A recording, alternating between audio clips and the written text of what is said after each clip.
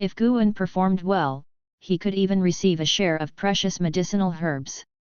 Guan could feel that Luo Hun genuinely respected Li Suandao, which piqued his interest in the prisoner mark on Luo Hun's face. The medicine valley named Tianya Valley by Li Suandao was indeed near the Supreme Sect, yet it was thousands of miles away from Mystic Valley, nestled in a range where demon beasts roamed. Guan suggested building a teleportation array inside Tianya Valley to connect it to his Mystic Valley, but Luo Hun rejected the idea, stating that the existence of Tianya Valley must not be revealed to the Supreme Sect. This made Guan really want to scoff. You placed it near the Supreme Sect and still want to keep it a secret? However, he thought of the 8 scenic caves and supposed Li Suandao might have set up a high-rank formation. To accommodate Guan, Luo Hun flew at a leisurely pace. As night fell, they were still flying. Guan noticed the region was thick with demon energy, and even creatures on par with the elixir formation realm lurked within. As expected. Suddenly, a third-tier demon bird swooped down from behind. But Luo Hun punched out, his spiritual power coalescing into a golden spear shadow that ripped the demon bird apart and casually absorbed its demon core into his hand. After this show of force, no demons dared to obstruct their path again. It wasn't until the next morning that Guan finally caught sight of Tianya Valley. The land and mountains ahead were enveloped in white snow and fog, with a white snow vortex among the mountains where the sunlight reflected, creating a vision of circling white cranes beautiful, as if from an immortal realm. Guan's gaze penetrated the snow fog, seeing Tianya Valley, and his expression turned odd. Situated amongst mountain ranges, Tianya Valley was indeed twice the size of Mystic Valley in terms of territory. On the surrounding mountains stood stone steels, clearly part of some sort of yet-to-be-activated formation. The problem was that the valley was overrun with wild, untamed grasses. Which meant, he had to start by clearing the land. Guan couldn't help asking, is it just the two of us in Tianya Valley for now? Luo Hun looked ahead, allowing the long spear to descend. He replied, no need to worry, I will capture a few demon creatures nearby to help you. This valley must not recruit anyone casually, we must wait for His Majesty to send people. Welcome to Chinese Novel Audio Wave. Chapter 51, Zhou Tanzhu, the strongest in a century. Catching demons? Upon hearing this, Guan's interest was piqued. As they continued to descend, the terrain of Tianya Valley emerged through the snow and mist.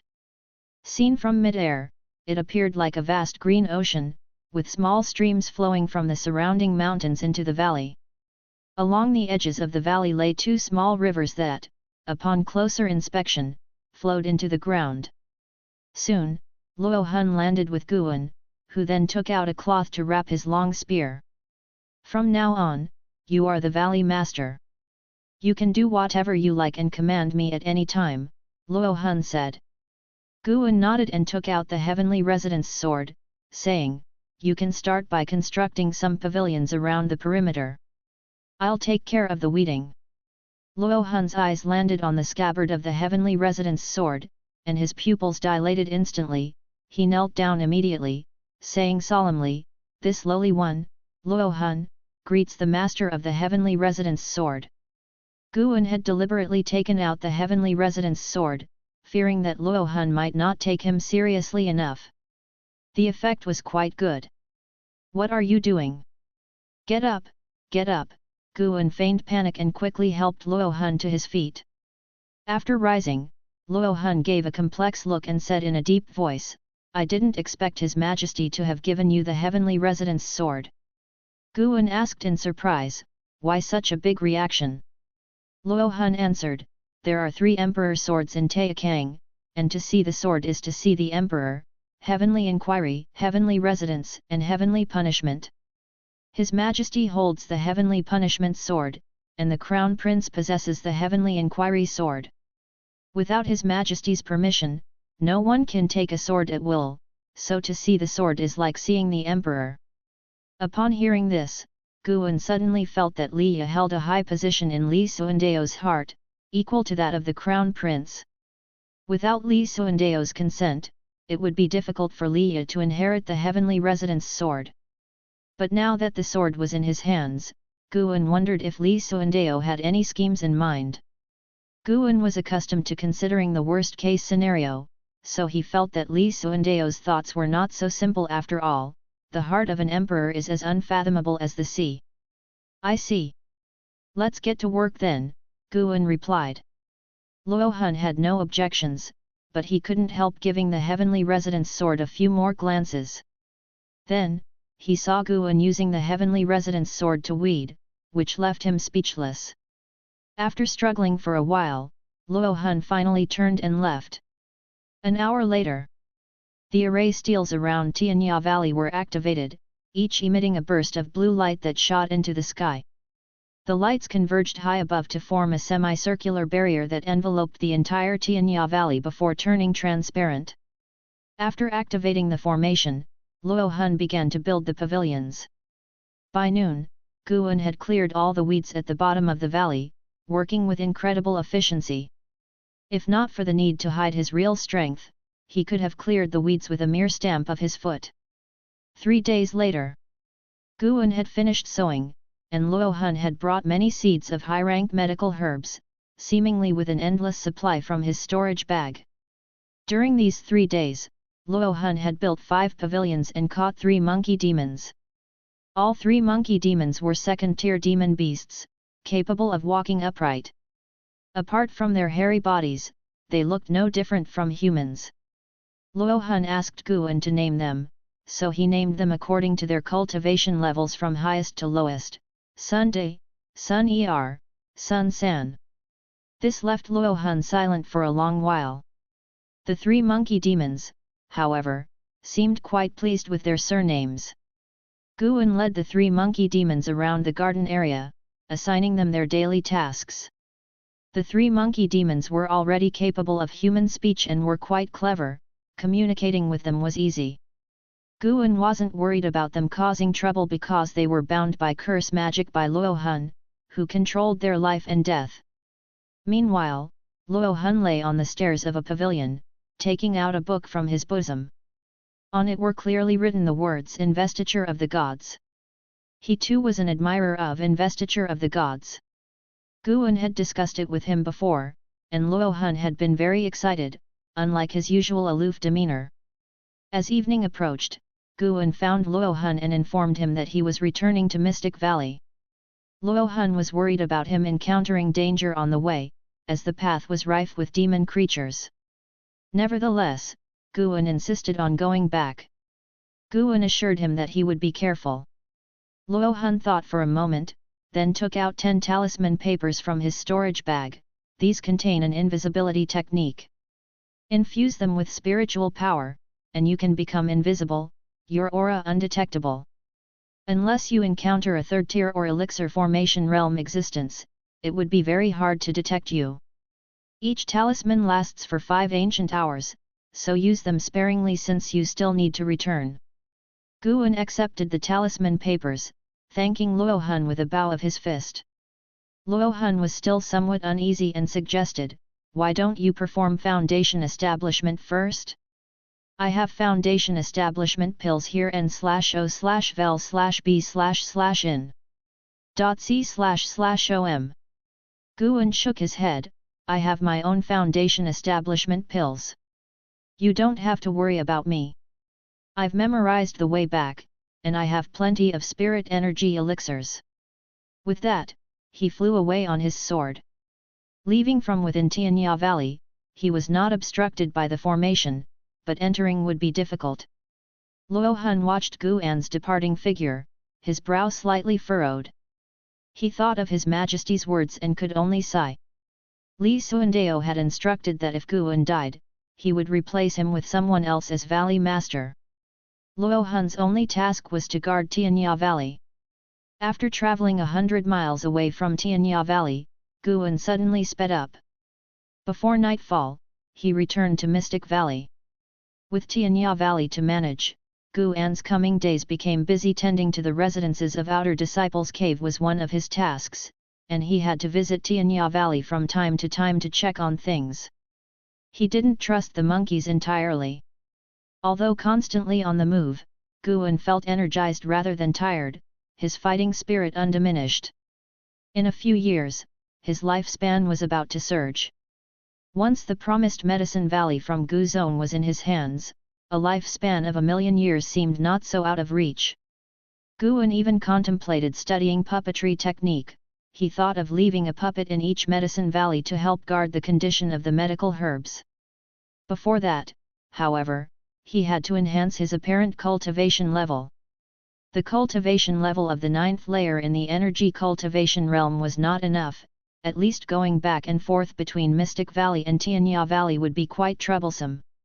And so, after 15 days passed, Guan came to the outer sect, and he went to visit Elder Lu at the book collection hall. He felt Elder Lu had more authority than Zhu Qingla from the elixir hall. The two met alone in the inner room, where Elder Lu was perusing the latest volume of Investiture of the Gods, saying with a smile, "Not bad, not bad, it's very thrilling, I can't help but itch to read more just by flipping through it." Guan hesitated and then said, "Elder Lu, I have a favor to ask." Elder Lu, without looking up, asked, "What is it?" "I'm preparing for my foundation establishment, but I don't want to become an outer disciple, I want to continue as the Valley Master of Mystic Valley, it's also more convenient for writing. If I become an outer disciple and have to carry out missions, I'm afraid I'll die out there." "Is that all? Can Elder Lu arrange it?" "Of course, I'll go directly to Guyu. He once told me his father holds you in high regard and asked me to look after you and try to meet your requests as much as possible." Elder Lu said with a laugh, his expression as cunning as a fox's. Guan immediately expressed his gratitude. Putting down the book in his hand, Elder Lu said, "You're already considered a special talent of the Supreme Sect.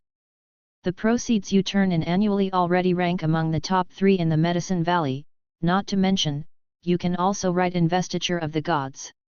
Because of your book, the number of disciples the Supreme Sect recruits each year has increased by 50%. Your contribution has already far exceeded the contributions of outer disciples carrying out missions. You just relax, even if you are able to reach the core formation stage in the future, we won't send you out on missions." Laughing at his own remarks, Elder Lu was amused by the irony. He himself had not been able to reach the core formation stage, how could Guan? Guan felt a burden lifted, this would make things much easier. He just had to avoid appearing too talented and could gradually improve his apparent cultivation level, this would also be convenient for his future actions. Suddenly, Elder Lu seemed to recall something and said, "Lately, the genius Zhou Tongzhu of Taixuan Sect plans to come to the Supreme Sect to challenge young cultivators below 100 years old. It's expected to be a lively event. You can gather more information to inspire your next book. Remember, when the time comes, make sure to include the Supreme Sect in the story." Investiture of the Gods was nearing completion, and Elder Lu had already received instructions from above. Guan nodded and curiously asked, "Is that Zhou Tongzhu very impressive?" "Naturally, he is impressive. He was born with dual spirit roots, and his physique, the evil-suppressing golden body, was cultivated by the Zhou family's efforts over thousands of years. He has been unbeaten within the same realm, and once, with the cultivation level of the 9th layer of the Foundation Establishment realm, he slew a cultivator in the 3rd layer of the Elixir Formation realm.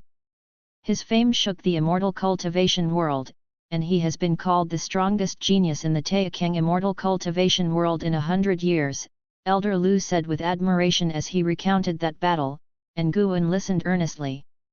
Geniuses who can defeat enemies beyond their own realm, in Guan's eyes, all had the aura of a main character. After all, he couldn't do that, or rather, he didn't dare to do so.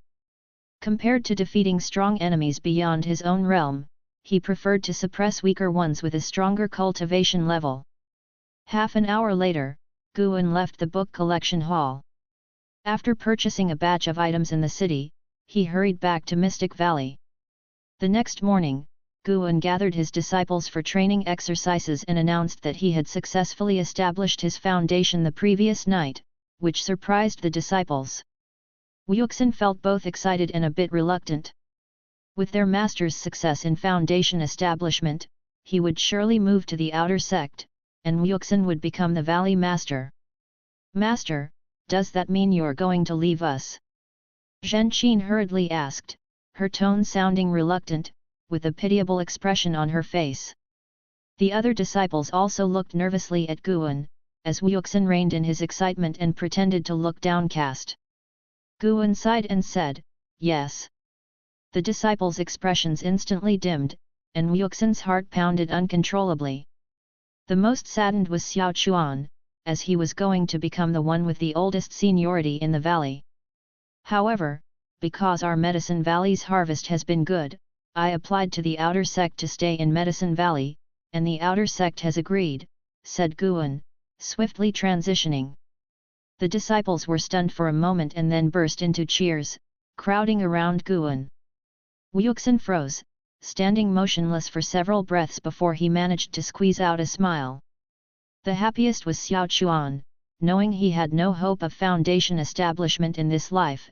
If Guan could accompany him for a lifetime, of course, he would be overjoyed, as only Guan would indulge his interest in raising demon creatures.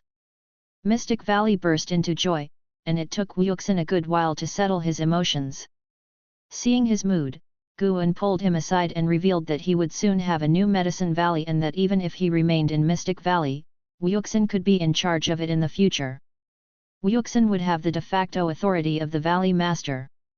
This news excited Wuxin greatly. Seeing his enthusiastic smile, Guan thought of Cheng Suandan and Zhang Chunkaiu again. Things had changed.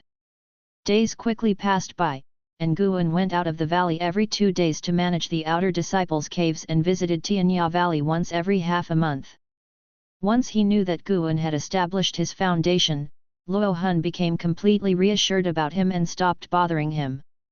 Seeing Luo Hun's fondness for reading, Guan brought him a copy of Green Hero Travelogue. However, oddly enough, when Guan visited Tianya Valley afterward, he never saw Luo Hun holding Green Hero Travelogue. Maybe he didn't like it. Then he wouldn't bring it next time. But why wasn't he reading Investiture of the Gods anymore? Chapter 52, Chapter 52, Internal Strife, Third Medicine Valley. Winter had passed, and spring was upon them once more, signifying the arrival of another new year. In Mystic Valley, the disciples were bustling about with preparations for the spring festival, while Guan walked around with the white spirit rat cradled in his arms, inspecting each garden area. The white spirit rat thoroughly enjoyed being held by him, its eyes closed, seemingly asleep. A whooshing sound broke through the air from afar, and Guan turned his head to see, a smile spreading across his face. Yelan had returned. She swiftly landed beside Guan, retracting her flying sword into her storage bag, and said with a beaming smile, "Senior brother, I'm back for the festival. You wouldn't be unwelcoming, would you?" Guan looked at her and asked with a smile, "Is the law enforcement hall not busy?" "No matter how busy it is, I can always find a few days to relax. A proper rest is conducive to cultivation, that's what you've always taught me, and I've kept it in mind." Yelan blinked and said in a playful tone. After chatting for a while, Yelan pulled Guan toward the loft, saying as they walked, "Senior brother, let's go to your room first. I have something to show you." "A treasure?" Guan set the white spirit rat down on the ground and followed Yelan. As they made their way to the loft and entered the room, Yelan didn't close the door, which relieved Guan somewhat. Yelan walked over to the desk and pulled a brocade box from her storage bag, looking sideways at Guan with a victorious smile. "Senior brother, this is a foundation establishment congratulatory gift I prepared especially for you. There's no need for this. When you established your foundation, I didn't give you any gifts. Without senior brother's foundation establishment pill, could I have established my foundation? I'm definitely not one of those geniuses who can forcibly establish their foundation with their own spirit root qualification," Yelan said, shaking her head and smiling. Hearing this, Guan no longer demurred. He moved next to her, curiously looking at the brocade box.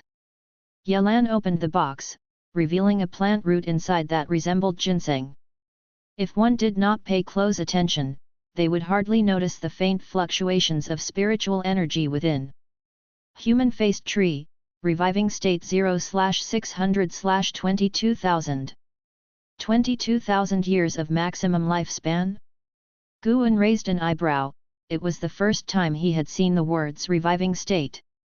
Yalan explained, this is the root of a 6th grade spirit tree. Just plant it in the ground for a few years, and it will grow again, enhancing the spiritual energy of the area. Guan asked curiously, such a precious treasure, where did you get it from?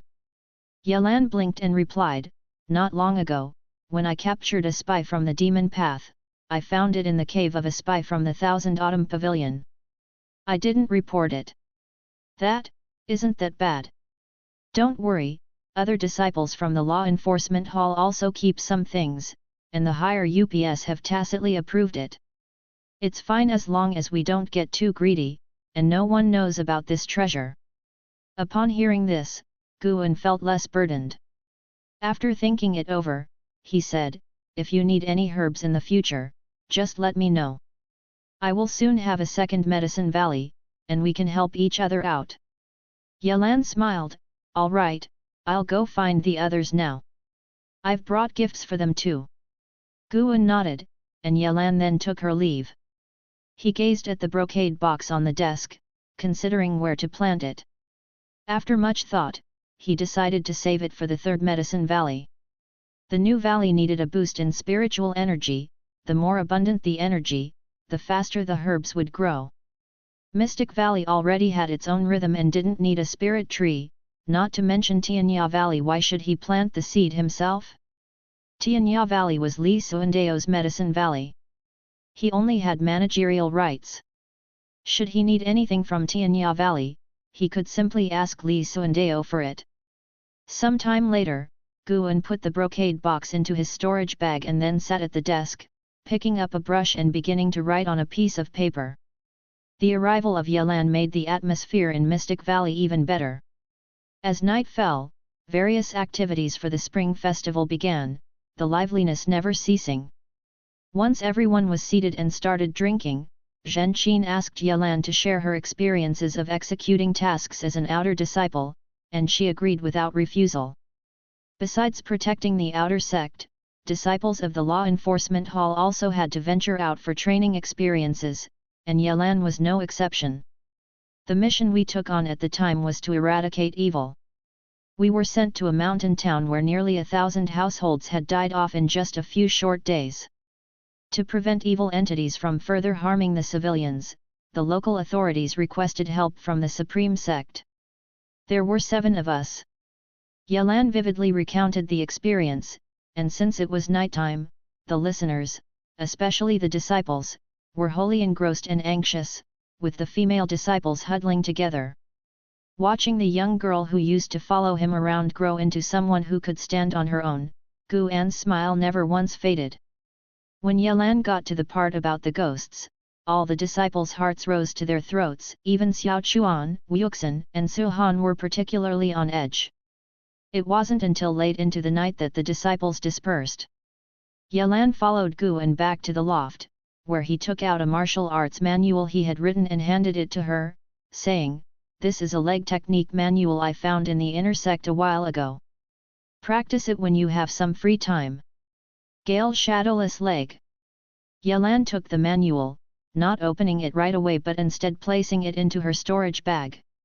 Looking at Guan, she said, "Senior brother, you'd better be careful around Lu Jia in the future." "What's wrong with him?" Guan asked, puzzled. Yalan sighed and said, "Remember how we talked about the infighting within the Supreme Sect? The elders who oppose the sect leader are secretly recruiting disciples.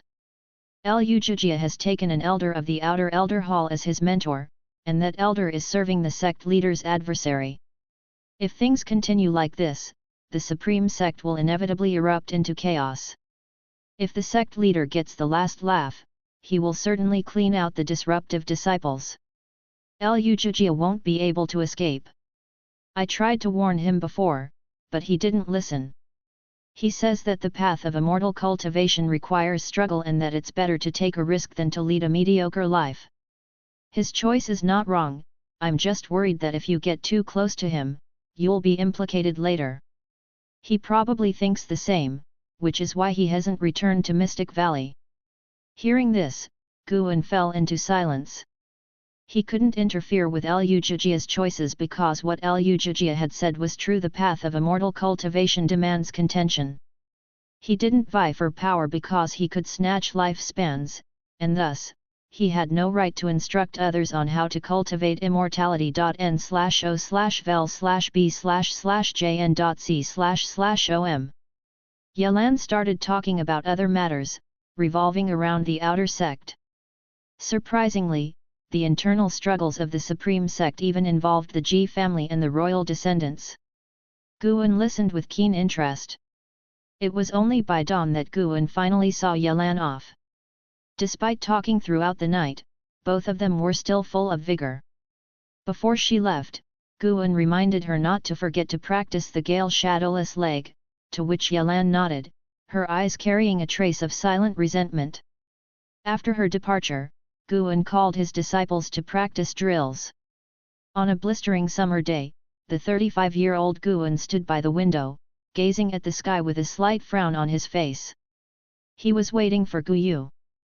The half-year deadline had passed, why hadn't he come yet? Guan was looking forward to his third Medicine Valley every day, his seeds already prepared and awaiting sowing. Could something have gone wrong? Guan's concern grew. Last month, when he visited the outer sect, he distinctly felt an unusual atmosphere. A new group of disciples in black had appeared in the city, said to be from a division established by the new great elder of the outer sect called the Demon Extermination Hall. The Demon Extermination Hall was directly under the control of the great elder, and even the lowest cultivation level among its disciples was the fifth layer of the Foundation establishment realm. Their treatment was even above that of other divisions. The Supreme Sect had 8 outer cities. If the outer sect was like this, let alone the inner sect and the main city of the sect, such strife would surely spread to the Gu zone. Sigh. So annoying. It's affecting my gardening. All of a sudden, Guan felt like throwing a punch to burst those troublemakers. Just then, he sensed something and his gloomy face immediately bloomed into a smile. He's here. He's here at last. Guan caught Guyu's aura. Struggling to compose himself, he didn't go downstairs. After a while, Guyu finally landed within Mystic Valley. Guan! Guyu called out loudly, drawing the attention of all the disciples in the valley. Guan pushed open the door, looked at Guyu, and said, "Brother Gu, come up and we'll talk." Guyu threw the compass into his storage bag and then climbed the stairs. After entering the room, Guan closed the door and poured him tea. Guyu, however, didn't sit down. Instead, he started browsing the bookshelf as if searching for something. "I haven't written the final volume of Investiture of the Gods yet," Guan spoke up. Upon hearing this, Guyu showed his disappointment. He turned around to the table, took out a series of books from his storage bag, and finally, he produced a token. "This is your Valley Master token. Your Medicine Valley is situated between the outer sect and the inner sect, less than 100 miles from the outer city. For you, at the Foundation establishment realm, going back and forth would not be much trouble. These books are the life experiences penned by my father. You can refer to them. My father said you're not obligated to stick to the exact facts, so feel free to make changes, or even draw from his experiences to conjure up a fictional tale," Guyu explained, his expression gleeful, as he hinted suggestively with his eyes to Guan. Guan put down the teacup in front of him, took the Valley Master token, and observed it. Unlike the bronze token of Mystic Valley, this one was silver-white, with several layers of restrictions sealed within. "Later, I'll take you to the Medicine Valley. If you get lost afterward, project your divine sense into the token and it will guide you," Guyu said after sipping his tea, then continued. Guan nodded, he couldn't wait to see his new medicine valley. Gu Yu seemed to recall something and said, by the way, when you write about me, include Zhou Tongju. Write him as the strongest young genius in the immortal cultivation world who greatly admires me, obedient only to my leadership. Gu An's face twitched, that doesn't sound like a good idea, I'm afraid it could cause me trouble. Whatever you want, just name it, I can fulfill it. It's not about the price. 100 top-grade spirit stones. If he sees it, he will surely investigate me. 1,000 top-grade spirit stones, that's all my possessions.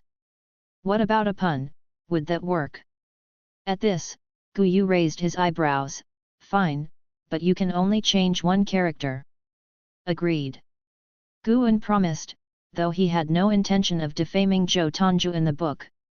He considered making these two into brothers who both loved and competed with each other, thus offending neither. He could tell that Gu Yu bore no animosity towards Zhou Tongju, otherwise, he wouldn't just make Zhou Tongju his underling but would slander him in the book. Gu Yu was likely just envious of Zhou Tongju. If Guan could turn Zhou Tongju into his brother and add some emotionally charged plot points, Gu Yu would probably be satisfied. After resting for an hour, the two set off immediately, flying out of Mystic Valley on swords. Chapter 53, Chapter 53 The so-called understanding, Gu An's fury. At dusk, the setting sun sank in the west. Guan stood on the cliff, overlooking the Medicine Valley ahead, his face showing a look of satisfaction. Before him lay a series of not too tall mountains, and between them, a spacious valley that stretched for tens of miles in length and around 2 to 3 miles in width. The periphery of Medicine Valley was lined with rows of trees, serving as a natural barrier against the wind and waves. Gu Yu stood beside him and said, there are cave mansions of inner sect disciples nearby, and not just one. As long as you don't stray further than 100 miles, you won't encounter any demon beasts. Guan nodded, his eyes brimming with anticipation. What he saw was not just the Medicine Valley, but a continuous flow of lifespan numbers. Gu Yu gave Guan's shoulder a pat before flying away on his sword while Guan leapt forward, jumping toward Medicine Valley, his limbs swirling with visible wind currents, a manifestation of the wind control skill. Gu Yu looked back while riding on his flying sword, his eyebrows slightly raised, a hint of surprise in his eyes, but he did not turn back. After landing, Guan first went to the entrance of the valley where a stone stele stood, bare, with no inscriptions. He used his finger as a sword to carve 4 characters with sword chi. Third Medicine Valley. The name was kept simple because he planned to have many more Medicine Valleys in the future. Looking at his own handwriting, Guan was very satisfied, his calligraphy reflecting the sharpness resulting from the meticulous practice he put in for writing his books. After admiring his writing for a while, Guan began to look for a place to build a loft. He decided to first construct the teleportation array. Eventually, twilight came to an end, and night gradually fell. By the campfire, Guan sat on a rock, flipping through a book in his hand. This was given to him by Ji Xiaoyu, and it recorded how to construct the teleportation array she had provided. One must admit, the development of immortal cultivation in this world was indeed strong. Looking at the book felt like reading a manual, albeit a simplified version, as the teleportation array Ji Xiaoyu had given to him already had restrictions in place. He simply needed to follow the sequence in the book to construct it. Guan prepared to stay up all night to build the transmission array platform, and once it was ready, he would bring several disciples over to sow seeds. Activating the teleportation array required spirit stones. At the moment, he was quite wealthy, not to mention the spirit stone earnings from investiture of the gods. Gu Yu had just given him 1,000 top-grade spirit stones, enough for him to squander for a long while. When night passed, Guan had successfully constructed the transmission array platform and immediately flew away on his sword. After returning to Mystic Valley, he built a transmission array platform next to his loft. His activities drew all the disciples to come and watch. Xiao Chuan asked what he was doing, and he did not hide it. Hearing that Guan was about to take over another medicine valley and construct a teleportation array, the disciples became interested and peppered him with questions. As Guan worked on the array platform, he answered their questions. By noon, the construction was complete, and under everyone's watchful gaze, Guan placed spirit stones into the grooves on the array pillars. Once the stones were in place, he channeled spiritual power into the activation mechanism. Boom! The teleportation array roared to life, the ground trembling slightly. From atop the array platform, 2 pillars emanated a bright light, converging to form a barrier of light. Guan turned and surveyed the crowd, commanding, "Wuxin, go to the outer sect and recruit 3 servant disciples. Suhan, Zhenqin, and Yayan, come with me, the rest of you will stay and guard Mystic Valley." Upon hearing this, Zhenqin and the other 2 excitedly stepped forward and followed Guan into the teleportation array. Before long, the teleportation light screen dissipated, and the array platform returned to calm. On the other side, within Third Medicine Valley, Guan started instructing the 3 disciples to weed, while he took care of building houses. Suhan used a sword, Yayan used a spear, and Zhenqin employed leg techniques to weed. Ever since Luo Hun taught Yayan a set of spear techniques, he couldn't help but beg Guan for an iron spear, which Guan procured from the outer sect. It was no ordinary iron spear as it could contain spiritual power, and could be considered the lowest grade magic artifact. Guan wasn't interested in spear techniques, so he didn't bother to watch Yayan's practice. Ever since practicing with the spear, Yayan's strength had been improving day by day. Guan witnessed for the first time a real genius within Mystic Valley. Yayan's cultivation level still rose slowly, but his actual combat strength surged rapidly. After only 6 months of practicing with the spear, even Tang Yu and Suhan combined were no match for him, which dealt quite a blow to the pair. Guan also reflected on his own comprehension, which was the only thing that one could not directly enhance with lifespan. In this world, it seemed that spirit root qualification could not decide everything. Guan called for Suhan, Zhenqin, and Yayan, partly because he wanted to guide them. In the calamity brought by Taixuan Li, their performance had earned his favor, and he decided to cultivate them well, to help them go further. Located between the inner and outer sects, Third Medicine Valley had richer spiritual energy that could help them in their cultivation. Occasionally, Guan would also give them extra lessons. All 3 had the character to endure hardship. Before completing their weeding task, none of them took a break, even secretly competing to see who could work faster. Once they had cleared the weeds, Guan had finished building 4 lofts. The 4 gathered in front of the lofts to rest. Suhan looked at Yayan with a trace of defiance in his eyes. Yayan, on the other hand, was much calmer, having become more restrained since practicing with the spear. As Zhenqin wiped off sweat, he asked Guan, "Master, is just the 3 of us enough for such a large area?" "Of course it's enough. In the past, I took care of Mystic Valley all by myself while your martial uncle Meng Lang and martial uncle Li slacked off every day," Guan said with a quiet laugh.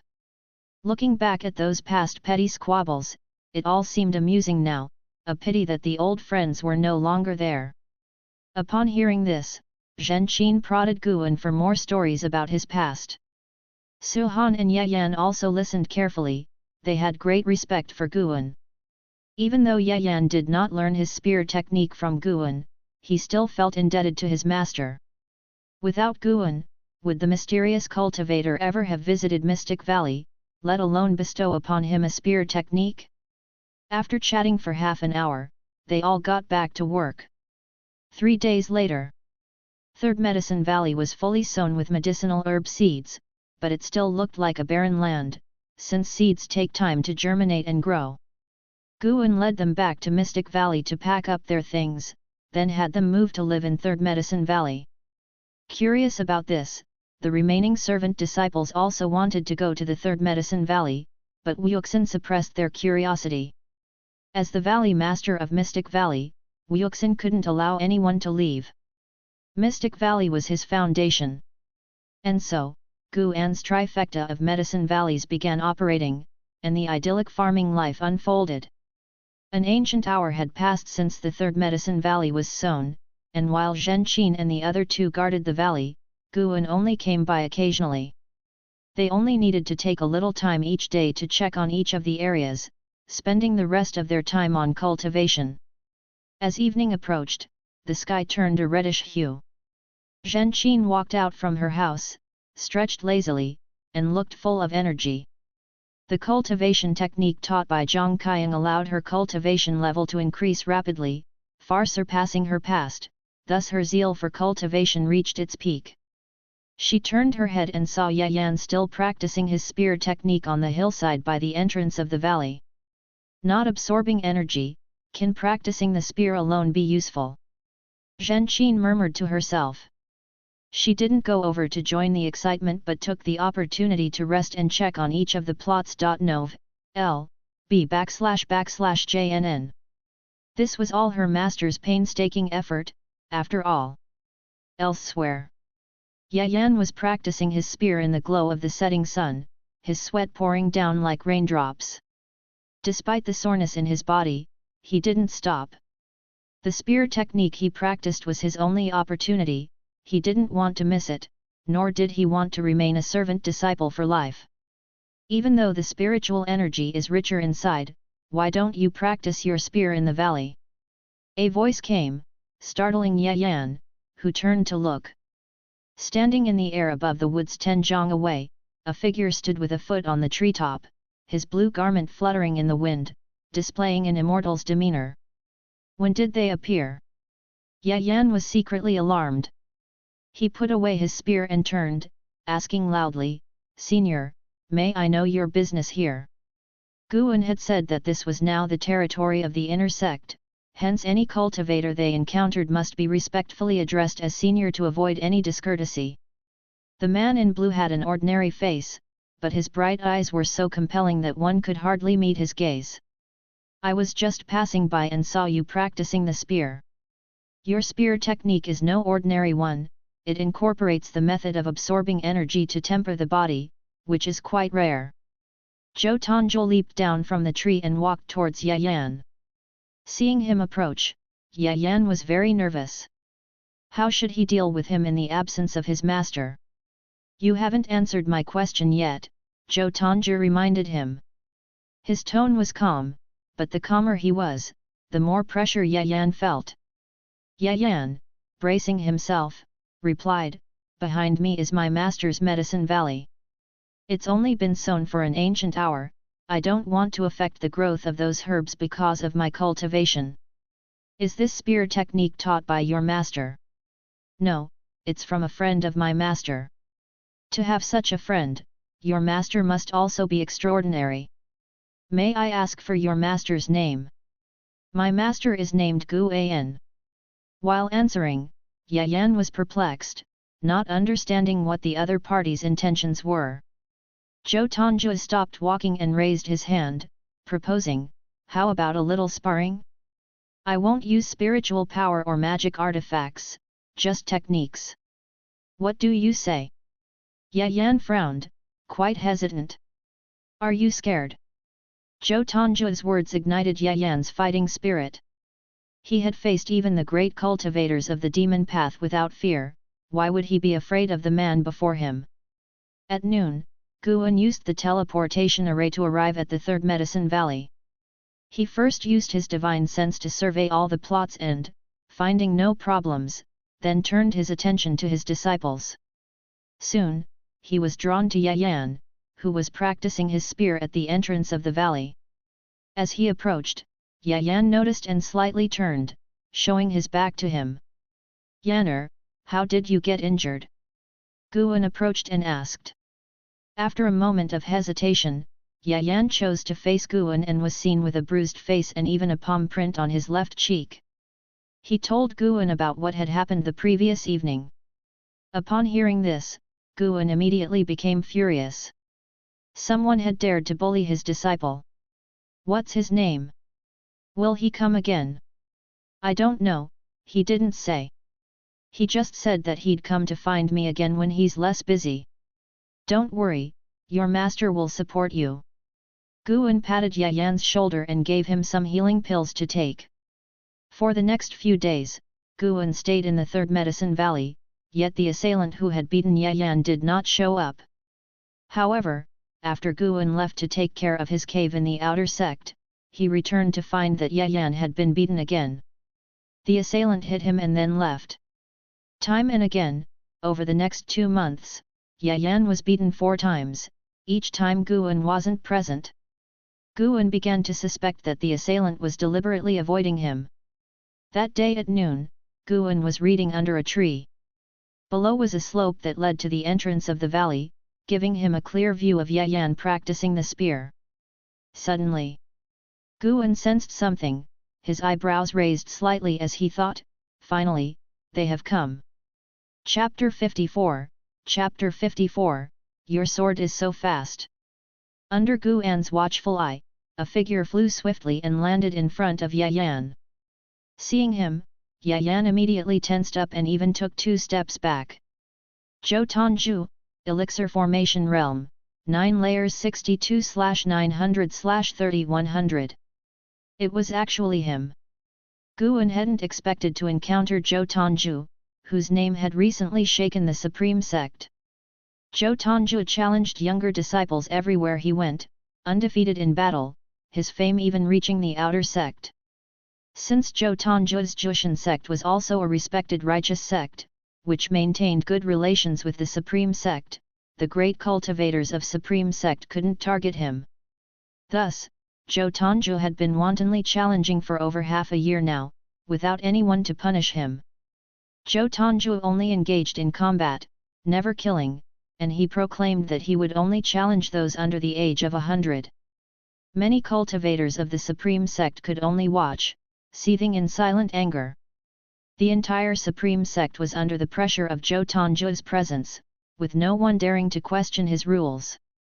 Even though his opponents were under 100 years old, he was still 38 years away from that age himself. He challenged disciples of the Supreme Sect who were 99 years old, which in actuality gave the Supreme Sect an advantage. Yet even so, no one had been able to defeat him. Zhou Tongju's gaze glanced at Guan on the nearby hillside, his expression calm. Guan put his book away and then stood up and walked down. He made his way between Zhou Tongju and Ye Yan, turned to face Zhou Tongju, and clasped his fists, saying, "I am Guan, Ye Yan's master. May I know where my disciple has offended the senior?" Ye Yan, watching Guan standing in front of him, felt deeply moved. Guan had said before that all the cultivators here were inner sect disciples, which meant they had reached the elixir formation realm. How could Ye Yan not be moved when Guan, only at the foundation establishment realm, dared to confront a cultivator of the elixir formation realm for his sake? "You're his master? Your cultivation level is disappointing," Zhou Tongju said, scrutinizing Guan with a frown. Guan replied, "My disciple is only at the Qi cultivation realm. As his master, how high can my cultivation level be?" Zhou Tongju huffed, "I'm not bullying your disciple, I'm acknowledging his worth." Upon hearing this, Ye Yan's face instantly turned green, and he found himself at a loss for words. Guan stared at him, saying, "If you wanted to give him pointers, you could have been straightforward. My disciple would have been grateful for your favor. But you didn't articulate that and struck quite heavily. Perhaps you really had an intention to instruct, but in your heart, you must have disdained him, which is why you couldn't be bothered to explain." If Zhou Tongju were the top genius of the Supreme Sect, Guan might have reconsidered, but he was not. Without reason, Guan didn't want to provoke Zhou Tongju. However, if Zhou Tongju bullied him, Guan wouldn't be lenient or merciful. Zhou Tongju, hearing Guan's words, furrowed his brows even more deeply. He wanted to retort, but he understood that Guan had not misjudged him, he did indeed hold some contempt for Ye Yan. His frequent offers of instruction were just whims. "Humph, it seems you are coming to accuse me. Very well, the rule remains the same, no use of spiritual power, relying only on techniques. If you win against me, I will apologize to your disciple and gift him a complete book on body refining sorcery. How about that? Zhou Tongzhu stared at Guan, his voice cold. Master, forget it. Yan hurriedly interjected, well aware of Zhou Tongzhu's strength. Even if it were a contest of techniques alone, it was unfathomably deep. Guan asked, only a comparison of techniques. That's right. Seeing Guan's interested reaction, Zhou Tongzhu revealed a smile, though it was somewhat ferocious. Guan frowned and said, if you lose, you cannot speak of your defeat to me, nor can you bother us master and disciple anymore. He actually wants to compare techniques with me. Zhou Tongzhu laughed, all according to your wishes. Quickly, take up a weapon. Guan raised his right hand, and with a motion through the air, he drew a branch from the forest to himself, grasped it in his hand as if it were a sword, and gestured to Zhou Tongzhu with his left hand. Zhou Tongzhu immediately walked towards Guan, the distance between them narrowing. Yan quickly moved out of the way, wary of hindering his master. When they were less than 7 steps apart, Zhou Tongzhu suddenly accelerated, stepping right up to Guan, and aimed a punch with his right fist towards Guan's abdomen. Even without using spiritual power, the punch, as it was thrown, seemed to roar like tigers and leopards. Zhou Tongzhu's fist hadn't even made contact with Guan when Guan already felt an overwhelming fierce energy bearing down on him. Hoo! Zhou Tongzhu's fist stopped, his pupils shaking violently, his expression astonished. Yan's eyes widened in disbelief at the scene before him. Guan's body leaned slightly backward, the branch in his hand pointed at Zhou Tongzhu's throat, while Zhou Tongzhu's punch was still 2 feet away from Guan. If what I had in my hand was a sword, I wonder if I could have wounded you? Guan asked calmly, watching Zhou Tongzhu's face change colors. After a few moments, Zhou Tongzhu retracted his fist, and Guan withdrew his sword in kind. Zhou Tongzhu took a deep breath, looked at Yan, and said, my apologies, I went too far. He took out a book from his storage bag and tossed it to Yan, then his gaze turned back to Guan. Your swordsmanship is very fast. Who exactly are you? Guan threw the branch back into the forest, saying calmly, I'm just a cultivator with mediocre spirit root qualification who doesn't like energy absorption. I simply enjoy practicing the sword. My sword techniques aren't exquisite, but they are fast enough. Had we not set rules, I certainly wouldn't have been a match for you. If Zhou Tongzhu had refused to honor the outcome, Guan would have made him regret it. Now that he kept his word, willing to apologize to a servant disciple, Guan's impression of him changed. This person may be proud, but he's not a bad sort. Upon hearing this, Zhou Tongzhu's face shifted between shades, and he clenched his teeth, asking, you really won't talk about today's incident? I don't even know your name, so how could I speak of it? Guan countered. Zhou Tongzhu heaved a sigh of relief, bowed with folded fists to Guan, and then turned and left, moving even faster than when he arrived. Yan came over, exclaiming excitedly, Master, I didn't expect your sword to be so fast, defeating him with just one move. Guan glanced towards the valley. Inside, Zhen Qin was absorbed in energy absorption, while Su Han was practicing the sword in a forest miles away. Neither had noticed the recent sparring match. Don't let this matter out, treat it as a secret between just the two of us, master and disciple.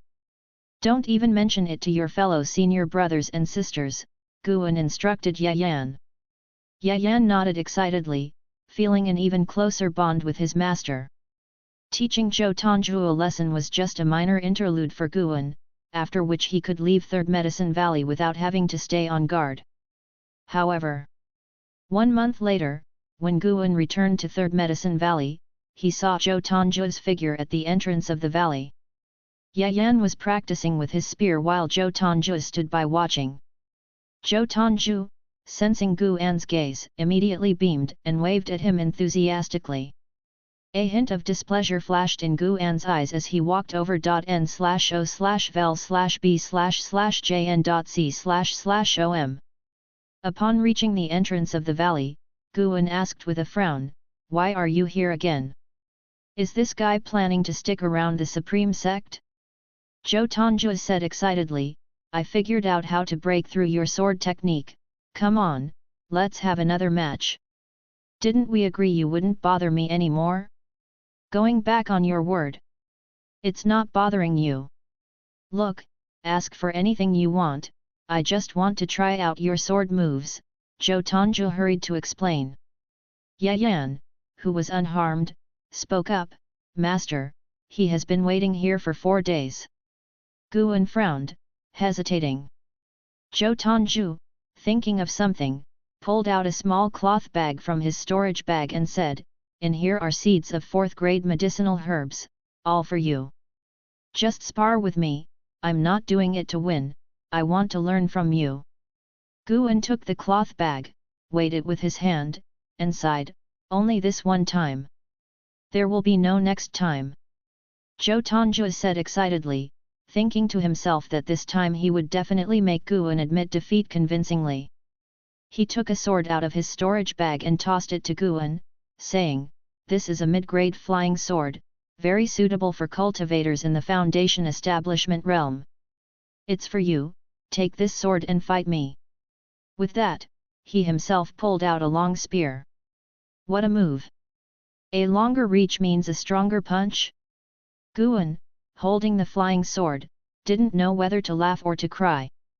Zhou Tongzhu, facing his gaze, felt somewhat awkward and quickly explained, "Same rules as before, no using spiritual power, only techniques. Come on then."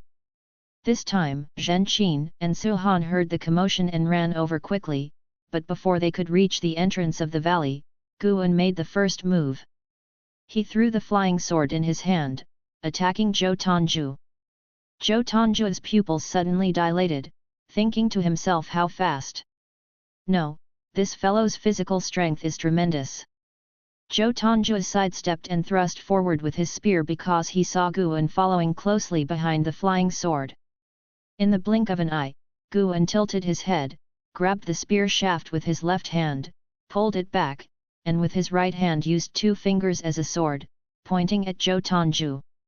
Everything happened too fast, so fast that even Yan couldn't keep up with his eyes. When the two stopped, Guan's fingers were already at Zhou Tongzhu's throat. Zhou Tongzhu still held the long spear in his hands, but his body had stiffened. "How can you be so fast? Are you really only at the first layer of Foundation establishment realm?" Zhou Tongzhu asked through gritted teeth, cold sweat forming on his forehead. Guan replied, "If we used spiritual power, you would be faster than me, it's your rules that gave me the advantage. I'm not your match at all, why do you insist on using such rules to defeat me? We ordinary cultivators have our own dignity, too." He released his hands, and Zhou Tongzhu's face turned bright red, his teeth clenched as he said, "I didn't mean to trample on your dignity. Farewell." He left as if fleeing. By this time, Zhen Qin and Su Han had arrived. Guan ignored them, picked up the flying sword, and walked towards the valley. In the eyes of the 3 disciples, his silhouette completely embodied the demeanor of a master. Another month later, Zhou Tongzhu came again, bringing even more seeds of medicinal herbs. Guan could only reluctantly accept them. This time, Guan defeated him in 3 moves, leaving him feeling dejected but also glimpsing a sliver of hope. Zhou Tongzhu's generosity made Guan somewhat reluctant to send him away. Time flew by, and the end of the year arrived. Winter snow blanketed Tianya Valley. Guan, accompanied by 3 monkey demons, patrolled Medicine Valley.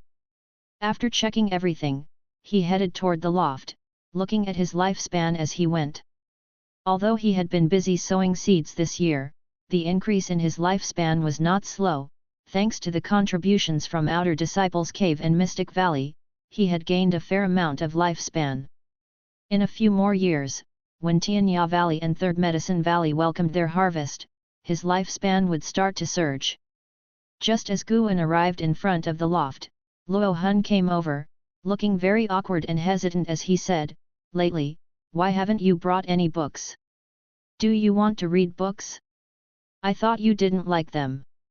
Medicine Valley is dull, there needs to be something to relax the deist heart. All right, next time I'll bring you the latest volume of Investiture of the Gods." Cough cough, bringing a few volumes of Green Hero Travelogue wouldn't be bad either. Chapter 55, Chapter 55, Supreme Immortal Venerable, Sect Leader changes hands. Seeing Luo Hun's awkward expression, Guan suddenly realized, so this fellow shares my tastes, why didn't you say so earlier? Guan immediately patted Luo Hun on the shoulder and laughed, "Brother Luo, I didn't expect you to share my preferences. To be honest, compared to the battles and struggles over deist traditions in Investiture of the Gods, I prefer the tranquil interactions between people and the experience of roaming mountains and waters. Those are what truly refine the deist heart." His words made Luo Hun feel less embarrassed, and a smile spread across his face. The two began to talk freely about Green Hero Travelogue, and their relationship grew closer. However, Luo Hun still maintained his reserve, not daring to talk about the affairs between men and women in Green Hero Travelogue, but only about the strange and wonderful sights. Teasing the pseudo-earnest Luo Hun gave Guan a great sense of amusement. From now on, Tianya Valley wouldn't be so boring. Time flies like an arrow, and 3 years swiftly passed by. Another scorching summer arrived, and Guan was now 38 years old. Starting this year, the Third Medicine Valley would welcome the first batch of mature medicinal herbs, and he was looking forward to it. As for Tianya Valley, since it planted high-ranked medical herbs, it would require more waiting. One morning, Guan was leading his disciples in drills in Mystic Valley. Even though Zhenqin and the other two had gone to the Third Medicine Valley, 3 new servant disciples were welcomed, and Mystic Valley was still bustling. As Guan was twisting his waist, he suddenly sensed something and smiled. Xiao Chuan noticed his smile and couldn't help but ask, "Senior brother, what are you smiling at?" "It's nothing, continue practicing," Guan brushed it off, and Xiao Chuan had no choice but to drop the subject. A while later, the drills disbanded, the disciples scattered, and Guan walked towards his own loft. Just as he reached the foot of the building, a whizzing sound came from the distance. He turned his head and saw someone flying towards him on a sword. It was Li Yi. After many years, Li Yi was still clad in black robes, but there was a change in his demeanor, and a strand of white hair above his brow added a touch of weathering. From afar, Li Yi saw Guan and a smile cracked on his stern face, like an iceberg melting. Li Yi's cultivation had reached the 9 layers of the Foundation Establishment realm, and Guan felt that he was even stronger than Jilin had been, probably not far from core formation. After landing, Li Yi opened his arms and hugged Guan, which caused him to stiffen a bit. "Not bad, you've reached Foundation Establishment, it seems you've been working hard," Li Yi said, pinching Guan's shoulder with a satisfied smile on his face. Guan naturally wriggled out of his clutches and grinned, "You're finally back, has everything been going smoothly?" Li Yi shook his head and said, "Not smoothly, but I've turned misfortune into a blessing. Let's go inside and talk." Guan nodded and led him upstairs. An hour later, in the loft, Guan and Li Yi sat opposite each other, drinking. After hearing about Li Yi's experiences over the years, he was filled with emotion. "It feels like it could be written into a book," Guan remarked. Li Yi laughed and said, "Indeed, though I've had several close brushes with death, they've made me who I am now." Over the years, Li Yi had gone south in search of a legacy from a divinity transformation cultivator, contended with various prodigies, and finally broke through the encirclement.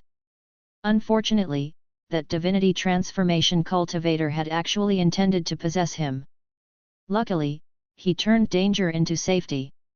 Although he didn't explain how he escaped the peril, Guan conjectured it had to do with the soul in his body. After the crisis of possession, Li Yi learned a whiff of sword intent in that cultivator's cave, which he absorbed over 3 years, transforming him. Afterward, he returned from Jizhu in the south, encountering other twists and turns on his way. For instance, he came across a woman oppressed by a local noble family and rescued her. Unfortunately, shortly after he left, he heard the family had been forced to death. The tragedy was widely discussed among the common folk, prompting him to return and slaughter that noble family, stirring up much controversy in the region. The local government pursued Liu for several days before giving up and even withdrew the warrant for his arrest. When Liu recounted this part of his journey, his tone was not overly sorrowful but rather cold. Guan poured another cup of wine for Liu, who suddenly asked, "Junior brother Gu, what is the purpose of cultivating to immortality? Is it merely in pursuit of the elusive longevity? But from ancient times to now, has there ever been a person who truly achieved immortality?"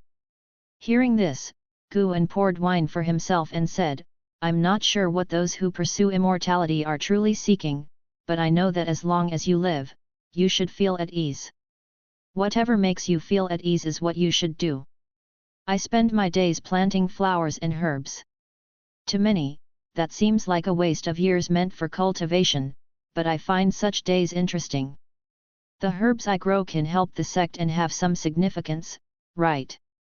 He didn't think Liu was being affected. After going through certain events, it's normal to feel lost. Hearing this, Liu pinched his wine cup and fell into deep thought. This contemplation lasted half an hour, and Guan didn't disturb him, but instead began to read Green Hero Travelogue. Once Liu had finished thinking, his eyes brightened. He looked up at Guan and said, "Great truths are never found in grand temples. Junior brother Gu, thank you, I think I know what to do now." He stood up, took out a small white jade bottle from his storage bag, and said, "This is an elixir made from 1,000-year-old spirit fat that refines muscles and bones. You can take at most 2 a year. I must return to form my core." Without waiting for Guan to ask him to stay, he jumped out the window and left. Guan was silent. Why did this youngster always like to jump out of the window? His gaze settled on the white jade bottle on the table. Why does everyone love to give him gifts? A helpless expression crossed Guan's face, but he still put the bottle into his storage bag. The summer nights arrive late. Guan went to the third medicine valley. Just stepping off the teleportation array, his gaze was drawn to a small pavilion in the distance, where Zhenqin, Su Han, Yayan, and Zhou Tongzhu were sitting together, chatting merrily. Guan walked over immediately. Zhou Tongzhu, who was chatting away, glanced at Guan and smiled. When the others followed his gaze, they quickly stood up. Approaching the pavilion, Guan asked with annoyance, "Why are you here again? Haven't you emptied your storage bag yet?" 3 years had passed, and Zhou Tongzhu had come no less than 10 times, each time bringing medicinal herbs, elixirs, and magic artifacts. During their last spar, it took Guan 10 moves to defeat him, and he barely won. Well, he had to pretend it was barely a victory. Zhou Tongzhu laughed and said, "Don't worry, I'm not here to spar with you this time. I'm here to say goodbye. I'm leaving. I've been at the Supreme Sect for so many years, and you're the true friend I've made. I really acknowledge you." "A friend?" Guan didn't know how to respond. Yayan looked at Zhou Tongzhu with some reluctance. Over the years, every time Zhou Tongzhu visited, he would give Yayan cultivation advice, amounting to half a master to him.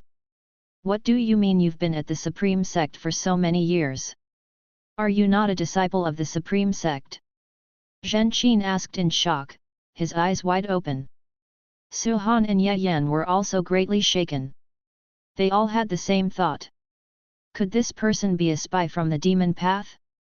Zhou Tongzhu said with a smug smile, "Forget it, I wanted to keep a low profile because I was afraid of putting pressure on you. But now that I'm about to depart, I won't pretend any longer I am Zhou Tongzhu of the Taixuan Sect." With that revelation, Zhenqin and the others were stunned, which only made Zhou Tongzhu enjoy their reaction even more. He even lifted his chin, looking at Guan, wanting to see his shocked expression. Guan's face changed dramatically, sending Zhou Tongju's mood soaring. However, Zhen Qin suddenly fired a cold shot. Is your fame really that big? Zhou Tongju's pupils slowly dilated, and he stiffened on the spot. Fearing that he would change his mind and decide to stay, Guan quickly said, "Indeed, it's huge. To suppress all the young disciples of the Supreme Sect, I hadn't realized. My apologies, my apologies." Upon hearing this, Zhou Tongju's face relaxed as Guan signaled with his eyes, prompting Zhen Qin and the others to exclaim in amazement. "My God! Did I hear that right? It's actually you. How is that possible?" Zhou Tongju's face twitched uncontrollably.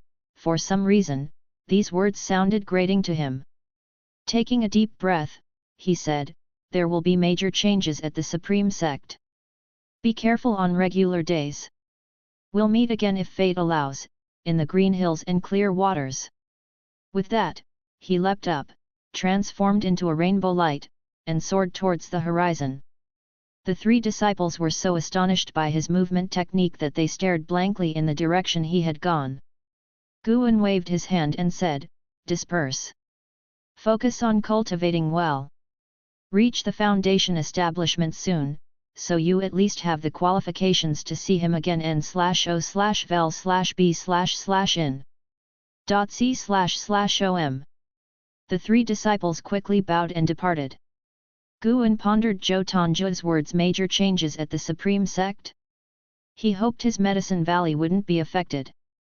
Turning around, he headed towards his own attic. Once upstairs and in the room, he closed the door and sat down at the desk. He took out paper and a brush and began pondering the book of Guzong and his son. The final volume of Investiture of the Gods had been delivered to the book collection hall, and now it was time for a new book. Following Investiture of the Gods, the next must-write was Journey to the West, but he feared its impact would be too great. So, he decided to put it aside for now and first write a novel about Guzong and his son to cool down the fever, making Panan seem less divine. Lately, the outer disciples had exaggerated Panan to the point of being a living immortal, which made Guan somewhat uneasy. He planned to borrow classic plots from web novels he read in his previous life for his second book. Guzong had been cultivating for 500 years and was renowned in the immortal cultivation world as the strongest elder of the Supreme Sect. In the year his deist friend gave birth to their youngest son, the demon path invaded, and the Supreme Sect faced complete devastation. Using his divine skills, Guzong called upon the power of heaven and earth to annihilate the demon path, but he also fell into a space rift caused by his divine skills. People thought he had died, but he had actually landed on a deserted island overseas, where he accidentally discovered an immortal's inheritance. 20 years later, Guzong returned, only to find his son, Guyu, had been demoted to a servant disciple because someone had stolen his heavenly spirit root. Zhou Tongju and Guyu were of the same age. They were good friends from childhood, and even after Guyu was demoted, Zhou Tongju still looked forward to his resurgence. After centuries of grudges and grievances, the two became the pillars of the Supreme Sect, guarding the peace of the immortal cultivation world. After contemplating, Guan's eyes brightened. He started to write. Chapter 1, The Fallen Genius. The second year after Zhou Tongju's departure, in the spring season, Guan went to the outer sect to submit his book. Lu Chong was very interested in the Supreme Immortal Venerable. He had written and chatted with him for a long time. As he left the book collection hall, Guan overheard other disciples discussing rumors that the sect leader, Lv Badian, had deviated while cultivating and had perished by accident, with Elder Chu Tiankai taking over as sect leader. Guan was alarmed. Was the sect leader murdered? He hurriedly left the outer city and headed for the Third Medicine Valley. Upon entering the valley, he saw Guyu waiting there. Behind Guyu was a hunched old man, gaunt and withered, with a head of white hair and wearing tattered clothes, inspecting the gardens with his eyes. Seeing Guan arriving on his sword, Guyu's face lit up with a smile, and he stood up, saying, "You've finally returned. This is a distant relative of my father's, you can call him Elder Tian. His spirit root qualification is mediocre and he has no hope of reaching the foundation establishment in his lifetime. He will assist you in the Medicine Valley from now on, you can order him around as you please. Gu An's gaze shifted to the old man, his eyes showing a slight change. LV Badian, Qi Cultivation Realm, 6 layers 742/850/3200. Chapter 56, Chapter 56, Heavenly Destiny Returns to G. LV Badian. Isn't this the sect leader who just perished? Guan imagined many possibilities, but his expression did not change much.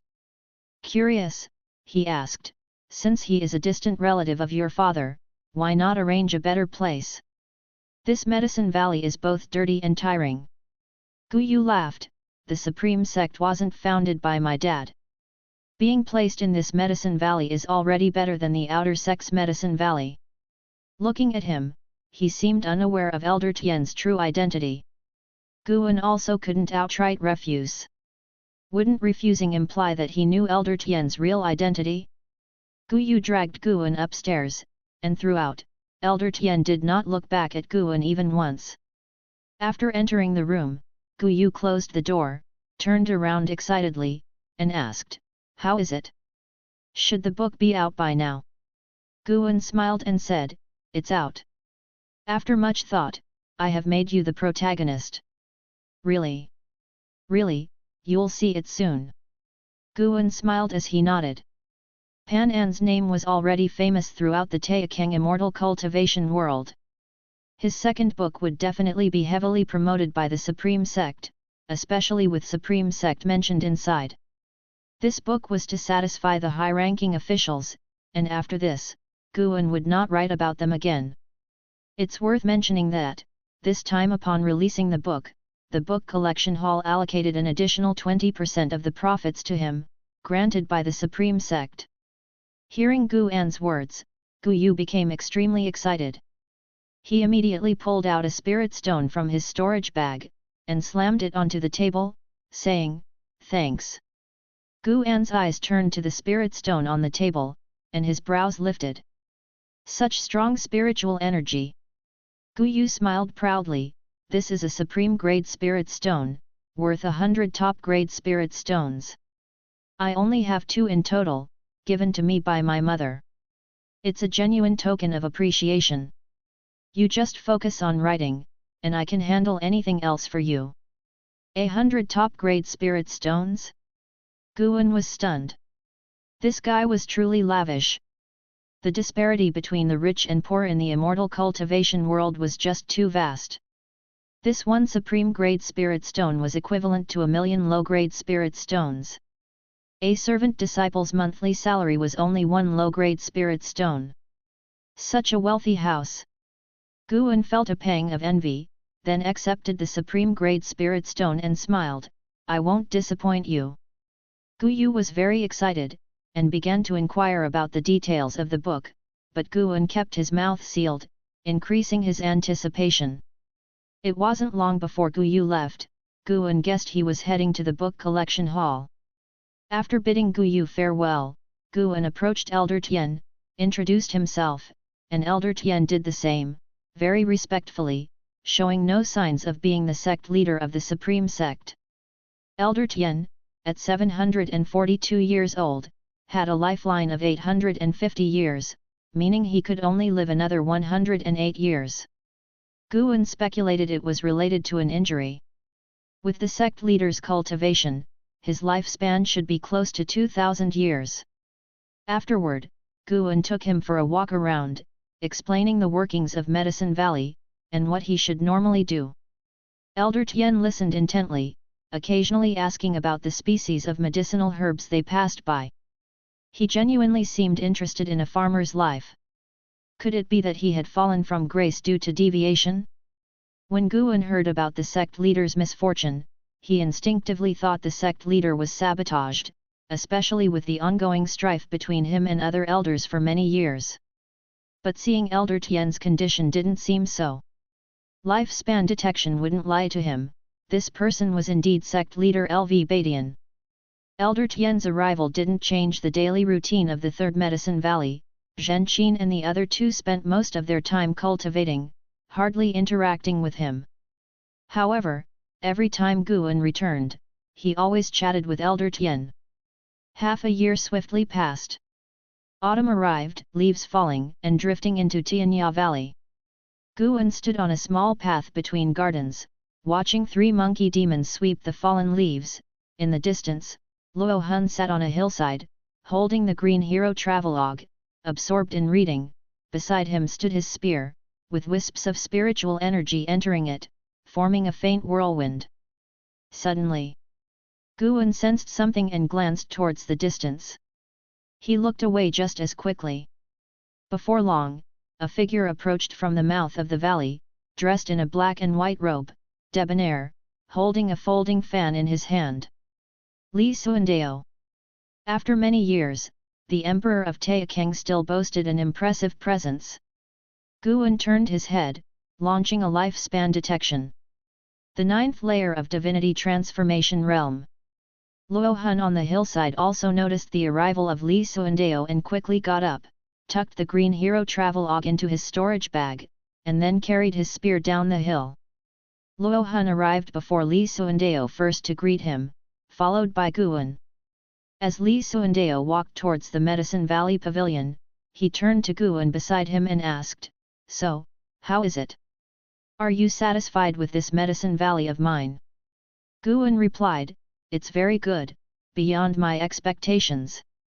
Some of the high-rank medicinal herbs are even unheard of to me. Fortunately, Your Majesty provided me with a copy of the Medicinal Herb Chronicles." What did I instruct you before? Uncle. That's more like it. Li Suandao laughed heartily. Luo Hun, standing by his side, had a subtle expression. Uncle? Luo Hun seemed to recall something, his expression turning peculiar. The three of them arrived at the pavilion laughing and talking. Li Suandao sat down at the stone table while Luo Hun immediately poured him wine. Li Suandao raised his hand to signal Guan to sit down as well. He looked at Guan and asked, "Li should have returned to the Supreme Sect by now, right?" Guan nodded and said, "He came back last year." "Did he mention anything about his experiences over these years?" "Yes, Uncle should have sent someone to follow him, right? How dare we send someone to follow him? There are just informers everywhere. Tell me, how could a Foundation Establishment Realm Cultivator escape the sole possession of a Divinity Transformation Realm Great Cultivator? What secret is he hiding?" When Li Suandao asked this, he picked up his wine cup, drained it in one go, and then looked at Guan with a smile. Guan frowned and said, "A secret? He did not tell me, and I could not possibly ask him directly n/o/vel/b/in. .c//om. Li Suandao said with a half-smile, "My son has been mediocre since he was young, the least talented among all my children. Yet, ever since he joined the Supreme Sect, he has soared to great heights and continues to surprise me. I am naturally happy to see his growth, but I fear others might use him." Guan looked at his expression, suddenly finding it hard to judge his attitude towards Li Yi. But no matter what, Guan's heart was definitely with Li Yi. "Then I will try to inquire indirectly in the future," Guan mused, though he only said this, he had no intention of asking. Li Suandao nodded in satisfaction, then turned to look at Luo Hun standing beside him and asked with a smile, "Luo Hun, do you think Li Yi has the potential to become crown prince?" Luo Hun's expression changed slightly, and he said in a deep voice, "I dare not assume too much." You're really no fun," Li Suandao shook his head with a chuckle. He looked at Guan again, who hastily said, "Uncle, please don't ask me such things. I wish to avoid trouble and prefer to focus on gardening for you." "Ha ha ha." Li Suandao laughed aloud, picked up a nearby jug of wine, and poured it directly into his mouth, much more boldly than before. Afterward, he picked up another jug and continued pouring. Guan realized that something was amiss. This emperor was troubled. Luo Hun noticed it too, and he asked with furrowed brows, "Your Majesty, has something happened?" After downing 3 jugs of wine, Li Xuandao laughed and said, "It's nothing serious. You must have read Investiture of the Gods, haven't you?" Luo Hun nodded and replied, "It's well written, and you like it very much, don't you?" "I indeed like it, but recently some have used Investiture of the Gods to criticize me, calling me King Zhou. The Li family has ruled for 500 years, they argue it's time for a change of emperor, for the heavenly destiny to return to the Ji family. In recent years, the Ji family frequently sends their youths out to exterminate demons and gain good reputation, deeply winning the hearts of the people," Li Xuandao said with a light laugh. Guan's heart skipped a beat. Luo Hun became furious, speaking sternly, "Your Majesty, who claims the heavenly destiny should be with the Ji family? I am always ready for your command, even if it means killing Panan, I am willing to go." "Good grief! No green hero travelogue for you then."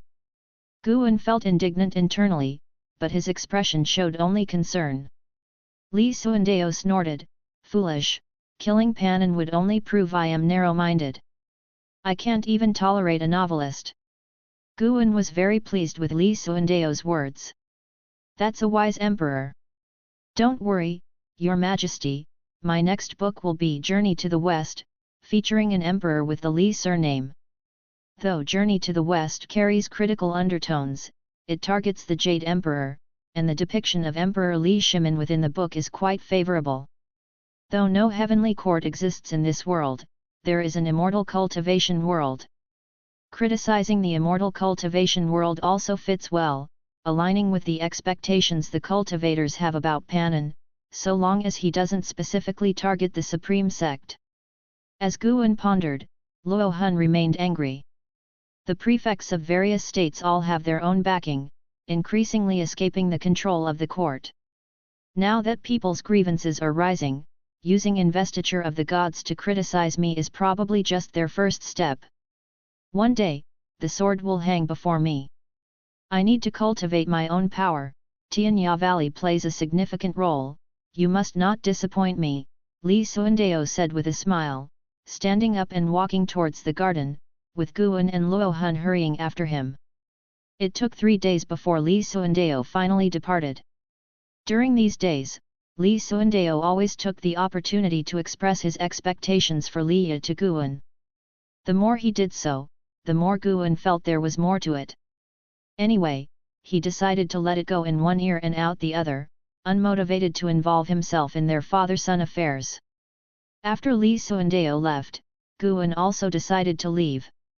Before leaving, Luo Hun advised him not to bring Investiture of the Gods anymore, only Green Hero Travelogue. To this, Guan just chuckled. As seasons changed, another 3 years passed. This year, Tianya Valley welcomed its first batch of mature medicinal herbs, and Guan harvested nearly 5,000 years of lifespan, greatly lifting his spirits. Starting this year, his annual lifespan income was set to skyrocket, and his total lifespan had already exceeded 70,000 years. He was determined to reach 1,000,000 years. One day, Guan brought Suhan and Zhenqin to the outer sect. Both of them had reached the foundation establishment. Besides their constant cultivation, Guan had crafted many low-rank elixirs to help them achieve foundation establishment smoothly. After Guan delivered them to the Hall of Elders in the outer sect, he turned and left.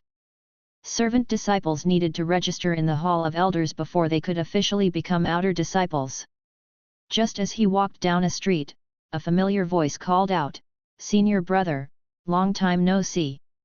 Guan turned around to see Liu Jijia, dressed in the black attire of the Demon Extermination Hall, walking toward him, followed by 6 Demon Extermination Hall disciples. "How have you been recently?"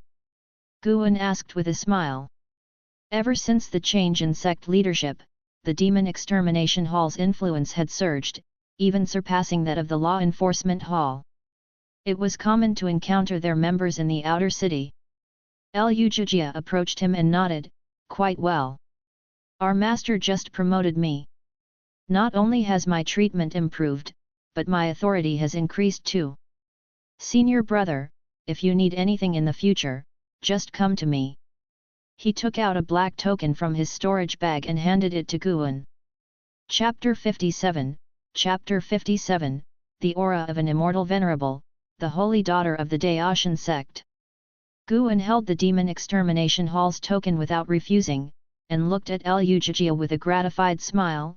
Not bad, you've now become the person you once aspired to be.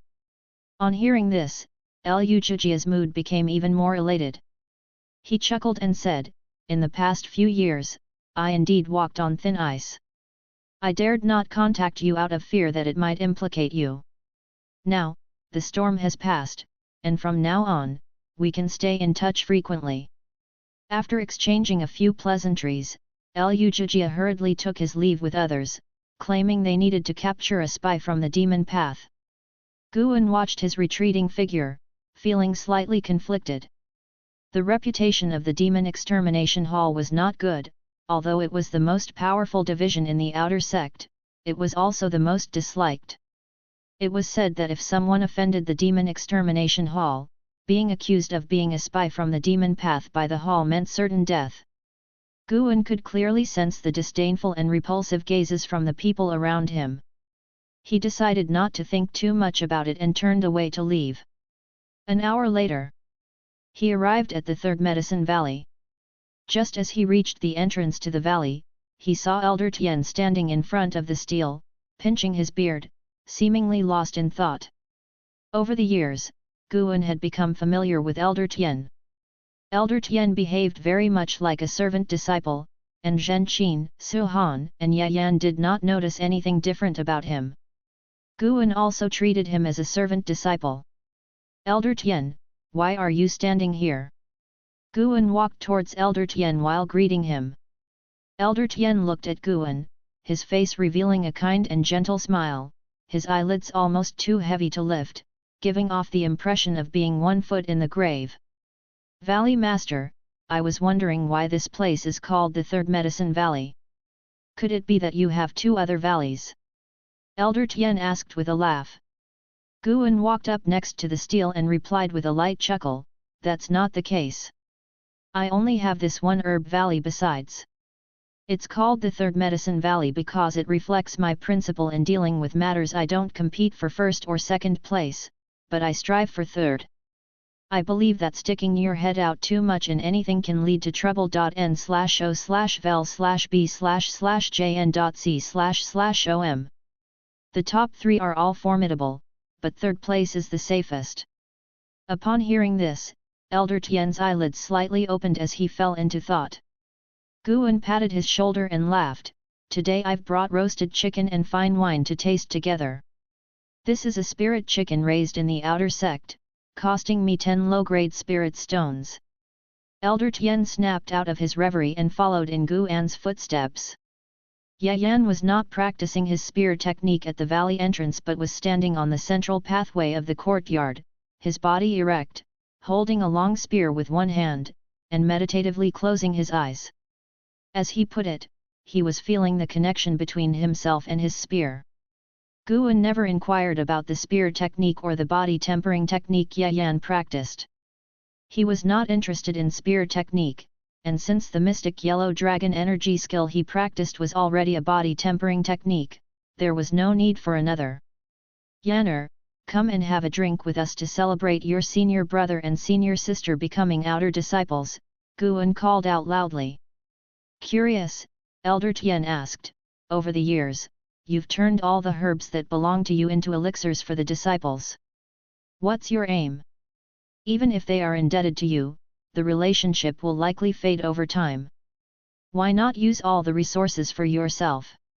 And me, I'm just an old bag of bones, not knowing how long I'll live. Giving me elixirs, wouldn't that be wasteful? Having spent several years together, Elder Tian had come to have a fondness for Guan. Guan treated him well and did not ignore him as other disciples did, even willing to share elixirs to help him improve his cultivation level. Before his cultivation level declined, he could never have imagined there would be such a selfless person within the Supreme Sect. He even regretted his previous negligence towards the outer sect. Guan smiled and said, "I'm of mediocre talent. Being too obsessed with improving my cultivation level would only make my life painful. It's better to give it to the juniors who still harbor hope. As for you, Elder Tian, even though you're older than me, you are also considered my disciple. Naturally, I must treat everyone equally. Even if it doesn't increase your cultivation level by much, it will still boost your qi blood, letting you live better, right?" His gaze rested on Yan, a smile on his face. The sunlight cascaded down, illuminating his profile, causing Elder Tian to be somewhat moved. Elder Tian suddenly remembered what Gu Zong said when recommending Guan. Don't underestimate that youngster just because his cultivation level is low. The fact that he could write Investiture of the Gods shows the vastness of his heart. After gaining fame and wealth, he was still willing to stay devoted to the Supreme Sect and tirelessly contribute to it. Regarding character and magnanimity, I think he is superior to a great cultivator from the void-crossing realm. As he mulled over these thoughts, Elder Tian's mouth curved into a smile, as if influenced by Guan's own smile. Soon, the three of them gathered around the stone table, starting to drink and eat. Guan shared his experiences from that day, excluding the matters about Zhenqin and Su Han. He also brought up the Demon Extermination Hall to see what Elder Tian's take on it would be. However, Elder Tian remained indifferent, simply smacking his lips while holding a chicken leg. Yan spoke up, "I actually think the Demon Extermination Hall is quite good. Back in Mystic Valley, I encountered demon cultivators several times. The outer sect really is too chaotic. The Demon Extermination Hall's bad reputation is probably also due to demon path spies stirring up trouble in the dark." Guan nodded, considering this a possibility. Since the establishment of the Demon Extermination Hall, Mystic Valley indeed had not seen any demon cultivators again, nor any spies from the Thousand Autumn Pavilion coming to look for him. "Master, after I achieve foundation establishment, I don't want to stay in the Supreme Sect. I wish to join the military," Yan suddenly declared. "Good heavens! Talking of jumping ship in front of the former sect leader?" Guan asked, "Why?"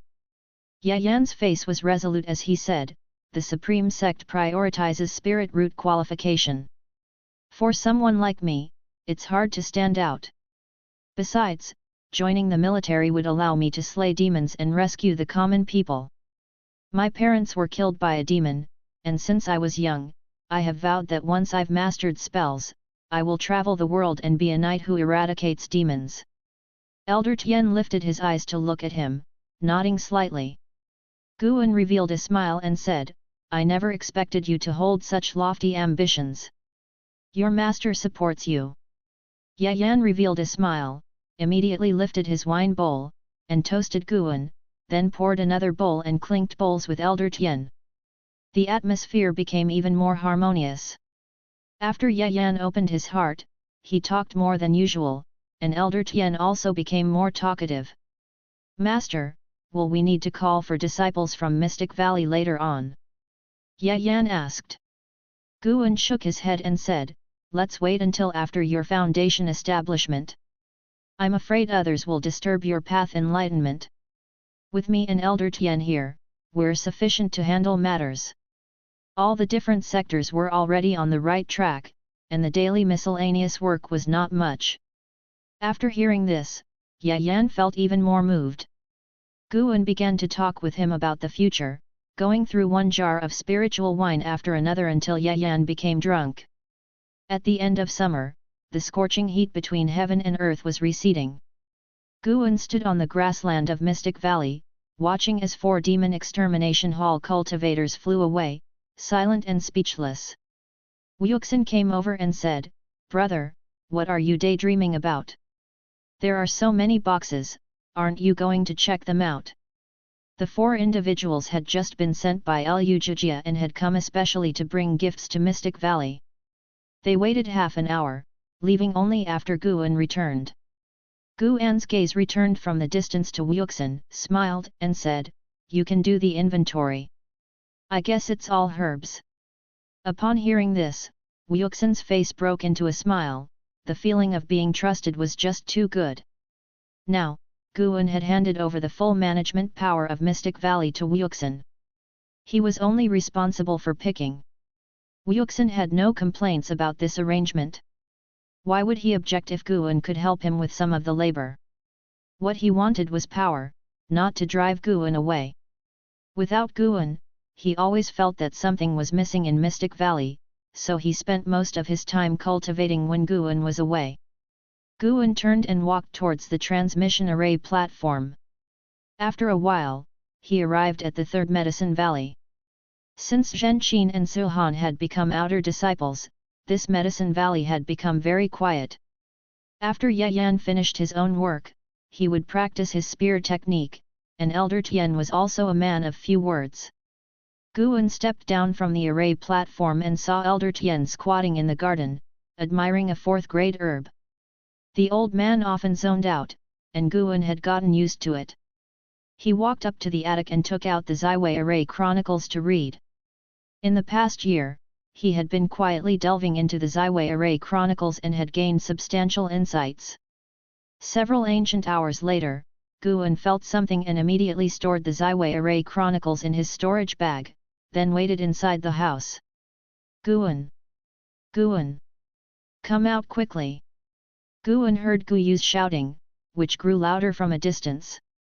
The guy hadn't even landed before he started yelling. He got up, stepped out of the attic, and stood on the second-floor balcony. He saw Gu Zong and Gu Yu flying toward him on a golden wheel, their speed incredibly fast. After landing, Gu Zong put his magic artifact back into his sleeve, while Gu Yu took a step forward, excitedly said, "Guan, you're..." Ahem. Gu Zong let out a cough on purpose, and Gu Yu realized something and quickly shut his mouth. Guan stood upstairs, smiling, "You two, come up and talk." Gu Yu nodded and hurried upstairs, while Gu Zong turned around and gestured for Elder Tian to come over. The group of four gathered in the upstairs room, where Gu Zong raised his hand and cast 2 restrictions on the windowsill. Gu Yu, holding on to Guan, sat him down, still excited. The Supreme Immortal Venerable is a complete success. The entire immortal cultivation world is watching, and not only that, but the surrounding dynasties and sects are also purchasing this book from the Supreme Sect. Ha ha ha, when the Supreme Immortal Venerable first came out years ago, how many people ridiculed Panan for losing his talent. Now, in just a few years, everyone is chasing after it, all anticipating me, Gu Yu, to prove my genius name. Seeing how excited he was made Guan want to laugh and cry. That the Supreme Immortal Venerable would become famous didn't surprise him at all. After all, such a story of rising against the odds and face-slapping the strong, is a huge emotional impact for the immortal cultivation world. Gu Zong spoke up, "Our visit today is not just to talk about this, but it is related. The holy daughter of the Taixuan Sect is preparing to come to the Supreme Sect to cultivate, and she's coming for you." The Taixuan Sect comes from the Great Yu dynasty adjacent to the Taikang dynasty and is the #1 sect of the Great Yu dynasty. Their holy daughter is the daughter of the sect hierarch of the Taixuan Sect. Her arrival can establish a long-term friendly relationship between the Supreme Sect and the Taixuan Sect. When the time comes, I'll have to bring the Taixuan Sect's holy daughter to meet you. Don't worry, this will not be disclosed. You only need to meet her alone. She has promised not to reveal your identity. Guan felt overwhelmed.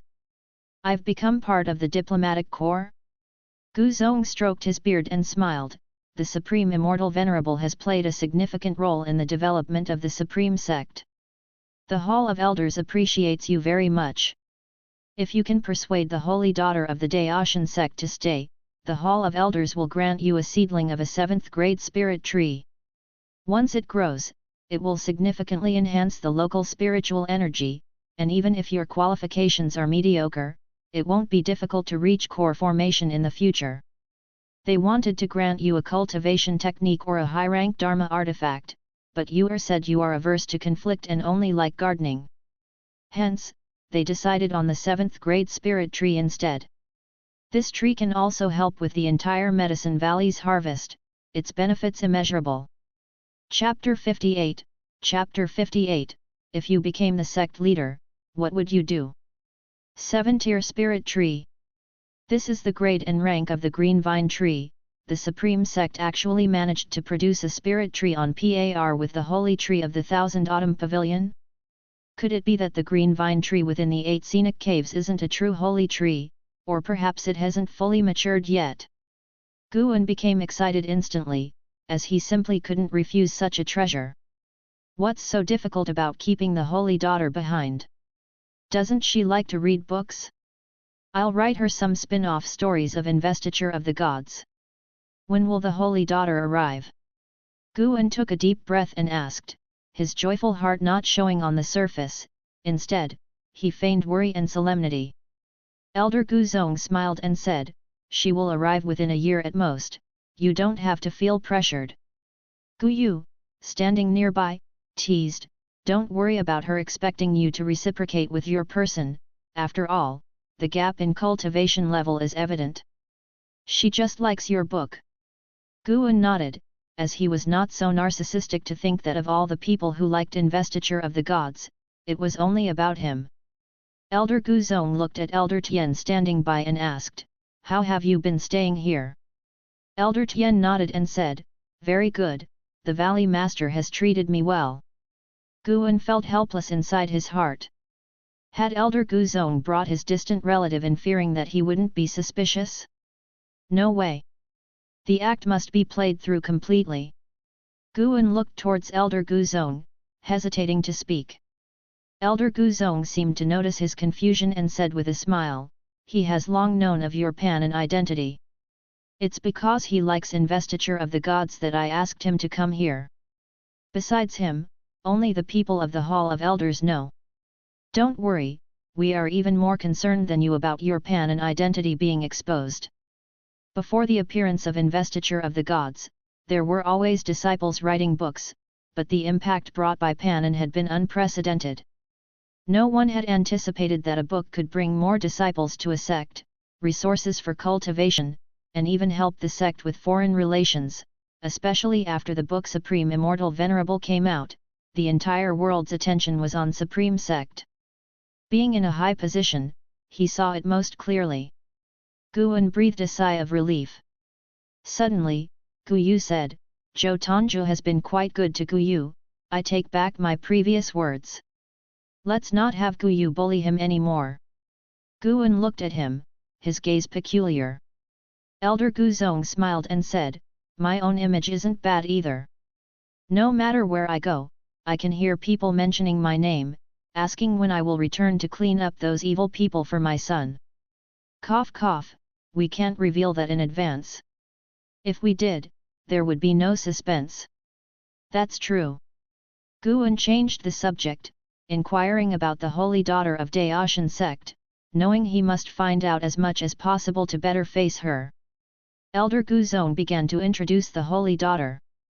Shenzhen, with the triple spirit root, the youngest daughter of the Taixuan Sect hierarch, although not the top in talent, her aptitude for musical spells is incredibly high, and she normally loves zither, chess, calligraphy, and painting. Just by the introduction, Guan felt that Shenzhen's character wasn't very dominant. With a liking for zither, chess, calligraphy, and painting, her temperament should be quite good. Late at night, the 8 scenic caves. Beneath the green vine tree, Guan was practicing swordsmanship, practicing the wood spirit sword technique. The wood spirit sword technique was the swordsmanship Zolin had passed on to him as a test of his depth. This technique wasn't rare, it was purchasable within the outer city. Because it was a wood attribute, Guan decided to practice it himself and not invest lifespan into this sword technique. But, isn't real-time just another form of lifespan? With his mastery of the Taixuan Divine Shocking Sword and his exceptional talent as someone with the 5 elements heavenly spirit root, Guan found a genius's sense in the wood spirit sword technique. He had already mastered the wood spirit sword technique and was now pursuing a higher realm.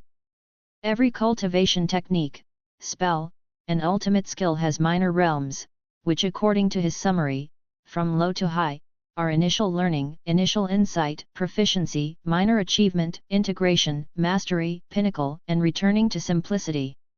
It felt like leveling up proficiency in a game, which Guan found quite interesting. The Sky Dragon, a Zhonglong, watched Guan practicing his sword technique from above the tree. It now possessed the dignity of a true dragon, without any deformity. Guan moved within a 3-zhong radius underneath the tree, creating a series of afterimages as if nearly 10 versions of himself were practicing swordsmanship. His heavenly residence sword in hand was extremely sharp, with strength energy overflowing. This strength energy dissipated after traveling some distance without damaging any of the plants around. After practicing for an ancient hour, Guan finally stopped. Clang! The heavenly residence sword sheathed with a sound like a dragon's chant. He threw the heavenly residence sword into his storage bag and then stretched lazily. The Sky Dragon descended from the sky, speaking in a young boy's tender voice, "Master, that was amazing. Can you teach me?" Guan glanced at it and asked with a smile, "Can your dragon claws wield a sword?" "With claw as sword, wouldn't that work?" the Sky Dragon asked, blinking its dragon eyes. Guan paused for a moment, struck by the idea. Interesting. He immediately took out the wood spirit sword manual he had drawn from his storage bag and threw it to the Sky Dragon, saying, "Then practice on your own. When I come back, you can ask me anything you don't understand." The Sky Dragon caught the sword manual with its claws and quickly said, "Remember to bring me some roast chicken." Guan nodded with a smile and then turned to leave. The Sky Dragon landed and laid the sword manual on the ground, flipping through it with its claws.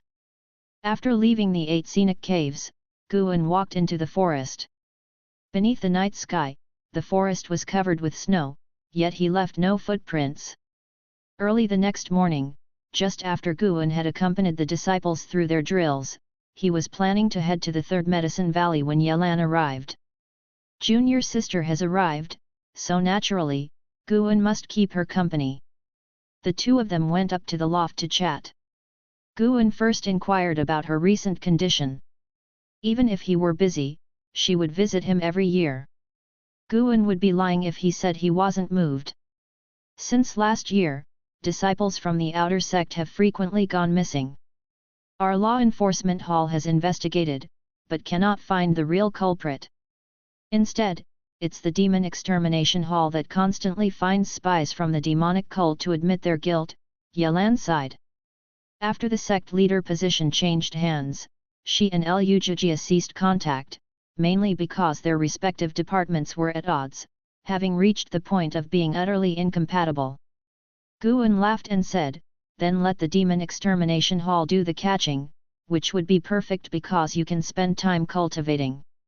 Yelan shook her head and said, "It's not that simple. The leader of the demon extermination hall wants to annex the law enforcement hall, and it seems like the outer sect's great elder has similar intentions. If our hall fails to accomplish anything, it will eventually be dissolved. It's fine. If it's dissolved, just come back. The elixirs I can provide are no worse than what the law enforcement hall offers." "That won't do. What about you if you give them to me?" Yelan outright refused, her expression very serious. Seeing this, Guan couldn't say much more, he could only change the topic to discuss other matters. Since Yelan wanted to stay a few more days, Guan decided to stay in Mystic Valley until after the Spring Festival was over before leaving. After the Spring Festival, the winter snow had completely melted. Guan first went to Tianya Valley and harvested thousands of years of lifespan before planting anew. After spending 2 days there, he headed to the Third Medicine Valley. Mystic Valley was bustling, Tianya Valley had 3 monkey demons, neither were desolate, but the Third Medicine Valley was different. Each time Guan visited, it was utterly silent. Yayan and Elder Tian both enjoyed this tranquility, not disturbing each other. Guan walked into a garden and began to harvest the ripe medicinal herbs. Elder Tian approached, curious. He asked, "Why do you always pick them yourself?" Guan replied, "I must do something, and when I personally pick them and wrap them up, I feel a sense of satisfaction from contributing to the section." Hearing this, Elder Tian laughed and said, "You are indeed contributing, it's not just self-satisfaction." "I hope the higher UPS feel the same way," Guan said with a light laugh as he continued picking. Suddenly, Elder Tian asked, "What would you do if you were made the sect leader, n/o/vel/b/in. .c//om." Guan's heart skipped a beat, but his movements didn't stop as he said with annoyance, "Stop daydreaming, you're not the sect leader, how could you pass it to me? Besides, I can only manage Medicine Valley, not the millions of disciples in the Supreme Sect. With my cultivation level, who would listen to me if I really became the sect leader?" He definitely did not want to become the sect leader. He wanted to cultivate in peace, not face the pressure head-on. If he became the sect leader and met an enemy he couldn't defeat, could he run away? Guan was not so loyal to the Supreme Sect. Elder Tian laughed and asked no more. Elder Tian followed Guan into the loft after he finished picking. "Actually, I know an extraordinary cultivation technique, do you want to learn it?" Even Elder Guzong doesn't know it, Elder Tian suddenly asked. "I'm not learning. Wouldn't it be better to write books with that time? Haven't you seen? I don't usually practice, my cultivation level depends entirely on elixirs. You're still young, how can you be so? You don't understand, right? This is called enjoying life. I like to act within my capacity. Of course, that's just me. Everyone has different pursuits," Guan said casually. "What's with this old man and his chattiness today? Trying to ruin my Taoist heart?" Elder Tian wanted to continue speaking, but suddenly, a noise came from the sky. Both of them turned their heads to look. They saw Guzong flying on a magic artifact with a black-clothed woman behind him, her face covered with a black veil, revealing only a pair of bright and captivating eyes. The holy daughter of the Taixuan Sect had arrived? Guan asked Elder Tian to place the herbs inside the house first while he turned to greet Guzong and his companion. He conducted a lifespan detection. Shenzhen, Elixir Formation Realm 2nd Layer 78/660/1050. After the golden wheel landed, Guzong smiled and said, "Guan, this is the holy daughter of the Taixuan Sect, Shenzhen. You must treat her well." He turned to Shenzhen, who lifted her hand to salute him. He nodded in acknowledgement and swiftly left on his golden wheel. Shenzhen looked at Guan, her eyes scrutinizing him intently. Just by looking at her eyes, one could imagine that she was an exceptionally beautiful woman. Guan saluted with his hand, saying, "My name is Guan, it's a pleasure to meet you, Ms. Shen." Shenzhen nodded slightly, then curiously asked, "Which do you prefer, investiture of the gods or supreme immortal venerable? Testing me right off the bat?" Guan, unruffled, replied, "I like both. It's not possible for someone to like only one book. Depending on one's mood, they would want to read different books, right?" At this, Shenzhen's eyes immediately lit up. "Actually, I've written a book too. Do you want to see?" asked Shenzhen, blinking. Guan naturally wouldn't refuse and said, "Shall we go upstairs to take a look?" Shenzhen nodded, then followed Guan up to the second floor of the loft. Guan originally wanted to leave the door open, as it could be awkward for a man and a woman to be alone in a room, but Shenzhen closed the door behind them. They sat down at the table, and Shenzhen took a book out from her storage bag. Her brows slightly furrowed as she seemed to hesitate. After a moment's thought, she still handed the book in her hand to Guan. Guan took it and his brows shot up. Black Heroes Travelogue? What in the world? Chapter 59, Chapter 59, The Great Demon Calamity. This book title really shouldn't be chosen. Guan suddenly dared not open the book, Could it be that the Green Hero Travelogue was written by Shen Zhen? Then his perception of the author would shatter. That's not right. Shen Zhen comes from the Taixuan Sect of the Great Yu Dynasty. How could she possibly publish a book within the Supreme Sect? After realizing this, Guan calmed down and began to read through Black Hero's Travelogue. Shen Zhen looked down at the table, her ears slightly red among her long hair. After Guan read the first page, he immediately breathed a sigh of relief. She wasn't the author of Green Hero Travelogue. The difference in writing was apparent, but it was also clear that she was indeed imitating the Green Hero Travelogue. He patiently read on. Every story in Green Hero Travelogue starts with the local landscape, first describing the scenery, then the interactions between people. The Black Hero's Travelogue did the same. However, Shen Zhen's experience was obviously inferior to the author of the Green Hero Travelogue. The descriptions of landscapes in her book were somewhat lacking, at least in Guan's eyes. They weren't as visually compelling as those in the Green Hero Travelogue. The room fell into silence. Late on, Shen Zhen stood up and went to look at the bookshelf nearby. An hour passed by before Guan finally closed the Black Hero's Travelogue, and Shen Zhen, holding a book, turned her head and asked, "How is it?" Guan asked, "Do you like the Green Hero Travelogue?" Standing in front of the bookshelf, Shen Zhen nodded slightly and said, "Aside from cultivation techniques, the first book I read was the Green Hero Travelogue, but my favorite is still your Supreme Immortal Venerable." "That's quite common, but authentically so." Guan laughed and said, "Actually, I also really like the Green Hero Travelogue.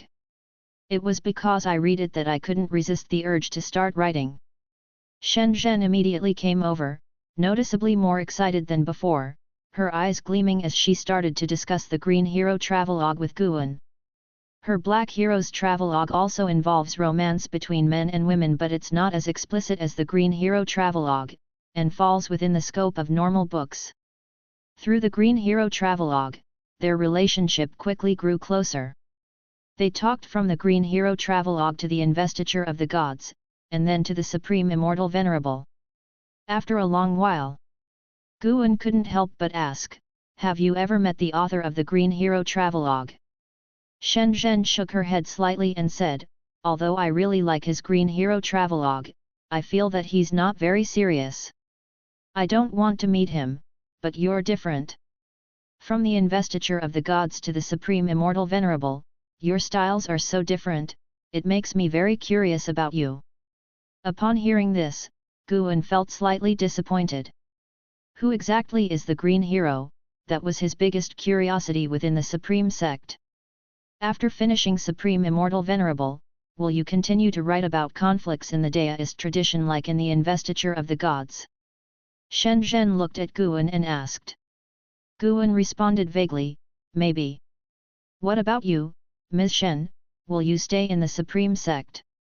Shen Zhen laughed and said, "The Supreme Sect pressures you, huh?" "Actually, we just need a nominal alliance. The Taixuan Sect also needs to join hands with the Supreme Sect, to deter other sects within the Great Yu Dynasty, as well as face the Great Demon Calamity together." Guan raised an eyebrow and pursued, "What is this Great Demon Calamity?" "On this continent, there are 9 dynasties including Taixuan and Great Yu, which have expelled powerful demons. As a result, the regions outside the 9 dynasties have become overrun with demons. Now, the external demons have grown to threaten the dynasties. Even though various immortal cultivation sects often dispatch disciples to exterminate these demons, the territories outside are vast, and some exceptionally talented demons have grown up. In a maximum of 100 years, the dynasties will face a demon calamity not seen in thousands of years, and dynasties will certainly fall." When Shen Zhen spoke of this matter, her expression was solemn. After listening, Guan felt pressure surging towards him. He already imagined a scenario where the landscapes were shattered, the Supreme Sect's front lines were failing, forcing servant disciples to join the battlefield. No way! Within 100 years, he must extend his lifespan to 1,000,000 years, unlock the next function, and dramatically increase his cultivation level. Guan thought to himself, then followed up with a question, given the situation, why don't you focus on cultivating rather than thinking about writing books? Although Shen Zhen wasn't as good as Ji Xiaoyu, Zhou Tongzhu, or Li Ye, her talents weren't poor, and with the backing of the Taixuan Sect, she could certainly climb higher if she focused on cultivating. Hearing this, Shen Zhen lightly laughed and said, everyone has their own destiny, cultivation is not mine. I prefer reading and writing books. Who knows, maybe one day I will achieve enlightenment through them.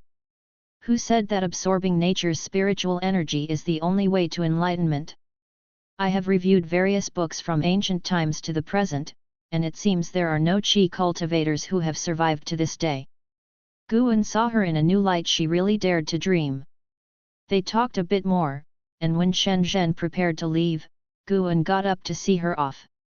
Downstairs, she summoned a flying sword, stepped on it, and with a parting word, flew towards the horizon. Young Master Gu, I will set up my cave nearby. Let's exchange more in the future. Guan watched her departing figure with a smile on his face. He was happy not because Shen Zhen was going to live nearby, but because he was glad about acquiring a 7th-tier spirit tree. The Supreme Sect acted swiftly. Not 3 days after Shen Zhen left, a sapling of the 7th-tier spirit tree arrived, personally delivered by Gu Zong. After Gu Zong left, Guan, carrying the sapling of the 7th-tier spirit tree, went to the central area of the garden. Though it was called a sapling, this tree was already 10 feet tall. Guan planted it on a grassy area connected to 4 sections of the garden, with Elder Tian and Yayan watching from behind. After planting it, Guan looked at the tree, his face full of a brilliant smile.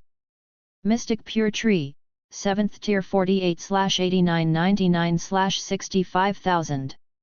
65,000 years of maximum lifespan, incomparable to mere mortals. Elder Tian chuckled and said, the Mystic Pure Tree is extraordinary. Although it cannot bear fruit, cultivating under it can calm the mind and enhance the spirit.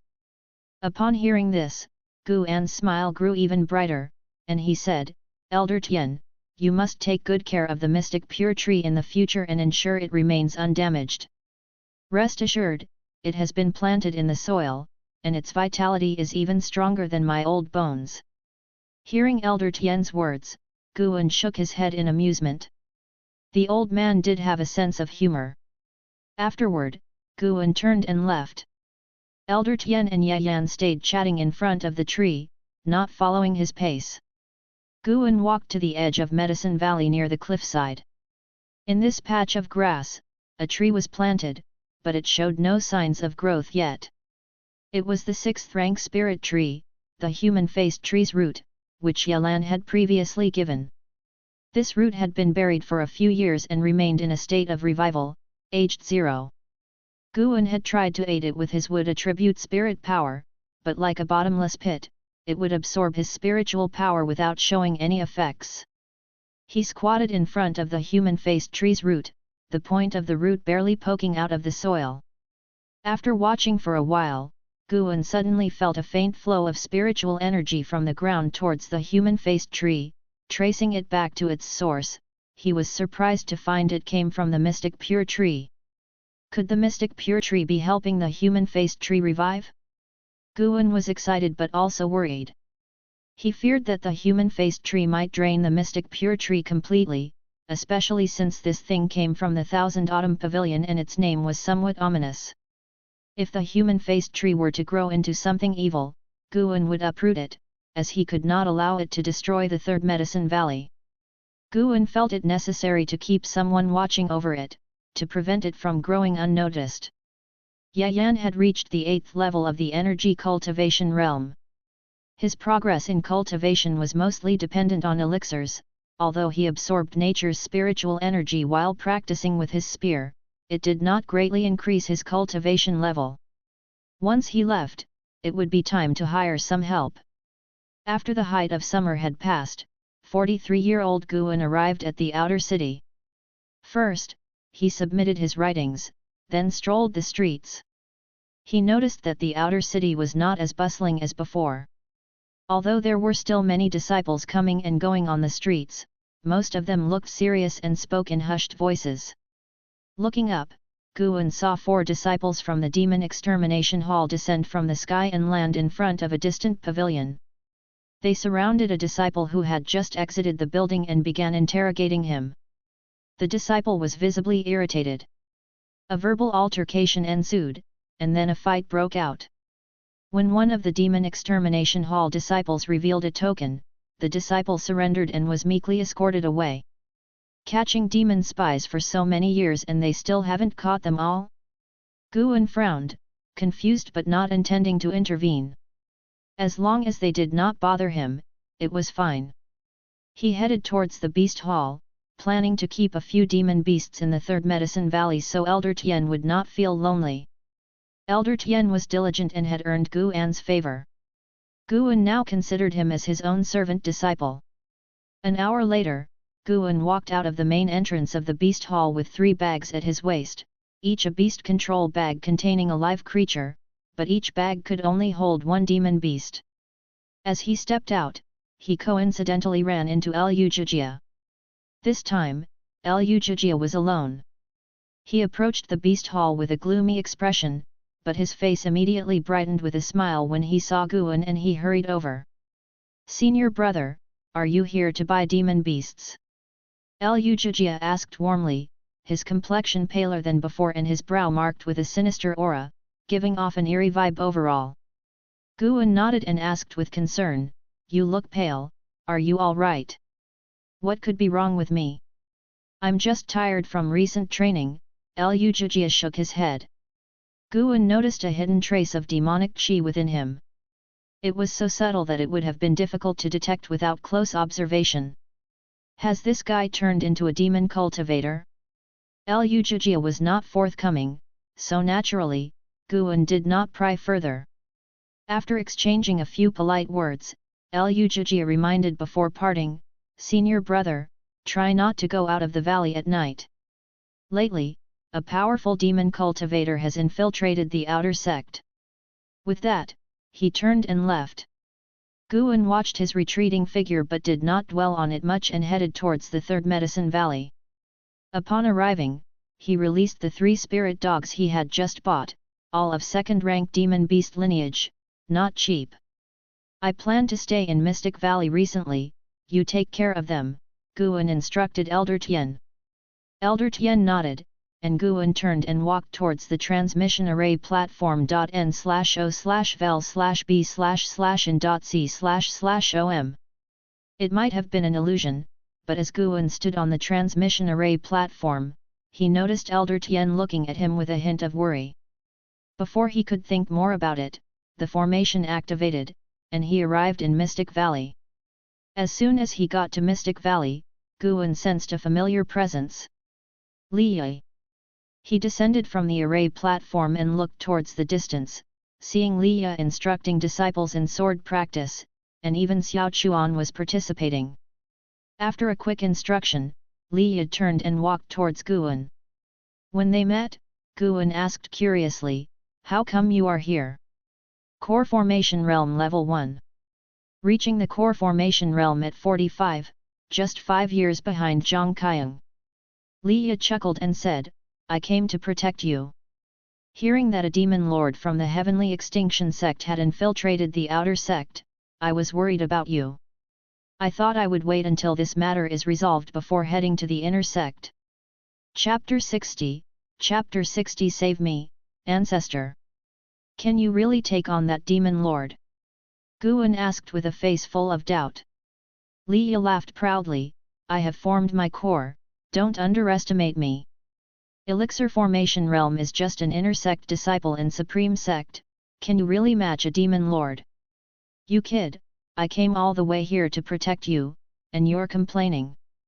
I'm just afraid it will be like that time, remember? You rushed out to confront the demon of greed and ended up injured on the ground. Can we not mention that? The two began to bicker, with Guan teasing Li, who didn't get angry, because he could feel that Guan meant well, fearing he would drag him down. Little did Guan know, his worry wasn't about being a burden, but rather being a drag. Brother, if the demon lord comes, I can't make my move with you by my side. Guan couldn't bring himself to express his true thoughts, and since Leia insisted on staying, he had to let it go. By the way, have you seen junior brother Lu recently? Guan asked. Leia shook his head, haven't seen him, I ran into him before, he was taken in by Demon Extermination Hall. I don't get along with the elder of the Demon Extermination Hall, so we haven't kept in touch. Speaking of which, his expression turned indifferent, showing no concern for Lu Jijia. Despite his warmth to Guan, he was actually quite cold to others. Let's go upstairs and have a good talk. I heard you've acquired another medicine valley recently, and it's in the inner sect. You must tell me all about it. Leia pulled Guan upstairs. Their conversation lasted until deep into the night. Guan didn't mention his identity as Panan but said that the harvest from Mystic Valley pleased the higher UPS, so they assigned him an extra medicine valley. With Li Suandeo being criticized because of investiture of the gods, how could Guan dare to reveal Panan's identity to Leia? What if Leia let something slip?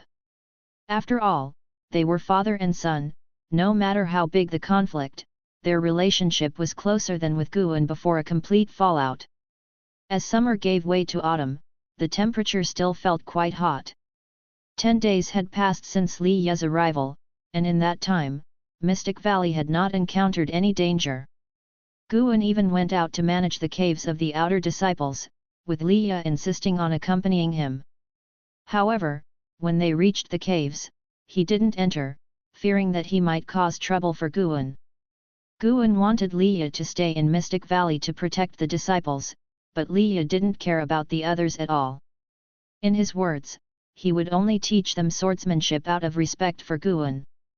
That evening, as Guan was picking mature herbs, Leia was meditating on a mountaintop to the west. The setting sun was just above his head, making him look like a peerless master. Suddenly, Guan noticed something. His right hand paused momentarily before he continued picking herbs. So there is a demon lord. I hope he doesn't set his sights on my medicine valley. Guan thought silently. The presence of the other was far beyond the Foundation establishment realm, but it did not pose a threat to his senses. The faint traces of demonic chi began to move away from Mystic Valley, which did bring him some relief. Compared to the lifespan of several decades he could gain from slaying the demon lord, he was more worried about revealing his strength.n/o/vel/b/in.c/om. Until nightfall. Inside the house, Guan was reading the Zaiwei Array Chronicles. He was engrossed in the section about wood attribute formations. Suddenly, his brows furrowed, and he let out a sigh. Mystic Valley hadn't attracted trouble, but Leia had caught the attention of the demon lord. On the mountaintop, Leia, who was meditating and absorbing energy, suddenly opened his eyes. He stood up, walked to the edge of the cliff, and looked down at the forest below the mountain he was on, about 100 feet away. A mysterious figure, like a ghostly shadow, stood beneath the trees, looking up at him from afar. Under the moonlight, the figure merged almost perfectly with the darkness, and one had to be close to notice his presence. Leia frowned. He raised his hand toward the distance, then leaped up, soaring towards the end of the night sky. The figure beneath the trees turned into a wisp of black mist and dissipated, vanishing without a trace. After 30 minutes had passed, Leia landed beside a river in the valley, originated from the mountains and about 2 zhang wide, glittering under the moonlight. No sooner had he landed when a puff of black mist appeared on the grass across from the river, which then congealed into a human figure. Leia asked, "You're not from the Heavenly Extinction Sect, and you seem to know me." The mysterious figure's hoarse voice came, "Prince Leia, inheritor of the Divinity Transformation Sword intent from Jizhu's number 1 sword cultivator, an unexpected pleasure to encounter you." Leia drew his sword from his waist, pointing it at the shadowy figure, playing ghost tricks. As soon as the words fell, rampant sword chi burst from his body, causing his black clothes to flutter intensely. 7 silver sword shadows quickly condensed around him, dazzling under the night sky. Dare to resist me in the elixir formation realm? The mysterious person let out a scornful, cold laugh. He turned into demonic chi and dissipated once more, and in almost an instant, he reappeared behind Li Yi. Li Yi's pupils shrank, and he immediately leaped up, while simultaneously swinging his sword behind him. The 7 silver sword shadows slashed toward the mysterious figure at an extremely fast speed. Boom! Boom! Boom! The silver sword shadows fell one after another, stirring up clouds of dust, and the surrounding trees shook violently. In the air, before Li Yi could see whether the mysterious figure was hit, a strong gust of wind swept by his side, giving him no chance to react as he was sent flying. Li Yi plummeted into the forest like an arrow, toppling many trees along the way, and flew hundreds of feet before coming to a halt. As the dust cleared, the blood-covered Li Yi leaned against a tree trunk that was full of cracks, with branches still trembling. The mysterious figure appeared in mid-air, gazing down at Li Yi with a snort. "Kid, you dare to make a move against me just after reaching the core formation? You've got guts. Do you even know what realm I am?" Li Yi struggled to lift his head, his vision dyed red with blood. "Damn it!" Li Yi clenched his teeth, trying hard to stand up, but he couldn't.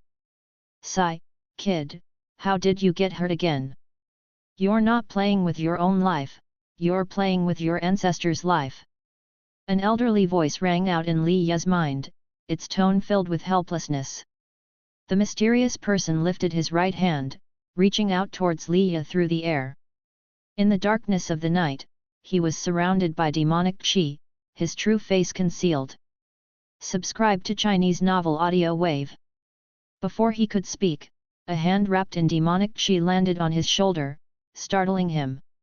Instantly, his body sprouted wooden branches, mingled with fresh blood, blooming like a blood flower in the air. The demonic chi on his body dissipated, revealing his true form, a middle-aged man in the robes of an outer sect elder, his stern and imposing face filled with incredulity as he was pierced through by the branches. With great difficulty, he turned his head, catching a glimpse of a purple-black figure standing behind him. "The demon shadow divine skill, you!" the middle-aged man said with a trembling voice. Li Yi's eyes widened in anger and he exclaimed, "Elder Chen, how could it be you?" The man known as Elder Chen didn't have time to respond as the storage bag at his waist was snatched away by the person behind him. Immediately after, the wooden branches on his body ignited with a green flame, rapidly burning him to ashes, his soul utterly eradicated along with his body. The purple-black figure stood in mid-air, his right arm still in the position of grabbing Elder Chen's shoulder. Below him, Li Yi felt an immense pressure. He knew Elder Chen was a nascent soul realm great cultivator. How could someone of such cultivation be killed so effortlessly? Void crossing realm. At least the 5th level or higher. The voice of the ancestor echoed in Li Yi's mind, heavy with gravity. The words void crossing realm made Li Yi's heart race. In the silent night within the mountain forest, Li Yi's heart was in his throat, ready for the figure to strike at any moment. Inside, he roared, "Save me, ancestor!" After several breaths, the purple-black figure vanished into thin air, causing Li Yi's body to jolt, and he quickly looked around. "He has left, he must have weighed something." The voice of the ancestor resounded in Li Yi's mind, allowing him to breathe a sigh of relief. "Stupid boy, stop worrying about Guan, hurry to the inner sect. This outer sect is getting more and more sinister, someone must be damaging the heavenly virtue, and if you stay, trouble will eventually find you." The ancestor's tone became stern, and Li Yi fell silent. Inside the Mystic Valley Pavilion, Guan gazed at the storage bag in his hand and sighed softly. "Sorry, senior brother Li, without you getting hurt, you would never leave this place." Guan felt guilty, as Li Yi had come for his sake. Although Elder Chen had clearly intended to capture Li Yi, if Li Yi had gone directly to the inner sect, the subsequent disaster would have been avoided. He decided to give Li Ye more medicinal herbs after his return.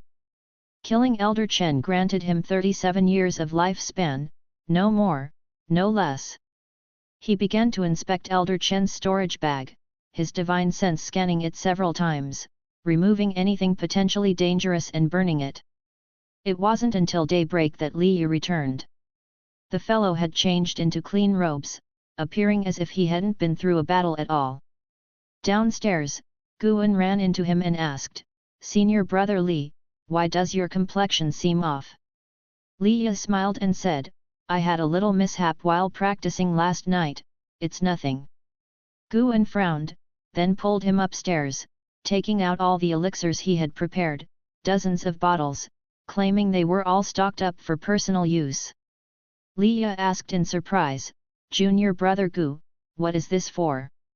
You've returned from outside the valley with a pale face, you must have been in a battle last night, right?" Guan said gravely. Li Ye's expression darkened in response. Taking a deep breath, he said, "Indeed, I encountered a demon cultivator last night and got injured." Junior brother Gu, moved to Medicine Valley in the inner sect. The outer sect is no place to stay. No place to stay? I don't believe it. Guan's foundation was here, he couldn't possibly abandon it. Whoever brought trouble would die. On the surface, Guan gave a wistful smile, "Senior brother Li, the medicinal herbs we grow here in Medicine Valley are just low-rank medical herbs, the demon lord wouldn't even glance at them. In fact, we're safer without you here. You should go to the inner sect, we'll be fine. I can get help from Lu Jijia, we're still on good terms." "But..." Li Ye hesitated. Guan interrupted, "Senior brother Li, I always feel that the chaos in the outer sect isn't strongly related to the demon cultivators. The demon extermination hall has been established for many years, and we've caught countless spies from the demon path. Is it possible that someone is causing trouble under the guise of the demon path? Going to the inner sect might save the outer sect, but if you stay, how long can you protect me alone?" Li Ye's expression turned cold as he reflected on Elder Chen. After struggling for a few moments, he took a deep breath and said, "Junior brother Gu, you are right. I will head to the inner sect now." Guan's face lit up with a smile, then he forcefully stuffed all the elixirs into Li Ye's hands, moving him greatly.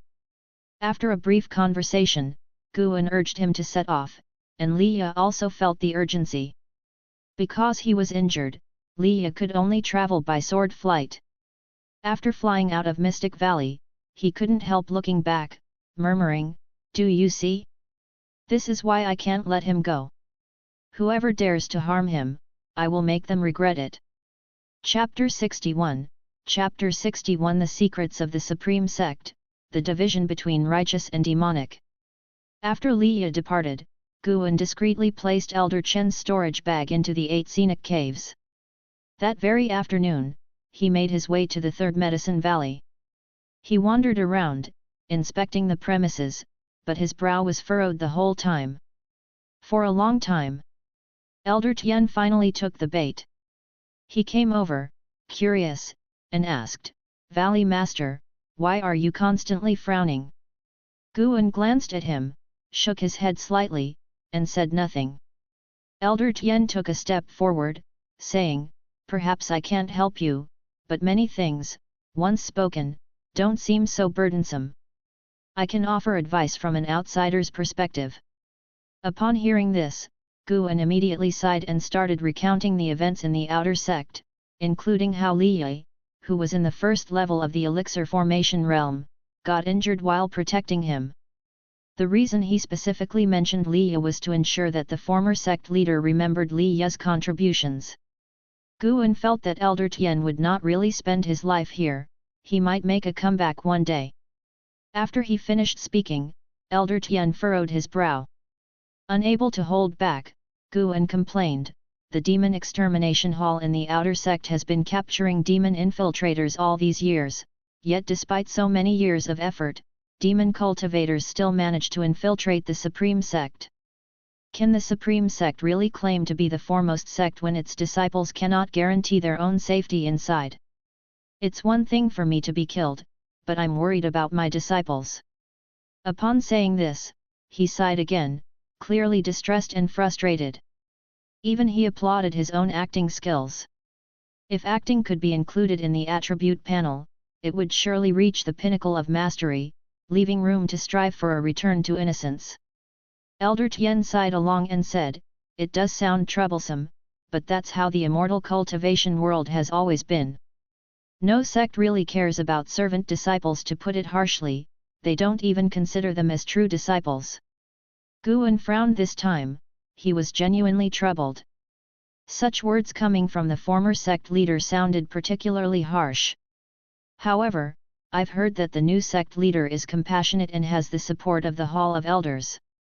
Perhaps he can change the current situation, at least better than the previous sect leader, Elder Tien continued, his expression unchanged as if he wasn't criticizing himself, and it was hard to tell if he was being sarcastic. Guan didn't respond but sighed and continued inspecting the herbs. Elder Tien didn't follow his pace, and he didn't bring it up again, fearing that doing too much could be counterproductive. An ancient hour later, Guan returned to Mystic Valley. He planned to stay in Mystic Valley recently, making sure to return there the same day even when visiting other places. The disciples in Mystic Valley were puzzled as to why Guan had been staying there continuously until Wuxin and Tang Yu made a trip to the outer sect and learned that demon cultivators had infiltrated recently, which made them nervous but also touched. Their master cared for them. Ever since the establishment of the Third Medicine Valley, the disciples felt that their relationship with Guan had become distant, but now, they felt closer again. Wuxin felt the greatest pressure. He began to insist on the disciples practicing spells, aiming for each to have a slight ability to protect themselves.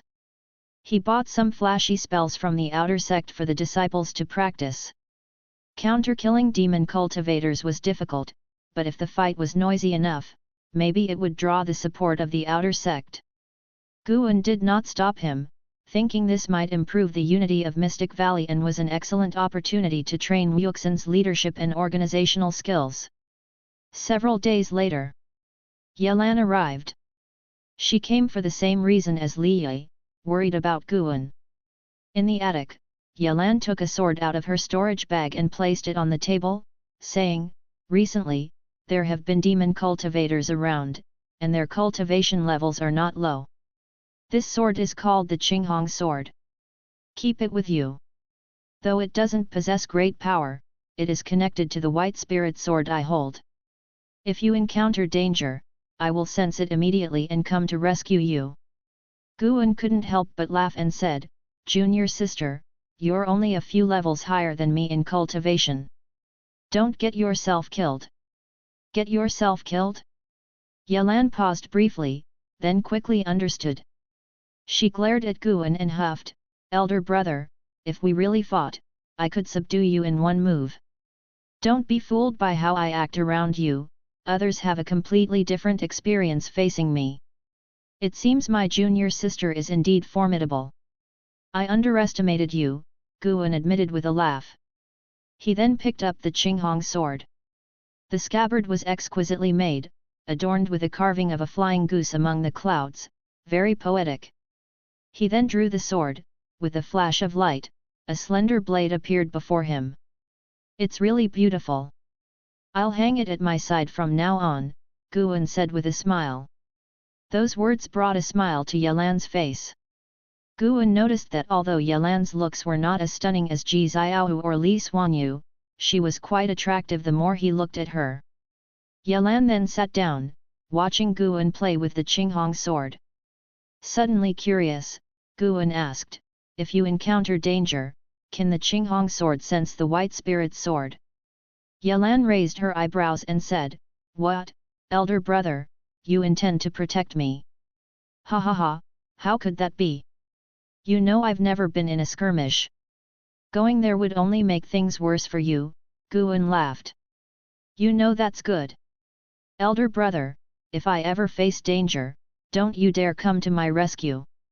Don't worry, I'm afraid of dying." Nov. L.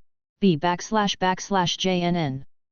Yelan giggled, I'm afraid of dying too, but I have to survive. Without me, I'm afraid you'd be bullied by others. Nonsense. Have I ever been bullied all these years? Then here's to elder brother staying safe for a lifetime. Since Leah had left, Mystic Valley hadn't faced any more dangers.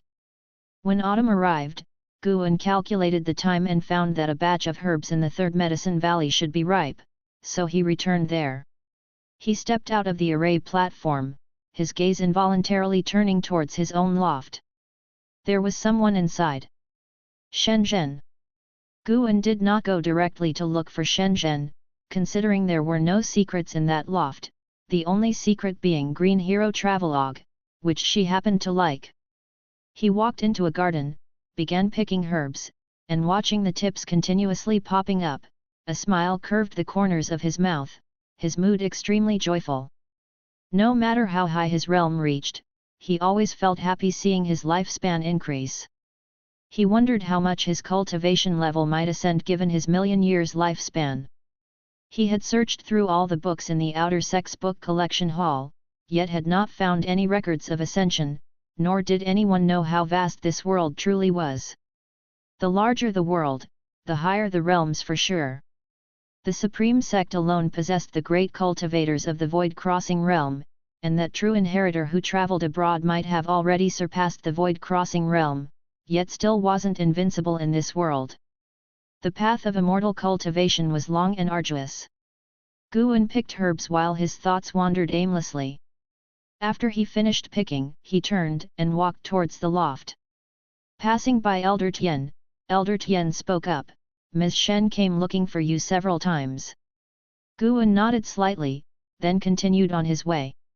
Elder Tian hesitated for a moment, then said, about the matter you mentioned, I've informed Elder Guzong. It might improve the situation for the outer sect. Upon hearing this, Guan turned back to look at him, a smile on his face.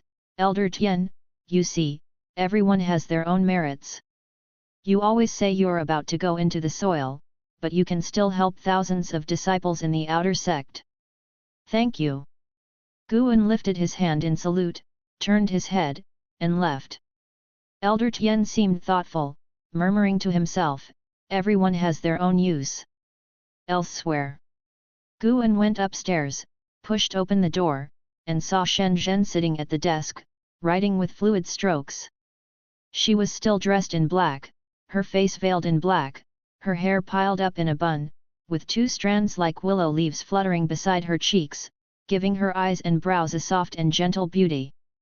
Shenzhen did not look up, she seemed to not notice Guan coming in. Guan walked over, moved to her side, trying to see what she was writing. At that moment, she stopped writing calmly and then tidied up the papers. But Guan, having already seen part of the content, appeared puzzled and hesitated to speak. Shenzhen stood up, stuffed the papers into her sleeve, walked to the side, creating some distance between them, and smiled, I looked for you several times, and you were never here. Is the outer sect's medicine valley that dear to you? Guan helplessly said, lately the outer sect isn't safe, and I couldn't take all my disciples with me, so I had to stay there. After all, my cultivation level is higher than theirs. The reason he disclosed this was to pass the message upwards through her. The more people talked about it, the more power and hope they might gather. With your current achievements, not to mention entering the inner sect, going to the main city of the sect in the Supreme Sect isn't difficult either. Why not write well instead of bothering with these trifles? Shenzhen asked curiously. Guan answered, you are the holy daughter of the Taixuan Sect, possessing resources that ordinary people can't even think of. Why not focus on your cultivation instead of indulging in music, chess, and painting? Shenzhen fell silent. Guan then began to tidy up the desk. After a while, Shenzhen said with emotion, no wonder you write about the Supreme Immortal Venerable. Indeed, only you understand me in this world. If you were to die, I'd have neither books to read nor a confidant. No way, I can't let you die. I'll tell you a secret. She raised her hand, waved her sleeve, closed the room door, and from her sleeve flew out several talisman papers, which she adhered to the doors and windows. Guan looked at her curiously. What secret could save his life? Inside the Supreme Sect, some people are trying to cultivate demon skill to break through to higher cultivation levels to prepare for the upcoming great demon calamity. But whether this skill is feasible remains uncertain, so your outer city is being used as a test. This matter cannot be overt, as it would damage the reputation of a reputable sect, so they disguise it under the guise of capturing demon cultivators, Shen Zhen said calmly, her gaze becoming unfathomably indifferent. Guan frowned. How do you know this? Shen Zhen answered, because the Taixuan Sect is also trying this, sacrificing some lower-level disciples in exchange for the prolonged existence of the sect, a feat that will be remembered through the ages. Upon hearing this, Guan felt extremely uncomfortable. What kind of demon skill requires the sacrifice of disciples? Guan pressed on. In this life, cultivating towards immortality is said to defy the heavens, yet the higher the realm, the more one can feel the heavenly destiny. This demon skill allows those great cultivators who cannot break through any further to defy their heavenly destiny. All in all, you should give up the medicine valley out there, staying longer will do you no good. Because you are Panan, they are afraid you'll write indiscriminately, so they dare not tell you. Just don't say it was me who told you. Shen Zhen's words left Guan silent. The distinction between the righteous path and the demon path seemed absurd at that moment. Shen Zhen's eyes curved into a smile. By the way, you just read my book, how did you feel about the content? Upon hearing this, Guan's expression became odd again. He earnestly said, actually, Green Hero Travelogue also has its flaws, some things are not necessary to learn. Why can't they be learned? That represents the most genuine clashes, the truest reflection of human emotions. Do you have to write it? Yes. Then, can the protagonist not be called Guan? Chapter 62, Chapter 62, Preparing for a Breakthrough, Immortal Slaying Sword Array. What's there to fear? There are more people named Guan in the world than just you. Unlike you, I can't just create characters at will, I need to acknowledge someone before I can write their story. From my perspective, you fit the role of the male protagonist the best. According to what I know, your only flaw is that your cultivation level is low. Shen Zhen spoke earnestly, causing Guan's face to twitch. Was this a compliment? Why did it sound more like a personal attack? If I were to reveal my cultivation level, even your father might not be able to measure up. Guan continued to persuade, but Shen Zhen stubbornly refused to change his name. In the end, Shen Zhen suggested exchanging a secret manual for his name, and Guan had no choice but to agree. After Shen Zhen left, Guan stayed in the attic, browsing through the secret manual she had given him. Mystic Sound Art. This was a musical spell that could damage one's internal organs and bewilder an enemy's senses, quite comprehensive indeed. Guan had been lacking in this type of spell and could further his study in the future. After reading through the mystic sound art once, he tossed it into his storage bag and got up to leave. A month later, Guan arrived at the outer city. He first went to the elixir hall to submit this year's harvest. Elder Zhu Qingluo met him. Guan noticed that Zhu Qingluo looked fatigued, and there was a trace of demonic qi surging within him, just like Lu Jijia. Elder Zhu, you look unwell, what happened? Guan asked. He wasn't sure how the outer sect's demon skills were cultivated. Some people had gone missing, but on this visit to the outer city, he noticed a hidden trace of demonic qi in many disciples, almost all of whom belonged to various factions and were not ordinary disciples. Was it collusion or a trap? He couldn't judge, and Shen Zhen hadn't elaborated. Elder Zhu Qingluo said with a smile, the practice is strenuous, but no worries. Don't you have a medicine valley in the inner sect? You better move there quickly, don't stay in the outer sect anymore. Recently, demon cultivators have been rampant, and it's too dangerous out here. Guan tentatively asked, a lot of people have told me that it's very dangerous in the outer sect now. If it's so dangerous, why doesn't the leadership send more people to wipe out the demons? And what is the area under construction in the city? It is almost occupying 1/4 of the city area. Upon arriving in the outer city, he had seen many disciples laying stones at the city center. Those stones were not mortal stones, each could contain spiritual energy. No matter how he looked at it, it appeared just like a gigantic sacrificial platform was being set up. Elder Zhu Qinglu replied nonchalantly, the higher UPS have their considerations which we cannot speculate. What we can do is try to protect ourselves. As for the thing being constructed in the city, it's an array platform that will provide protection for the outer sect in the future. Seeing his demeanor, Guan felt that he was not a good person. He likely knew the inside story and had benefited from it. Guan did not continue to inquire and, after exchanging a few pleasantries, left. Stepping out of the elixir hall, Guan stood on the street and looked distantly at the array platform under construction. Dark clouds filled the sky. The once thriving, sunny outer city seemed so gloomy, as if it belonged to the demon path. Guan stood still, watching for quite some time before finally turning to leave. The autumn breeze swept through the street, stirring his garments and slightly shaking the Qinghong sword at his waist, its scabbard flashing with a cold light. After leaving the outer city, Guan went to tend to the caves.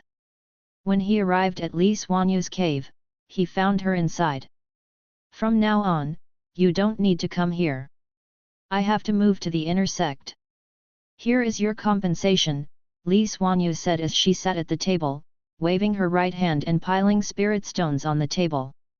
Guan immediately bowed and then went to collect the spirit stones into his storage bag. He didn't say much and turned to leave. Li Xuanyu watched his leaving figure and asked indifferently, I heard your leg technique is very powerful. Guan stopped, turned to look at her, and said, did Brother Liya tell you that? My leg technique is no match for his. Recently, Liya had stayed in Mystic Valley, watching Tang Yu practice the residual wind leg, and had learned about the time Guan had used the residual wind leg to subdue Meng Lang. He hadn't expected him to tell Li Xuanyu so quickly.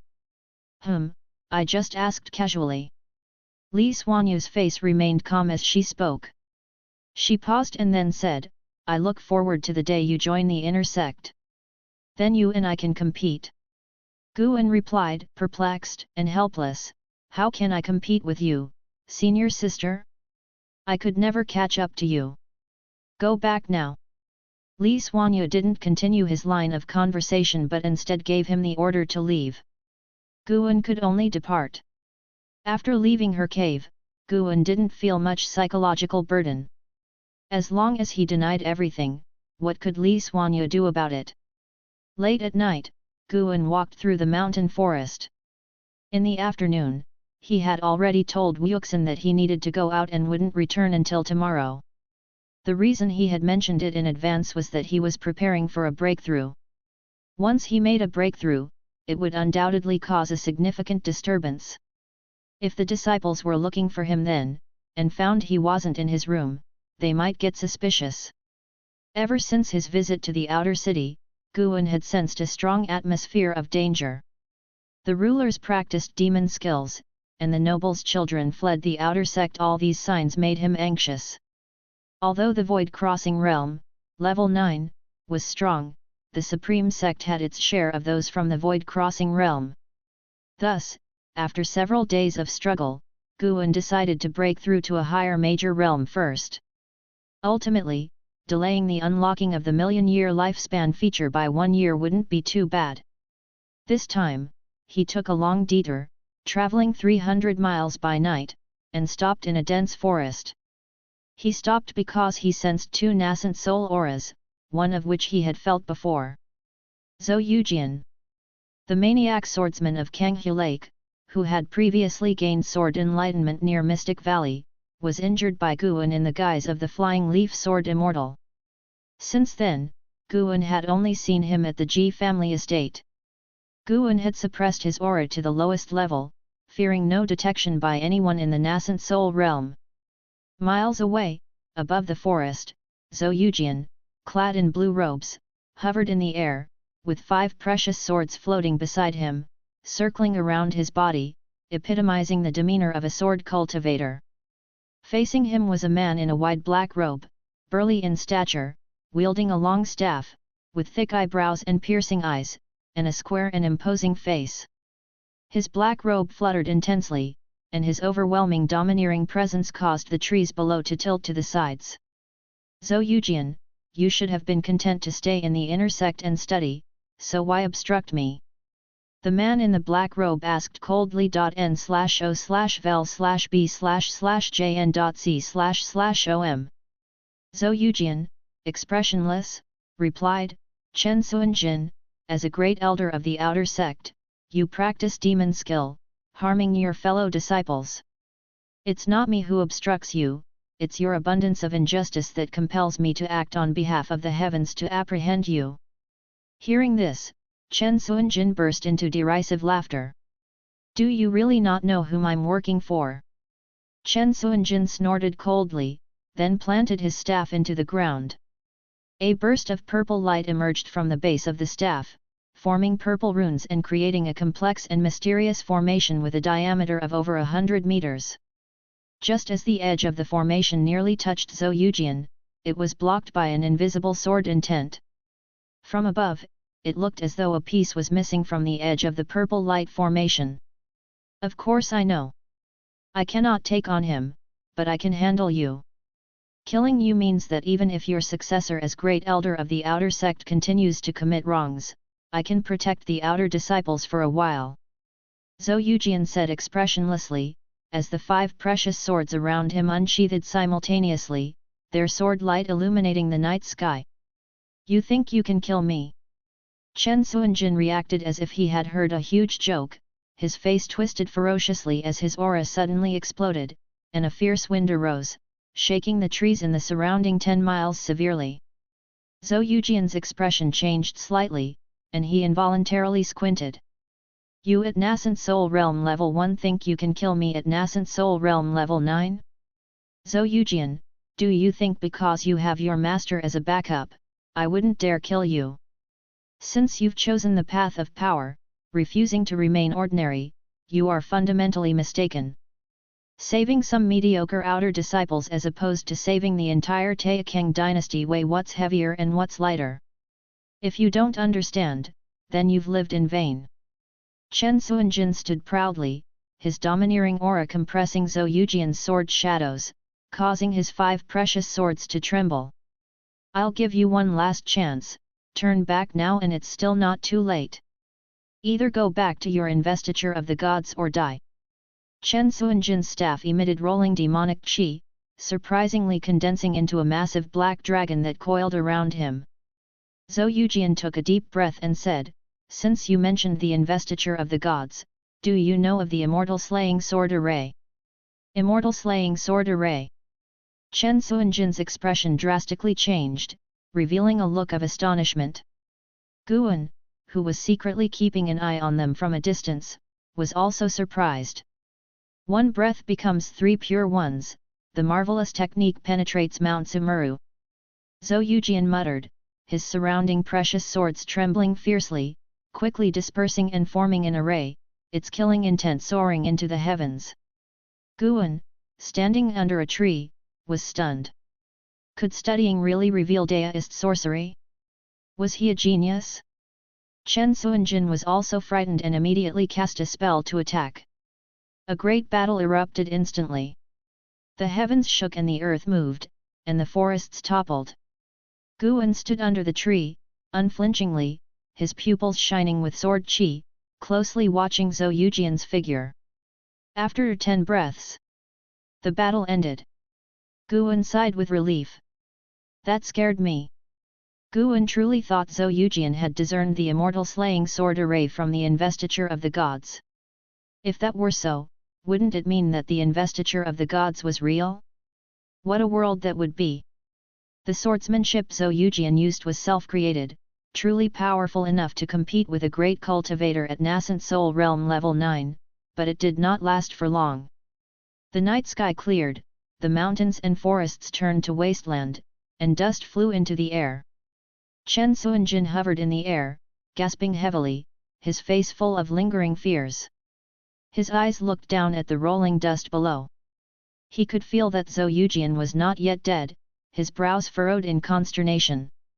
Although he wanted to kill Zhou Yujian, reason told him that doing so might cause trouble. Even though he was at the nascent soul realm, within the supreme sect, he was still just a pawn. Just then, a sound of something cleaving the air came, startling Chen Suanjin. He glanced up abruptly, his pupils dilating. A cold light sped from the horizon, scattering the dust and stirring up countless leaves as it passed, like a chilling sword slicing through the ages. Lying in the rubble, Zhou Yujian sensed something and instinctively opened his eyes. The dust above suddenly dispersed, the night sky reflecting in his pupils, where amidst the darkness, a bright light shined mesmerizingly. It's him! Zhou Yujian's eyes widened as he saw the swirl of sword qi around the leaves piercing Chen Suanjin's chest, blood splattering the night sky. In that moment, Zhou Yujian finally understood. The flying leaf sword Immortal had not intended to harm him back then, but to guide him, otherwise, how could he have survived? Now, the flying leaf sword Immortal's intervention to save him both surprised and shamed him. Just who was this senior? Chapter 63, Breakthrough to the Unification Realm. After Chen Suanjin was pierced through the chest by a leaf swirling with sword qi, the spiritual power inside his body dispersed, and his eyes widened in fear, as his courage nearly shattered. He immediately escaped by ejecting his nascent soul and fled toward the horizon. In the trembling forest, Guan calmly watched Chen Suanjin flee. He intentionally did not kill Chen Suanjin. Killing him would only yield 20 to 30 years of lifespan. It was better to let him return, to intimidate the person pulling the strings from behind the scenes. Even if he killed Chen Suanjin now, someone else would take his place, addressing the symptom but not the root cause. If intimidation failed to work, and his mystic valley was threatened, then Guan would be forced to govern his domain personally. Under the night sky, Guan's gaze was so cold. He turned and left, quickly vanishing into the forest. Amidst the ruins, Zhou Yujian struggled for a long time before he managed to stand up. Covered in blood and dirt, he looked incredibly disheveled. He called out loudly for his seniors, but no one responded to him. He had no choice but to sit cross-legged and start cultivating energy to heal on the spot. Elsewhere, Guan moved quickly, spanning 1,000 miles before he finally stopped. He was still hidden in the woodland. Pulling up his clothing hem, he sat down in front of a tree and then called up his attribute panel. Looking at his lifespan of over 100,000 years, he took a deep breath. Void crossing realms tribulation, who knows how many times it would fail. But he had made up his mind, no matter how many times he failed, he would break through. Otherwise, he felt no sense of security. First, let's invest 10,000 years of lifespan. You have invested 10,000 years of lifespan into your cultivation level for evolutionary practice. You practiced energy absorption for 100 years, you with the great accomplishment of Yangwood primordial skill forcefully broke through to the unification realm, starting tribulation crossing, and you did not survive the trial of the 5 elements divine thunder, tribulation failed. You practiced energy absorption for 400 years, you with the great accomplishment of Yangwood primordial skill forcefully broke through to the unification realm, starting tribulation crossing, and you did not survive the trial of the 5 elements divine thunder, tribulation failed. Continuous failures began. Every 300 years, a tribulation crossing would be attempted. It's no wonder the Supreme Sect practiced demon skills to break through heavenly destiny. This realm is indeed hard to withstand. After 10 consecutive failures, Guan's heart began to quiver. Is it really this hard? He had practiced the infinite traceless mystic heaven step, the great yin-yang transformation, and mastered 2 divine skills. Were tribulation crossings still this difficult? Guan noticed that most of his tribulations related to the 5 elements. Could it be that the tribulations he faced were much more difficult than those faced by others? After core formation, Liya once said that tribulations also varied in type. Different cultivators may face different tribulations, primarily related to one's talent and cultivation technique. Guan's eyes grew sharp. No matter how hard, he would succeed. Heaven does not let down those who persevere. You practiced energy absorption for 5,400 years, you with the great accomplishment of Yangwood primordial skill forcefully broke through to the unification realm, starting tribulation crossing, and you did not survive the trial of the 5 elements divine thunder, tribulation failed. You practiced energy absorption for 5,700 years, you with the great accomplishment of Yangwood primordial skill forcefully broke through to the unification realm, starting tribulation crossing, and you did not survive the trial of the 5 elements divine thunder, tribulation failed. The prompts of failure still continued. Guan quickly checked his attribute panel, looking at his lifespan, feeling slightly relieved. His confidence was still abundant. However, after 10,000 years had passed, he still had not succeeded. On the verge of losing his composure, he quickly invested another 1,200 years. Failure. Failure. Failure. Failure. Guan's eyes turned red as he once again invested 1,200 years. Failure, n/o/vel/b/in.c//om. Failure. Success. You practiced energy absorption for 900 years, you with the great accomplishment of Yangwood primordial skill forcefully broke through to the unification realm, starting tribulation crossing, and you survived the trial of the 5 elements divine thunder, tribulation succeeded, advancing to the first layer of the unification realm. You practiced energy absorption for 1,200 years, your cultivation level increased. He succeeded. Guan let out a sigh of relief. It actually took 12,400 years to finally achieve a successful breakthrough. Although the lifespan spent in lifespan evolution much exceeded that of actual practice, it still put immense pressure on him. If the unification realm was so challenging, what about the later realms? But on second thought, with his initial talents, to reach the unification realm before the age of 50 was incredible. What's spent isn't life, but merely numbers. Guan adjusted his mindset, activated the lifespan barrier, and prepared to enjoy the boost in cultivation level. The ground began to overflow with spiritual energy, visibly manifesting at a visible speed. Within 3 breaths, the ground showed waves of green, formed by the wood attribute spiritual energy. Spiritual energy flowed into his body, stirring up a cyclone that enveloped him. The commotion grew larger and larger. Guan felt that this time the disturbance would exceed his prior experiences. It seemed like just a single realm breakthrough, but this realm required an incomparably greater amount of spiritual energy than previous realms. As the spiritual energy entered his body, Guan's cultivation level began to rise, and insights about the unification realm flooded his mind as if he had truly experienced those years of practice. In the outer city, within a mansion, Chen Suanjin's nascent soul floated in front of a desk, his complexion dark and his gaze fixated on the ancient bronze mirror before him. Suddenly, a blurry face reflected in the mirror, and an indifferent voice emerged, "What brings you to me so late at night?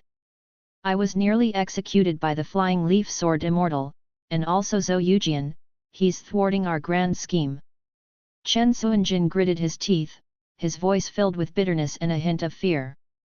When the flying leaves pierced his flesh, Chen Suanjin felt as if he was facing death itself, and now he was extremely horrified in retrospect. He felt that had he reacted even slightly slower, he might have truly perished. The person in the mirror fell silent upon hearing this. Chen Suanjin did not disturb him, waiting quietly instead. After a while, Chen Suanjin seemed to sense something, and his face drastically changed. "The spiritual energy is sinking again," he said hastily, glancing towards the door as if afraid the flying leaf sword immortal would appear any moment. "Tomorrow, I'll come to the outer sect myself," the person in the mirror declared, and as the voice faded, the image vanished. Chen Suanjin turned to look outside the window. The dark clouds gradually covered the bright moon, as if a terrifying omen was approaching, further unsettling his heart. It wasn't just him who felt the sinking of the spiritual energy, the entire outer city was in uproar, with more and more disciples taking to the skies.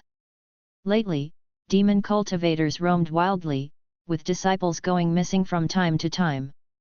With the sudden sinking of spiritual energy tonight, who wouldn't panic? Yelan flew towards the law enforcement hall, and along the way encountered Lu Jijia, who flew at her head-on with sword control. Both stopped simultaneously.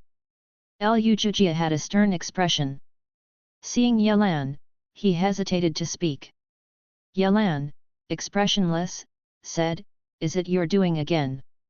Lu Jijia shook his head. "No, the demon extermination hall has already ordered heightened alert. This time it might truly be a demon cultivator invasion." "Truly?" Yelan asked with a sarcastic tone. Lu Jijia frowned. Yelan continued, "Senior brother Lu, do you really think this path is correct? If they can be cruel to other disciples, are you so sure they'll never turn on you?" Lu Jijia retorted, "If we don't take this path, then what? Follow your lead, and join the law enforcement hall that could be disbanded at any moment." Their gazes locked, bristling with silent confrontation. In the end, they brushed past each other, neither uttering any further threats. The clouds churned, and in the night sky, an enormous inverted vortex appeared, vast and boundless, with the forests below undulating like waves, oppressive to the extreme. In a secluded patch of woods, where no one could spy on him, Guan continued his meditation. A full hour had passed, and his cultivation level was still rising, not yet breaking through to the unification realm. The amount of spiritual energy required for the unification realm was huge, far beyond Guan's expectations. Considering such a realm, how terrifying must real tribulation crossing be? He suddenly felt that failing the simulated tribulation crossing countless times was of no consequence, since failing a real tribulation crossing even once could lead to complete annihilation. Guan felt his spiritual power surging uncontrollably, and his mood was anything but calm. If the unification realm held such immense spiritual power, how powerful must a true immortal be? He became lost in endless daydreams. The earth spirit energy crazily flowed into his body, with green chi waves erupting from the ground, making him feel as though he was in the midst of an ocean. Outside the lifespan barrier, the woods shook violently, and numerous cultivators flew overhead, but none noticed Guan's presence. The impact he caused was not limited to this. To be precise, the entire Supreme Sect felt the effects, with the woods outside each outer city trembling, causing alarm and unease among the Supreme Sect's cultivators. Having experienced this before, Guan was not the least bit panicked. In fact, his mood carried a touch of playfulness. Wanting to practice demon skills, wanting to sacrifice outer disciples, let's see if you panic now. Guan was very dissatisfied with the idea of sacrificing a few for the greater good, not because he was noble, but because he was among those being sacrificed. Time continued to pass. More and more cultivators flew over Guan's head, and he kept using the lifespan detection. More than 10 divinity transformation realm cultivators passed by, and he even saw those from the void crossing realm. Indeed, the Supreme Sect was a den of hidden dragons and crouching tigers. As the number of cultivators from the void crossing realm increased, Guan even caught a glimpse of Gu Zong. The patrolling Gu Zong emitted a formidable aura, unlike the gentleness shown to Guan before. His overwhelming pressure made all creatures tremble. This night was destined to be restless. Another half-hour passed, and Guan finally achieved a breakthrough to the unification realm, his entire perception undergoing a transformation. He felt a deeper integration between his physical body and his primordial spirit. The process of primordial spirit emergence became much easier, and his control over both his body and his primordial spirit far surpassed that of his previous state. This feeling was so wonderful that he found it indescribable. After reaching the unification realm, Gu An's spiritual power also changed, becoming stronger and more abundant. His divine sense range was rapidly expanding, but he refrained from actively probing, fearing that he might disturb the great cultivators passing by above. The number of void-crossing realm great cultivators had surpassed 10. Gu An even saw great cultivators of the Ji family from the void-crossing realm, which explained why the Ji family dared to have a residence in the Supreme Sect, and also why that person had not appeared during Ji Xiao's banquet. After a short while longer, the increase in Gu An's spiritual power started to slow down. This signaled that the breakthrough was nearing its end. Gu An's heart gradually returned to calm. The lifespan consumed by this barrier had exceeded 1,000 years, but he wasn't distressed about it, as the lifespan barrier had shielded him from the detection of over 100 great cultivators. Those he considered great cultivators had at least reached the nascent soul realm. And this was only one direction of the Supreme Sect.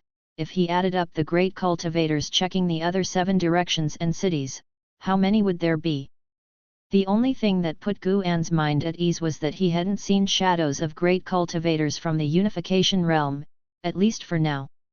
Although this couldn't definitively say that the Supreme Sect had no unification realm great cultivators, it did suggest that the unification realm stood at the pinnacle within the Supreme Sect.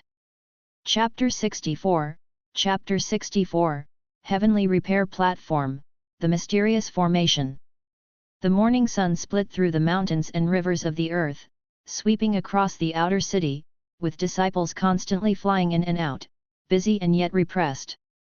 In a mansion, Chen Suanjin's nascent soul hovered within the hall, his head lowered, extremely tense.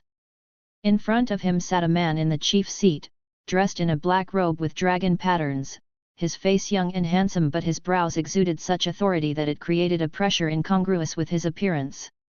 His long hair was coiled under a silver crown with Kylin carvings, and just sitting there, he radiated an aura of unrivaled supremacy. Your brother was executed by the demon cultivator from the Thousand Autumn Pavilion, and now you have been seriously injured by the flying leaf sword Immortal. Tell me, might Zhou Yujian's master be connected to the Thousand Autumn Pavilion? The man in the black robe slowly asked. His tone was calm, as if speaking of an insignificant matter. Chen Suanjin quickly raised his head and said, "We cannot rule out this possibility. It's no secret that the Thousand Autumn Pavilion has planted spies within the Supreme Sect. Didn't you say before that there must be spies from the Thousand Autumn Pavilion among the high ranks? Haven't they just revealed themselves now?" Offending Zhou Yujian meant endless trouble, but if Chen Suanjin could topple Zhou Yujian's backer, then he wouldn't be afraid of Zhou Yujian anymore. The man in the black robe narrowed his eyes, his gaze falling upon Chen Suanjin, who quickly lowered his head in fright. The hall fell into silence once again. After a while, the man in the black robe spoke in an eerie tone, "Prepare the formation. With the demon cultivators causing chaos recently, after this matter is resolved, we can pin the blame on the Thousand Autumn Pavilion." Chen Suanjin hastily said, "But in my current state, I fear. This time, I will take it upon myself." "What? That can't be, whether this can succeed or not is not yet determined, and the Taixuan Sect is also waiting for us to try it. Nothing is ever certain to succeed. The path of immortal cultivation is inherently thorny. We've been planning this for a century, and the Supreme Sect must act. We can't let those lurking in the shadows ruin our grand plan. Don't try to persuade me further." Hearing this, Chen Suanjin could only suppress his worries and agree to the matter. Elsewhere, Mystic Valley. Guan was directing the disciples in their drills. The commotion from the previous night had left the disciples restless, so they were discussing in small groups. Tang Yu asked, "Master, how come you returned so quickly?" The others looked towards Guan as well. Guan snorted, "Didn't you feel the commotion last night? I rushed back because I was afraid something would happen to you." Upon hearing this, the disciples all felt ashamed, believing that they were too weak and always a concern for their master. Xiao Chuan said with worried urgency, "Senior brother, why don't you go to the inner sect's medicine valley? It's okay if we disband, we can all find our own way in the outer sect, so you can be safe." He wasn't afraid of dying, he just didn't want Guan to overexert himself. Guan had already reached the Foundation establishment realm and had a future beyond their comparison. Why should he always live in fear because of them? Guan said, "If you want to go to the outer city, I can let you go, but I must remind you that the outer city is not necessarily safer than Mystic Valley, since disciples disappear in the city all the time. I'm not threatening or implying anything. Whatever you choose, I'll respect it, and I can't keep you against my own will. Whether you stay or go, the bond with Mystic Valley remains." He spoke from the heart. He yearned for longevity and knew he would inevitably face many partings and deaths. He had long been prepared and did not concern himself with the fates of others. Unless someone truly mattered to him, then he would act according to his heart. Hearing his words, the disciples fell silent, looking at each other. Wuxin hesitated to speak, but ultimately held back. "Leave, why leave? Could we, as servant disciples in other places, ever receive elixir refinement from a master like ours? Mystic Valley doesn't need so many servant disciples, but our master still took us in without reducing our treatment. We can't be ungrateful." Tang Yu was the first to speak. His greatest regret was that he had not charged to the front like Su Han when Chu Qinli caused trouble. Once, Su Han had been following his lead, but now Su Han had achieved foundation establishment, while Tang Yu was still unsure if he would ever reach that level in his lifetime. The gap had started to grow from that calamity. Tang Yu did not resent Guan but felt ashamed. He swore to perform well and regain the favor of his master. As he spoke up, the other disciples joined in agreement, and the atmosphere became lively, no longer as oppressive as before. Guan smiled and signaled for the disciples to continue their drills. Just as they finished their drills, Yalan arrived, confirming Guan's safety before quickly leaving n/o/vel/b/in.c//om. Guan stood by the window, looking in the direction of the outer city. Great cultivators still occasionally flew overhead, though not as many as the previous night. Guan's divine sense could easily span thousands of miles to observe the outer city, and that wasn't even the limit of his abilities. He saw the massive array platform being rapidly constructed. Even disciples had started moving spirit stones. He watched silently, still unable to discern the purpose of the formation. The issue of the sinking spiritual energy had thrown the Supreme Sect into turmoil, and the tense atmosphere had only begun to ease after nearly 10 days. Guan was affected by this. Several outer disciples were moving their caves, resulting in the loss of a few channels for him to collect lifespan. These disciples were clearly planning to flee the outer city. Guan, however, was not disappointed. He now had 3 medicine valleys and his lifespan would only continue to increase in the future. He was even planning to expand the 3rd medicine valley. He was just waiting for the matters of the outer sect to end quickly. As long as it didn't threaten his Mystic Valley or the few people he cared about, he was too lazy to meddle in the conspiracies of the Supreme Sect. Just as Shen Zhen had said, even the Great Yu dynasty's top sect, the Taixuan Sect, was involved in such activities. Why should he force himself to intervene? He did not possess such a strong sense of justice to save those suffering from hardship. With so many hardships in the world, could he save everyone even if he wanted to? Moreover, such matters were not easy to manage. If he forcibly disrupted the Supreme Sect's plans, and the sect faced a great calamity of demons and could not hold on, he would become the sinner of the Supreme Sect. Everyone in the Supreme Sect would blame him. After all, aside from the sacrificed victims, all others benefited. Those he saved might even feel that without his intervention, they wouldn't have been sacrificed and thus blame him. He couldn't keep saving one group of people after another and carry the mission of saving all lives forever. Just the thought of it made him feel tired. Time continued to pass. One day, Guan came to Tianya Valley, first harvesting the matured medicinal herbs, then leading 3 monkey demons to sow the seeds. Luo Hun approached from behind and said, "A month ago, the earth's spiritual energy subsided, and many great cultivators of the Supreme Sect were patrolling around. Some even passed through the airspace above Tianya Valley. What exactly happened to the Supreme Sect?"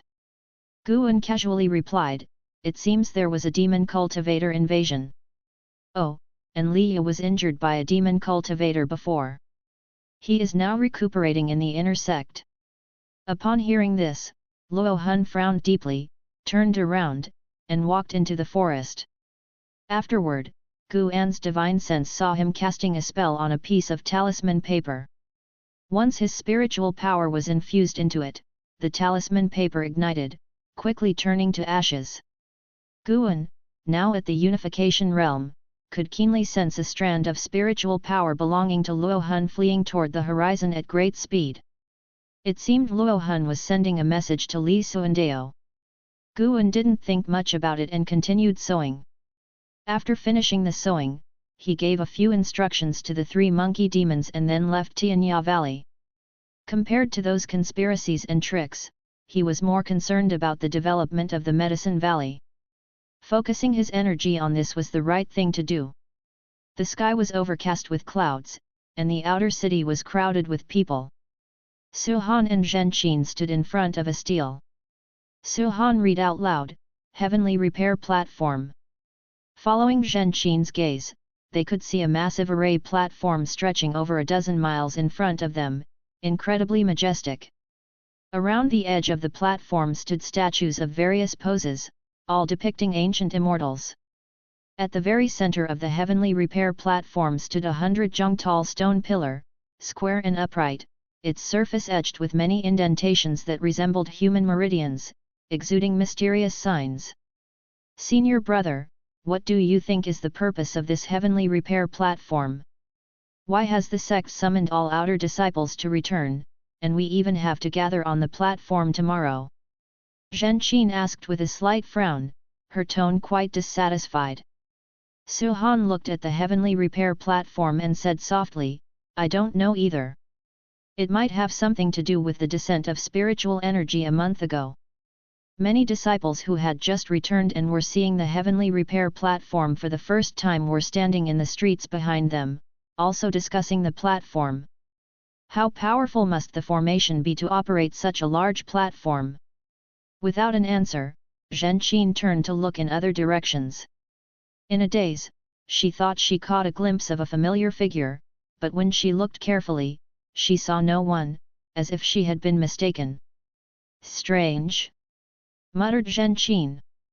In the crowd not far away, Zhang Qiang walked in blue garments, her gaze casually sweeping over the heavenly repair platform without any expression on her face. An old man with a hunched back and a cane in his hand, only reaching her shoulder, accompanied her. "Miss, this array platform is not simple. I'm afraid there will be big trouble tomorrow.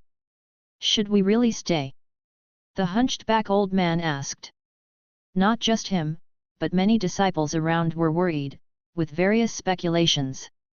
Zhang Qiang, unfazed, replied, "It's indeed not simple. The restrictions within the platform are very complex, and it would take decades to deduce and complete. But since we're already here, we must see what happens tomorrow." The hunched back old man looked at her and exclaimed, "Miss, you've changed so much. Do you have attachments to someone in this supreme sect?" "Indeed, I do. That's why I asked you to come." "Hee, it seems my old bones will need to be put to work again." The two casually chatted, not mentioning the 1000 Autumn Pavilion, so no one suspected their identities. Meanwhile, on the other side of the heavenly repair platform, 2 young figures stood on the edge of a 9-layered pavilion, one of them being the backer of Chen Suanjin, a man in a black robe. The man in the black robe looked down at the heavenly repair platform, his gaze profound, as he pondered something unknown. The young man beside him asked, "Master, the outer disciples of this city should have almost all returned. Should we summon more servant disciples from nearby medicine valleys, beast fields, and mines? This voice was unmistakably Chen Suanjin's. He had taken over the body of a young disciple. The man in the black robe said softly, "No need. The more servant disciples there are, the less pure their cultivation levels would be." Chapter 65, Chapter 65, Demon Suppressing Umbrella, Qinghong trembles. A night passed, and with the dawn of the next day, more and more outer disciples entered the outer city. Disciples from the Demon Extermination Hall and Law Enforcement Hall began to guard each city gate, checking the identity card of every disciple who entered. On the Heavenly Repair platform, many disciples were already sitting in meditation waiting. Su Han and Zhen Qin stood at the edge of the platform, looking out with furrowed brows. "Senior brother, I have a bad feeling about this, shall we leave?" whispered Zhen Qin. She practiced the cultivation technique taught by Zhang Qiang, with a keen perception. Those Demon Extermination Hall disciples standing at the edge of the Heavenly Repair platform made her uncomfortable, an unease that instinctively made her want to flee the area. Su Han also felt that something was amiss, so he nodded and left with his junior sister. The two of them went against the flow. It wasn't just them, other disciples also sensed something off and wanted to leave the outer city, but many more chose to trust the Supreme Sect. Reaching the city gate, Su Han and Zhen Qin were stopped by Demon Extermination Hall disciples, who stated that today entry was allowed, but exit was not. Su Han's gaze moved to the flags standing on the city wall, his eyebrows furrowing again. Those flags hadn't been there when they entered the city yesterday. "Junior sister, I'll draw their attention, you prepare to escape," Su Han said using the sound transmission skill. Upon hearing this, Zhen Qin instinctively looked towards him. Just then, Su Han suddenly drew his sword and charged towards the city gate in a swift stride. "How dare you!" The disciples guarding the gate shouted angrily. Without needing orders, other surrounding Demon Extermination Hall disciples immediately took action. Zhen Qin wanted to support Su Han, but seeing him encircled, she knew that if she helped him now, they would both be captured, thus wasting his efforts. She immediately moved toward the city gate. However, nearly 100 disciples of the Demon Extermination Hall blocked the way, and there were also people on the walls, making it very difficult to escape. Zhen Qin charged towards the direction with the fewest people. At the same time, other disciples wanting to leave the city also started to fight, causing chaos at the front of the city gate.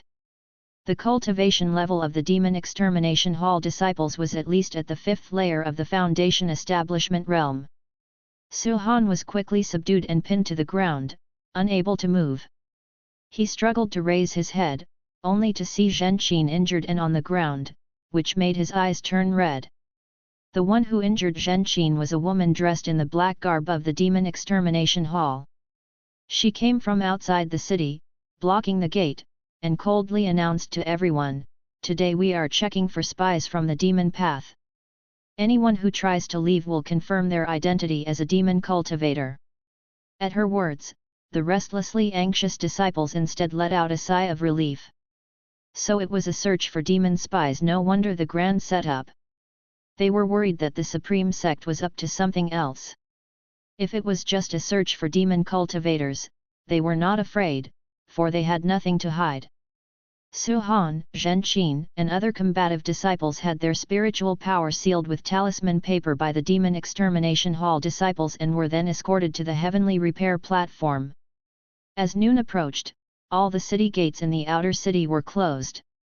A loud bell rang out, and an imposing voice reached all the disciples in the city.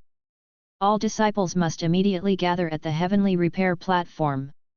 Disciples from various streets began heading towards the Heavenly Repair platform, and the vast expanse of the platform was already occupied by tens of thousands of disciples. The news about the outer city investigating demon spies had spread, and those who were not demon spies felt at ease, some even cultivating by absorbing energy on the platform. Yelan followed the Law Enforcement Hall disciples to the edge of the Heavenly Repair platform. She was about to step onto the platform when she suddenly saw a row of disciples kneeling on the ground in the distance. Her delicate brows furrowed because she recognized Su Han and Zhen Qin, who appeared disheveled with blood on their mouths, obviously having just been through a battle. She did not act rashly, but instead withdrew her gaze, pondering how to rescue her two fellow disciples. After much thought, she had to admit the only person she could turn to was Liu Jijia. The law enforcement hall had been completely suppressed by the demon extermination hall, making it impossible to get people out of the demon extermination hall, even for the leader of the hall. Yalan began to worry about Guan, hoping he had not entered the city. She always felt that today's events were more than just a hunt for demon cultivators. As a disciple of the law enforcement hall, she could not flee just because of suspicions. Deep down, she still held some trust in the Supreme Sect, believing that the shady dealings of the Demon Extermination Hall could only operate in the shadows. In the distance, Zhang Qiang and a hunchbacked elder stood at the window of a pavilion. They were not the only ones. Some inner sect disciples who were passing by the outer city did not go to the heavenly repair platform either, but they were curious about what the outer sector was up to. Last night, there was a powerful divine sense checking the entire city.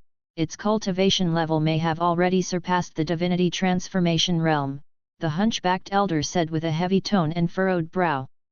Surpassed the divinity transformation realm? Zhang Qiang narrowed her eyes. The hunchbacked elder then asked, "Miss, is it now time for you to tell me why you have come here?" Gazing towards the distant heavenly repair platform, Zhang Qiang replied, "To kill a traitor." "A traitor?" The hunchbacked elder looked puzzled. Time continued to pass. When the number of people on the heavenly repair platform surpassed 100,000, the platform still appeared spacious. Liu Jijia stood at the edge of the platform, scanning the disciples on it.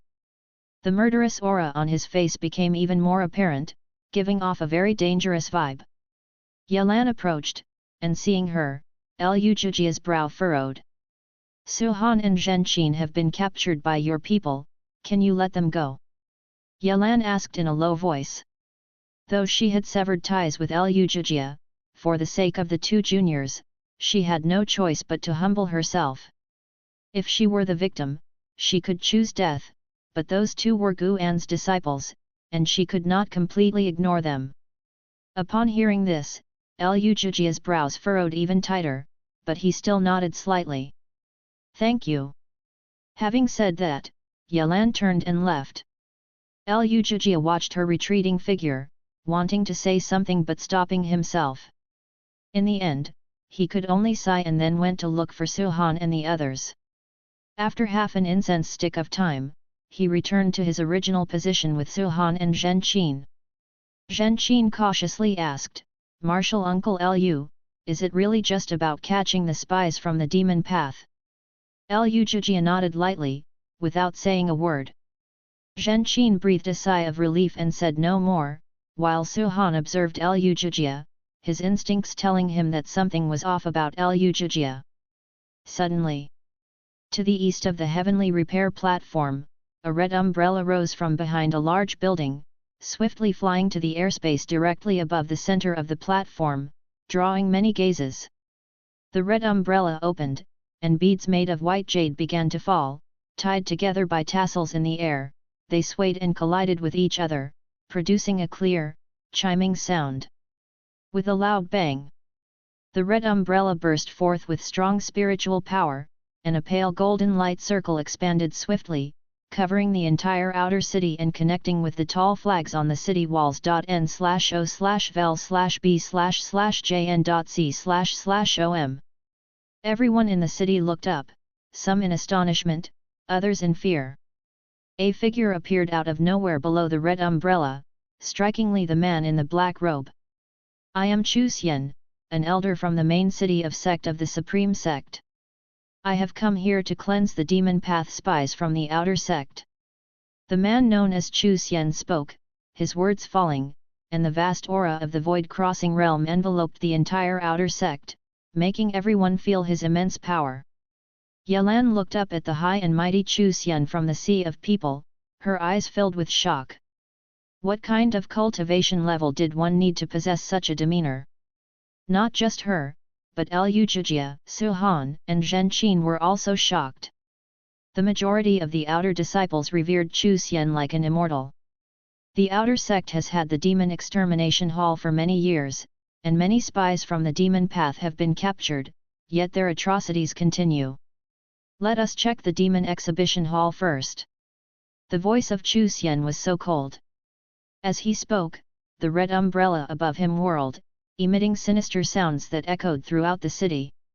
Liu Zhijie's face drastically changed, his hands covering his chest, and with a thump, he knelt on the ground. Not just him, the other disciples of the demon extermination hall did the same, some even cried out in agony. "Martial Uncle Liu, what's wrong with you?" Zhen Qin quickly asked, extremely anxious. Liu Zhijie felt as if he was being devoured by 10,000 insects, the pain was extreme, he had no strength to reply. He could only raise his hand to signal Zhen Qin and Su Han to stay away. The disciples of the outer sect who were on the platform were all looking towards the edge area where the disciples of the demon extermination hall were, talking in hushed, shocked tones. "The magic artifact on my head is the demon suppressing umbrella. Under its light, all demonic chi vanishes. Any practitioner of demon skills will turn to blood water." Taixuan's voice rose once again. The heavenly repair platform exploded into chaos. The demon extermination hall was actually full of demon cultivators. In all these years, how many had the demon extermination hall captured, already making it abhorrent? Now knowing that they were all demon cultivators, how could they not be enraged? Various curses and condemnations arose. Liu Zhijie was in excruciating pain, his forehead on the ground, his body trembling. "Damn, it's true."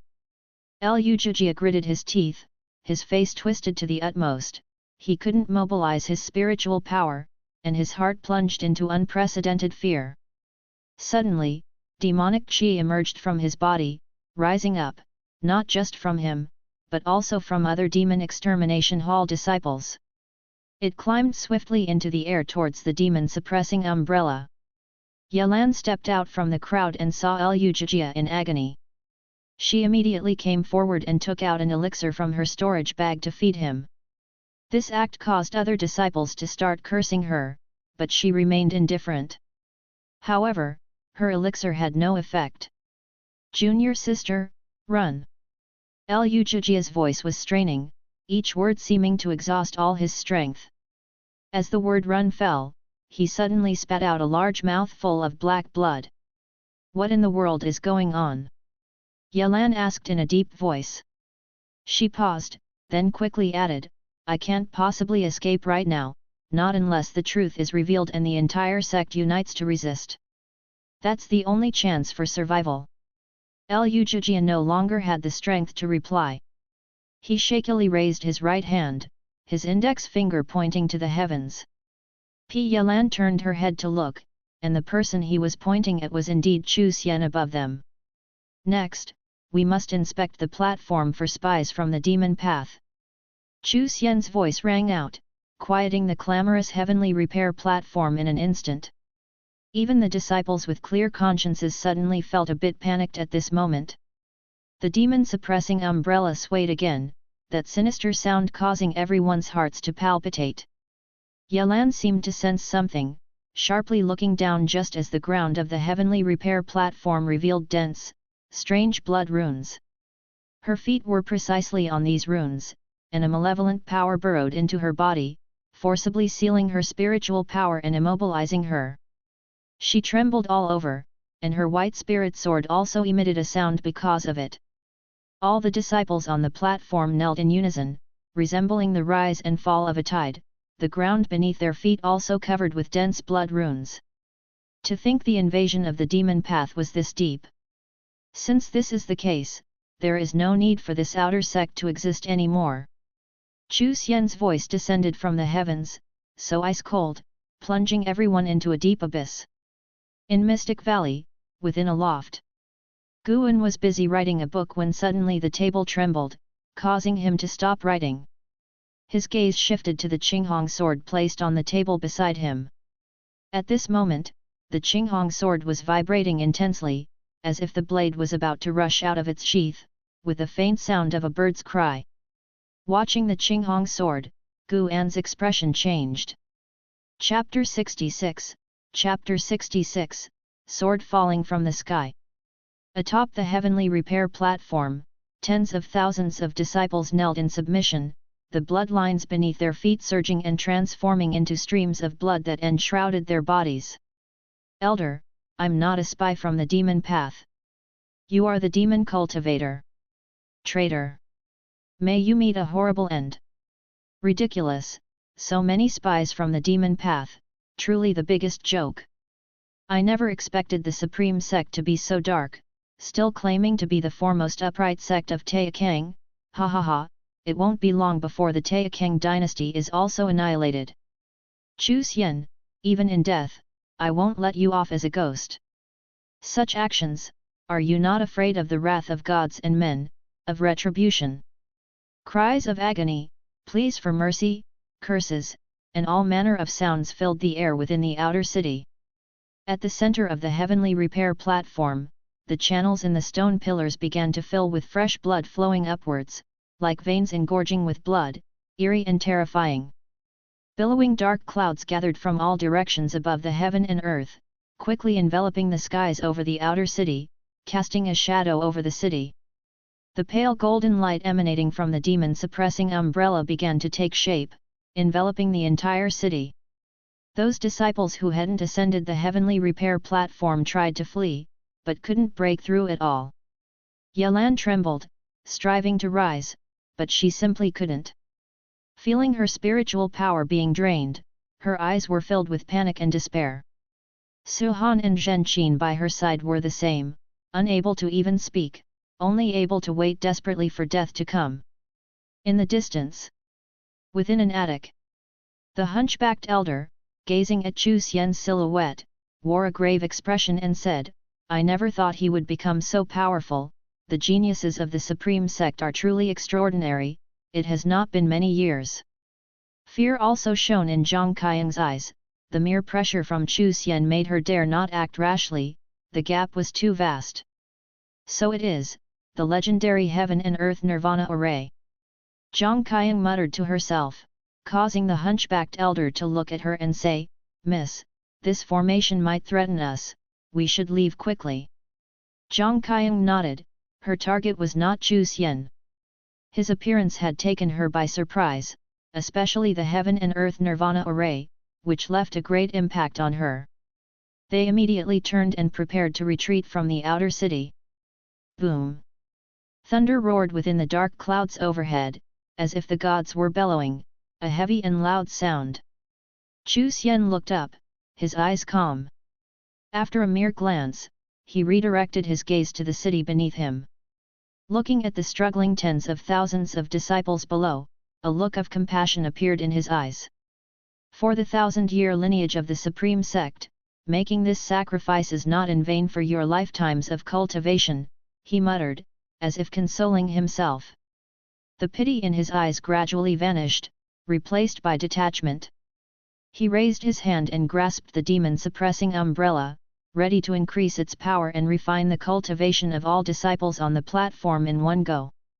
Yelan was already prostrate on the ground, lifting her eyes with difficulty.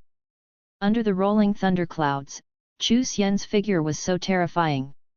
But at this moment, what she saw was not Chu Xian, but another silhouette.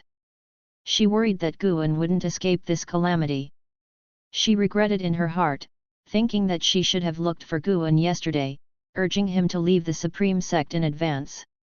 The unforgivable actions of today meant Chu Xian would surely kill all the servant disciples belonging to this part of the outer city. More and more blood-colored runes appeared on her body, like chains pulling taut. They seemed to drag her into the ground, an unprecedented wave of exhaustion swept over her like a tsunami. Her eyelids trembled as they closed. The white spirit sword on her waist quivered fiercely, as if anxious for its master. Just then, Yelan seemed to sense something and opened her eyes instinctively. Sunlight shone on her face, and not only her, but other disciples enduring torture opened their eyes as the sky suddenly brightened. The badly mutilated Lujia could only glance at the sky with the corner of his eye. Under his gaze, the dark clouds overhead had been blown away, and from the lingering traces of clouds at the edge of the sky, it was clear they were dispersed by some tremendous force. Zhang Qiang and the hunchbacked elder moving quickly through the streets saw it more clearly. They turned their heads and stopped in their tracks. They saw above the demon-suppressing umbrella, outside the pale golden shield, a sword floating in the air, enveloped by sword chi, its blade indistinct, only its slim form recognizable. Chu Xian looked up and moved the demon-suppressing umbrella away, his brows tightly furrowed. Who? His voice rang out, his tone carrying a hint of tension. This who gave hope to everyone in the city. Those sealed on the heavenly repair platform looked on with eyes full of anticipation. Boom! A tyrannical sword intent burst forth from the sword shadow in the sky, instantly shattering the pale golden dome that covered the entire city. Chu Xian's complexion changed drastically. He immediately channeled his spiritual power into the demon-suppressing umbrella. The umbrella shook violently, releasing a mighty force to oppose the sword chi from the sword shadow. Chu Xian's eyes widened in shock as he uttered the beginning of a word, but the sword shadow descended with overwhelming dominance. It scattered the vast power of the demon-suppressing umbrella, smashing it head-on and piercing through his flesh. Like a meteor falling, the sword shadow descended from the sky, landing on the heavenly repair platform, its blade embedding into the stone of the platform, trembling non-stop. The powerful sword intent released, dispelling all blood-colored runes on the platform, the massive stone column shattered instantly. The sword intent swept over Yelan, causing her clothes to flutter, and she felt as if she had awakened from a nightmare. Su Han and Zhen Qin felt the same, quickly getting to their feet. More and more disciples freed from their bonds stood up, all turning to look at the sword shadow at the center of the platform. In their eyes, the sword was not to be feared, instead, it was their savior. Some looked up to see Chu Xian still suspended in the air, his right hand gripping the shaft of the demon-suppressing umbrella, his body trembling, blood flowing uncontrollably from every orifice. Why? Chu Xian's voice trembled, but before he could finish speaking, his body burst forth with sword light after sword light, turning to ash in midair. Not even his primordial spirit managed to escape. The vault of heaven then emitted a dark yellow glow as if dusk had arrived. How is this possible? He was in the void-crossing realm. The hunchbacked elder's eyes widened in terror and disbelief. Zhang Qiang, too, could not maintain her composure. Chu Xian had existed beyond the divinity transformation realm, so what level of cultivation was required to slay Chu Xian with a single sword strike? Following her gaze, a pillar of energy descended from the sky, connected to the heavenly repair platform, as if splitting the entire world in two. That was sword chi. A sword cultivator of such caliber was actually born into this world. In that moment, Zhang Qiang felt extremely insignificant and mediocre, as if her injuries from the past century had already disqualified her from the immortal cultivation world. Simultaneously, Third Medicine Valley. Beneath a large tree, Elder Tian looked in the direction of the outer city. Even from this great distance, he could see the column of sword chi above the heavenly repair platform. Unification. Elder Tian murmured to himself, a sound that only he could hear. Atop the mountain at the edge of Medicine Valley, Yayan stood firm against the wind. Suddenly, a strong gust blew, pulling his robe behind him as he grasped his long spear, standing tall and unwavering as a pine.n/o/vel/b/in.c//om. He squinted his eyes, staring at the distant column of sword chi, filled with amazement. Dozens of miles away, Shen Zhen stood on a cliff, with the entrance to her cave dwelling behind her. The wind swept her black clothes and veil, partially revealing her face below. Her eyes, too, reflected the column of sword chi, brimming with curiosity. The Supreme Sect had such a sword cultivator hidden within its ranks. She couldn't help but think of the flying leaf sword Immortal, plucking leaves to slay nascent souls. His realm was unknown to all, as was his true identity. Yelan stood on the edge of the heavenly repair platform. Before her were tens of thousands of disciples. She couldn't see the sword shadow enveloped by the crowd, but her gaze involuntarily shifted to the white spirit sword at her waist. The sword was still trembling slightly.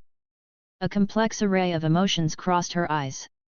It was at this moment that the outer disciples in front of her began to retreat en masse, causing a thunderous clamor. Yelan was drawn by a sharp sound. It was the sound of a sword blade grinding against stone. She immediately leaped up, stepping on her flying sword to rise into the sky. Not just her tens of thousands of disciples did the same, scattering into the air in a magnificent sight.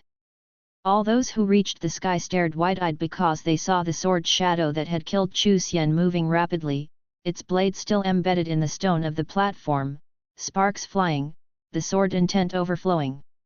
Elder Lu Chong of the book collection hall furrowed his brows, chanting, "The righteous path." Once the sword shadow finished the last stroke, it soared into the sky, swept over the heads of all the disciples, and vanished into the horizon in the blink of an eye. Everyone turned to look at the heavenly repair platform, where two large characters were etched in the center. Righteous path.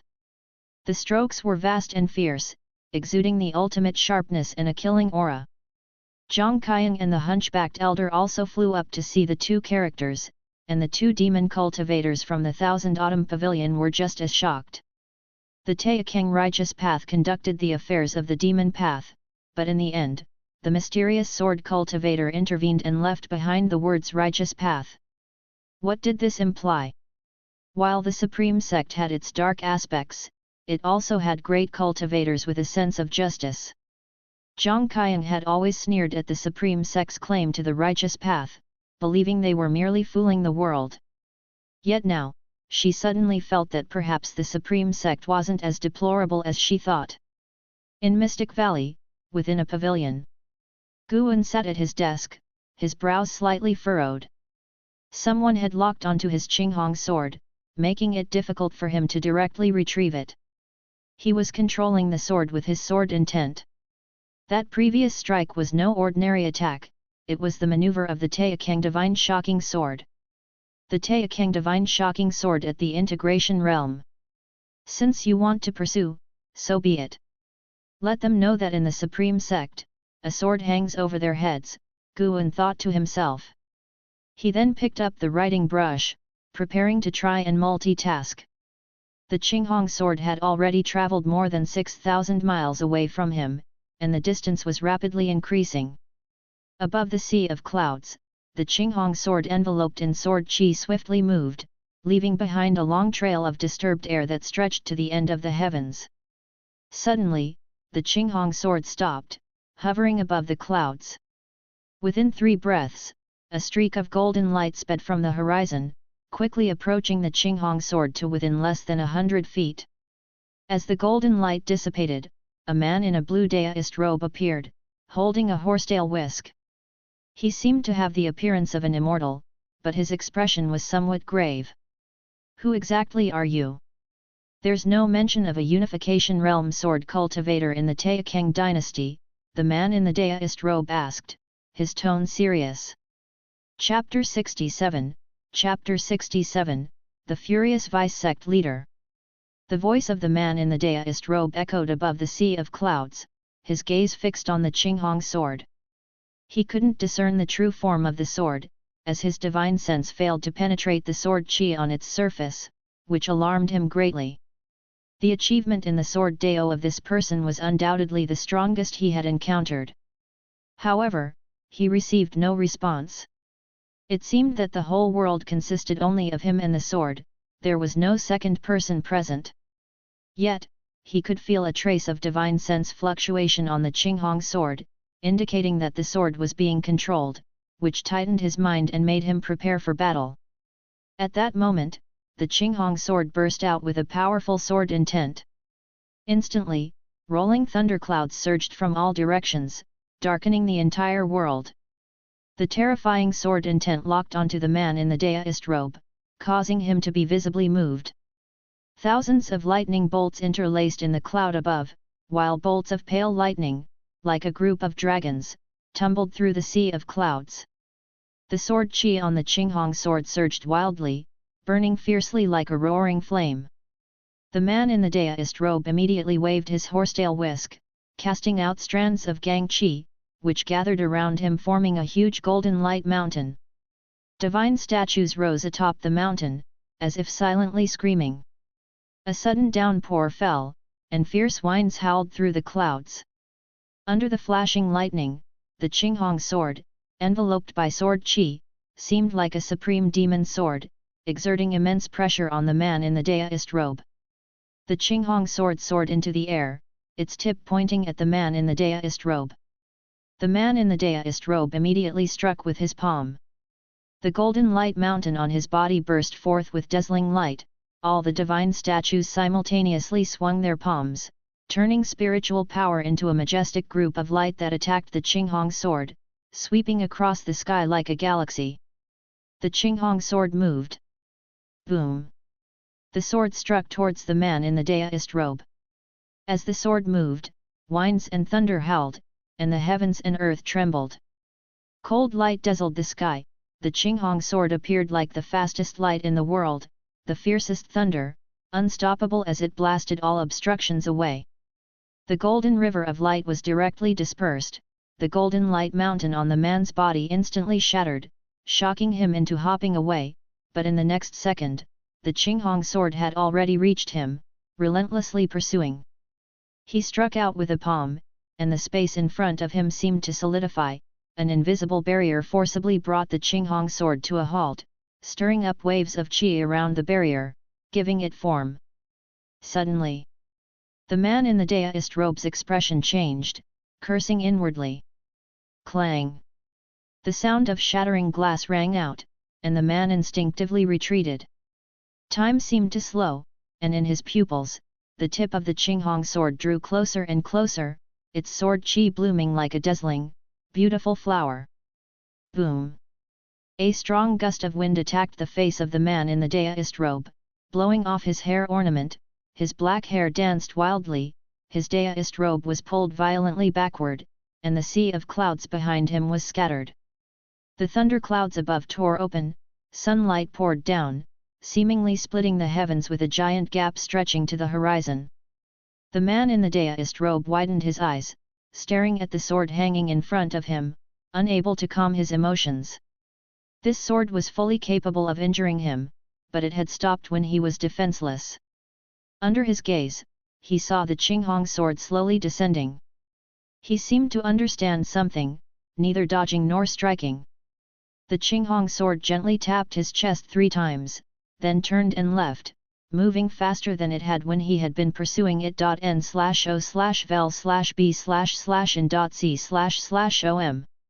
The man in the deist robe didn't chase after it this time, knowing it was pointless to do so, as he was no match for his opponent. His expression gradually darkened, the sunlight falling on him felt piercingly harsh. Inside the house, Guan was writing. Simultaneously, he lifted his other hand to catch the Qinghong sword flying in from the window. He had let the Qinghong sword circle around a few times, retrieving it only when the disciples in the valley were not paying attention. After the previous encounter, Guan had suddenly gained confidence in his sword Dao.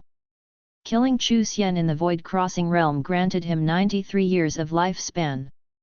The man in the deist robe he had encountered afterward was also in the unification realm. Judging by his aura, he had just entered the unification realm, at most not beyond the 2nd layer, but he was no match for his Taixuan divine shocking sword. He had always thought his actual combat ability in the same realm was weak, but now, it seemed, he might have underestimated himself. Even without much combat experience, his cultivation in spells and ultimate skills was tangible, not fabricated from thin air. Not everyone could spend thousands of years cultivating spells, as most cultivators spent most of their time on energy absorption. Of course, it's always safer in combat to fight from a higher realm against a lower one. Guan placed the Qinghong sword back into its sheath, then set it on the table. He turned his head toward the outer city, where many great cultivators from the Supreme Sect had already rushed there. With tens of thousands of outer disciples alive, Chu Xian's sins could not be hidden. Yalan and others were now safe. It was likely that the Supreme Sect wouldn't practice that demon skill for a while. The two characters that Guan had carved at the heavenly repair platform became the focus of the cultivators' gathering. Great cultivators marveled at his sword intent, while the outer disciples were indignant, cursing Chu Xian and demanding that the higher UPS must thoroughly investigate the matter.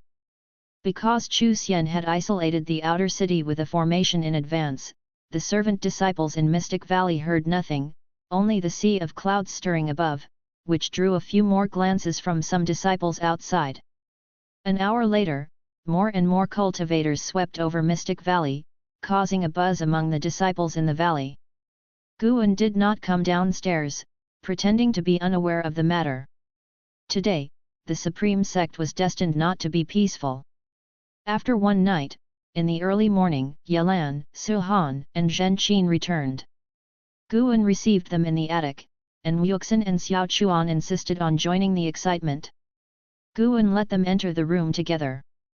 Zhen Qin began to recount the experiences of the previous day, startling and astonishing Wuxin and Xiao Chuan, making their emotions fluctuate with the story. Yalan was unusually silent and did not keep staring at Guan. Guan guessed the reason, so he pretended not to notice her abnormality. When Zhen Qin and Su Han finished speaking, Wuxin sarcastically said, "I had long seen that the Supreme Sect was not as righteous as the outside world claimed, but I never expected them to be so shameless as to sacrifice more than 100,000 fellow disciples. Even the 1000 Autumn Pavilion has never seen such a heartless act." Xiao Chuan was also very upset, thinking about the demon cultivators Mystic Valley had encountered over the years. He gritted his teeth and said, "Senior brother, why don't we switch to another sect? Cultivating plants somewhere else is also cultivation." Guan gave him a glance and said, "Nonsense, speak less of such things in the future. Anyway, at least the matter was interrupted, and there are still righteous people within the Supreme Sect." He could not bear to part with his foundation, especially the 8 scenic caves. There have already been great cultivators from the main city of the sect who have come to administer justice, and they said they would definitely give an explanation to the outer disciples. Let's see how the sect handles it from now on. The incident yesterday was too big, it will inevitably spread to the immortal cultivation world and cannot possibly be concealed, Yalan said, without looking at Guan as she spoke. Su Han suddenly remembered something and quickly said, "Master, Martial Uncle Lu has been seriously injured. Even if he survives, I'm afraid." Guan had actually seen Lu Jijia's dreadful condition yesterday, but he was powerless to help. Lu Jijia's cultivation level had been drained, and even if he survived, he would become disabled and would likely find it very difficult to cultivate further. He did not know if Wuxin's deist expansion skill could help him. "Tell him, if he doesn't mind, he can come to Mystic Valley to find me, and we can plant flowers and live a peaceful life together," Guan sighed. The mention of Lu Jijia's fate made the atmosphere in the room extremely oppressive. "All right, you all may leave now, I will have a talk with junior sister yet," Guan said, waving his sleeve. Everyone hurriedly paid their respects, then turned and left. Zhen Qin thoughtfully closed the door, and just as the door was about to shut, she gave Guan a playful look, making him somewhat smile wryly. The room fell into silence. Guan could feel that Yalan's breath was not calm. He showed a smile and said, "Junior sister, you were frightened, weren't you? How about resting for a few days in Mystic Valley?" Yalan took a deep breath, turned to face him, and said, "It was indeed a shock, but not from fear. Brother, I suddenly understand what you said before, I have been foolish. The path of immortal cultivation should focus on cultivation. If we hid in the mountains and met such evil people as yesterday, Being utterly powerless to fight back would be the most tragic thing for us both. Hearing her say this, Guan instead worried that she was putting too much pressure on herself. Junior sister, don't think too much. It's right to work hard at cultivating, but dangers like yesterday are rare, Guan earnestly advised. Yelan nodded and said, although I don't know who the great cultivator was who intervened yesterday, I will learn from him. When I'm as powerful as he is, I'll stand by your side, brother. She smiled and even raised her eyebrows at Guan. Seeing her return to her usual self, Guan smiled as well. Later, Yelan talked about the demon extermination hall. Almost all of its disciples had been ruined, but the main city of the sect was preparing to thoroughly investigate the demon extermination hall. According to the information she received, this incident might impact the hall of elders of the main city of the sect. Within the supreme sect, there was never a monopoly of opinion. Everyone had their own adversaries, and Chu Xian had many. Those people would surely exploit this incident to make a move. Guan was also looking forward to changes within the supreme sect. If it continued to be so vile, and if one day he grew tired of it and became strong enough, he would let the supreme sect hear a different voice. 2 days later, in the third medicine valley, Guan was checking the herbs when he suddenly sensed 2 presences. His eyebrows twitched, but he did not turn around. Before long, Gu Zong arrived with a man, who was none other than the deduced robe man who had fought with the Qinghong sword before. Guan, come here, Gu Zong called from afar. Guan immediately turned and walked over, while casting a lifespan detection at the deduced robe man. Divine sense can detect a person, but lifespan detection must be done through the eyes. Jihantian, Unification Realm First Layer 780/3300/3500. Indeed, a Unification Realm First Layer. And he even has the surname Ji? Recently, he had seen a Ji surnamed Void crossing Realm Great Cultivator. Surprisingly, there was also a Ji surnamed Unification Realm Great Cultivator hidden within the Supreme Sect. The Ji family's foundation was truly terrifying. Guan walked up to Gu Zong and raised his hand in greeting. Gu Zong smiled and said, Guan, this is the vice sect leader, and he's from the Ji family. Hearing this, Guan immediately greeted Jihantian. Jihantian nodded his head and showed a smile, saying, no need for such formality, especially since you are also from the Ji family. Come, let's go upstairs and talk. Guan immediately led the way. Once they were upstairs in the room, Guan closed the door, and Gu Zong followed by setting up a restriction. Suddenly, Jihantian slammed the table and shouted angrily, this is preposterous. Utter lawlessness. Panan, you must write this down and expose the sins of the Supreme Sect to the entire world. Chapter 68, Chapter 68, Promotion in Status, Searching for Panan. Have me write it. Guan dared not respond, unclear about why Jihantian was angry. If Jihantian wanted Guan to slander himself, he definitely wouldn't write it. Why are you so loud? Gu Zong said discontentedly as he sat down and motioned for Guan to sit next to him. Guan nodded and took a seat on the stool beside him. Jihantian struggled to calm his emotions and said, using over 100,000 disciples to forge a formation, is this truly the righteous path? If it hadn't been for that mysterious sword cultivator's intervention, I would still be in the dark. He was genuinely distressed. At that time, while in seclusion, he had felt a powerful sword intent and, startled, immediately left his retreat.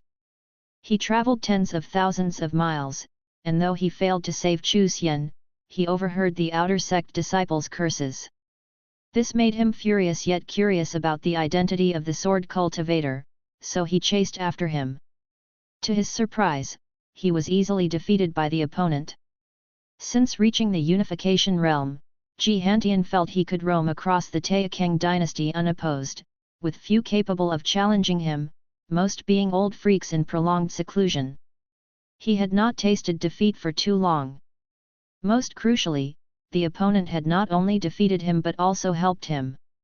Had that person not intervened, once I emerged from seclusion, would the hatred for the extermination of that outer sect segment have fallen upon the demonic sect?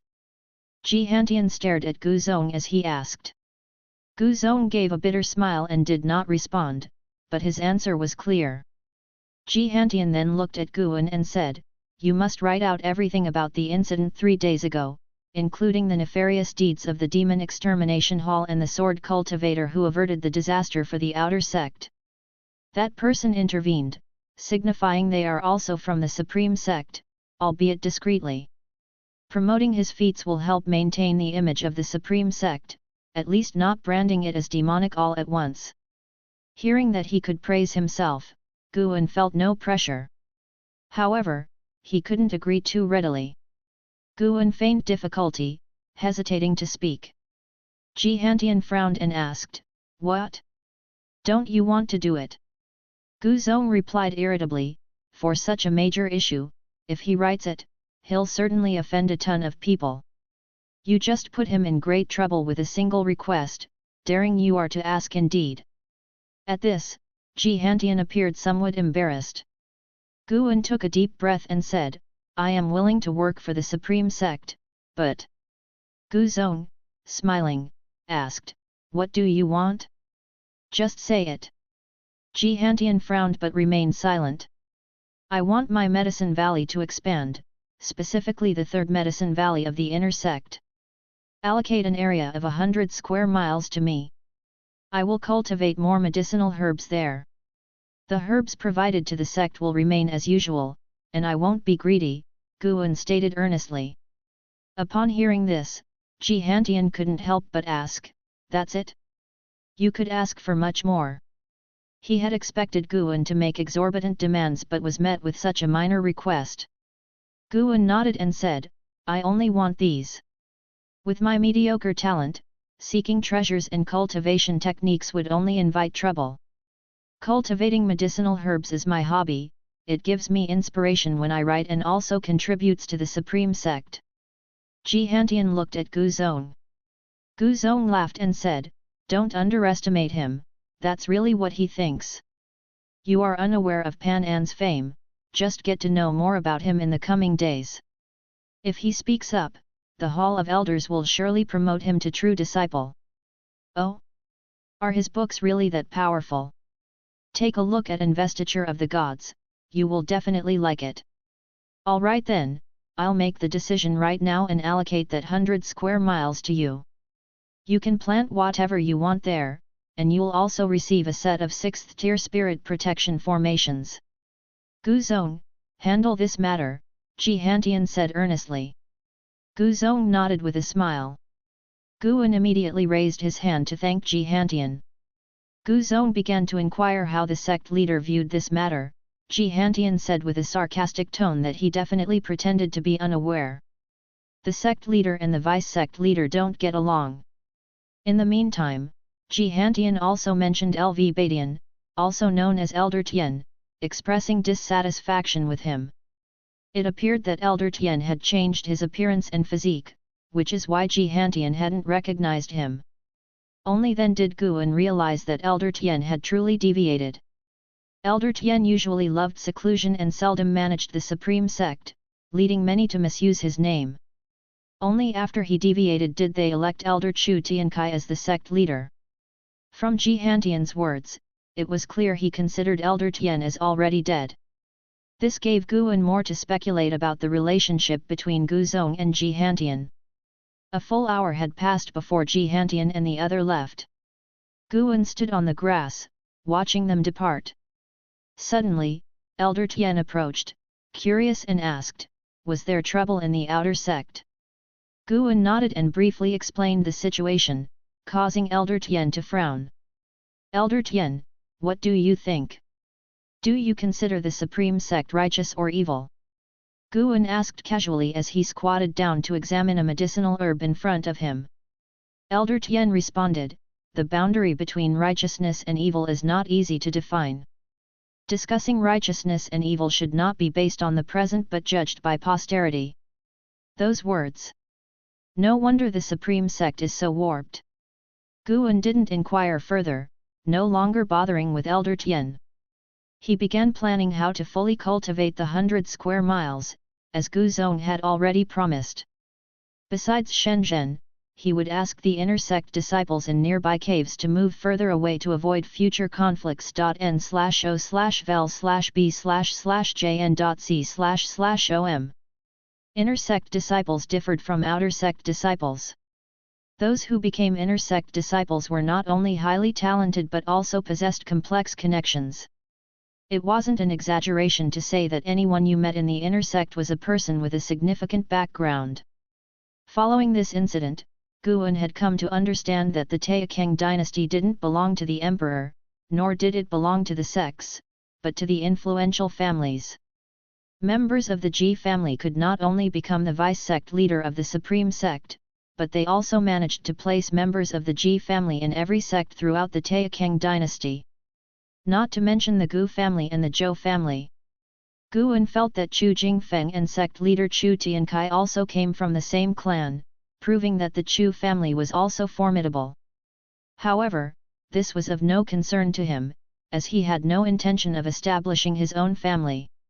He did not want too many attachments. First pursue the path, then follow your heart. The actions of the Gu sect were swift. In less than a week, the arrangements were complete. Nearby inner sect disciples were relocated, and he also received a set of 6th layer spirit protection array. The spirit protection array was specifically used to enhance and contain spiritual energy. In the vast expanse of the world where spiritual energy flowed, every great sect began by locating spirit lineages and then sealing off the spiritual energy, ensuring an abundance of it within the sect. This, however, caused the spiritual energy available to the common folk to become sparse. With this array and the expansive resources of medicinal herbs, even if his cultivation level reached the core formation realm, nascent soul realm, or divinity transformation realm, he could always downplay his talents by saying that his advancements were solely through the accumulation of resources, thus eliminating any perceived threat from others. Moreover, the Gu sect allowed him to keep 20 servant disciples in the Third Medicine Valley. Normally, servant disciples are not allowed in the inner sect. Bringing 4 initially was already an exception, but his relations with the Gu sect made it possible. Guan had recruited 7 people from Mystic Valley, including Tang Yu. As for Xiao Chuan and Wuxin, they still remained in Mystic Valley, but Guan now allowed them to visit the Third Medicine Valley anytime they wished. The days ahead were looking up. Time flew by, and a month had passed since the calamity at the outer sect. One day, Guan went to the outer city. Without the demon extermination hall, the outer city had regained its prosperity from years ago, and the going and coming disciples were not so tense anymore. As he walked, Guan suddenly spotted someone. Zhang Qiang. During the confrontation with Chu Xian, Guan had sensed Zhang Qiang with his divine sense but pretended not to notice. He thought she would have left after a month but was surprised to see her still around. Zhang Qiang walked up to him and smiled, "Come with me." Guan looked at the hunchbacked elder behind her and launched a lifespan detection. Hu Mo, Divinity Transformation Realm 9 Layers 970/1300/1570. Guan could feel the demonic qi hidden within the old man. Zhang Qiang was really bold. It was one thing for her to come alone, but bringing a fellow Divinity Transformation Sect member, wasn't she afraid of revealing too much? Seeing Guan hesitate, Zhang Qiang raised her hand, displaying a token. Great Elder of the Outer Sect. Equivalent to the head of the Outer Sect. Guan looked at her in surprise. How did she manage it? Zhang Qiang smirked and then brushed past him. He quickly followed her pace. Later, Guan entered Zhang Qiang's residence, where there were several servant disciples, none of whom had an aura of the demonic path. Zhang Qiang led Guan into a great hall, while Hu Mo stood at the doorway. Guan could feel him enacting a spell, isolating the room to prevent anyone from peeping inside. Guan watched Zhang Qiang sit at the head of the table, casually crossing her legs, lacking the demeanor of a great elder of the outer sect. How did you manage it? Guan couldn't help but ask. Zhang Qiang snorted, your martial master has vast divine skills. Becoming a great elder of an outer city is nothing, not to mention that one day I might even become the sect leader. Guan laughed, then inquired, if you became the sect leader, would your loyalty lie with Thousand Autumn Pavilion or the Supreme Sect? If I were the sect leader of the Supreme Sect, then I wouldn't be a demon cultivator. Naturally, I would align with the Supreme Sect. Even if they offered me the position of Pavilion Master in the Thousand Autumn Pavilion, I wouldn't accept, Zhang Qiang casually replied, her words filled with disdain for the Thousand Autumn Pavilion. Guan suddenly understood why the Supreme Sect had so many spies from the Thousand Autumn Pavilion, yet the pavilion failed to overthrow the Supreme Sect. In the eyes of the cultivators from the Thousand Autumn Pavilion, the pavilion was far inferior to the Supreme Sect. Wuxin would rather remain a servant disciple in the Supreme Sect than go back to being a young master at the Thousand Autumn Pavilion. From now on, if any cultivators from the Thousand Autumn Pavilion come looking for you, you must not reveal the whereabouts of the green vine tree. That tree belongs only to you and me, no longer to the Thousand Autumn Pavilion. Understood? Zhang Qiang earnestly said. Guan nodded. Sorry, it belongs only to me. Zhang Qiang laughed, apprentice, tell me, what do you need? Just speak up. Guan thought for a moment and replied, could you promote Yelan from the Law Enforcement Hall? She is my martial sister. As for other requests, there's no need at the moment. My medicine valley in the inner sect has already expanded, I don't need more. If you have seeds of high-rank medical herbs, you can give them to me. I'll plant them and harvest them for you once they're ready. Zhang Qiang's smile grew brighter as she assessed Guan, not bad, I indeed did not choose the wrong apprentice. Don't worry, your martial master won't be formal with you, and of course, I won't let you suffer. Additionally, I have a task for you. Guan couldn't help but ask, besides planting medicinal herbs, what else can I do for you? Keep an eye on Pan An's activities from day to day. From the information I've gathered, Pan An is not high in cultivation level and is hidden in the outer sect. Exactly who he is, the Hall of Elders keeps it extremely confidential. Chapter 69, Chapter 69 Sword Venerable Feudeo, famous all over the world. 4th update. You're asking me to find myself. Guan really wanted to laugh, but he restrained himself. Ji Hantian asked Guan to write about himself, Zhang Qiang asked him to search for himself. Although the identities involved were different, he still found it absurd. What kind of situation was this? Guan said with a hesitant face, I usually stay within Medicine Valley, and I'm afraid it will be very difficult for me to notice any news about Pan An. Zhang Qiang waved his hand and said, that's hard to say. Pan An loves writing books and must interact with people. The book Supreme Immortal Venerable can greatly stir the emotions of the lower-level cultivators. Perhaps he often communicates with outer disciples and servant disciples. Just pay more attention, and you can tell me anything you find. Upon hearing this, Guan could only nod. N/O/vel/b//in.c//om. Afterward, Zhang Qiang spoke about some other matters, then had Hu Mo, who was guarding the door, fetch a bag of high-rank seeds for Guan to take away. After leaving Zhang Qiang's residence, Guan headed towards the Heavenly Repair Platform. It was said that the Heavenly Repair Platform had become the most notable site within the Outer Sect City, attracting disciples from other Outer Sect cities and Inner Sect cities. The great battle that occurred a month ago had spread throughout the immortal cultivation world. Even Luo Hun from Tianya Valley had heard about it, which also implied that Luo Hun occasionally left Tianya Valley. Upon reaching the Heavenly Repair Platform, Guan saw that there were at least 10,000 people there. Next to the characters for Righteous Path, many cultivators were meditating. Guan first noticed two familiar faces. Zhou Yujian and Zhou Lin. The father and son were observing Guan's sword intent.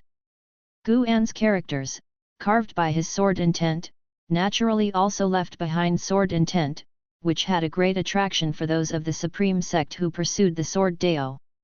Guan also saw another person, his disciple, Suhan.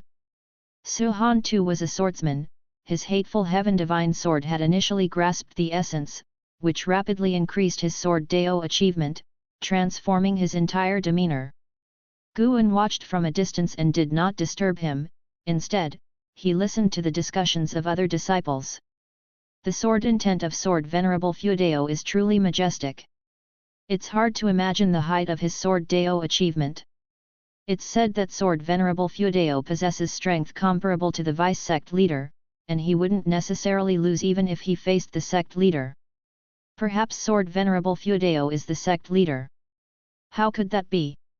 The sect leader has already declared that he had no knowledge of Chu Xian's actions and has ordered a thorough investigation of everyone related to Chu Xian, regardless of their status. Anyone who violates the doctrines of the Supreme Sect will be severely punished. Looking at these characters for righteous path really fills me with excitement.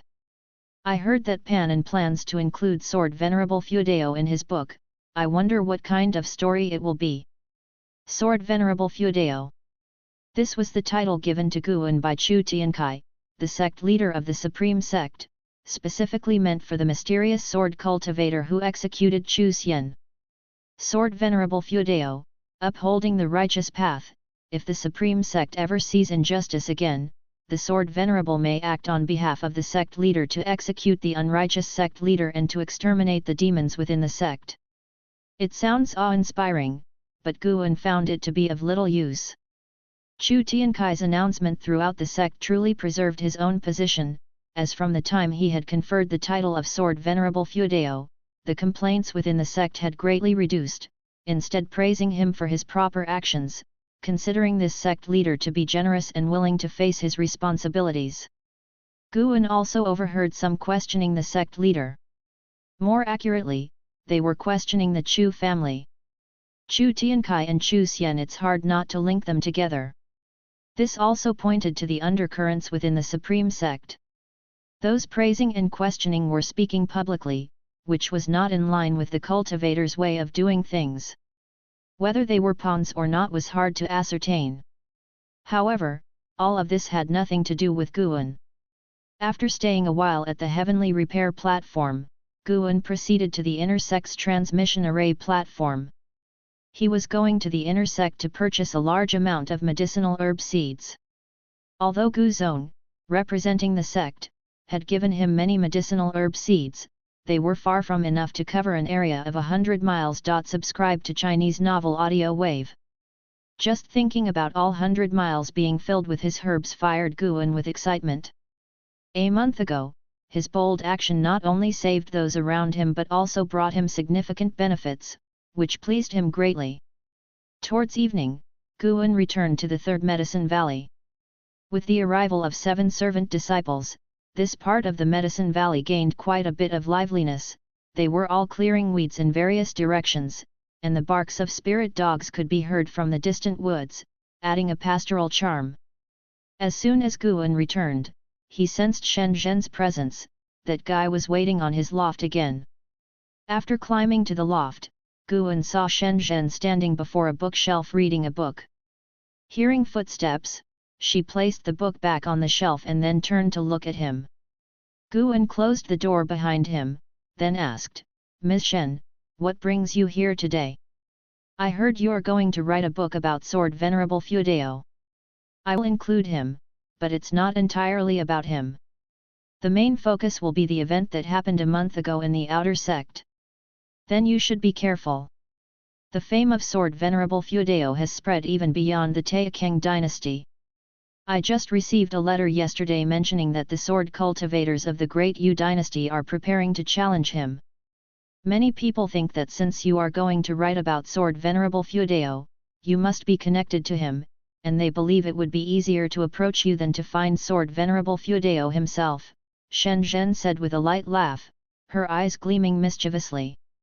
Guan responded helplessly, "How could I meet Sword Venerable Fuedao? To write about him, I also need to gather materials from the Outer Sect. Don't worry. I haven't disclosed your identity to anyone. I even refused to inform my father when he wanted to know about you, Shen Zhen spoke as she took a book from her storage bag and placed it on the table. Although I haven't said anything, you should still be very careful. The strength of Sword Venerable Fudeo has made many sects uneasy, all longing to probe his information. Also, this is the book I wrote. It will be distributed throughout the world by the book collection hall in no more than a month. You can take a look first, she said before stepping away, brushing past him. The two were already familiar with each other, so Guan didn't see her out. He walked over to the desk, sat down, and then picked up the book written by Shen Zhen. Supreme Secret Records. It sounds very serious. Guan immediately started flipping through the book, but as he read, his brow began to furrow. Goodness! He had previously thought that Shen Zhen's writing was inferior to the Green Hero Travelogue, especially in matters of men and women. He had no idea she wrote in even more detail than the Green Hero Travelogue. Was she pretending in front of him and writing so unrestrainedly in private? Should this content be published? Guan hoped the book collection hall's review process would be effective. Although he was quite displeased, he still found it very enjoyable to read. He read like this throughout the entire night. At dawn, Guan gathered his disciples to start their drills. As the number of disciples in the Third Medicine Valley increased, he felt traditions should not be lost. He even had Elder Tian join in. After the drills, Guan began assigning tasks, leaving only 3 people to sow the seeds while the others continued to clear the land. The Third Medicine Valley was surrounded by dense forests. To turn it into suitable farmland required a lot of time and effort. Even without using spells, Guan did not feel tired, and he even admonished the disciples that this, too, was a form of cultivation. The disciples themselves didn't feel tired either and were very enthusiastic. The larger the Third Medicine Valley, the more they would benefit because Guan was generous with them. The more medical herbs there were, the more elixirs they could enjoy. Life became peaceful. Guan spent most of his time in the Third Medicine Valley, busy with land clearing and sowing. 5 days later, Shen Zhen came looking for Guan again. She was very angry because her book had been rejected by the book collection hall. Guan almost laughed, but he held it back. Shen Zhen was stubborn. The more the book collection hall disapproved of her publication, the more she insisted on publishing it. She decided to print the book herself and distribute it quietly in the inner sect. Guan advised her to revise it and remove some content, then it might be possible to publish, but she wouldn't listen. No matter what, without the support of the book collection hall, Guan felt her book was unlikely to be successful, and his worries lessened considerably. The winter snow gradually fell, covering the earth in whiteness. At noon, Guan arrived at Tianya Valley. Unexpectedly, there was an additional person in the valley, and his presence was not weak. Luo Hun sensed Guan's presence and sprang from the woods, landing in front of him like a flying goose. You've come at just the right time. Let me introduce someone to you. His Majesty arranged for him to come. Let him take whatever medical herbs he wants from our harvest to assist him in making a breakthrough soon. Luo Hun spoke, then led Guan toward the lofts in the distance. Guan was never envious of the herbs in Tianya Valley. He just wanted to pick them. After picking, it was up to Li Suandeo to decide what to do with them, since the herbs originally belonged to Li Suandeo. When the 2 men arrived in front of the loft, the door of a room in the adjacent courtyard was pushed open, and a man in white clothes walked out. Yi Liuyun, Divinity Transformation Realm 9 Layers 466/1208/2850. Divinity Transformation Realm 9 Layers. The Emperor's strength in hand is not weak. Yi Liuyun appeared to be just over 40 years old. His posture was graceful and handsome, and with his white clothing, he showcased the beauty and aloofness of a swordsman to the fullest. From across the courtyard wall, Yi Liuyun greeted with a bow, I am Yi Liuyun, and I greet the Valley Master. Luo Hun introduced him, Senior Yi is the #1 sword servant by His Majesty's side. His mastery of the sword Dao is considered top tier within the Taixuan dynasty. There are few in the realm of swordsmanship who can match him, hardly more than a handful. Guan raised his hand to greet Yi Liuyun in return. Yi Liuyun focused on Guan and asked, "Valley Master, you are also a disciple of the Supreme Sect, do you know about Sword Venerable Feudao? What exactly is his realm?" Sword Venerable Feudao was renowned worldwide, but everyone only knew he had slain Chu Xian of the Void Crossing realm. None knew he had clashed with vice-sect leader Ji Hantian, and Ji Hantian hadn't mentioned it, as if it had never happened. "I'm just an outer disciple of the Supreme Sect and don't know much, but sword intent from him remains on the heavenly repair platform outside the sect. Senior might want to take a look." Swordsman probing about Sword Venerable Feudao likely wanted a challenge. Guan wanted him to go to the heavenly repair platform to see the word righteous, to see clearly the gap between himself and Sword Venerable Feudao. As expected, upon hearing that the Supreme Sect held Sword Venerable Feudao's sword intent, Yi Liuyun's eyes lit up. He leaped up and flew straight out of the herb valley. Guan turned to Luo Hun and asked, "Can he go directly to the Supreme Sect?" Luo Hun nodded. "He has the Emperor's sword servant order, allowing him free access to various great sects." Upon hearing this, Guan asked no further. He walked toward a section of the gardens, preparing to pick herbs that were nearly ripe. An ancient hour later, he left Tianya Valley. A new year arrived in the cold winter. Right after the Chinese New Year, Guan went to the outer sect. He first requested a batch of high-rank medical herb seeds from Zhang Qiang, then went to the heavenly repair platform to watch the excitement. Zhou Yujian and his son were still seated in meditation, immersed in the sword Dao, and Guan also saw Yi Liuyun's figure. He, too, was meditating near the words righteous path, his brow deeply furrowed, lost in thought. Guan's gaze then moved up just above the word path, and his brow involuntarily furrowed. Chapter 70, Chapter 70 Righteousness and Demons, reading the Deification 5th Update. Following Guan's gaze, sitting cross-legged directly above the character for Dao was a plainly dressed man whose figure and appearance were unremarkable, and even his aura seemed quite ordinary. If it weren't for Guan's constant use of lifespan detection, he wouldn't have noticed anything extraordinary about this person. Underworld Demon Emperor, Void Crossing Realm 9 Layers 3847/5700/14000. It's actually a demon. Guan knew that demons of the same realm typically had longer lifespans than cultivators of human race, but he was still startled to see the opponent's limit of 14,000 years.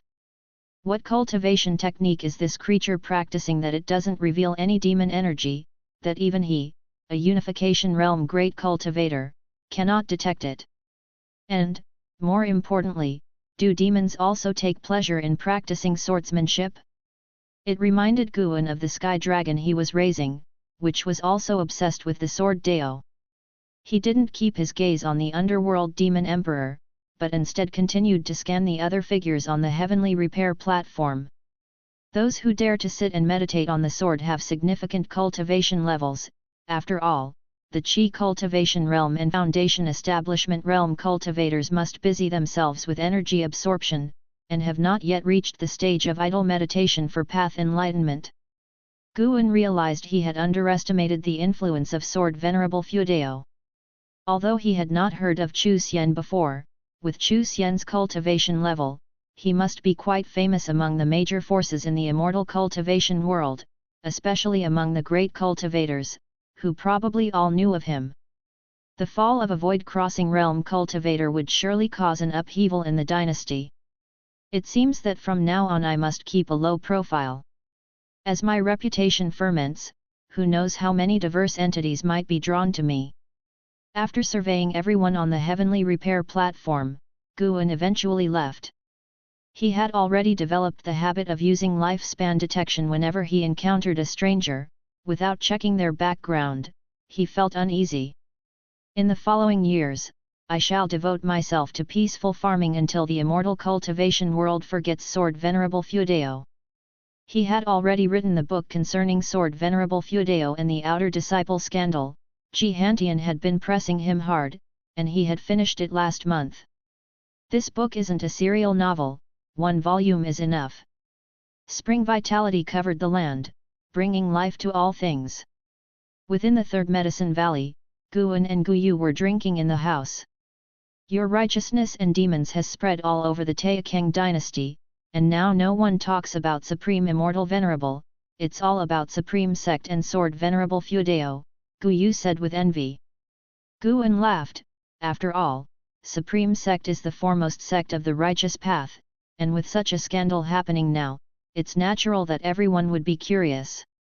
Don't worry, in a few years, the immortal cultivation world will lose interest, and then they will still follow the legendary stories about your battles with the demon emperor from the exotic realm. Upon hearing this, Guyu's expression brightened, and he began to praise Guan for his good writing, eagerly asking about the continuation of the story. Guan wouldn't reveal anything, which greatly tantalized Guyu. By the way, I've recently come across a book in which the protagonist is named Guan, quite intriguing, Guyu suddenly said as he took out a book from his storage bag. Supreme Secret Records. Guan felt a tremor in his heart at the sight of this title. Damned! She really went through with it. My reputation is at stake, Guan lamented. Toting the Supreme Secret Records in his hand, Guyu chuckled and asked, Brother Gu, have you read this book? Guan curiously asked, What book is this? It's a great book. Be honest, did you write it? Guyu asked with a smile. How could that be? Let me have a look. Is it that interesting? Grabbing the Supreme Secret Records from him, Guan began to flip through it.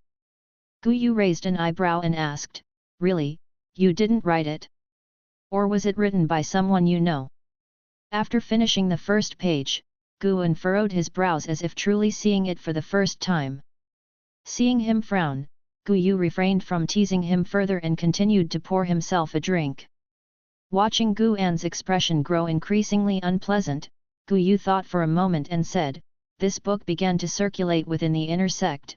You probably don't know many inner sect disciples, so it might just be a coincidence, as the name Guan isn't that uncommon. Closing the Supreme Secret Records, Guan took a deep breath and asked, The book collection hall actually allows this kind of book to circulate?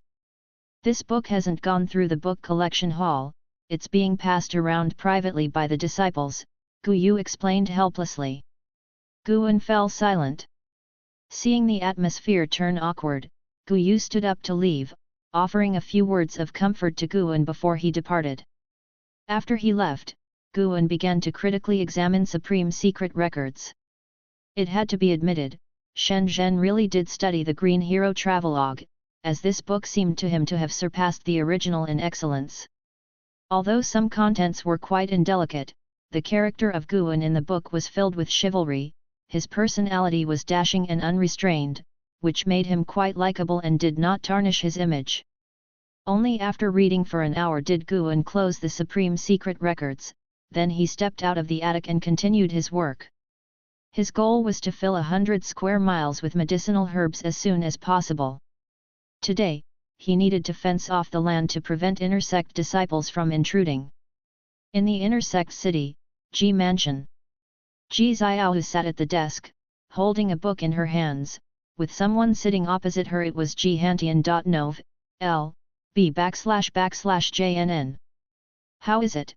How well is Righteousness and Demons written? Ji Hantian set down his teacup and asked. As Ji Xiaohu flipped through the book, he replied, Very well.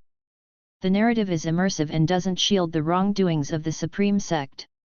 It portrays Chu Xian's hideousness in great detail, yet the united spirit of the outer disciples is also touching. At least when I read it, I don't think the Supreme Sect is completely rotten. Instead, I sense the depth and spirit of the Taixuan's foremost orthodox institution. The corners of Ji Hantian's mouth curved, and he said, Do you know who Panin is? Ji Xiaohu was silent. It's actually your house servant Guan, surprising, isn't it? Ji Hantian asked with a smile. Ji Xiao spoke somberly, I just didn't expect that you would know too, great-grandfather. You didn't have him write this book, did you? It could cause him a lot of trouble. Ji Hantian coughed artfully and said, no matter, I will protect him. Thanks to this book, I now have more say in the Hall of Elders. It's not impossible to bring down Chu Tiankai in the future. Ji Xiao looked at the book in his hands again and said indifferently, I feel that the Ji family should not aspire to the position of sect leader. It's quite good as it is now, spread across various factions, not becoming a target of public criticism. You don't understand the hard times I endured under LV Badian's thumb, otherwise, why would I have let you join the Supreme Sect? It was to gain face with your talents, Ji Hantian snorted, feeling irritated just at the mention of LV Badian. You've gotten Guan into such trouble, is there any compensation?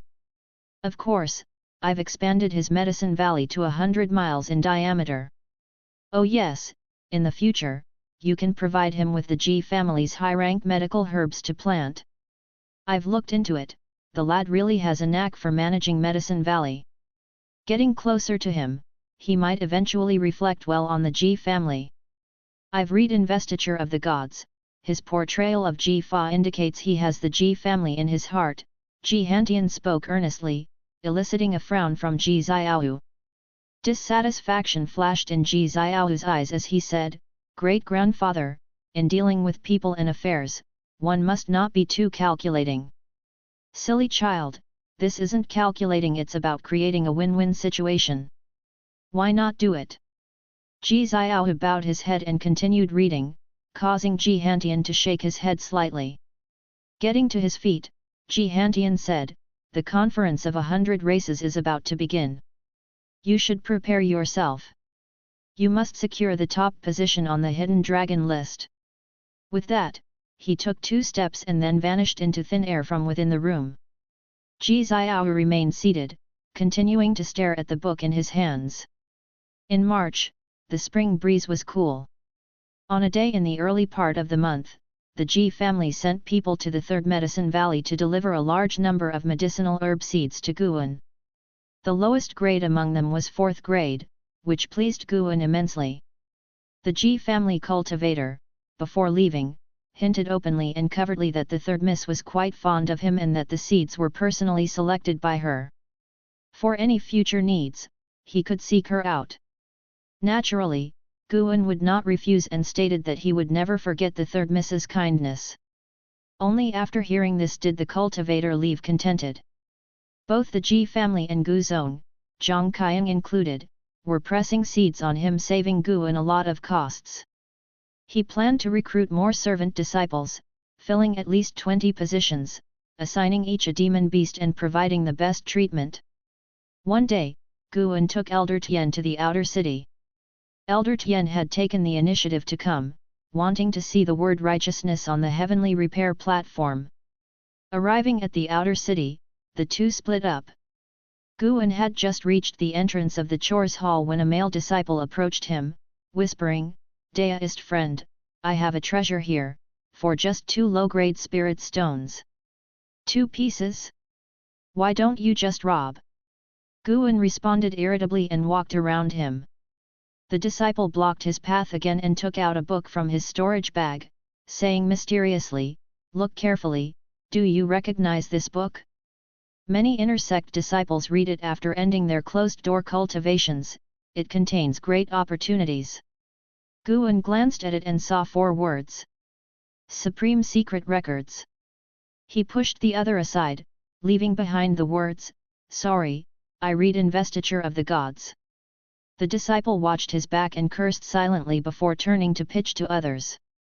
An hour later, Guan walked out of the chores hall, followed by 11 people, men and women, all very young and excited. The fact that Guan could recruit so many servant disciples at once meant his identity was certainly not simple. Following such a senior would make their journey of immortal cultivation much broader. They proceeded to the heavenly repair platform in great numbers.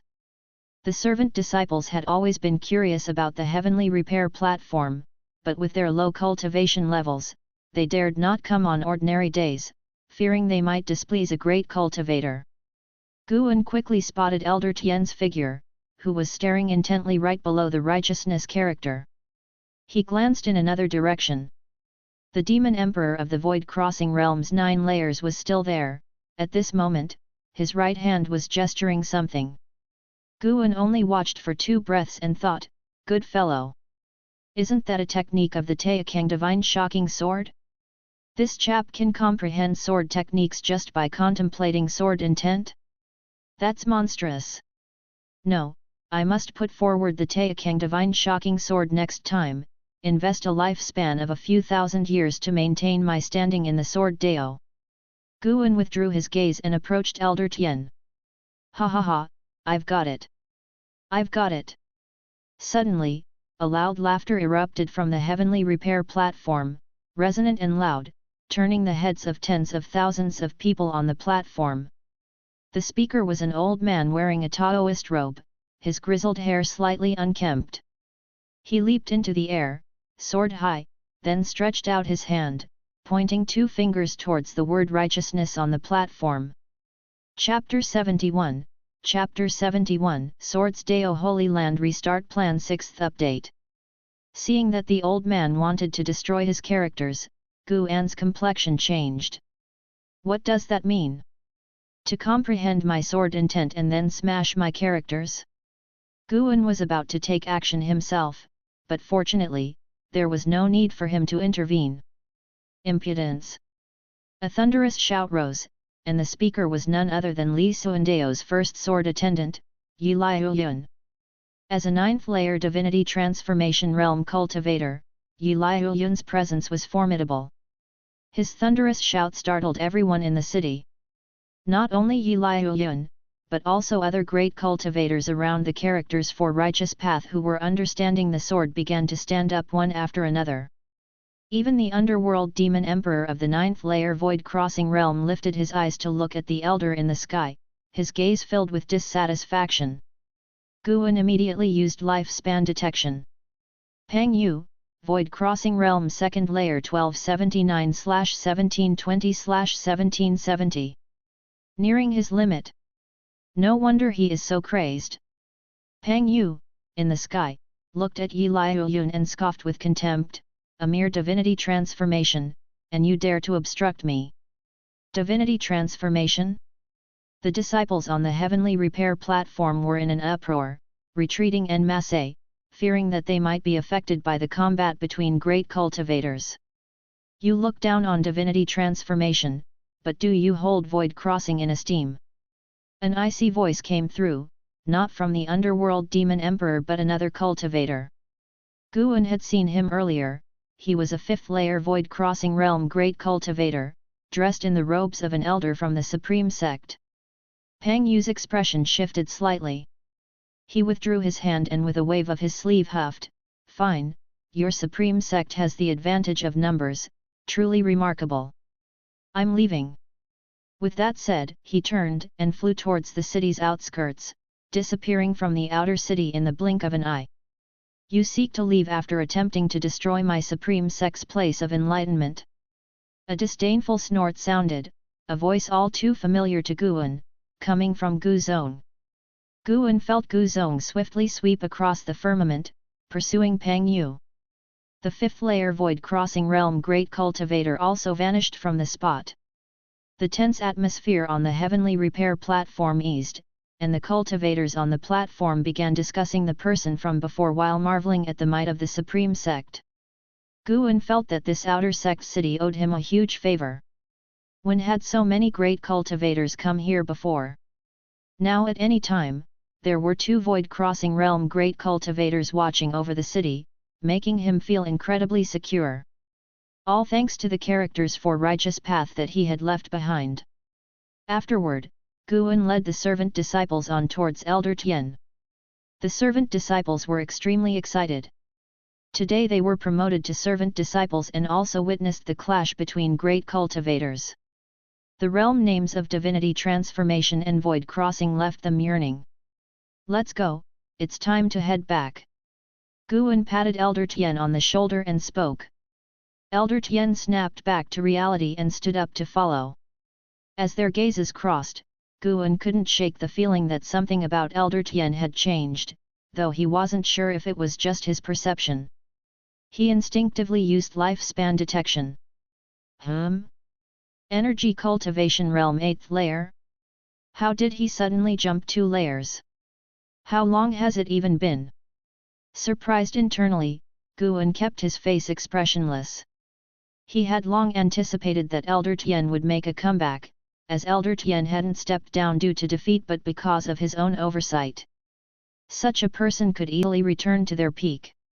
An hour later, Guan and the others returned to the Third Medicine Valley, where he asked Xiao Chuan to help arrange for these disciples. Xiao Chuan had visited the Third Medicine Valley a few times and no longer wished to leave. He even transported all of the demon creatures he was raising over. Guan was very fond of him and naturally wouldn't refuse. Among his peers, only Xiao Chuan remained by his side. Although Yuxin was his junior brother and had come late, he didn't hold the same importance in his heart as Xiao Chuan did. Since childhood, Xiao Chuan had always followed Guan, obedient in every way. Such a junior brother was naturally cherished by him. Guan knew that after 200 years, when his old friends passed away, it would be hard for him to form such a bond with others again, so he cherished it all the more. After returning to the valley, Elder Tian went to sit in meditation under a big tree alone, seemingly deep in thought. The setting sun cast its last warm glow on the mountain top, where Yayan practiced with his spear against the backdrop of the sunset, creating a unique atmosphere that led the newly arrived servant disciples to discuss incessantly. The seasons changed, and more than 2 years swiftly passed by. That summer, the now 46-year-old Guan stood on the mountain peak, looking down at the landscape. Everywhere he looked, there were medicine fields, and glimpses of garden scenery could be seen amid the trees. It had taken Guan more than 2 years to fill a 100-mile radius with medicinal herbs. Looking out at the fields, his heart swelled with a sense of accomplishment. A figure came up beside him, none other than Xiao Chuan. "Brother, Yayan has been gone for several months. When will we recruit another servant disciple to fill the vacancy? Our medicine valley is so vast, with one person short, the others have to walk that much further," Xiao Chuan inquired. Guan took out the valley master token and handed it to Xiao Chuan, saying, "You go recruit. It's a good opportunity to see your judgment." Upon hearing this, Xiao Chuan immediately brightened with joy, quickly expressed his thanks to Guan, and then hastened down the mountain. Guan's gaze, however, turned towards the outer city. He sensed a potent surge of sword intent. Someone else had succeeded in comprehending the sword at the heavenly repair platform. In those 2 years, there had been 4 individuals who experienced a major boost in sword intent on the heavenly repair platform, further increasing the reputation of both the platform and sword Venerable Fudeo. The heavenly repair platform even became the holy land for the sword cultivators under the Taixuan dynasty, with sword cultivators from various sects and schools coming to visit, and the Supreme Sect demonstrating the magnanimity of the foremost righteous sect by allowing disciples from other sects to come and comprehend the sword intent. This approach, on top of the spread of righteousness and demons, not only preserved the good reputation of the Supreme Sect but elevated it to the next level. Every time Guan thought about this, he admired the people of the Hall of Elders. Those were truly capable people, skilled at power struggles and excellent in handling crises, no wonder they managed to become elders. After pausing at the mountain summit for a while, Guan turned and descended. 2 years had passed, and the majority of the herbs were still growing, but his current lifespan was increasing rapidly.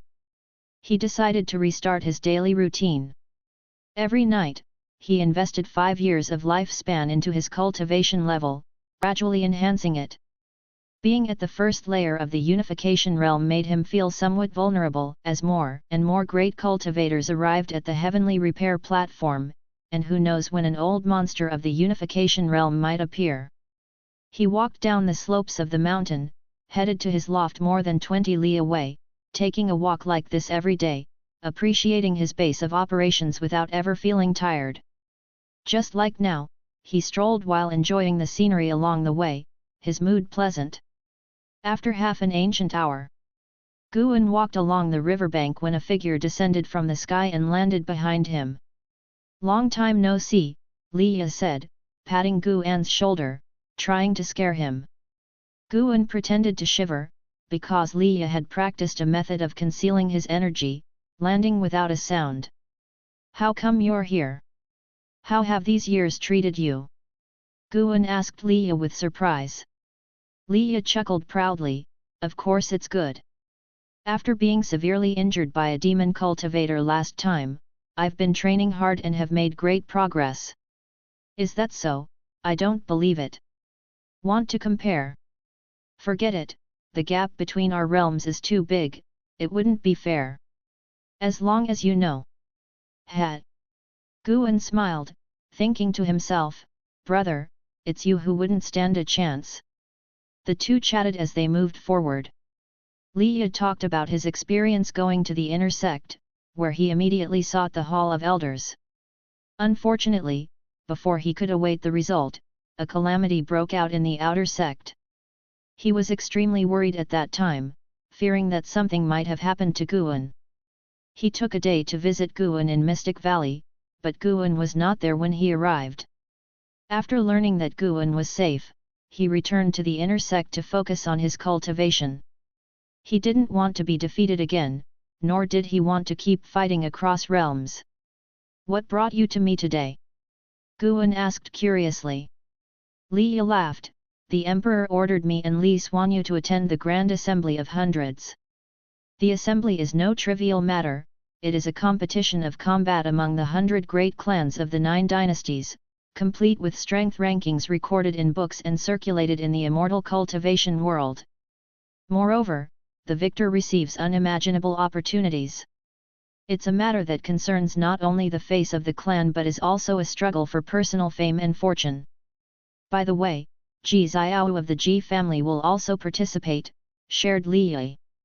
Guan imagined the various scenarios, quite interested. However, he had no qualification to participate, and even if he did, he couldn't be bothered to go. Such things were better left heard but not attended. "Can you beat our third young lady?" Guan teased. Liya said confidently, "I couldn't before, but now it's not a certainty." Guan glanced at him, something was off about this kid's chi blood.n/o/vel/b/n.c//om. Why did it feel like he had the essence of a demon beast? Chatting like this, the two made their way back to the valley. That evening, they drank until late, with other disciples gathered around to listen to Liya talk about the Grand Assembly of Hundreds. Even Elder Tian joined in on the fun. By the way, the former sect leader, LV Badian, once captured the top spot in the Hidden Dragon list, Dragon and Phoenix list, and Immortal Fate list. He was an unrivaled force at every stage. It is said that he was the strongest sect leader in the past 3,000 years of the Supreme Sect. It's just that, alas, he has fallen after a deviation, Liya remarked with a sigh. Guan raised his eyebrows. Elder Tian, was that impressive?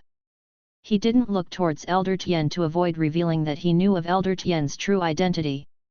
Tang Yu couldn't help asking, "Martial Uncle Liya, could Zhou Tongzhou claim the top spot on this season's Hidden Dragon list?" The Hidden Dragon list was a ranking competition among the geniuses of various clans who were under 100 years old. Zhou Tongzhou had already become the foremost among the young generation, and his fame grew even larger thanks to the book Supreme Immortal Venerable. Many people believed that the Zhou Tongzhou in the book was the very same Zhou Tongzhou who had been to the Supreme Sect, dominating his peers and leaving the sect with his head held high. Liya glanced at him and said, "What are you talking about? That top spot is naturally mine." "What Zhou Tongzhou? Just watch, this time your martial uncle will teach him the taste of defeat." With these words, all the disciples looked up to Liya in admiration. Such high-spiritedness was indeed enviable. Elder Tian chuckled, "Actually, Zhou Tongzhou is not your biggest rival. There's someone else in the Supreme Sect whose talent surpasses Zhou Tongzhou." It's just that he has been in seclusion and hasn't made his name known. Li Yi looked at him and asked, who? LV Xian, he reached core formation by the age of 30. What? Li Yi was moved, and the others were shocked as well. Most of those present were over 30 and couldn't imagine what it took to achieve core formation at such an age. Gu An's expression turned strange. In the past 2 years, someone from Tianya Valley had come, and it was LV Xian. He had not previously associated LV Xian with LV Badian, but now it seemed these two might share some blood relations. Li Suandeo was indeed impressive, managing to recruit the Supreme Sect's most hidden genius. This was somewhat outrageous. Chapter 72, Chapter 72, The Reincarnation of Great Power, the name of Guan 7th update. Elder Tian mentioned LV Xian, which led the disciples to ask questions eagerly, wanting to know what kind of person this number 1 genius truly was. Li Yi also took note of this name and decided that he must defeat LV Xian during the 100 Clan Conference to prove his own talents. That night, the Third Medicine Valley was lively, and Elder Tian became talkative, occasionally bursting into laughter. As dawn just broke, Li Yi bid farewell to Guan. I'm leaving, wait for my name to be known all over the world. Watching Li Yi's departing figure, Guan suddenly felt some envy. Li Yi was always so vibrant and full of fighting spirit, while Guan tended to overthink everything, cautious and indecisive. N/O/vel/b/jn.c//om. However, just thinking about the miserable state in which Li Yi had been injured, the corners of his mouth couldn't help but lift upwards. It's okay to envy, but not to emulate. After Li Yi had left, the disciples of the Third Medicine Valley continued their labors. With the growing territory, it required daily patrols. Guan returned to Mystic Valley and after checking the various gardens, he flew towards Tianya Valley. On the way, he found a place and secretly sacrificed 5 years of his lifespan to enhance his cultivation level, then continued on his journey. Upon arriving at Tianya Valley, Guan entered through the mouth of the valley, walking up the slope where he saw Yi Liuyun and LV Xian sparring. LV Xian wore a red robe with flowing long hair. At first glance, he could be mistaken for a woman.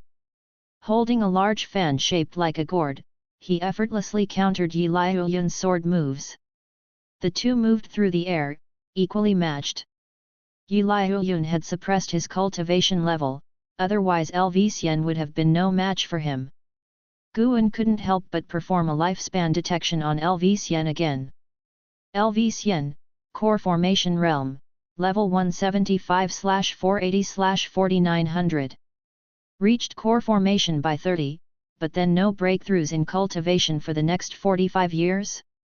If not for the maximum lifespan of 4,900 years displayed there, Guan would have found it difficult to acknowledge him as the Supreme Sect's top genius.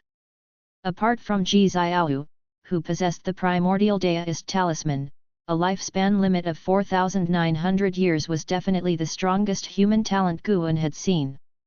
LV Xian did not look injured, perhaps like Wuxin, he had practiced some extraordinary technique. Sun De, Sun Er, and Sun San quickly ran towards Guan, very excited because Guan usually brought them tasty treats. Although they were demons and had been captured by Luo Hun, Guan did not disdain them, so they shared a good relationship. This is a 5th-tier spirit fruit, you can only eat one each, don't fight over them. Guan took out 3 watermelon-sized crimson fruits and placed them on the ground, letting the 3 monkey demons choose for themselves. He then walked towards a garden area. Today was another harvest day. As his medicine valley continued to expand, he now had the opportunity to pick daily, and he thoroughly enjoyed his current life. After he had finished picking, Yi Liuyun and LV Xian also stopped their sparring. Both landed, and Yi Liuyun began to critique LV Xian's performance, which LV Xian received humbly. Senior Yi, when will you cross tribulation? I am waiting for you to challenge Sword Venerable Feudao. LV Xian asked expectantly, his tone serious as if he truly believed Yi Liuyun could defeat Sword Venerable Feudao. Yi Liuyun hesitated, at most half a year. I will go to the Tribulation Crossing Valley of the Supreme Sect to cross the Tribulation then. As for challenging Sword Venerable Fuedeo, we'll see. Since his visit to the Heavenly Repair Platform, he had discarded the idea of contending with Sword Venerable Fuedeo. The gap was too vast. Facing such sword intent, he couldn't muster even the slightest desire to fight. LV Xian raised an eyebrow, his delicate, almost feminine face showed a look of anticipation as he continued to persuade, just try, what if you win? Once you reach the Void Crossing Realm, your sword intent will naturally transform. You'll definitely have the strength to fight, and even if you lose as the first person to challenge Sword Venerable Fuedeo, your name will resonate throughout the world. Passing by, Guan really wanted to make a sarcastic remark. LV Xian was truly deranged. Ever since he arrived in Tianya Valley, he had been urging Luo Hun to challenge the top spear practitioner of the Supreme Sect, and he had urged the 3 monkey demons to challenge nearby 3rd-level great demons. And it was not just occasionally, whenever he encountered someone, he would urge them. If he was genuinely combative, Liya wouldn't have remained unaware of his reputation. I'll think about it, Yi Liuyun frowned.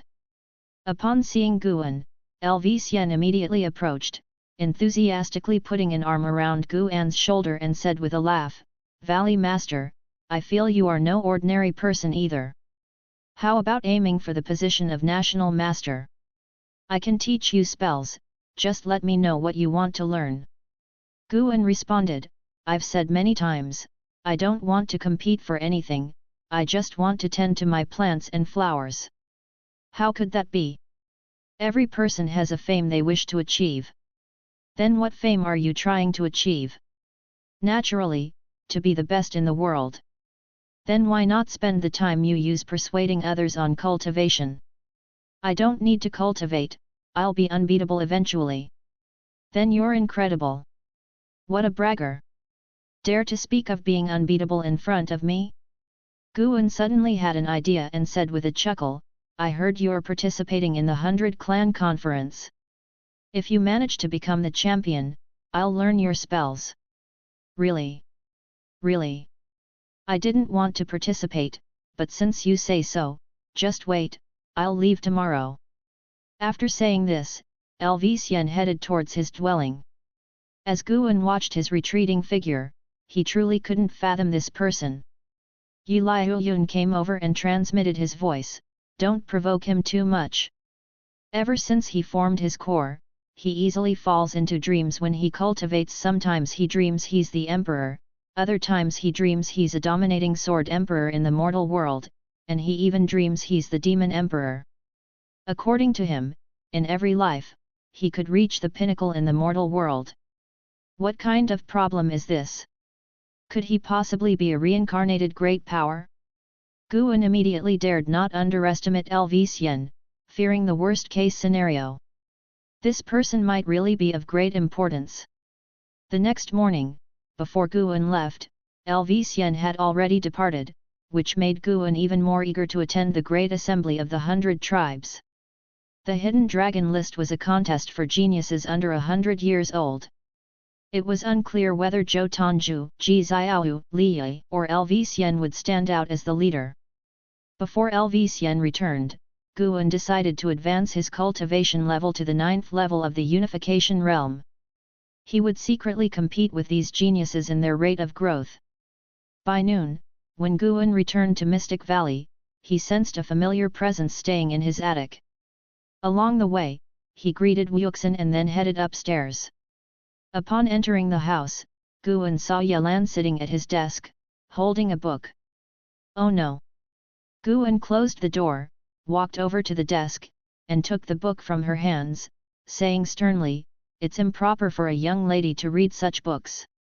Since the incident at the outer sect, Yelan seldom visited him, spending most of her time training outside. Now, she had been promoted to a deacon of the Law Enforcement Hall, holding a certain status and power. Yelan looked at Guan and smiled, I heard from Zhenqin that you usually enjoy reading Green Hero Travelogue.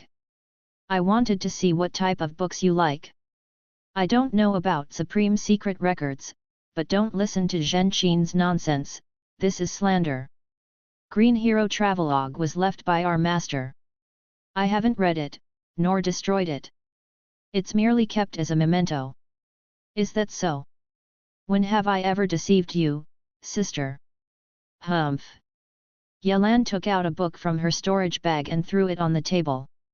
Guan glanced at it, his eyelid twitching. Supreme Secret Records. How has this book become so popular? Yelan looked at Guan and spoke solemnly, Brother, I saw the protagonist's name was Guan and thought it was a coincidence.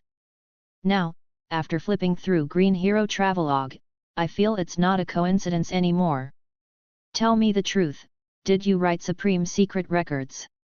How is that possible? I don't write books. I only love tending to various plants. Hehe, you think I would believe that now? Brother, even if you wanted to read, could you not choose Investiture of the Gods or Supreme Immortal Venerable? They are much better than such vile books that could affect our deist heart. It really isn't me who wrote it. Guan felt wronged, all thanks to Shen Zhen.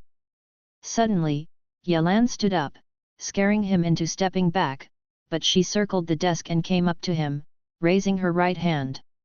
About to hit someone? Guan felt a headache coming on.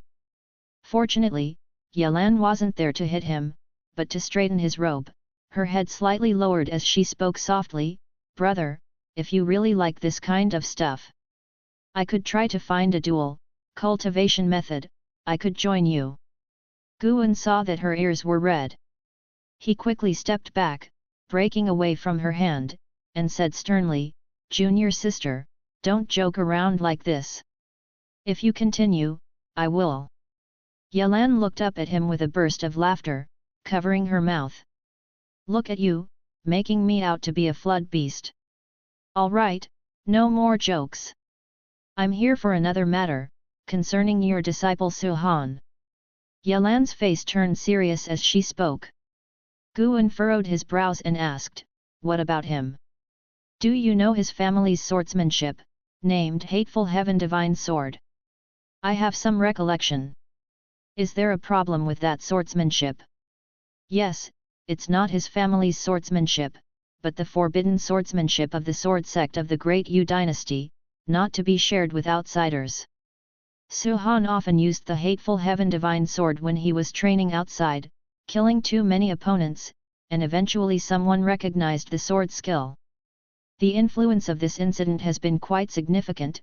I've heard that the sword sect is already preparing to capture Suhan. That bad? Guan was moved. Could Suhan really create a scene like a novel's protagonist with his talents? Yelan nodded and said, I've already sheltered Suhan in the law enforcement hall, but if the sword sect arrives, the law enforcement hall definitely won't be able to protect him. After all, they are a great sect and the supreme sect won't risk offending the sword sect for the sake of one outer disciple. Guan thought for a moment and then said, I will think of a way. Yelan reassured him, if it's too much trouble, then just let it be. You can't protect him forever. I told you because I wasn't sure how important he is to you. I didn't want you to feel regretful later. Guan nodded, then praised Yelan for considering things very thoroughly. Yelan didn't stay long. After she had left, Guan transported himself to the Third Medicine Valley, and then went to visit Shen Zhen. Since Shen Zhen tarnished his reputation, he needed her help. Previously, Shen Zhen had invited him to her cave, so he knew how to find it. After 30 minutes, Guan entered Shen Zhen's cave.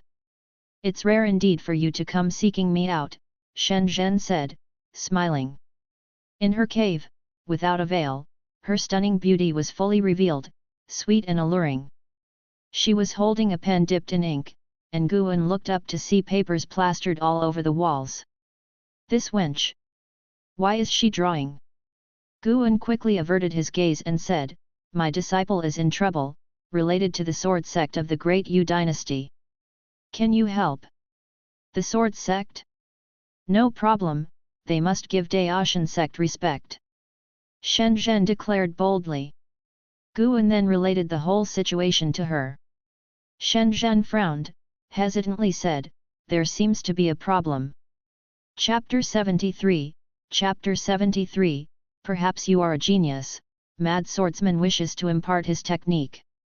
Is there a problem? Unable to help himself, Guan rolled his eyes in exasperation and said, "Next time, wait for me to finish before you decide, will you? Isn't this like giving me hope and then personally snuffing it out?" Shen Zhen shook her head and replied, "The problem doesn't come from the Sword Sect but from the Taixuan Sect.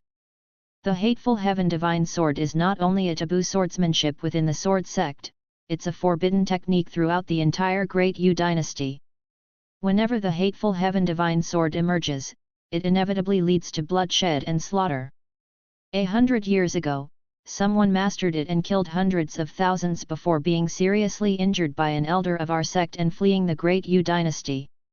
The hateful Heaven Divine Sword is a kind of swordsmanship that can break heavenly destiny. The stronger the hatred, the stronger the sword intent. Even a person with mediocre talent can break through the limitations of their spirit root if they harbor sufficient hatred. However, as their cultivation level rises and their hatred deepens, they are very likely to deviate and become a bloodthirsty demon. That's why the Sword Sect forbids anyone from practicing it." Upon hearing this, Guan couldn't help but ask, if that's the case, why did the Sword Sect create this swordsmanship? Shen Zhen answered, "It was created by a genius from the Sword Sect. Naturally, the Sword Sect has the responsibility to handle this matter. They have already destroyed all copies of the Sword Manual, but the hateful Heaven Divine Sword still appears from time to time. Maybe the Creator dispersed the manual throughout the immortal cultivation world before he died." Guan furrowed his brows. Will practicing this swordsmanship lead to the loss of one's mind? If so, Guan couldn't in good conscience allow Su Han to continue practicing it. He couldn't favor his disciple at the risk of bringing slaughter to the immortal cultivation world. Speaking with solemn concern, Shen Zhen said, "Every sect in the Great Yu dynasty opposes the hateful Heaven Divine Sword. If you insist on protecting him, you'll only invite endless trouble. There's one other solution: have him discard the hateful Heaven Divine Sword in front of the Sword Sect. To abandon the sword technique isn't just about forgetting it, it's about destroying his meridians and spirit root, rendering him mortal." Guan nodded and replied, "I understand." Without further ado, he paid his respects to Shen Zhen and then departed. Shen Zhen watched his retreating figure, shaking her head slightly without offering further persuasion. She believed her words were clear enough. The following noon, Guan arrived at the outer city. The night before, he had invested a century of his lifespan from miles away, and his cultivation level had increased significantly. The trouble caused by Su Han made him increase the daily investment of his lifespan, striving to reach the 9th layer of the unification realm as soon as possible. While walking to Yalan's residence, Guan pondered the situation with Su Han. Su Han was his disciple, whom he certainly wanted to help, but he couldn't do so unreasonably. Moreover, according to Shen Zhen, cultivating the hateful Heaven Divine Sword was not good for Su Han. He would eventually lose his mind, a path of suffering. After much thought, Guan decided to let Su Han choose for himself, with the most he could do being to help him this one time. At the same time, he considered another issue. If he invested 10,000 years of his lifespan into the hateful Heaven Divine Sword, could he find a way to improve it so that it no longer leads to deviation? But this was a matter for the future. Even if he managed to create it now, the Sword Sect wouldn't believe him. He couldn't just demonstrate it for them. He wouldn't completely expose himself just for Su Han. Although they shared the name of master and disciple, he didn't owe Su Han anything. Half an hour later, Guan and Yalan walked out from the main gate of the law enforcement hall. "Since he's made up his mind, Brother Gu, don't bother with him anymore. In this world, no one should be responsible for another person's life to the end. I'll arrange for someone to send him away from the Supreme Sect quietly," Yalan said. Guan nodded. He had negotiated with Su Han for a long time, but Su Han refused to give up the hateful Heaven Divine Sword, even though he promised not to let Su Han give up his cultivation. Still, Su Han was unwilling to let go. Su Han said that the hateful Heaven Divine Sword was given to him by his father and was the only connection he had to his father. He also wanted to use the sword to avenge his father. With the conversation reaching this point, Guan could only give up. "All right, thank you for your trouble," Guan said, nodding to Yelan. The two exchanged a few words before Guan took his leave. Walking on the street and watching the bustling crowd, Guan felt quite sentimental. Liu Jijia had strayed from his path for the sake of his own journey, ending up as a disabled person, only able to stay in Mystic Valley to cultivate the deist expansion skill with Wuxin, and to see if there was hope of rising again in the future. Su Han, driven by vengeance, was willing to become an enemy of the immortal cultivation world without regret. Guan was strong, but he still couldn't decide the path for everyone around him, nor could he change their thoughts. Human affairs churn endlessly, driven by grudges and emotions. As Guan thought about this, his heart seemed to reach an epiphany, entering a strange state. Unknowingly, he had climbed onto the heavenly repair platform. He accidentally bumped into someone and quickly snapped out of his reverie. "Sorry."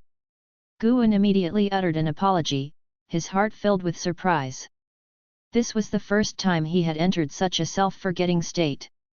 He hadn't experienced anything like it even when inheriting cultivation techniques and spells before. Looking back, he couldn't quite articulate it, yet he felt some subtle change within himself. "Were you just experiencing path enlightenment?" asked the person Guan had collided with, his voice cold and detached. Guan involuntarily looked at the man clad in green, with a rugged appearance and a sword box on his back from which 3 sword handles protruded.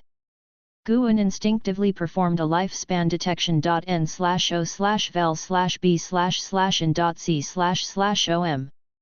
Han Ming, Void Crossing Realm 5th Layer 587/1902/2780. This person had also cultivated a method to conceal his energy. The immortal cultivation world was truly a place with exceptional individuals at every turn. Guan curiously asked, "What is path enlightenment?" "I was just lost in thought." He silently noted that it was not wise to wander while lost in thought, as it could easily attract trouble. Han Ming stared at him and said, "To seek path enlightenment is indeed to ponder over certain matters, to resonate naturally with the heavens and the earth during contemplation, and thus enter a wondrous state. You need not apologize, it was I who deliberately stopped you. If you had walked any further, you would have collided with those great cultivators. Is path enlightenment very impressive? Yet, I haven't felt any change in my cultivation level." Guan asked, half seriously and half pretending to be ignorant. However, in reality, he truly did not understand what path enlightenment was. Han Ming turned around and looked toward the words righteous path in the distance and said, "Path enlightenment is extremely rare. It cannot be taught or predicted, relying solely on one's own comprehension and blessings.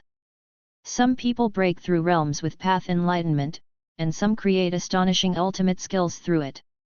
I have also experienced path enlightenment, from which I conceived my own swordsmanship. Although I am not clear on what you are comprehending, in time, you will come to appreciate its benefits. Thank you for the guidance, Senior. May I ask for your name?" Guan asked with a hand raised in salute. Han Ming replied, "My name is Han Ming, from the Great Yu Dynasty. I have come to seek the wisdom of the sword Venerable Fuedao." Upon hearing this, Guan couldn't help but ask, "Senior, how do you wish to seek guidance?" With a burst of energy and focus, Han Ming suddenly shouted, "I am Han Ming, a sword cultivator from the Great Yu Dynasty, here to challenge the wisdom of the sword Venerable Fuedao. In a month's time, outside the city, we shall have a sword competition. If sword Venerable Fuedao wins, I am willing to inscribe my sword Dao on the city walls for the disciples of Supreme Sect to cultivate. However, if sword venerable Feudeo loses or dares not come, then I shall add 2 words beside the righteous path. This voice thundered like a rock shattering the sky, resounded throughout the city, and travelled far and wide, even reaching the disciples in the Third Medicine Valley, who all looked up. Countless gazes from the heavenly repair platform descended on Han Ming, focusing on him. Guan instinctively stepped back, not wanting others to associate him with Han Ming. However, Han Ming turned and walked towards Guan. "Don't come over here." Guan felt quite helpless. "Little friend, may I invite myself to your abode? We can discuss our experiences with path enlightenment. Frankly, I wish to attain path enlightenment once more. Whether successful or not, I shall impart my swordsmanship to you," Han Ming said with a friendly smile. In the distance, Zhou Lin, who was sitting in meditation beside Zhou Yujian, saw Guan and his eyes brightened. With his level of cultivation, he naturally heard Han Ming's words. "Indeed. This lad is not simple, my previous intuition was right." Zhou Lin wanted to stand up but was held back by Zhou Yujian beside him. "Don't cause trouble, that Han Ming is no simple character. He was once known throughout the world as mad swordsman for using his nascent soul realm cultivation to slay a great cultivator of the divinity transformation realm," said Zhou Yujian in a solemn tone, his eyes sharply fixed on Han Ming. Upon hearing this, Zhou Lin was stunned. Under the gaze of many, Guan found it hard to withstand the pressure and could only nod, then quickly walked away, with Han Ming following closely behind. The cultivators on the heavenly repair platform began to discuss the name Han Ming, with many having heard of it. His deeds swiftly spread. The void-crossing realm elders sitting on the platform merely gave Han Ming a glance and did not interfere. Guan thought for a moment and decided to lead Han Ming to the Third Medicine Valley. He was curious to see what would happen when Han Ming met Elder Tian.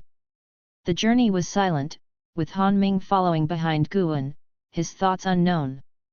After the two arrived at the Third Medicine Valley, Han Ming could not help but ask, "Do you own all this land within 100 miles? "That's right, what about it?" Guan responded. After a moment of silence, Han Ming said with a sigh, "I had thought to take you as my disciple, but seeing that you possess such a vast medicine garden, it shows that Supreme Sect has great esteem for you. I can't help but feel a little disappointed. You just challenged me, and now you want to take me as your apprentice?" Guan mocked inwardly but responded with a smile, "Thank you for your kind offer, Senior, but I am not one for fighting and killing, nor do I pursue high or low cultivation levels, so I will respectfully decline to become your disciple." The two landed, drawing the attention of many disciples. Elder Tian, who was dozing beneath a tree in the distance, opened his eyes. He recognized Han Ming, and his expression subtly shifted, though Han Ming had not recognized him. After the two went upstairs and settled down, Han Ming began to recount his experiences with path enlightenment. Guan listened intently. Han Ming attained path enlightenment at the age of 200. At that time, he was unable to break through to the 9th layer of the elixir formation realm and felt that his life would be constrained to that point. Thus, he sat under a waterfall, despondent, for 7 days and nights before finally attaining path enlightenment. Overnight, his sword heart gained sudden enlightenment, and his sword intent evolved. Listening to his story, Guan began to ponder the limit of lifespan. He wondered if path enlightenment could change the limit of lifespan. To date, Guan had not yet seen anyone break the limit of lifespan. Current lifespans were subject to change. Different realms of cultivators saw their current lifespans increase with higher realms, but each major realm had no standard lifespan limit since lifespan is linked to conditions, cultivation techniques, natural treasures, and so on. Li Suandeo, for instance, although in the divinity transformation realm, had a lifespan similar to some in the nascent soul realm. Or Ji Xiaoyu, who had a lifespan of over 800 years at the 9th layer of foundation establishment, comparable to the 8th layer of divinity transformation like Li Suandeo. If a person is severely injured, their lifespan can change accordingly, such as Elder Tian or Lu Jijia. After all, people are not data, without constant values. He could only observe more closely. After Han Ming finished speaking, he asked Guan to share his own experiences with path enlightenment. This time, Guan did not hide anything and spoke truthfully about his concerns, only omitting the hateful heaven divine sword. As he finished, Han Ming pondered and said, "Worrying about the safety of your disciples and realizing that you cannot control the destinies of others, such path enlightenment may make you a genius. In a month, during my sword competition with Sword Venerable Fuedeo, I might die. Why not, in this month, I impart all of my sword Deo to you, how about that?" Chapter 74, Chapter 74, Breaking Through to the 9th Layer of the Unification Realm. Sword Transmission? Guan instinctively resisted. He had already mastered the Taixuan Divine Shocking Sword, Wood Spirit Sword technique, and even had the hateful Heaven Divine Sword in his panel, thus, there was no need to waste time and lifespan on practicing other sword techniques. After all, he could rely on lifespan to deduce and upgrade his swordsmanship, so why learn so many? Making an excuse, Guan said, "Senior, I'm not interested in the sword Deo, to put it precisely, I'm not interested in any methods of combat. I rarely even cultivate on normal days, my true passion lies in plants and flowers." Han Ming was taken aback, then furrowed his brows. Guan pretended to be anxious and explained, "Senior, it's not that I'm resisting you. You can go and ask around, all the disciples in the valley know my character. My spirit root qualification is limited, so instead of spending my limited lifespan on the elusive pursuit of immortality, I'd rather live freely and enjoy a brief 200 years. Han Ming looked at him, silent. Guan didn't say more either. It's not like he could beg Han Ming not to teach him, right? After quite a while, Han Ming said with emotion, "I finally understand why you easily attain enlightenment. Your state of mind has surpassed most cultivators. Letting go of obsession and experiencing the myriad states of the mortal world might indeed make it easier to perceive the true meaning of heaven and earth." The two continued to discuss path enlightenment, and Han Ming no longer insisted on teaching swordsmanship. After chatting for a whole day and night, Han Ming finally left. He planned to visit the Supreme Sect and look for a suitable inheritor. Guan recommended someone, Zhou Lin. As it happened, Han Ming also knew Zhou Yujian, so he agreed to consider Zhou Lin. After he left, Guan began to patrol the Third Medicine Valley. Elder Tian caught up to him and asked curiously, "Valley Master, the cultivator from earlier seemed extraordinary, but his clothes clearly came from the Great Yu dynasty. What did he want with you?" "He wanted to take me as a disciple and teach me the sword Deo." "So, did you accept?" "How could I? If I had accepted, wouldn't that be tantamount to betraying the Supreme Sect? Though I'm not strong, I have a loyal heart towards the Supreme Sect." Guan casually refuted, and the more casually he spoke, the more genuine Elder Tian felt he was. Elder Tian didn't think Guan was putting on an act. Having been at the Medicine Valley for many years, Guan was serious about everything he did, and treated the servant disciples properly. Aside from not loving cultivation, Elder Tian really couldn't find any faults with him.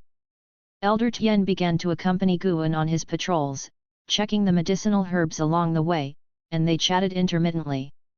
During this time, Guan asked Elder Tian for his views on the mentor-disciple relationship. Elder Tian, who had lived for over 700 years, had life insights that Guan was very interested in. While he did not necessarily plan to emulate them, listening to them was always beneficial. At the same time, the news about mad swordsman Han Ming challenging Sword Venerable Fuedeo rapidly spread throughout the cities of the Supreme Sect. Everyone who heard the news was filled with anticipation. Han Ming was a world-renowned sword cultivator, and Sword Venerable Fuedeo was currently the most famous cultivator of the Supreme Sect.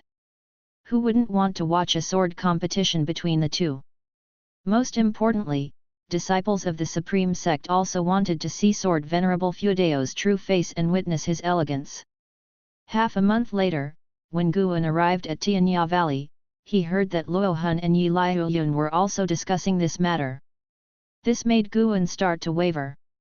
Initially, he didn't want to accept the challenge, confident that the Supreme Sect, teeming with experts, wouldn't let Han Ming disrupt the heavenly repair platform. But with the situation blowing up so much, if he didn't go, wouldn't that be a blow to his reputation? That won't do. He had to hasten his progress in becoming stronger. Han Ming was a genius who could kill across realms. With his Unification Realm Level 1 cultivation, he could control swords from a distance. What if he took a fall? He had to reach level 9 of the Unification Realm in advance. Guan saw that Han Ming was a decent person and decided to give him a vigorous defeat. What if Han Ming had another epiphany after his loss? Late at night, Guan continuously teleported through the forest, covering 100 miles with each step, using the infinite traceless mystic heaven step to quickly move away from the Supreme Sect. Constantly drawing on the spiritual energy of the Supreme Sect, he felt a bit guilty, so this time he decided to break through in a place rarely touched by humans. He was determined to reach level 9 of the Unification Realm in one go. Oh, how unpredictable the world is, always someone disrupting his plans and rhythm of becoming stronger. After traversing nearly 20,000 miles, Guan finally stopped. He was deep in the mountains, and the forest was filled with a thick aura of demon energy and ghostly energy. Guan sat down under a tree and immediately initiated the lifespan barrier. He could not go any further, who knew where further wandering would lead. Guan began to invest 1,000 years of his lifespan into his cultivation level, successfully reaching the second layer of the Unification Realm, as Earth Spirit energy began to flow towards him. Afterward, he continued to invest another 1,000 years of his lifespan. 1,000 years followed another 1,000 years. Until he reached level 9 of the Unification Realm, he had altogether invested 18,000 years of his lifespan. After level 5 of the Unification Realm, each level required 3,000 years of lifespan to break through, related to the spiritual energy of the environment he was in. That was acceptable to him, after all, just progressing from level 9 of the Void Crossing Realm to level 1 of the Unification Realm had consumed more than 12,000 years of his lifespan. Seeing that he still had over 200,000 years of lifespan left, Guan felt quite pleased and began to enjoy the elevation of his realm. The forest shook, and gusts of wind came from all directions, while green waves of energy surged beneath Guan. Roar! A deafening roar echoed from afar. It was a demon beast howling. Guan secretly felt a shock in his heart. The aura of this demon beast was no less than that of the divinity transformation realm. Such terrifying creatures were actually hidden in this area. Fortunately, when he had his breakthrough earlier, he didn't venture this far. Otherwise, if he were eaten by a demon, that would be incredibly unlucky. Then, more beasts began to roar, one after another, the sounds becoming more numerous and joining together as if to overturn the night sky. The clouds in the night sky churned, obscuring the stars and moon, making it hard to tell whether they were clouds or demon energy. At this moment, Guan felt as if he was trapped in a realm of demons, surrounded by the shrieks and wails of demons from all directions, terrifying and horrific. The forest ahead shook violently as if the trees were about to uproot themselves at any moment. In the darkness behind the woods, the massive mountains began to move. With Guan's vision, he could see clearly that it was a giant demon at least 300 yards tall, in the shape of a tortoise, carrying a mountain on its back. As it moved forward, dust filled the air. Guan saw many lost souls and ghosts circling around the mountain, like an entourage following an army. No wonder the Great Yu dynasty, despite having cultivators, couldn't exterminate all the demons, ghosts, and fiends in the world. On his way here, Guan's divine sense had picked up the voices of villagers in the mountains, letting him know he had not yet left the Great Yu dynasty. The Great Yu dynasty was vast. Guan felt it was even bigger than Earth from his previous life, and this vast land was teeming with countless demons and ghosts. The other 8 dynasties probably weren't much smaller than the Great Yu dynasty, but according to what Shen Zhen had said, the combined territory of the 9 dynasties was just a tiny corner of this continent. This world was truly boundless. The endless earth spirit energy flowed into Gu An's body, causing his cultivation level to grow constantly. No wonder it took 18,000 years of his lifespan to go from the first layer to the 9th layer of the unification realm. The amount of spiritual energy required was enormous. Guan suspected that this commotion would affect tens of thousands of miles around and might even reach the Supreme Sect. If the 9th layer of the unification realm was already causing such a stir, what would happen when he aimed for an even higher realm? Would it alarm the entire dynasty? The main issue was the compression of 18,000 years worth of spiritual energy into a short period. The amount of spiritual energy drawn was immense, and once the energy in this area was exhausted, he would have to draw from other places as the world also needed time to replenish its spiritual energy. No matter. He'd focus on breaking through first. Nobody could stop him from becoming stronger. Guan simply closed his eyes, refusing to look at the commotion around him.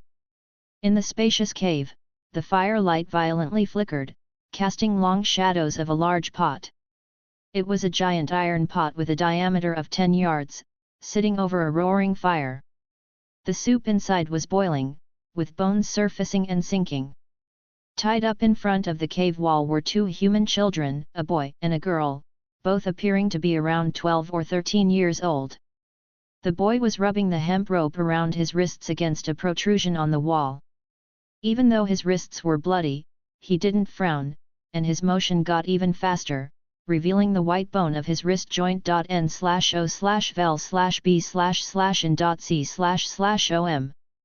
Next to him, the girl sat kneeling on the ground, nervously watching the cave entrance, as if afraid of something. The cave shook violently, and a terrifying demonic wind blew in from outside, carrying the wailing of numerous demons, making one's scalp tingle. Extreme terror turned the children's lips white, causing their bodies to shake uncontrollably. Finally, the boy broke the hemp rope around his wrists. He quickly removed the ropes from his body and proceeded to untie the girl. However, the ropes around the girl were tied too tightly, and he, lacking the strength, couldn't untie them. A deep, breathy sound came from outside the cave, resembling the croaking of toads, causing the boy to pause and a look of despair to appear in his eyes. He looked towards the twisted path ahead and saw a massive, corpulent figure appear on the cave wall. Both children's faces instantly grew pale. Suddenly, as if something had yanked the corpulent figure away, it disappeared in an instant. Following that, crisp and loud chewing sounds echoed from outside the cave. The boy leaned against the wall, hastily covering his mouth to avoid making a sound. The girl who was still tied up closed her eyes, not daring to look towards the cave entrance. The earth spirit energy receded, causing the demons to flee in all directions. This night was destined to be restless. 2 ancient hours later, Gu An's cultivation level had only reached the 6th layer of the unification realm. He predicted that he would need to wait until daylight to reach the 9th layer of the unification realm. Compared to his previous breakthroughs, he was now consuming spiritual energy several times faster, yet the time required to break through had lengthened. Normal unification realm cultivators wouldn't cause such a stir during their breakthroughs because they accumulated slowly, rather than devouring the spiritual energy needed for hundreds or even thousands of years of cultivation in a short time. Guan waited patiently. Time flew rapidly. Dawn arrived, and the first rays of morning light cut across the sky. The sky was covered with demonic clouds, and the woods were surrounded by demon energy, as if engulfed in a flowing fog. Guan was sitting under a tree, and suddenly opened his eyes. Unification realm, 9th layer, achieved.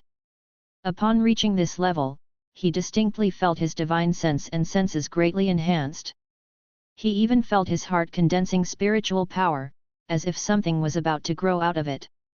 The speed at which he devoured earth spirit energy began to slow down. Guan felt he was more than 100 times stronger than before. The ninth layer of the unification realm was nothing like the first layer. Guan didn't believe any cultivator at the first layer of the unification realm could kill him across realms. As soon as this thought emerged, he broke out in a cold sweat. He had almost damaged his deist heart. He shouldn't think this way, those who had been slain across realms probably had the same mentality. He couldn't look down on anyone and had to be prepared to be slain at any moment. Only then could he give his all. Chapter 75, Chapter 75, The Exaggerated Extreme Lifespan, Guan takes on an apprentice. After his cultivation level became completely stable, Guan closed the lifespan barrier. This time, the lifespan barrier had consumed over 8,000 years, and at this rate, opening the lifespan barrier would eventually become a significant expenditure of lifespan. He still needed to work hard to earn lifespan. He might seem wealthy now, but if he wanted a comprehensive upgrade, his lifespan would not be sufficient. Guan stood up, stretched his arms in a lazy yawn, and then touched his chest. The unification realm seemed to be a transition, not as phased as the realms before, but this transition put a great test on the accumulation of cultivation. Guan could feel that the next realm had something to do with the heart. The thing condensed on his heart was a sign, but he could not yet determine what it might be. He began to move forward. Still using the infinite traceless mystic heaven step, he continuously teleported, covering hundreds of miles in a single step while spreading his divine sense to feel the 9 layers of the unification realm. Suddenly, Guan stopped in his tracks, his gaze fixed on one direction, his eyebrows slightly furrowed. After hesitating for a moment, he moved toward that direction.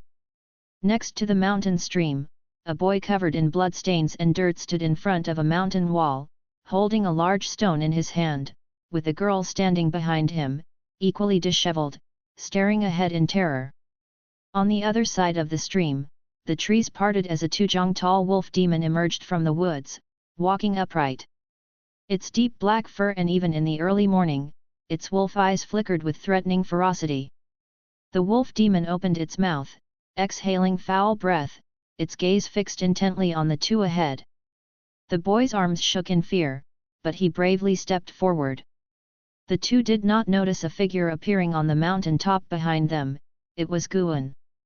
Guan had changed into a set of white clothes and wore a specially made mask with restrictions that blocked divine sense probing. He had made it when he had nothing better to do. The breeze fluttered Guan's robe as he looked down at the 2 children below, casting lifespan detection. Gauden, insignificant 12/99/9999. Little Flower, insignificant 12/78/230. A maximum lifespan of 9,999 years? Guan doubted his own eyes. This number surpassed the records of the G family of the human race. Could this child also possess an innate deist talisman within him? Just then, the wolf demon suddenly leaped towards the boy named Gauden. Guan raised his hand and a sword chi shot out, landing between the wolf demon and Gauden. Stones shattered and water splashed skyward, scaring the wolf demon into halting and fleeing. Dust filled the air, causing Gauden to close his eyes and start coughing. When the dust settled, he looked to find a crack half a jong wide and 100 jong long next to the stream, as if it were cut by a gigantic sword. Footsteps came from nearby, startling Gauden, who quickly turned around, only to see Guan. Although Guan looked normal, he wore a mask, so Gauden did not drop the stone in his hand. Are you a human, or a demon? Gauden asked cautiously, his voice weak and trembling. Guan spoke, naturally, I am human. Why else would I save you? He altered his voice to sound aged, as if he were in his 40s or 50s. Hearing this, Gauden let out a sigh of relief, but did not drop the stone, earning a look of admiration from Guan. Where is your home? I will take you back, Guan continued. Upon hearing this, Gauden fell silent. At that moment, the girl named Little Flower behind him suddenly burst into loud sobs. My mom and dad, they were eaten by demons, n/o/vel/b/in. .c//om. She spoke in a choked voice, her emotions erupting, causing Gowden's eyes to turn red as well. Gowden then recounted their ordeal. A group of demons had broken into their village, devoured all the adults, and then took the children to this area. Every day, they witnessed their peers being boiled into soup. It was supposed to be their turn last night, but suddenly there was an earthquake, and the demon guarding them ran out.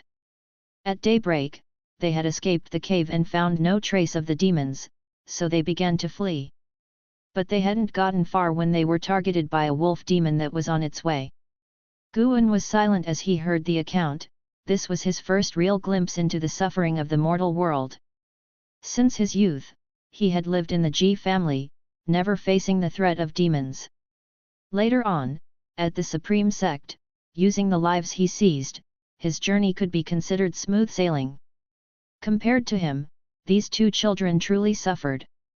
Guan felt compassion, but Gowden's extraordinary maximum lifespan made him hesitate to bring him back.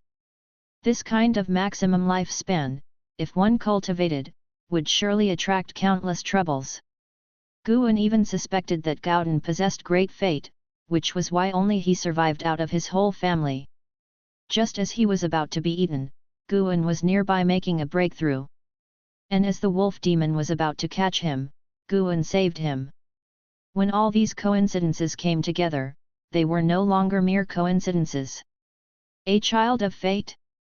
Seeing that the two were now without both parents and even without relatives to rely on, Guan could not bear to leave them alone. After thinking it over, Guan decided to first take them to a safe place. With a step, he appeared behind Gowden, lifting him up, then went to Little Flower. Lifting one in each hand, he moved swiftly through the air.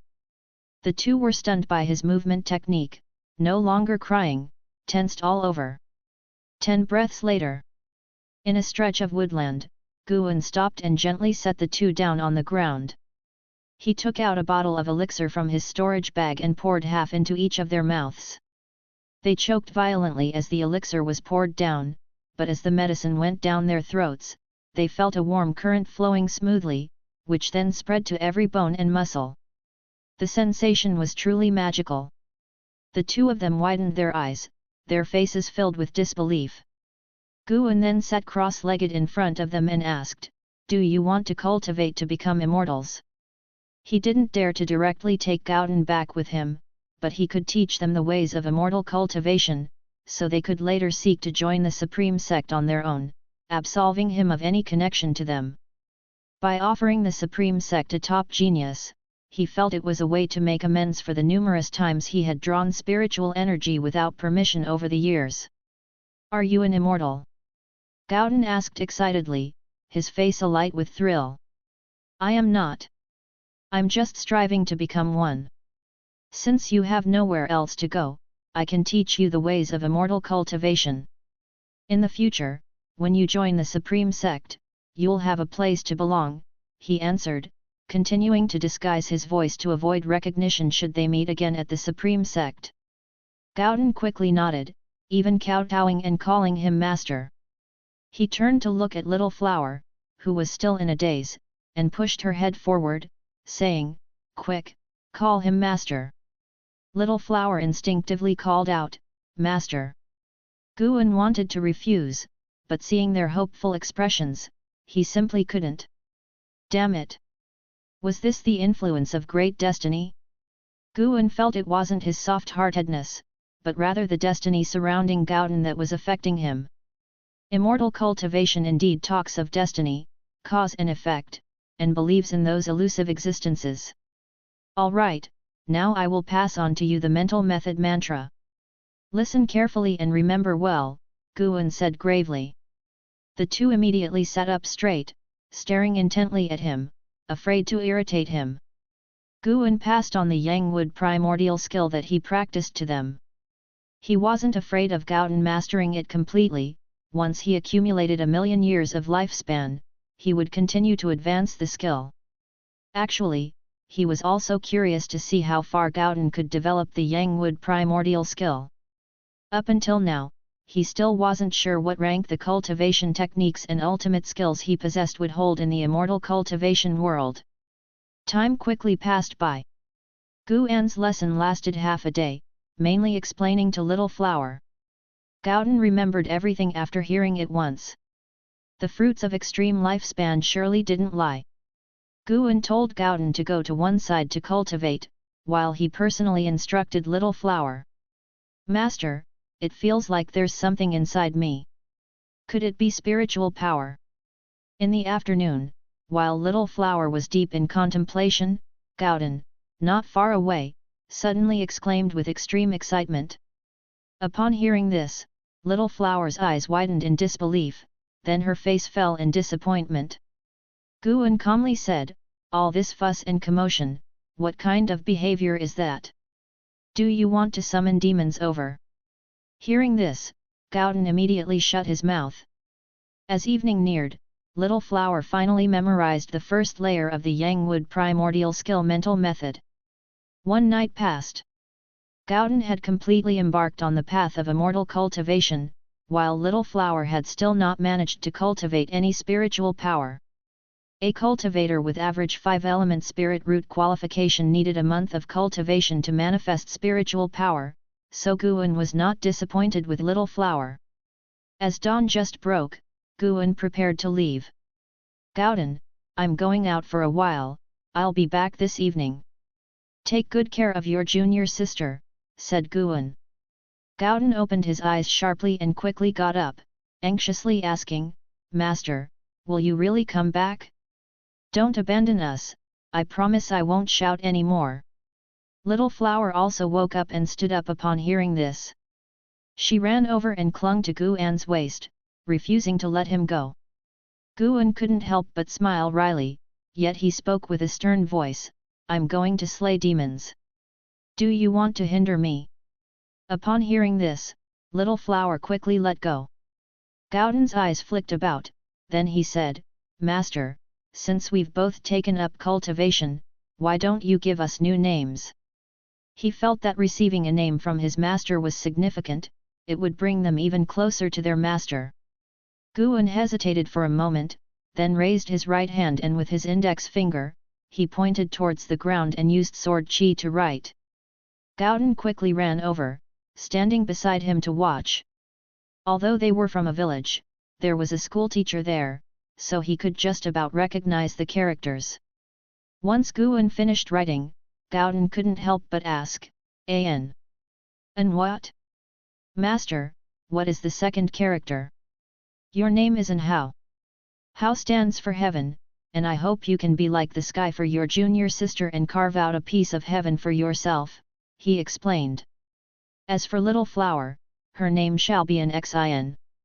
I hope you, my disciple, can live a life of peace and contentment," Guan said soothingly. After finishing, he vanished into thin air.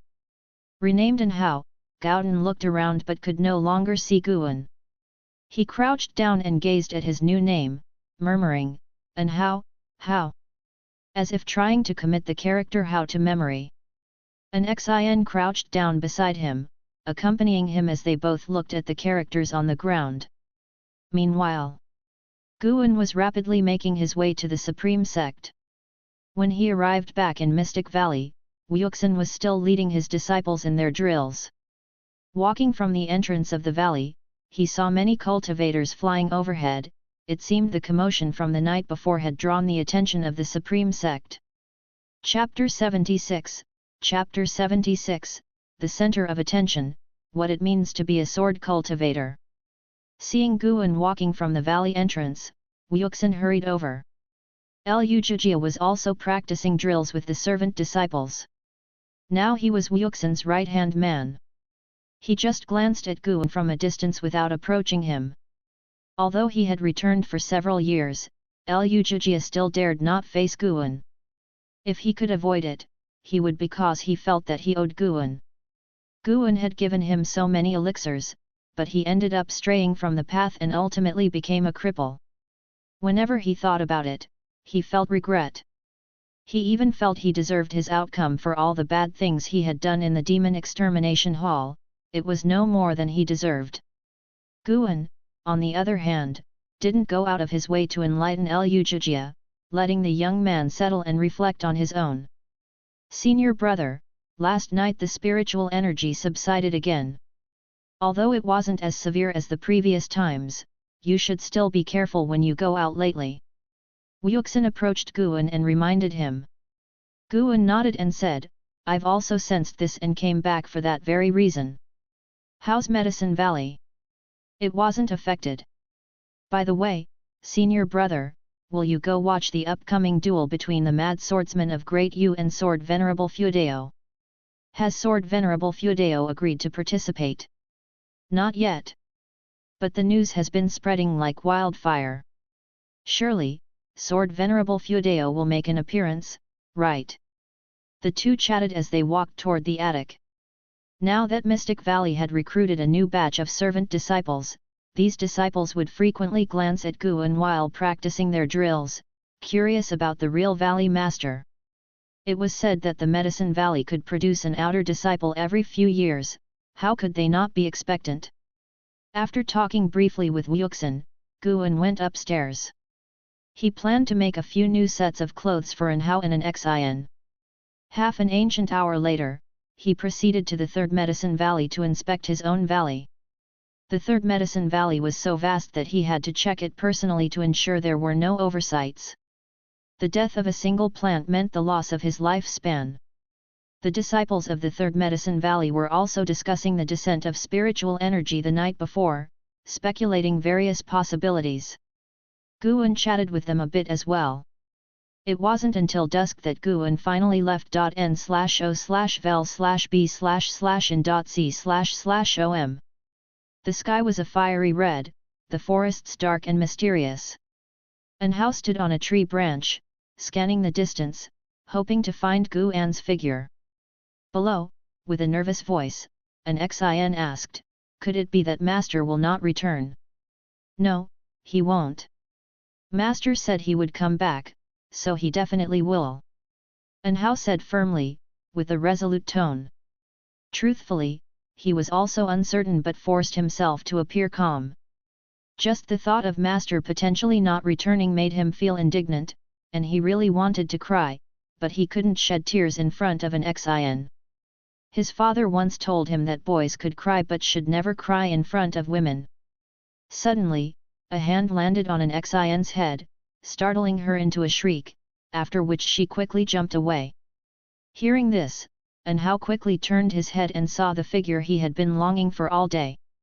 He was instantly overjoyed and excitedly shouted, Master! He jumped down and pounced toward Guan, hugging his waist, just like an Xin had done that morning. An Xin, seeing clearly that it was Guan, was also excited and rushed forward to hug him. Although they had known each other for only 2 days, Guan already held an unshakable position in their hearts. Guan pushed one hand on each of their heads, pushing them away gently and said softly, practice well. If you're not diligent in your training, I will leave you behind. If we make a name for ourselves, will you not leave then? An Hao asked. Guan took out 2 sets of clothes from his storage bag and said, haven't I told you? In the future, you'll have to go to the Supreme Sect. I cannot be with you forever. Once you are capable of protecting yourselves, I will leave. Upon hearing this, An Hao's face immediately darkened, and an Xin pursed her lips, her eyes quickly reddening. Guan ignored their emotions, handed them the clothes, and then led them towards the river in the forest. Half an ancient hour later, An Hao and an Xin had changed into new clothes and even had their hair tidied. It cannot be denied, the two looked quite impressive in their new attire, almost like celestial children. No wonder the demon had saved them for last, possibly unwilling to devour them. Guan decided he would accompany them every night from then on, returning to the Supreme Sect during the day. In the surrounding 1,000 miles, there was no trace of any powerful demon. There were many villages and towns, so they were safe to practice there. And so the days passed. The month-long wait eventually came to an end. The outer city was packed to the brim, and even the hills outside the city walls were dotted with figures of cultivators seated in meditation. Many disciples from the 7 other outer cities, the 4 inner sect cities, and the disciples from the main city of the sect had come to witness the match. Even disciples from other sects had come to watch. The Supreme Sect did not suppress the matter, resulting in the entire immortal cultivation world of the Taixuan dynasty discussing it. At the South City Gate, Han Ming stood proudly with his eyes closed, the sword box in front of him, his hands resting on top of it as the warm breeze of the late summer rustled his garment. On the city walls, numerous cultivators were watching him, chatting incessantly. "It's uncertain whether Sword Venerable Feudeo will come. I think it's better if he doesn't. If he does, his true identity will be revealed, and he will surely face endless trouble afterwards. Of course he must come. He's so powerful, even if his true identity is uncovered, who in this world can defeat him? It is said that Sword Venerable Feudeo is the sect leader. He hasn't shown himself because he wants to cultivate another powerful force for the Supreme Sect that can match the sect leader. I heard that the Mad Swordsman of Great Yu has surpassed the Divinity Transformation realm for many years. If this battle really breaks out, his name will surely go down in history," said someone. Zolin and his father Zhou Yujian also stood atop the city wall, looking down at Han Ming's figure. Anxiety was written all over Zolin's face. Having taken Han Ming as his master, he was naturally concerned about Han Ming's safety. Zhang Qiang and Hu Mo, who had reached the 9th layer of the Divinity Transformation realm, were floating in the air on a huge gourd, discussing the upcoming battle. Yelan stood on the top of a tall building, gazing toward the South City Gate from afar. The sky was azure and cloudless, the mountains outside the city were rugged, and the figure of Sword Venerable Feudeo was nowhere to be seen. She was accompanied by a dozen disciples from the Law Enforcement Hall, all of whom were her subordinates, including Zhen Qin. They all looked very excited. 5 miles away, Shen Zhen, who wore a black veil, stood on top of the treasure pagoda, also gazing in the direction of the South City Gate with an expectant look in her eyes. The sword cultivator duel that had been brewing for a month had captured the attention of the entire Supreme Sect, and even the immortal cultivation world was waiting for the outcome of this battle. Under the watchful eyes of tens of thousands, Han Ming remained with his eyes closed, patiently waiting. Meanwhile, 15,000 miles away, in a spacious forest, Guan was giving swordsmanship guidance to Anhao. Anhao reached the 2nd layer of the energy cultivation realm after absorbing energy for 3 days, and now, having reached the 3rd layer, Guan was imparting to him the techniques of the Taixuan Divine Shocking Sword, giving him a means to fight. Meanwhile, an Xin was still cultivating, trying to gather her first strand of spiritual power. The gap in their talents was like a chasm. Guan taught only once, and Anhao memorized the sword moves immediately, making it very smooth for him to teach. Is this what it feels like to teach a genius? No wonder great cultivators dote on geniuses so much. Even he was starting to favor Anhao a bit. Anhao practiced swordsmanship while curiously asking, "Master, what is the name of this sword technique?" He held a wooden sword, but even so, there was a sharpness in the air as he swung it. Taixuan Divine Shocking Sword. You are the only one who has learned my sword technique. Do not dishonor this technique in the future, Guan said. With Anhao's talents, once he entered the Supreme Sect, he would surely be highly valued. If he additionally became an inheritor of Sword Venerable Feudeo, that would be even more extraordinary. In the future, if the Supreme Sect wanted to suppress Anhao, they would have to consider whether it was worth opposing Sword Venerable Feudeo. Taixuan Divine Shocking Sword. Anhao murmured to himself, his eyes shining brightly. He could feel the intricacy of this set of sword moves. Every time he practiced the movements, he gained new insights, which made him addicted. In the forest, the sound of the sword cutting through the air echoed. Guan stood to one side, quietly watching, his wooden mask hiding his expression from Anhao's curious gaze. In the distance, an Xin opened her eyes and looked with a face full of envy. She too wanted to practice swordsmanship. An hour later, An Hao had actually cultivated sword qi. As the sword sliced through the air and the sword qi swept across, it passed by Guan and struck the trunk of a tree behind him, leaving a subtle sword mark.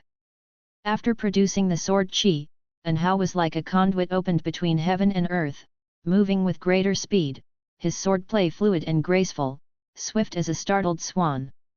The spiritual energy of the forest started to gradually converge toward him. Guan watched with taut nerves. What kind of monster is this? He felt he had opened a can of worms. If he had not saved An Hao would have already been buried in a demon's belly, and the world would not have such a monstrously talented individual. He began to mourn for the likes of Liya and Ji Xiaoyu, Lv Xian, Zhou Tongzhu, and other peerless geniuses. Sorry, but from now on, the top spot in the world belongs to my disciple. Guan himself was not interested in being the number one in the world. After all, one might encounter an enemy from heaven even when invincible on earth. What he pursued was the end of the immortal cultivation path. He believed that there was more than this one world. At noon, Guan said, "Stop now." Upon hearing his instruction, An Hao immediately ceased, his forehead drenched with sweat and panting heavily, but his face was spirited, his eyes shining brightly. "Master, how did I do?" asked An Hao proudly, feeling his spirits rise at the age of 12. Guan spoke, "You care too much about the sword in your hand. Remember, the sword does not lie in the hand, but in the heart. Whatever the heart desires, everything can become your sword. Go pick a leaf." Hearing this, An Hao scratched his head, then walked over to the side. Guan then gestured to an Xin, who, full of anticipation, immediately ran over with a smile on her face. "Xiner, you go pick a leaf as well," Guan said softly. An Xin did as she was told without delay. Moments later, both disciples returned to Guan, curious about what he was going to do next. Guan took the leaf from An Hao's hand first, saying, "A true sword cultivator, even with a mundane leaf, can exhibit the power of a formidable divine sword."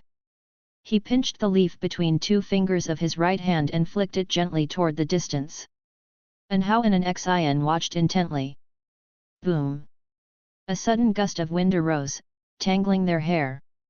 The two of them widened their eyes in disbelief. The leaf suddenly unleashed a terrifying sword qi, shattering the forest ahead and charging towards the horizon with an unstoppable force. It vanished in the blink of an eye. A swath of forest had been cleared, 10 meters across, with dust billowing, creating a sight to behold. And that direction was precisely toward the outer sect of Supreme Sect. Chapter 77, Chapter 77, Two leaves determine victory or defeat. At the outer sect of Supreme Sect, in front of the South City Gate. Sword Venerable Feudeo, if you do not show yourself within 30 minutes, I shall engrave 2 more characters on the heavenly repair platform. The voice of Han Ming rose, resounding loud as the distant thunder, echoing between heaven and earth, lingering for a long time. His words sparked a flurry of discussions among the cultivators. Although the disciples of Supreme Sect frowned, they dared not insult him, for he had first shown courtesy before resorting to arms. After a month of eager anticipation for the appearance of Sword Venerable Feudeo, even the disciples of Supreme Sect felt some disappointment that he had not come. Zolin on the city walls breathed a sigh of relief. In truth, he felt that Han Ming was no match for Sword Venerable Feudeo, but after spending a month together, he truly did not wish for Han Ming to come to harm. Zhou Yujian looked towards the distance, his intuition telling him that Sword Venerable Feudeo would certainly come. The noise within the city grew louder and louder. On the magic artifact gourd, Zhang Qian whispered, "Could Sword Venerable Feudeo really be the sect leader? n/o/vel/b/in.c//om. It's possible. Though Han Ming is not much stronger than Chu Xian, if Sword Venerable Feudeo wants to defeat him, he must reveal his true form, which is why he dares not appear." Hu Mo pondered deeply. If Sword Venerable Fuedeo is indeed the sect leader, that would be interesting. It would be seen as a play directed and acted by himself. His expression was mocking, his tone filled with disdain. A faint light glowed from the gourd underneath them, a force of restriction isolating them from the surrounding space. Zhang Qian was about to say more when suddenly, an intense sword intent burst forth from the south city gate, followed by an overwhelming oppressive force approaching from the south. She looked up sharply, as did Hu Mo beside her. In front of the south city gate, Han Ming picked up the sword box and stepped forward 100 yards. He planted the sword box into the ground, and as the base sank into the earth, the sword box opened and 2 treasured swords sprung out to the sides. His right hand resting on the lid of the sword box, he burst forth with a vast sword intent, startling all the onlookers. Before the majority could follow his movement with their eyes, a sword chi charged from the ends of the earth, overwhelming forests in its path, unstoppable. In the blink of an eye, this sword chi collided with Han Ming's vast sword intent. Han Ming's sword chi formed a blue light barrier reaching nearly 200 yards high, a spectacular sight. When struck by the mysterious sword chi, his blue sword chi ripped apart, as if crushed instantly. His eyes widened, he looked up, his pupils reflecting a cascade of leaves. Boom! The leaves swept over the top of his head with force, causing his hair to flutter, and he staggered backward 2 steps. All the cultivators on the city wall changed their expressions dramatically. Zhou Yujian instinctively raised his arm to protect his son, barely making out what was hidden in that sword chi. Another loud boom shook the city wall violently, but it did not crumble. As the violent sword chi dispersed like a gust of wind, leaves appeared embedded in the wall, with spider web cracks spreading around them. Han Ming regained his composure and stepped forward again, drawing 2 treasured swords from the sword box, and looking into the distance. Leaves swept by, and a fierce wind roared in from the end of the heavens and earth, threatening to uproot everything along its path. Han Ming stood firm, his robe stretching back, highlighting his strong physique. He stared tensely at the horizon, as if facing a formidable enemy, while all the surrounding cultivators and those within the Supreme Sect watched with bated breath. Sword Venerable Fuedeo had arrived. Wow! Master, you are so amazing, what swordsmanship is this? I want to learn. After a brief stupor, An Hao burst into excitement, jumping around. Guan took the leaf from an Xian's hand, startling an Xian into looking up at him as well. I used the swordsmanship I taught you earlier. Once you master it, you can do it like me. But true sword path great achievement is about returning to simplicity. Without such great ostentations, you can have an unstoppable force, Guan whispered, then flung the leaf from an Xian's hand. An Hao and an Xian's gazes followed the leaf as it gently drifted 10 steps away before suddenly accelerating, flashing by like a bolt of lightning. This time, the leaf did not create the deafening commotion from before, it seemed ordinary, only moving very fast. An Hao chuckled, I like it when it's loud and scary. Guan placed his hands on their shoulders, taking them as they vanished into thin air on the spot. More than 15,000 li away, in front of the Supreme Sect's outer sect South City Gate, Han Ming held 2 swords, ready for battle. All was silent in heaven and earth. Everyone awaited Sword Venerable Fuedeo's next move. Suddenly, Han Ming's pupils shrunk dramatically, and he immediately released the swords in his hands, beginning to cast a spell. The remaining sword in the sword box unsheathed itself, and the 3 swords circled around him. Following his pointed right hand, the tips of the 3 treasured swords rose up and surged forward. The 3 swords intertwined and spun, a terrible sword chi erupted, transforming into 3 sword chi dragons speeding ahead, lifting every large tree in their path, throwing dust into the air and trembling the mountains and earth, with cultivators in the sky being flung away. The scene was incredibly spectacular. A cold light streaked across the distance, it was a leaf wrapped in swirling sword chi. It's here. Han Ming intently watched the leaf in the distance. This leaf did not have the oppressive force of the previous one, but his intuition told him it was even more dangerous. The leaf suddenly accelerated. Transforming into a streak of cold light, it powerfully scattered Han Ming's sword qi. The 3 treasured swords were deflected instantly, and before they came to a stop, the leaf had already reached Han Ming. So fast! Damn it! Han Ming was shocked, instinctively thrusting his palm forward, his robe bursting into a golden light, surprisingly condensing into a golden bell shadow. Boom! The leaf shattered the golden bell shadow and pierced into Han Ming's right shoulder, its tremendous force making it impossible for him to resist, his body being dragged backwards as the ground beneath him cracked. Han Ming was sent crashing along the way, smashing into the city wall, causing the wall behind him to crack open, but the city wall did not collapse. The reason for its integrity was not due to the wall being overly sturdy, but rather the result of Guan's deliberate control. Han Ming was hung on the city wall, vomiting fresh blood, his head drooping as if he were dead. Master! Zolin lay on the shaking city wall, calling out anxiously.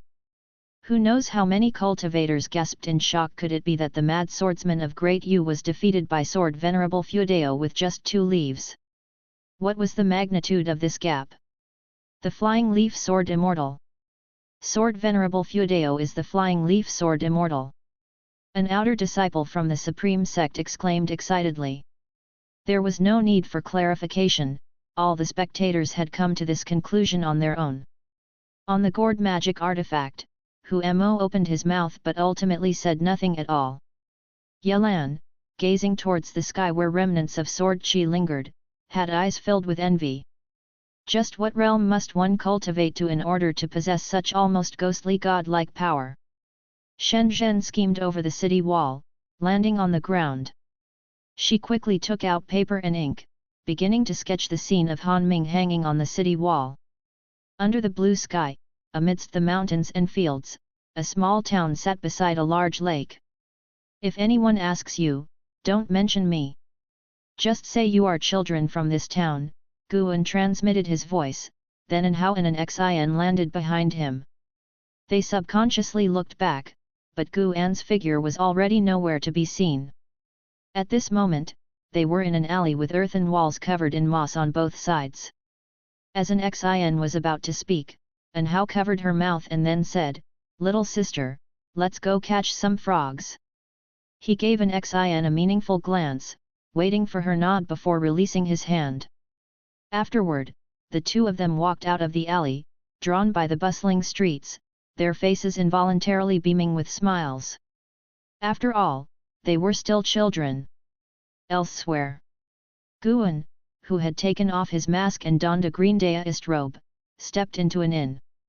Taking the rare opportunity to be out, he also planned to enjoy the mortal world's scenery. He arrived on the 2nd floor of the inn and sat at a table by the window, ordering the establishment's signature dishes and alcohol, then turned his gaze to the street outside the window. Along both sides of the street were various peddlers shouting their wares and some travelers from the Jianghu passing by. Guan even felt the presence of cultivators, though they were not many. The patrons inside the inn were discussing feuds and stories of martial heroes of the Jianghu, making Guan feel as if he had crossed through time once again. Before the food and drink were served, Guan sensed a powerful divine sense sweeping past the town. As expected, someone had followed. The divine sense was fleeting and did not reappear afterward. Guan was not in a hurry, he was prepared to fully relax that day. After the food and wine were served, he began to drink alone, admiring the ancient streets bustling with people coming and going below the window. Sunset gave way to moonrise. As night fell, the town remained lively. Red lanterns were hung up from all the buildings, and small rivers meandered through the town, casting a ghostly glow. Guan walked onto a stone bridge, his eyebrows slightly raised. He could sense a strand of demon energy infiltrating the town. It was not too strong, about equivalent to a second-order demon creature, comparable to the Foundation establishment realm. Since Guan had already planned to return to the Supreme Sect the next morning to enjoy the praise for his victory, he was not in a hurry and wanted to see what the demon creature was up to. The town seemingly had no cultivators on the surface, yet the second-order demon creature was so cautious. Could there be a special reason for this? Guan slowly walked towards the source of the demon energy. As he passed by a courtyard, a voice called out to him. "Junior brother Gu." This voice was old, laced with surprise, doubt, and other emotions. Guan turned his head and saw an elder in a courtyard looking at him. The elder had white hair and a hunched back and appeared to be in his 70s or 80s. Guan frowned, then hesitantly asked, "Senior brother Zhang? Zhang Chunkaiyu?" It had been so long that Guan had almost forgotten Zhang Chunkaiu's aura, and Zhang Chunkaiu's appearance and stature had changed significantly. The elder hurried out, excitedly saying, "It is you. Just now, I felt that the person on the bridge looked like you when I was upstairs, but I didn't expect it to really be you. Junior brother Gu, how did you come here? Did you become an outer disciple and come out on a mission?" Guan nodded and replied, "Something like that. Senior brother, what brings you here?" This was too much of a coincidence, wasn't it? Zhang Chunkaiyu laughed and said, "This town is the richest near the Supreme Sect, and I plan to retire here." That explained it. Guan had chosen this town because it was bustling with people and therefore safer. Zhang Chunkaiyu grabbed Guan's wrist and said with a smile, "Come inside and talk." "You're not in a rush, are you?" "Not at all, not at all," Guan responded. He could feel that there was no one else in the courtyard, and he really wanted to ask where the little lotus was. He had once eavesdropped on Zhang Chunkaiyu talking to himself and knew that Zhang Chunkaiyu had descended the mountain for the sake of a girl named Lotus. Chapter 78, Chapter 78, The infamous demon Guan, renowned throughout the world. The moon at the end of summer was very round, but the passing clouds soon obscured it. Guan sat inside with Zhang Chunkaiyu, chatting idly. Zhang Chunkaiyu recounted the experiences of these years while he listened attentively. Zhang Chunkaiu's story was like one written by a scholar. He left the Supreme Sect for the woman he loved, but that woman was a demon. In his early years, Zhang Chunkaiyu went to the Supreme Sect in search of an immortal fate.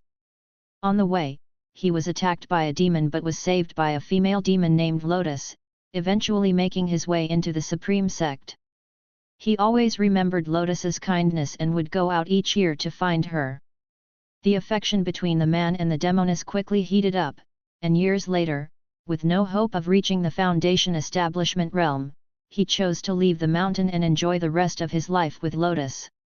After they met, they came to this town together, bought a villa, got married, and had a son.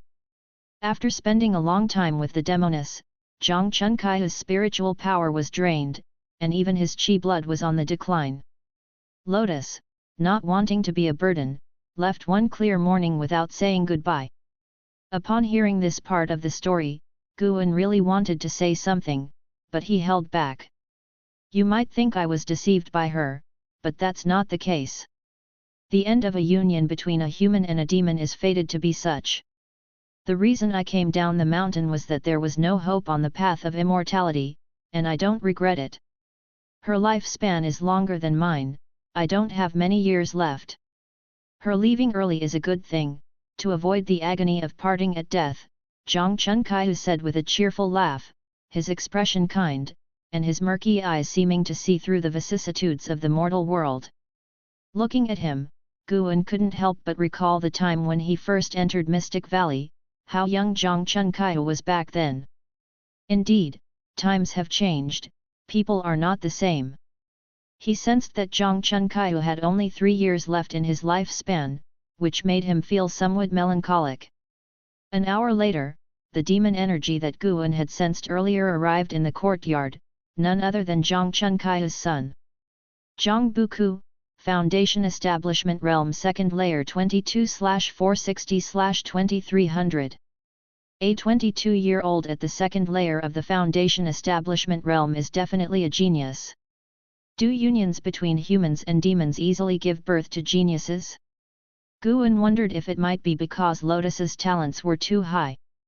"Buku, this is your martial uncle, Guan," Zhang Chunkaihu called to Zhang Buku, who had climbed over the wall into the courtyard. Zhang Buku looked like a teenager of 16 or 17, except for the more abundant hair on his cheeks. "Good day, Martial Uncle Gu," Zhang Buku greeted timidly as he approached. Guan smiled and nodded, then took out an elixir from his storage bag and said, "This is a top-grade spirit elixir, consider it a gift for our meeting." "How could I accept this?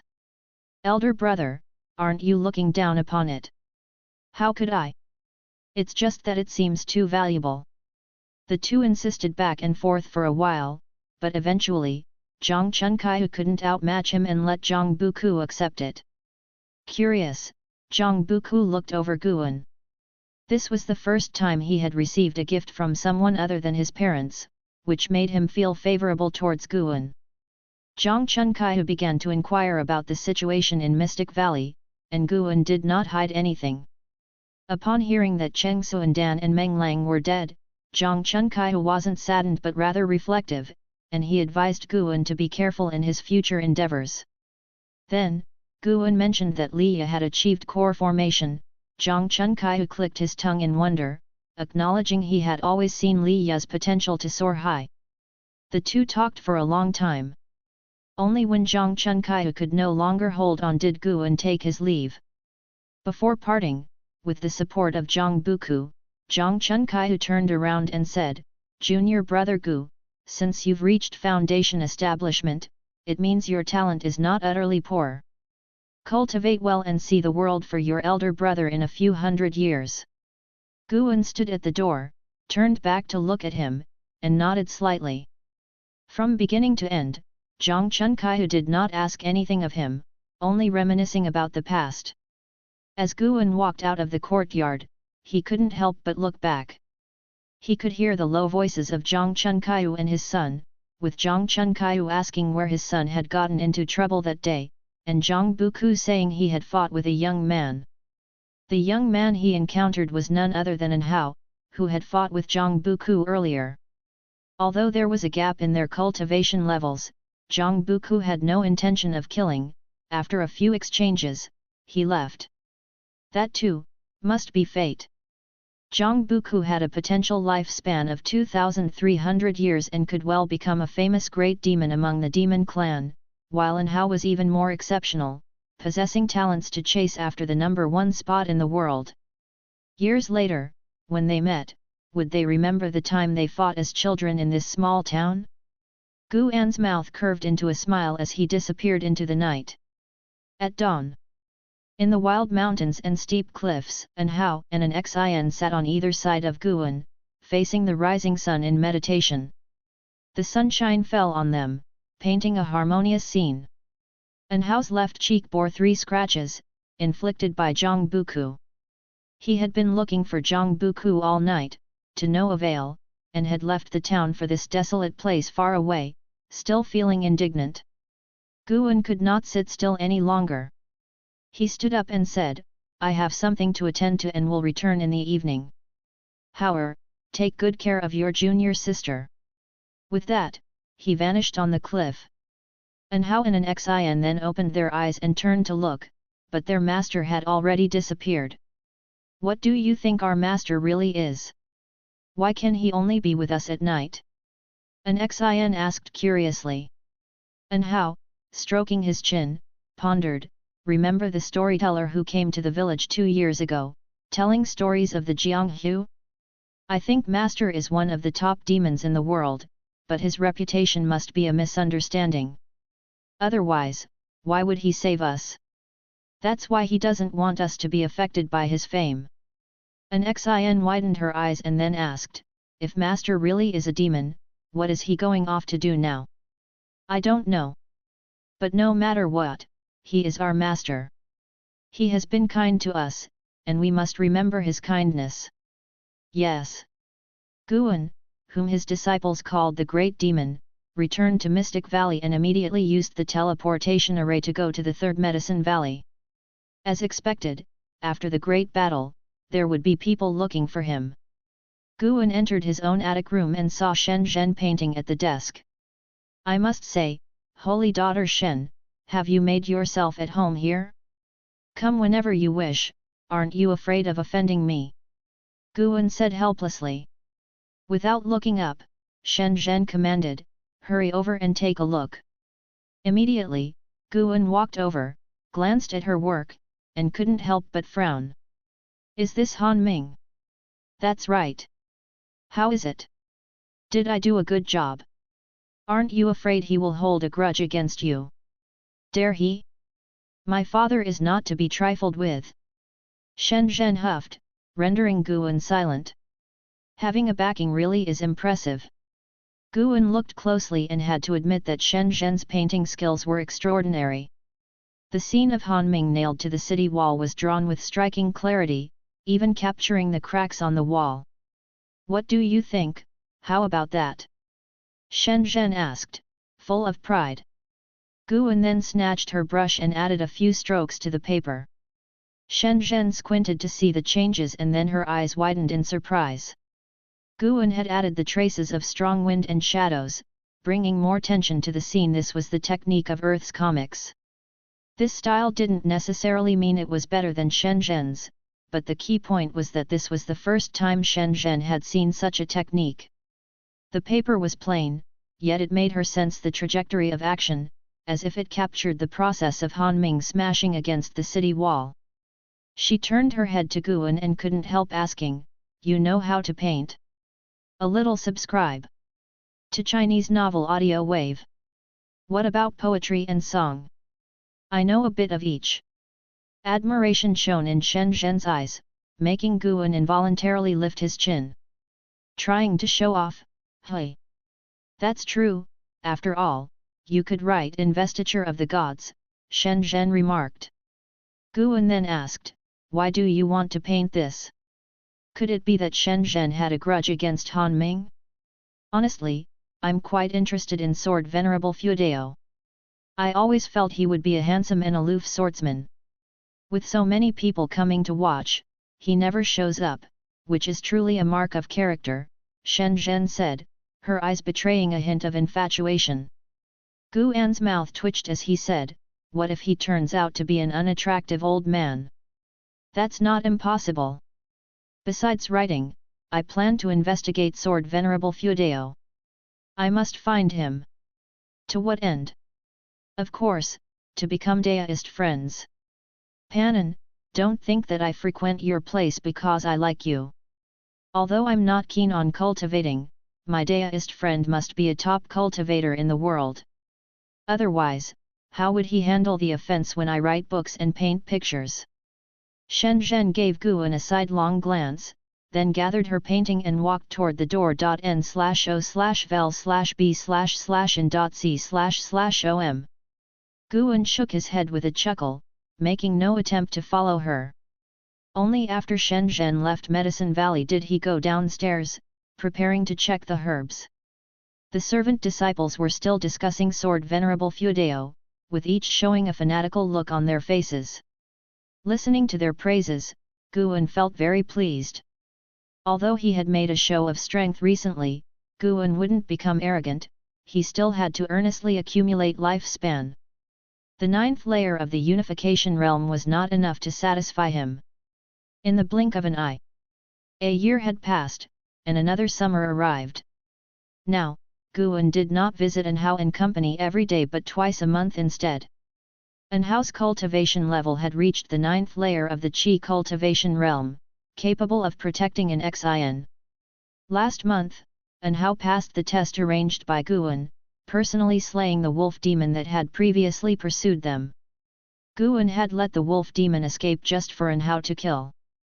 All right, he admitted that upon seeing Anhao's talent initially, he had devised many plans for training him. The reason he hadn't gone to the Supreme Sect yet was that an Xin's cultivation level was still insufficient, and the two were still young, able to learn more from following Guan. On this day, at noon, Guan went to the outer city alone. He first stopped by the Heavenly Repair Platform. The number of sword cultivators on the Heavenly Repair Platform was increasing, and many were not from the Supreme Sect. The news that Sword Venerable Feudeo had severely injured the mad swordsman of Great Yu spread wildly through the immortal cultivation world. Now, Sword Venerable Feudeo had become the most admired figure among the disciples of the Supreme Sect. Even a year later, every time Guan visited the outer city, he could hear the disciples discussing it. As the fame from that battle spread, more and more sword cultivators came to visit, and the Supreme Sect did not deny them access, only strengthening the defensive forces in this part of the city, which resulted in Zhang Qian gaining significant power, since she was the great elder of this city.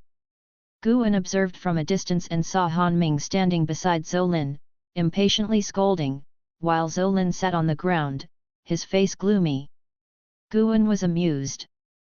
This was the scene he wanted to see, which was why he recommended Han Ming to take Zhou Lin as his apprentice. Zhou Lin was a genius, but he was particularly dull when it came to the sword Dao, despite his love for it. After relishing the scene for a while, Guan turned his attention to other individuals on the platform, curious to see if there were any unfamiliar great cultivators. Upon scanning the area, indeed there were.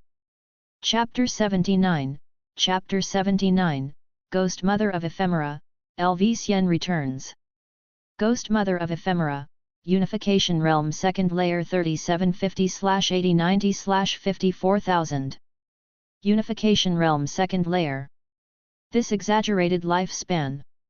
First the Underworld Demon Emperor, now the Ghost Mother of Ephemera, why does it feel like they're characters from the Underworld? Guan secretly marveled that even ghosts had lifespans, which meant that even in death, they couldn't exist forever. Thinking about it, it made sense if ghosts could exist indefinitely, wouldn't they rule the world? He had only heard of millennia-old evil ghosts, never of a ghost emperor who lived for millions of years. Of course, it could also be that Guan's level wasn't high enough, and he hadn't encountered such beings, but at least the mortal world was a world dominated by the human race. Perhaps there was some force in the universe suppressing the existence of spirits, maintaining balance in all things. Though the lifespan of the human race was short, they could cultivate quickly, each with its own advantages and disadvantages. The Ghost Mother of Ephemera, disguised as a female disciple of the Supreme Sect, looked quite young, with her cultivation level aura suppressed at the Foundation establishment realm, making it hard for anyone to notice anything unusual about her. Guan refrained from looking too closely, afraid of drawing her attention. There were so many bull-headed and snake-hearted beings within the Supreme Sect that as long as they posed no threat to him, he couldn't be bothered to care. Gu, my young friend. Han Ming suddenly came over, a smile on his face. Although he had suffered a crushing defeat, he felt no shame. Instead, he was very grateful. Sword Venerable Feudeo had nailed him to the city wall with a tree leaf, and the sword intent contained in that leaf had benefited him greatly. Clearly, it was meant to be instructive. With Sword Venerable Feudeo's abilities, if he had wanted to kill him, he certainly wouldn't have survived. Guan watched the approaching Han Ming and immediately raised his hand in salute. Han Ming stepped forward, enthusiastically took his hand, and said, "Gu, my young friend, now that you're here, you must practice swordsmanship with me. The disciple you recommended is just too stupid, it aggravates my Daoist heart to no end." As he spoke, Han Ming pulled Guan in the direction of Zhou Lin. Unable to free himself while concealing his true cultivation level, Guan reluctantly followed. Han Ming had Guan sit beside Zhou Lin and then taught him the incantations for swordsmanship.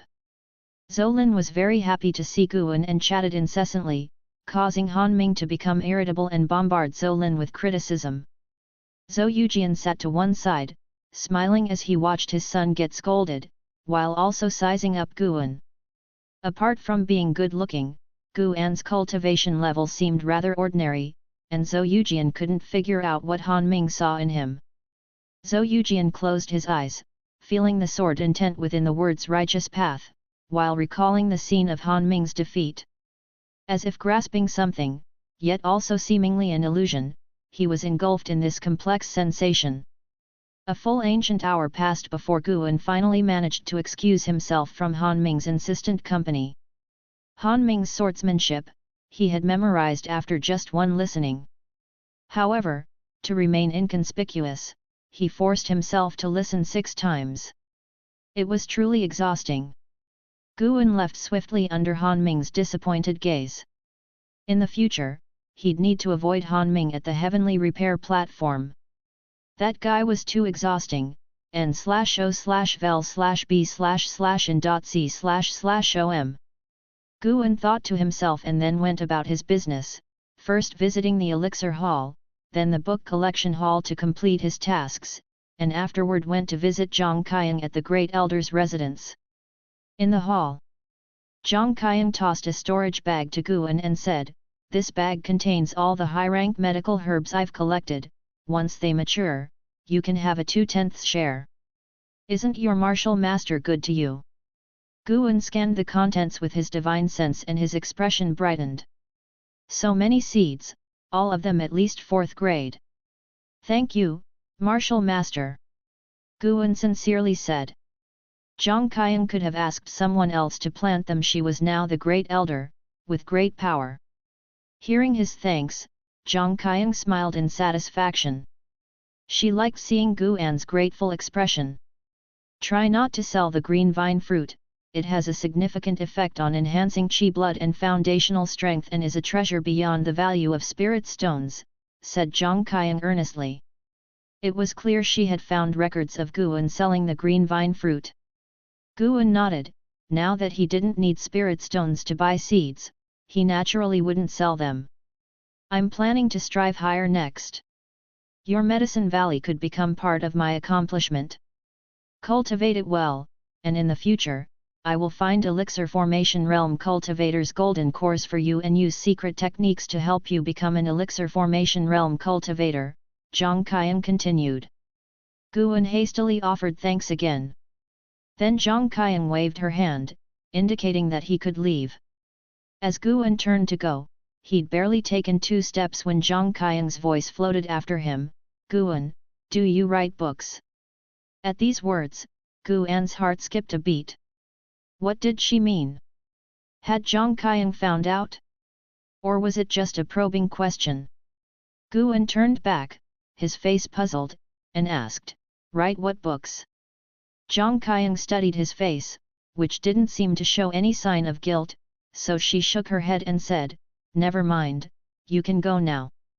Guan scratched his head, then left, even more bewildered.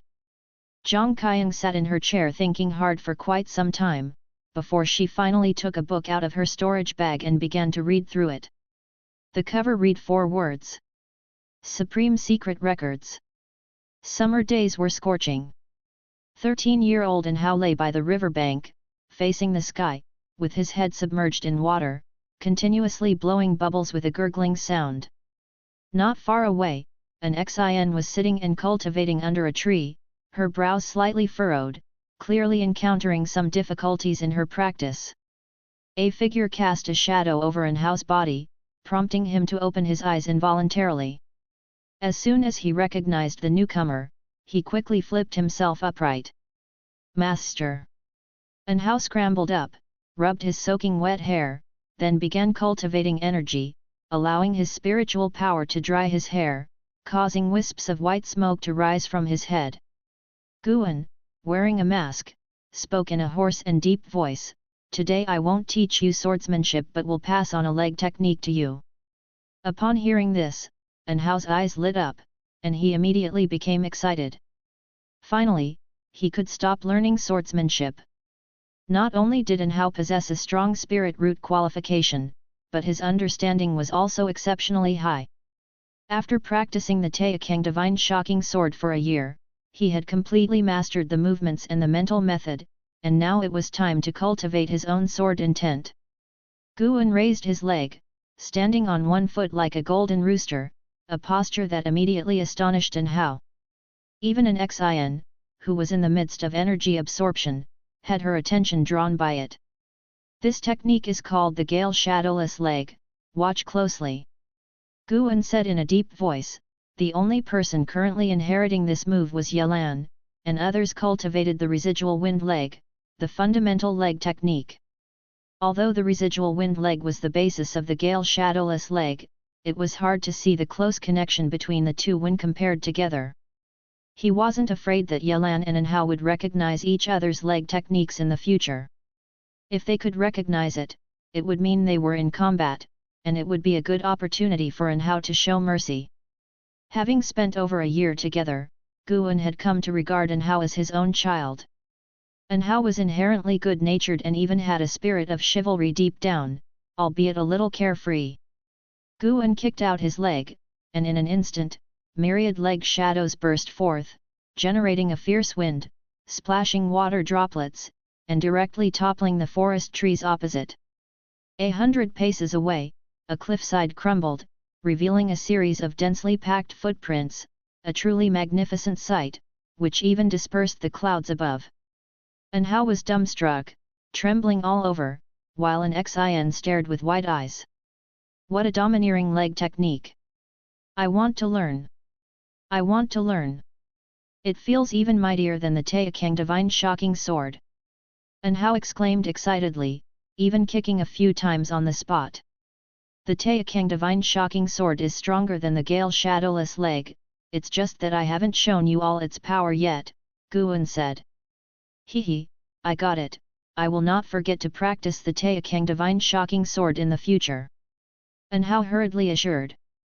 Guan began to pass on the technique to him. As always, Anhao remembered the leg technique after seeing it only once, then started practicing on his own. Time after time, he became more proficient. Suddenly, Guan felt it might be time to send Anhao to the Supreme Sect. This kid's talent was too frightening. If he could enter the Supreme Sect earlier, he might be able to build a better foundation, while Guan could only teach him cultivation techniques and ultimate skills. But Guan thought of an Xin, whose talents were too mediocre. Never mind, he'd let them both go. Talent was something he couldn't change for the time being, so why worry about it on her behalf? Guan decided to wait another half a year before sending the two children to the Supreme Sect. In 10 years, Anhao would likely make a name for himself. It was uncertain how long it would take him to catch up with Liya and Ji Xiaoyu. Guan even began to look forward to Liya fighting Anhao. With Liya's competitive nature, it was only a matter of time before he faced off against Anhao. Inside the Supreme Sect, there was sibling rivalry among disciples. Even though there was a 30-some-year age difference, they could still be considered of the same generation. In the summer heat, Anhao quickly became drenched in sweat, but he continued practicing the leg technique with tireless excitement, his young body outlining muscular lines through his wet clothes, exuding a sense of power. Guan stood by, quietly watching. Tianya Valley. Guan was sowing seeds, while Sun San followed closely by, carrying a basket. To avoid being recognized, Guan did more than just harvesting. Occasionally, he would also do other things. I'm back. A voice came from the entrance of the valley, and without turning his head, Guan knew Xian had returned. Xian, in a blue robe, walked toward them from the entrance of the valley with a folding fan in his hand. He looked more spirited and manly compared to when he wore red, exuding an air of easy confidence. How did it go? Was everything smooth? Yi Liuyun, sitting on top of the mountain, asked, his voice echoing throughout Tianya Valley. Luo Hun, holding his long spear, appeared in front of the terrace to welcome Xian's return. Guan had no choice but to pay his respects as well. More than Xian, Guan was concerned about how Liya had fared at the 100 Races conference. With a smile that suggested nothing could ruffle his feathers, Xian said, naturally smooth, though there were some hiccups along the way. But as expected, I managed to take the top spot without much trouble. At those words, both Luo Hun and Yi Liuyun showed smiles. They all served Li Suandao and would face life and death together in the future. The stronger Xian became, the happier they naturally were. Again, Yi Liuyun asked across the Medicine Valley, no threats from the Ji family, Gu family or Zhou family talents. Xian replied, there was a woman from the Ji family named Ji Xiao who gave me a bit of a challenge, but it's a pity she withdrew midway. I regret not beating her fair and square, and besides her, there were less than a handful who could be considered my match. Did any of His Majesty's children impress you? Luo Hun asked eagerly. LV Xian shook his head, speaking disdainfully, although I greatly admire His Majesty, his children just don't measure up, nowhere near his caliber. Oh yes, there was a prince named Li Yi, who did show some grit worth my notice. To win against him, I had to break his arms and legs. I estimate he'll need a year or two to recover. Upon hearing this, Luo Hun's face turned ashen. Guan also frowned involuntarily. Chapter 80, Chapter 80, Mystic Tortoise Surging Wave Palm, Heavenly Spirit Root Revealed. Hearing that Li Yi was injured, Guan felt rather displeased. This guy was not only heavy-handed but also demeaning Li Yi right now. Previously, Guan had thought that if LV Xian defeated Li Yi, he would hold back in consideration of Li Xuandao's face, but it turned out this guy was so arrogant that he didn't regard Li Xuandao highly in his tone. Yi Liuyun appeared out of nowhere in front of LV Xian and frowned as he asked, "Why did you hurt His Highness? Isn't knocking him out oof?" Clearly, Li Xuandao often Li Yi in his pris as well. What's wrong? Can't he be hurt? He's not the crown prince, and he's far from comparable to the crown prince, LV Xian retorted with a frown, his tone very dissatisfied. If he's not the crown prince, he's still a prince cared about by the emperor. Yi Liuyun's tone was somewhat heavy. Luo Hun was silt, and from his expression, it was clear that he was also displeased. LV Xian snorted, "Not allowed? Beat me up and break my limbs." At that moment, he saw Guan approaching and immediately became excited, rushing up to greet him.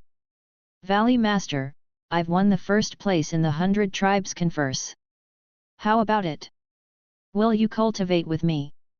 As LV Xian spoke, he took out a gold talk from his storage bag, on which was writ leader of the Hid Dragon list. Guan nodded, let's learn." Upon hearing this, LV Xian immediately pulled him to the side. Yi Liuyun looked at Luo Hun and asked, "Should we inform His Majesty about this?" Luo Hun thought for a moment and said, "There's no need, His Majesty definitely has people watching over Prince Li Yi." Yi Liuyun sighed, shook his head, and disappeared on the spot.n/o/vel/b/in.c/om. Guan followed LV Xian to an OP area where 3 monkey demons followed and curiously watched from the side. "What kind of spell do you like?" LV Xian asked as he rubbed his hands together, eager to begin. "Anything but swordsmanship." Guan replied, as this had been agreed upon before, and he did not want to go back on his word. However, one thing at a time, he could not let go of LV Xian injuring Li Yi. Shall I teach you a hand technique? I have a very strong hand technique, and it was with this move that I broke Li Yi's limbs, LV Xian said with a proud laugh, and after finishing, he glared at Yi Liuyun in the distance, clearly meaning for Yi Liuyun to hear. Guan nodded, "Let's start the teaching, and let's see how powerful it is." LV Xian immediately began to teach the hand technique, demonstrating the moves and explaining the mental method as he wt. Mystic Tortoise Surging Wave Palm. The name sounded very imposing. Guan watched carefully, preparing to give LV Xian a hard time. The sun shone brightly, gradually setting to the west. By the evening, LV Xian, looking frustrated, said, "Are you really unable to remember, or are you messing with me?" His voice was loud, startling Luo Hun and Yi Liuyun, who rushed over, fearing he would start a fight. Guan sighed, "I've already said that my talt and understanding are very poor. You didn't believe me and insisted on teaching me, and now you are upset. But, surely you can't be that bad." LV Xian could not understand, but it didn't seem to him that Guan was pretending. Yi Liuyun spoke up, "The Valley Master's cultivation level is all due to stacking elixirs, which is understandable. I've told you before, stop always persuading others, everyone's situation is different. Luo Hun reminded, what the emperor values is his planting ability. He emphasized the word values. LV Xian took a deep breath and said, I don't believe it. I must teach him. Guan hastily said, next time, I need to go back. You're not allowed to leave. Upon hearing this, Guan turned and walked away, while Yi Liuyun and the other person quickly stopped LV Xian. Damn it, Valley Master, you must come back. Once you master the mystic tortoise surging wave palm, you'll have the power to protect yourself, compete for heavenly destiny, and reach higher levels. LV Xian shouted at the back of Guan. Guan didn't understand him. Why was he cruel to his opponents yet liked teaching cultivation? Was he suffering from a split personality in his dreams? As Guan pondered this, he controlled his sword and left, quickly disappearing into the twilight.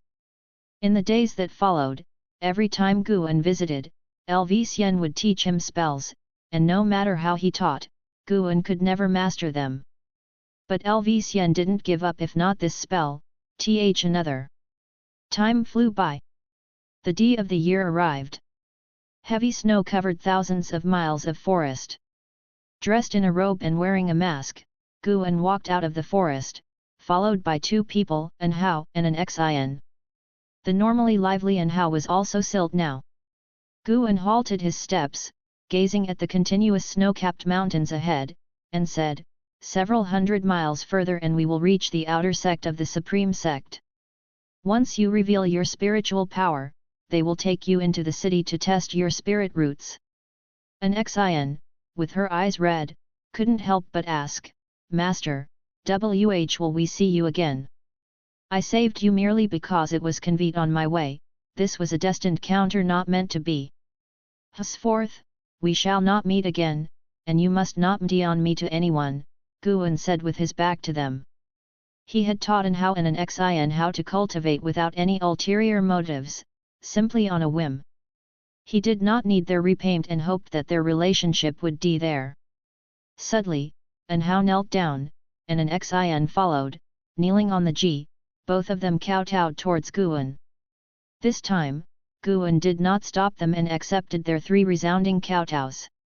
An Hao's forehead was chafed raw, his skin a bloody pulp, but he felt no pain, his gaze steadfastly fixed on his master's silhouette. He would never forget the terrifying X-Bryce in the demon's cave and the despair facing the wolf demon.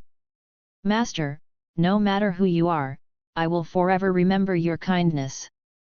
I will strive in my cultivation, become known throughout the world as the most formidable person.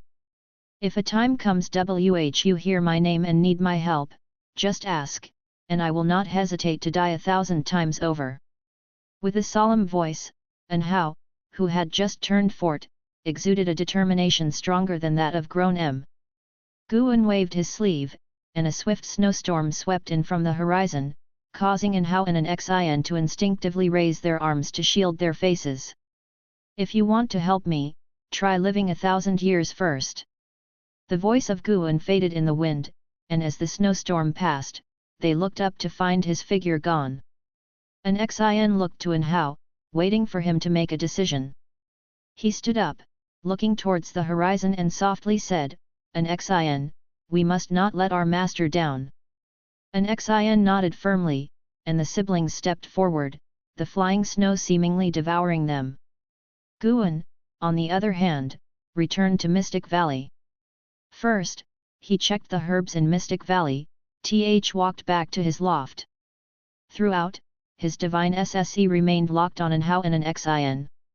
Though the pair were less than 300 miles from the Supreme Sect, he was still somewhat worried, given the chaotic mix at the Supreme Sect nowadays.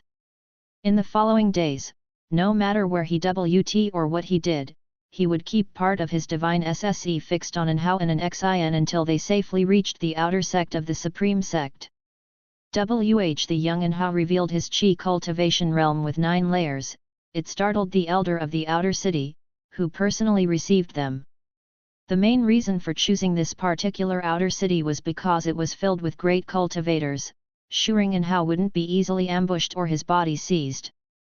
A new year arrived during the spring festival. Mystic Valley. Guan, Yelan, Zhqin, Wuxin, Xiaochuan, Tang Yu, and others were seated at a long table celebrating, while other servant disciples sat at another table, each merrily interacting. Have you heard? Rectly the outer sect recruited a disciple with a heavenly spirit root. The elders of the main city of the sect were astonished. That person is an Hao, only fourth this year, and already almost at the foundation establishment stage. It's incredible. Compared to him, I feel like my cultivation has been applied to a pig, Zhqin said while pinching a wine bowl, clicking his tongue in wonder. Heavenly spirit root.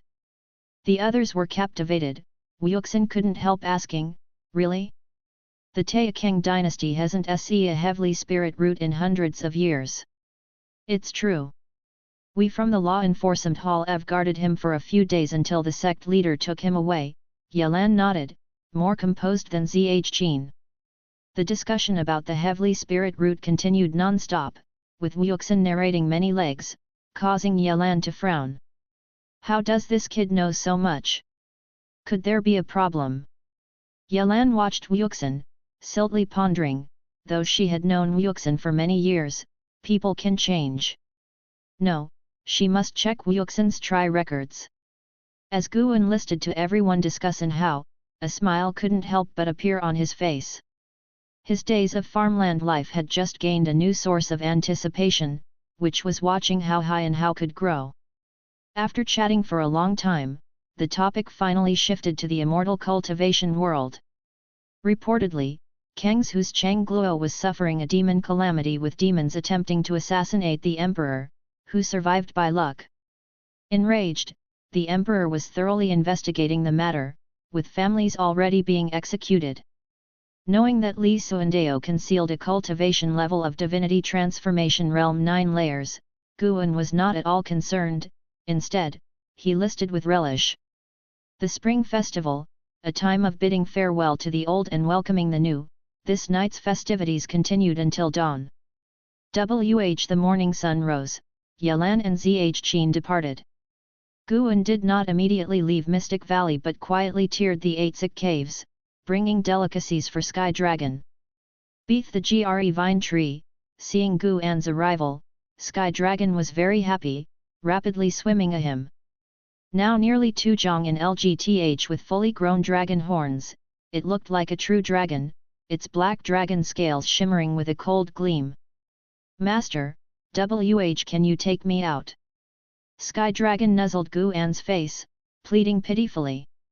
Guan rubbed its head and laughed, "Havt I told you?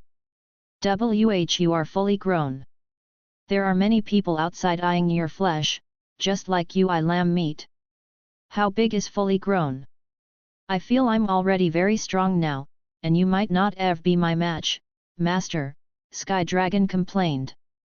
Although Guan had practiced swordsmanship under the tree, he had never revealed his real strgth, and Sky Dragon was unaware of it. Hearing this, Guan felt that he indeed needed to come up with a solution. "I'll think of something," Guan pondered. He decided to visit Zhang Qiang to see if she understood the transformation skill, allowing Sky Dragon to transform into a snake, which would accompany him outdoors. Upon hearing this option, Sky Dragon immediately became excited, cheering, eliciting laughter from Guan. After spending an ancient hour in 8 sick caves, Guan left, his departure so swift because he captured a familiar aura approaching Mystic Valley. Guan returned to his loft and pretended to read. Before long, a figure leapt through the window. Before touching the G, their voice rang out, "Junior brother Gu, guess what treasure I've brought back for you." Chapter 81, The Ancient Gold-Swallowing Insect, Demon Path Besieging the Supreme Sect.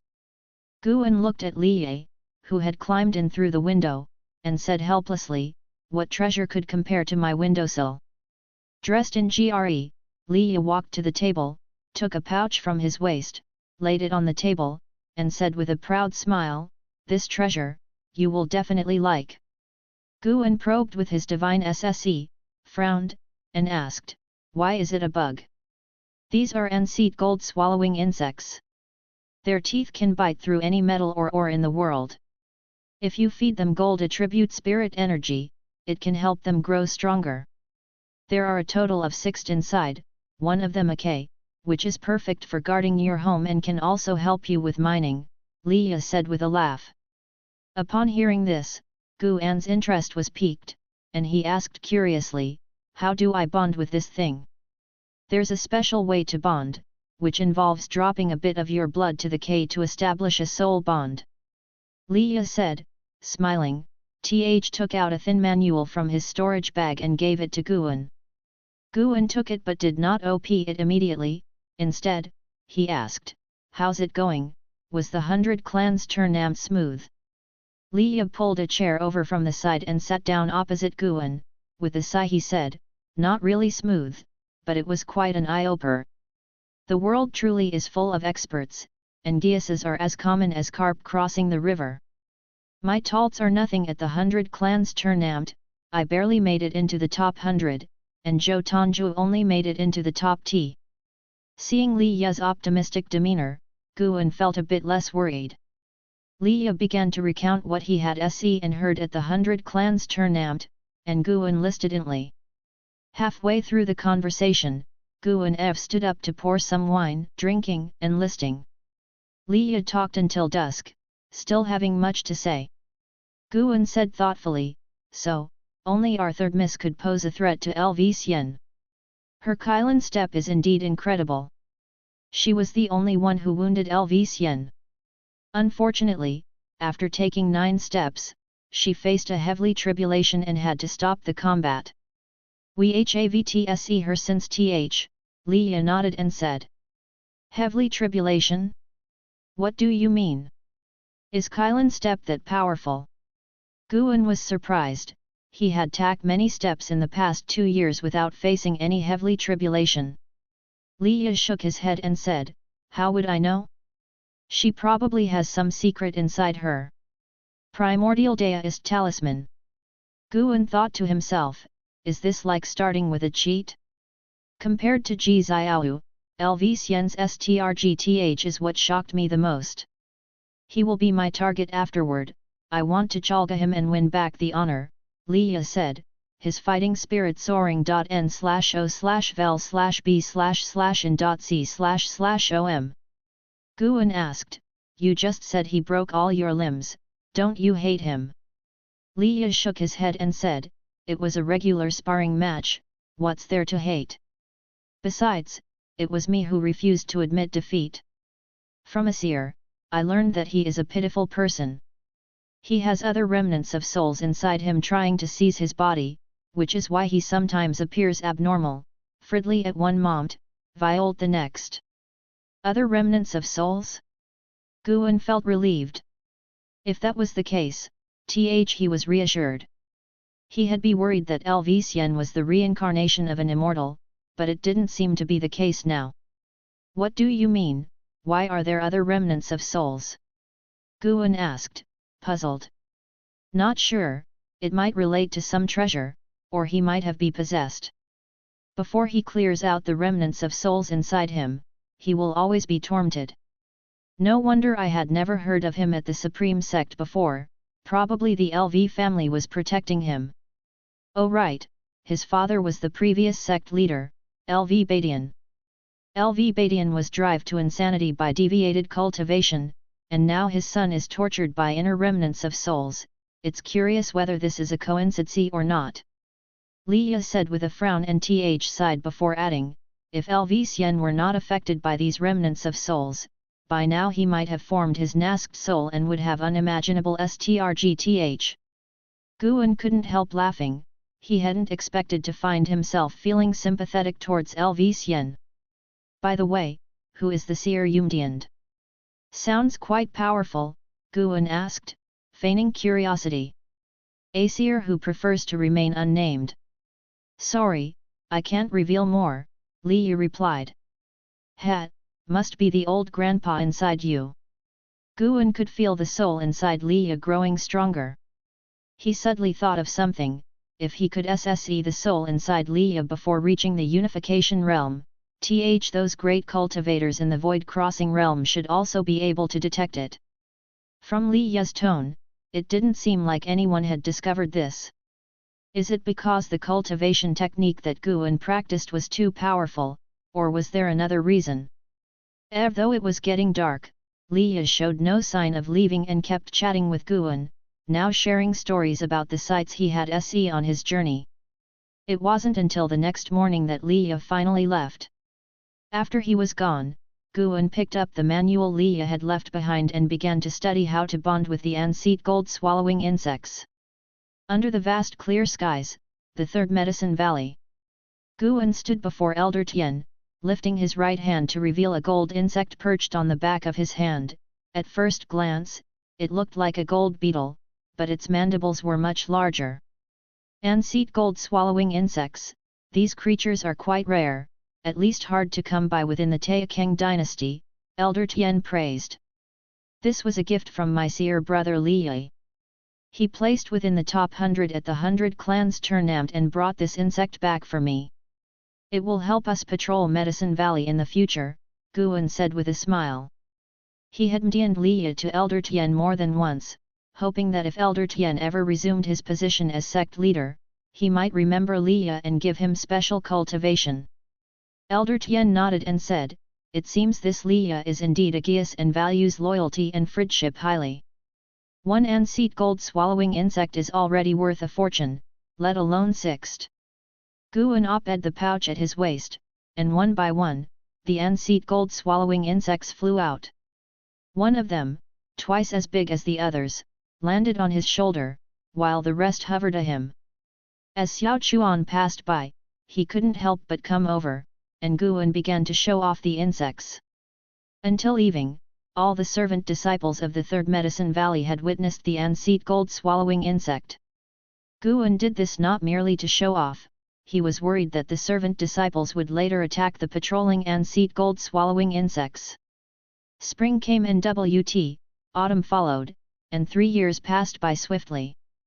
Guan crossed the threshold of 50 years of age. In these 3 years, his days were peaceful and fulfilling. His lifespan had already exceeded 300,000 years, and moreover, the harvest of his lifespan was increasing every year. On this day, Xiao Chuan arrived at the transmission array platform with Yelan. Guan was playing with the white spirit rat, which was now as fat as a large dog. Seeing Yelan's arrival, he immediately got up to greet her. Yelan's complexion was not good. Facing Guan, she opened her mouth and said, "Elder brother, let's talk inside the house." Guan nodded and led Yelan upstairs. Xiao Chuan turned to the white spirit rat, but the road turned and ran, infuriating Xiao Chuan, who picked up a stone to throw at it, unfortunately missing. Meanwhile, after tearing the room, Guan closed the door. He had just turned he heard Yelan speak, "Elder brother, Wuxin is a spy from the Thousand Autumn Pavilion." At these words, Guan's expression subtly changed, and he asked frowning, "Nonce, what evidence do you have?" Yelan took out sheets of paper, saying, "All of these are records of disciples left by the demon extermination hall.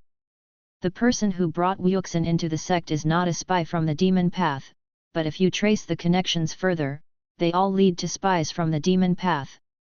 Moreover, the Thousand Autumn Pavilion has been searching for the son of a pavilion master for years.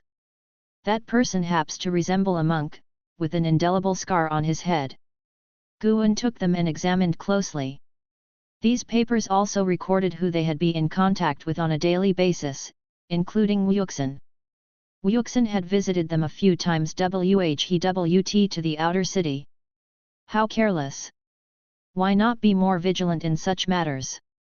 Guan cursed inwardly, but he didn't panic because Yelan was the one who discovered this. After inspecting the papers, he looked up at Yelan and asked, "How many people know about this?" "Just me for now. On normal days, the law enforcement hall wouldn't scrutinize the servant disciples. We did find that one of the valley masters in the outer medicine valley is a spy from the Thousand Autumn Pavilion, but we haven't discovered who exactly it is. We wanted to continue the investigation, but someone higher up forbade it, Yelan said fretfully, furrowing her elegant brows. Who forbade your investigation? The great elder of the outer sect, Zhang Qiang. However, her people said it was an order coming from the inner sect. Guan suddenly felt that Zhang Qiang being the great elder of the outer sect was rather convenient, as she could shield him from the storm. Although Guan had never worked for the Thousand Autumn Pavilion, with the GRE vine tree involved, he could not wash his hands clean. He certainly did not want his peaceful farming life disturbed. Guan stepped forward, grasped Yelan's shoulders with both hands, took a deep breath, and said, "Junior sister, this matter must be suppressed. If Wuxin comes from the demon path, after living together for so many years, I believe he is not a bad person." Yelan's face flushed slightly as he held her. She looked down, and said, "Elder brother, are you also from the Thousand Autumn Pavilion? If you are, I'm willing to follow you." "How could that be? I am a man of the Supreme Sect in life and will be a ghost of the Supreme Sect in death. I don't care. From now on, no matter which sect you join, you have to take me with you.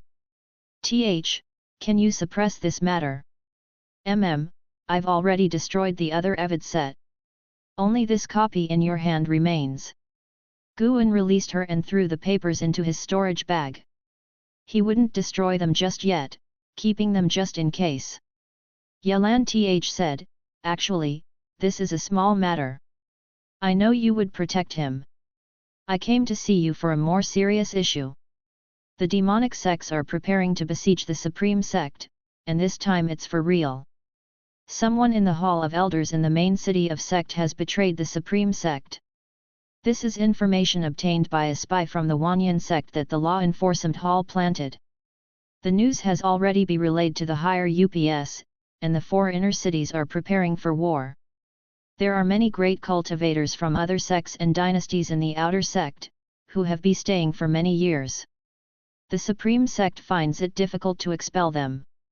If the demon path truly attacks, the outer city might be in great danger, and there might be spies from the demon path waiting to collaborate from inside and outside. The demon path attacking? Guan frowned and asked, with the increase in the number of disciples in the Supreme Sect over the years, how dare they attack? It is said they have allied with the demon clan, aiming to annihilate the Supreme Sect together and divide the Taixuan dynasty among themselves, Yelan replied gravely. Allied with the demon clan? Guan felt perplexed. Did these demonic sects not know of the great catastrophe of demons that would arrive in 100 years? After sharing more intellects, Yelan hastily departed. Guan personally escorted her to the transmission array platform, to the outer city via Mystic Valley, to avoid breaking any rules. As Guan was about to return to his room, he suddenly noticed Elder Tian sitting withered under an old tree. Come to think of it, he hadn't checked on Elder Tian for quite some time. This fellow had previously gone to the heavily repair platform and had increased his cultivation level by 2 levels, but afterward, there had been no activity at all, which was truly strange. As Guan thought about it, he st out a lifespan detection. Chapter 82, The Battle Between Righteousness and Evil, Guarding Medicine Valley. LV Badian, Core Formation Realm, 3rd Layer 4/50/300. Core Formation Realm, 3rd Layer. Seeing Elder Tian's cultivation level soar so high, Guan felt secretly startled. In the future, he'd have to keep a close eye on Elder Tian, lest he surpass him without Guan ever knowing. Guan had realized that the higher the realm, the more people practice concealing sorcery, and it's very difficult to judge an opponent's cultivation level just by the Cs. In other words, the world of immortal cultivation is all about who can hide deeper. Luckily, he had hid deep and still had the confidence to continue hiding. Elder Tian seemed to feel Guan's gaze, up at his eyes, looked at him, and he nodded slightly before returning to his room. The demon path was about to attack, yet he was not the least bit panicked. He would do whatever needed to be done. The Supreme Sect was no pushover, especially with Elder Tian, the head sect leader, secretly exerting his power. Gu An's task was to protect his Medicine Valley well. At the D of summer, the weather was cool.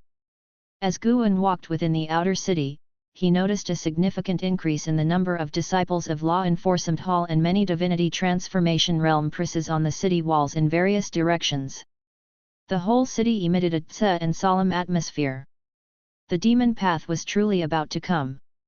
As usual, he first WT to check the heavily repair platform. The underworld demon emperor and ghost mother of ephemera were still there, sitting alone like ascetics, without other demons hiding their entities of them. Gu An always felt that the underworld demon emperor might be related to the demon path, but he hesitated to report this upwards, to avoid drawing himself into the vortex. His goal was immortality. Would the Supreme Sect ever exist after 10,000 years? He was never a person who harbored the great justice of the world in his heart, he was just an ordinary person. After scanning the area, Gu An didn't see any powerful unfamiliar faces. It seemed the Supreme Sect had tight control over outsiders lately, only allowing outsiders to leave, not to tour. Afterwards, Gu An WT to visit Zhang Qiang. Zhang Qiang was not at her mansion, and her servant asked him to wait in the hall. Gu An stood in the hall, observing his shoorings. He could see that there were very intricate restrictions within the hall, invisible to the naked eye. He oft studied the Ziwei array chronicles given by Zhang Qiang, and his understanding of formations had accumulated to be quite substantial, which allowed him now to discern hints of their workings. While observing, Gu An suddenly SSCD something and his expression turned peculiar. There was a large space underneath this mansion, just like the 8 sick caves below Mystic Valley. An unseat hour later, Zhang Qiang finally returned. After she tiered the hall, she waved her right hand and the door slammed shut. Gu An stood up to look at her, she walked to the head seat and sat down, said, "No need for formalities, take a seat." Her face was gloomy, clearly having countered something unpleasant. Gu An took out a storage bag from his waist and placed it on the table next to her, said, "These are the first mature batch of herbs, please check them." Zhang Qiang's herbs were of high grade and rank, so now the first batch had matured. Zhang Qiang did not reach for the storage bag, instead she asked, "You must have other matters, too, otherwise, you could have simply let Hu Mo do the checking." Gu An nodded, said, "I heard news that the demon path intends to besiege the Supreme Sect, is that true?" This kind of matter, the demon path knew best. Zhang Qiang nodded, said, "Yes, in no more than half a year, the great war between good and evil under the Taixuan dynasty will erupt. The cause is the continuous expansion of the Supreme Sect over the years, which has made the demon path uneasy, and secondly because they have the support of the demon clan, a coalition that indeed holds hope of defeating the Supreme Sect." Gu An hesitated for a moment, said, "I heard that after 100 years, demons outside the 9 dynasties will invade. Shouldn't we be living in peace and striving to cultivate? How can we trust the demon clan so easily?" Hearing this, Zhang Qiang glanced at him and snorted, said, "Do you think all of the demon clan are united? The demons outside the 9 dynasties are not purely of the demon clan, if they invade, the demon clan will also face slaughter, not to on the human race. Have humans ever truly united? Moreover, the more chaotic the situation, the more there is to struggle over. The resources of the immortal cultivation world in the 9 dynasties are limited. The stronger the Supreme Sect becomes, the more it suppresses other sects' cultivation resources. Since ancient times, the so-called struggles between good and evil have actually been about competing for resources, just with a righteous cause as an excuse. This time, the demon path's plea for starting the war is the Supreme Sect's evil deeds, which you'll soon hear about. Once the hearts of the Supreme Sect are unsettled, the demon path will launch their attack. If successful, the roles of good and evil might be reversed; if unsuccessful, the Supreme Sect won't have the residual power to annihilate the demon path either. Hearing this, Guan fell silt. He was the one who could best understand this, as each of his breakthroughs involved absorbing a massive amount of spiritual ergi, thereby affecting the Supreme Sect. If the spiritual ergi and spirit stones of the Tyre dynasty were concentrated in one sect, those in power within the sect would have a greater chance of breaking through. Thus, with only 100 years left until the demon calamity, they still competed fervently. Or rather, the great cultivators cared not for the common people but for their own cultivation level. As long as they were strong they could travel southward across the sea in search of opportunities for immortality. After pondering for a while, Guan asked, "Martial Master, which side are you on?" Zhang Qiang laughed, said, "I stand with the victors. You need not worry, I can assure that our outer city remains unharmed. Moreover, there are too many great cultivators in this city, the demon path won't attack from this direction." Upon hearing this, Guan secretly heaved a sigh of relief and jokingly responded, "As long as my medicine valley is safe." Scared now? I told you to practice cultivation more oft, but you never list. Cultivation is not something that should be rushed. Humph, you're just lucky to have me as your martial master. Before you leave, go find I've spoke to him already, and he prepared a batch of immortal cultivation elixirs for you ahead of time to help increase your cultivation level. You're 50 years old and still haven't formed your core, truly useless. Don't ever say you're my disciple in the future. Thank you, martial master. Guan chuckled and said, but internally he was critical. A 50-year-old at the 9th layer of the unification realm, have you ever heard of such a thing? I'd scare you to death if I told you. Next, Guan asked about the highest cultivation level among the demon path's most powerful, but Zhang Qiang was also unsure. She bluntly said that if LV Badian were pressed, the demon path certainly wouldn't dare to invade, but now with Chu Tiankai as the sect leader, it would be difficult to determine the victor in a battle between the strongest of the righteous and the demonic. This statement made Guan siltly mourn for the demon path. LV Badian is not dead yet. By the way, martial master, have you ever heard of the underworld demon emperor? Guan suddenly asked. Zhang Qiang thought for a moment and shook her head. "I heard of it, what about it?" "It's nothing, I just saw it mentioned in a book. They say he's very powerful." "Since you don't know, let's leave it at that, I should take my leave now." Guan replied, rose to perform a ceremonial bow, and turned to leave. Zhang Qiang watched his departing figure, Siv. Since talking with Zhang Qiang, Guan's worries about the grand battle between righteous and demonic paths had significantly subsided, and his days continued as uneventful as ever. 3 months later. At the D of autumn, the third medicine valley was still piled with many dry, yellow leaves. In the early morning, Guan was leading his disciples in a drill, and Elder Tian was also participating, yet only Guan noticed that his physique seemed ever more robust than before. N/O/vel/b/jn.c//om.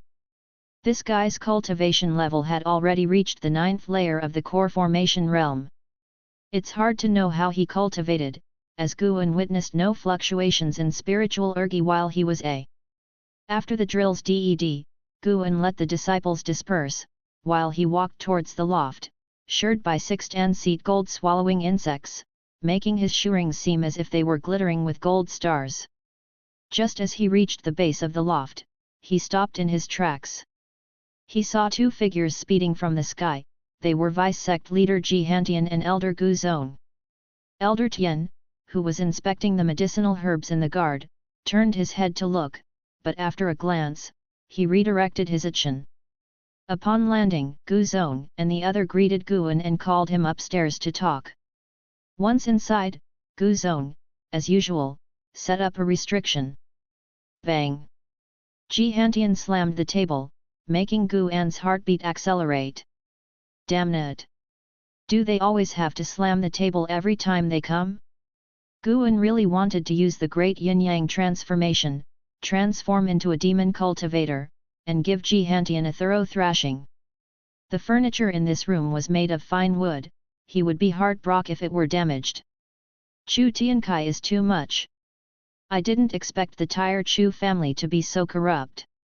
Panan, you must write a book about this, reveal it to everyone, as the supreme sect being the orthodox sect of the world, we must let the people oversee it. Jihantian said furiously. Again? Guan remained silt, regretting his previous mercy. Gu Zong sat down, annoyed. What's the rush? You act as if you don't know his deeds at all. I think you just want to be the sect leader. This time, don't use Panan as your pawn again. Panan has already become the flag of recruitment for the supreme sect, this flag must not become a sword for fighting for power within the supreme sect. Guan looked towards Gu Zong, appreciating his civil speech. Jihantian sighed and said, I indeed want to be the sect leader. I believe if I become the sect leader, I could make the supreme sect better. Look at what Chu Tiankai has done, his subordinates have been creating the demon of greed and conspiring to sacrifice entire outer sect. I thought he was sword venerable Feudeo, so I trusted him, but he clearly is not. Now the demon path is becoming aggressively threatening, and unfavorable rumors about Chu Tiankai are rife within the sect, causing unrest, the supreme sect is in danger. Creating the demon of greed? Guan was surprised internally. He had previously heard from Chu Jingfeng and thought it was the Chu family's adversaries involved with the demon of greed. Now it seems there was more to the story. Was it an internal power struggle, or a self-directed drama? Chu Tiankai has indeed been disappointing. He initially harshly punished Chu Xian's desk dance, I thought he was being virtuous at the expense of his kin. Now it seems, it was just self-preservation. However, it's difficult to make a move against Chu Tiankai, many in the Hall of Elders are his supporters, plus he has good relations with the Taixuan Sect. Gu Zong shook his head. Hearing this, Guan was confused. What exactly was this performance aiming at? What was the point of telling him, an outer disciple, all of this? It was probably a staged performance, intended to stir his emotions and motivate him to volunteer to expose the darkness of the supreme sect. The two continued criticizing Chu Tiankai, listing all his alleged wrongdoings, and Guan couldn't help but feel a surge of anger. If Chu Tiankai truly acted that way, he was indeed utterly reprehensible. Nevertheless, Guan maintained his rationale and remained unmoved. Gu Zong looked at Guan and said, the supreme sect may face calamity soon. Your third medicine valley grows too many medicinal herbs, it must be guarded. We are planning to SD 50 core formation realm cultivators to guard the third medicine valley, what do you think? Jihantian added, the Gu family and Ji family will each provide TWTY 5 people. Xiao will be among them too, not only to help you guard the valley but also to keep her away from the war. Chapter 83, Chapter 83 Gathering Spirit Divine Finger, You Are Mine. 50 Elixir Formation Realm Cultivators. Guan naturally wouldn't refuse, after all, he could not always stay in the Third Medicine Valley, he immediately expressed his gratitude to the two from Gu Zong. An hour later. Only after that time did the two from Gu Zong leave, Guan saw them out of the house. After their departure, Elder Tian approached, curiously asking, Valley Master, what did they want with you? In the past, Elder Tian wouldn't have asked, now not only had his cultivation level RIS, but he also dared to inquire about significant matters concerning the Valley Master. It seemed like he was indeed making a comeback. Guan feigned hesitation, shared the information he had learned. N/O/vel/b/jn.c//om. The crimes of Chu Tiankai were exposed by the demon path, spreading wildly within the supreme sect. The 5 major factions of the demon path were preparing to join forces with the demon clan to besiege the supreme sect. As he spoke of various deeds, combined with his worried expression, it was as if a great disaster was imminent for the supreme sect. Elder Tian comforted him, Valley Master, you need not worry too much, The Supreme Sect has stood on this land for thousands of years, surviving numerous dynastic changes. Historical records also on several instances where they were besieged by the demon path but always managed to turn danger into safety. Hearing his words, Guan actually felt reassured. Indeed, if the sky were to fall, there would be a tall one to bear it. As for me, I'll just be at ease cultivating medicinal herbs and providing alchemy materials for the sect. That is the only contribution I can make, Guan said with a head shake and a wry smile. Elder Tian nodded in agreement, smiling. He admired Guan's nature. However, since the demon path is coming, the danger is still unavoidable. Valley Master, I have a set of finger techniques, sharp and tricky. If the Amy is careless, you might be able to kill opponents above your own realm.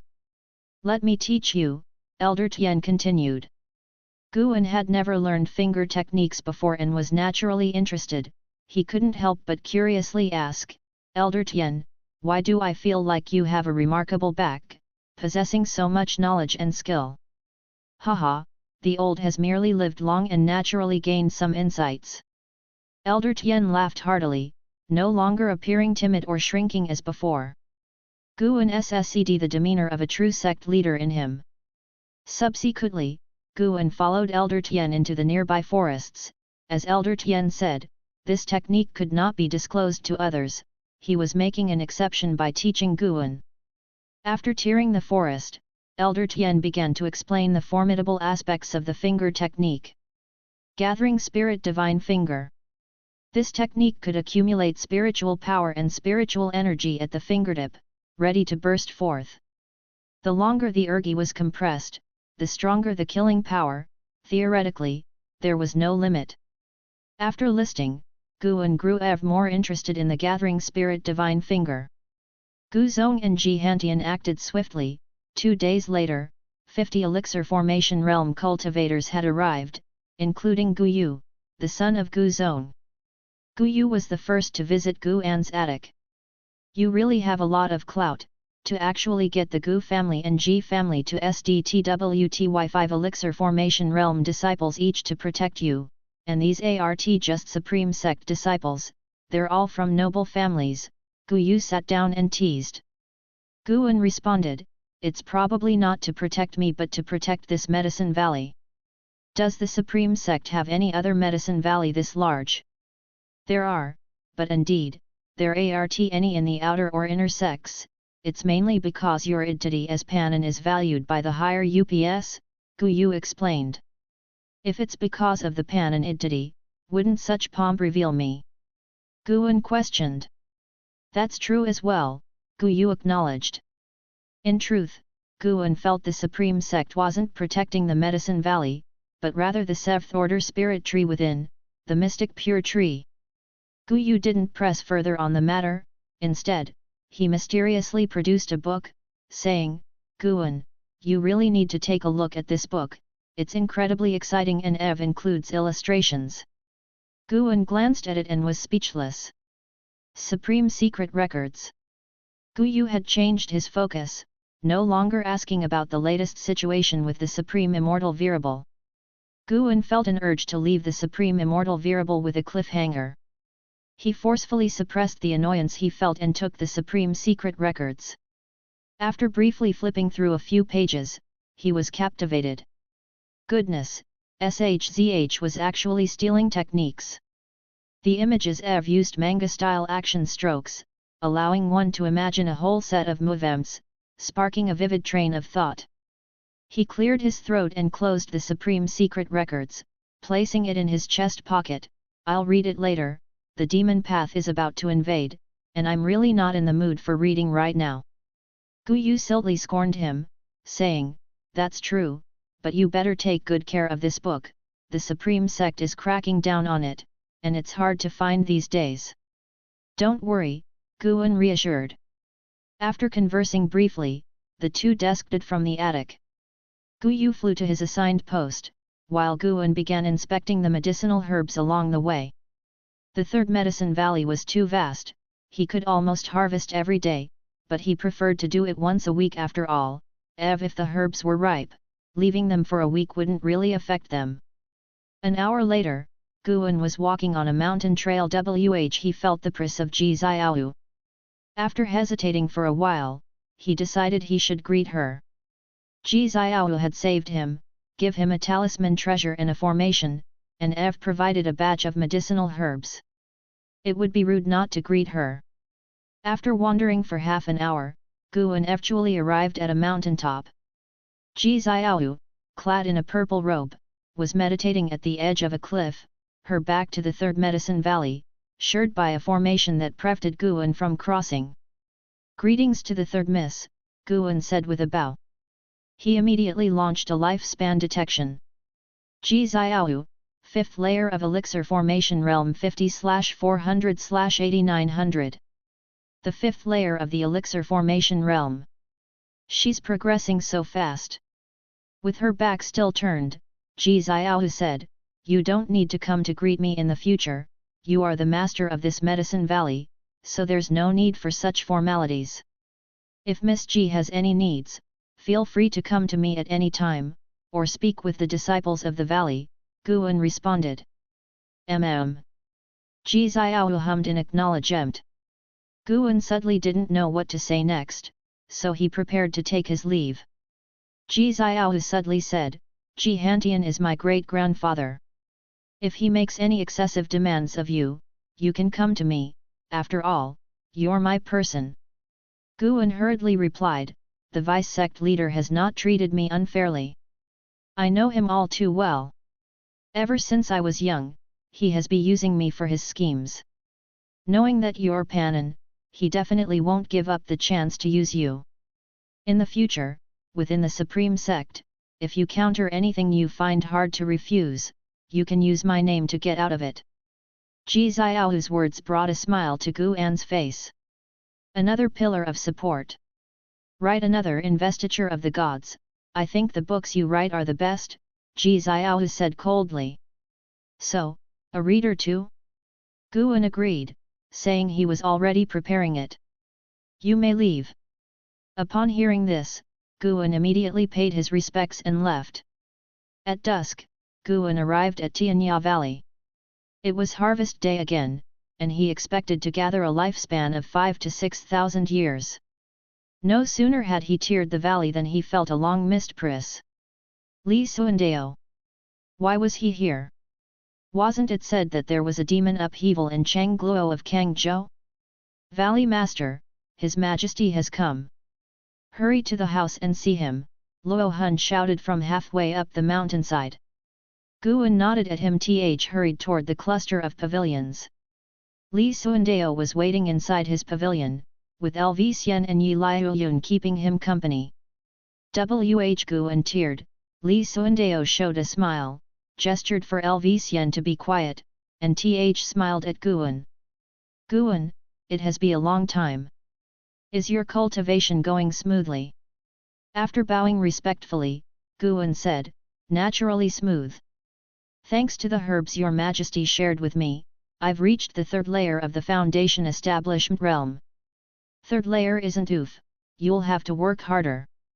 Once you've reached the 9th layer of the Foundation Establishment Realm, I can assist you with core formation."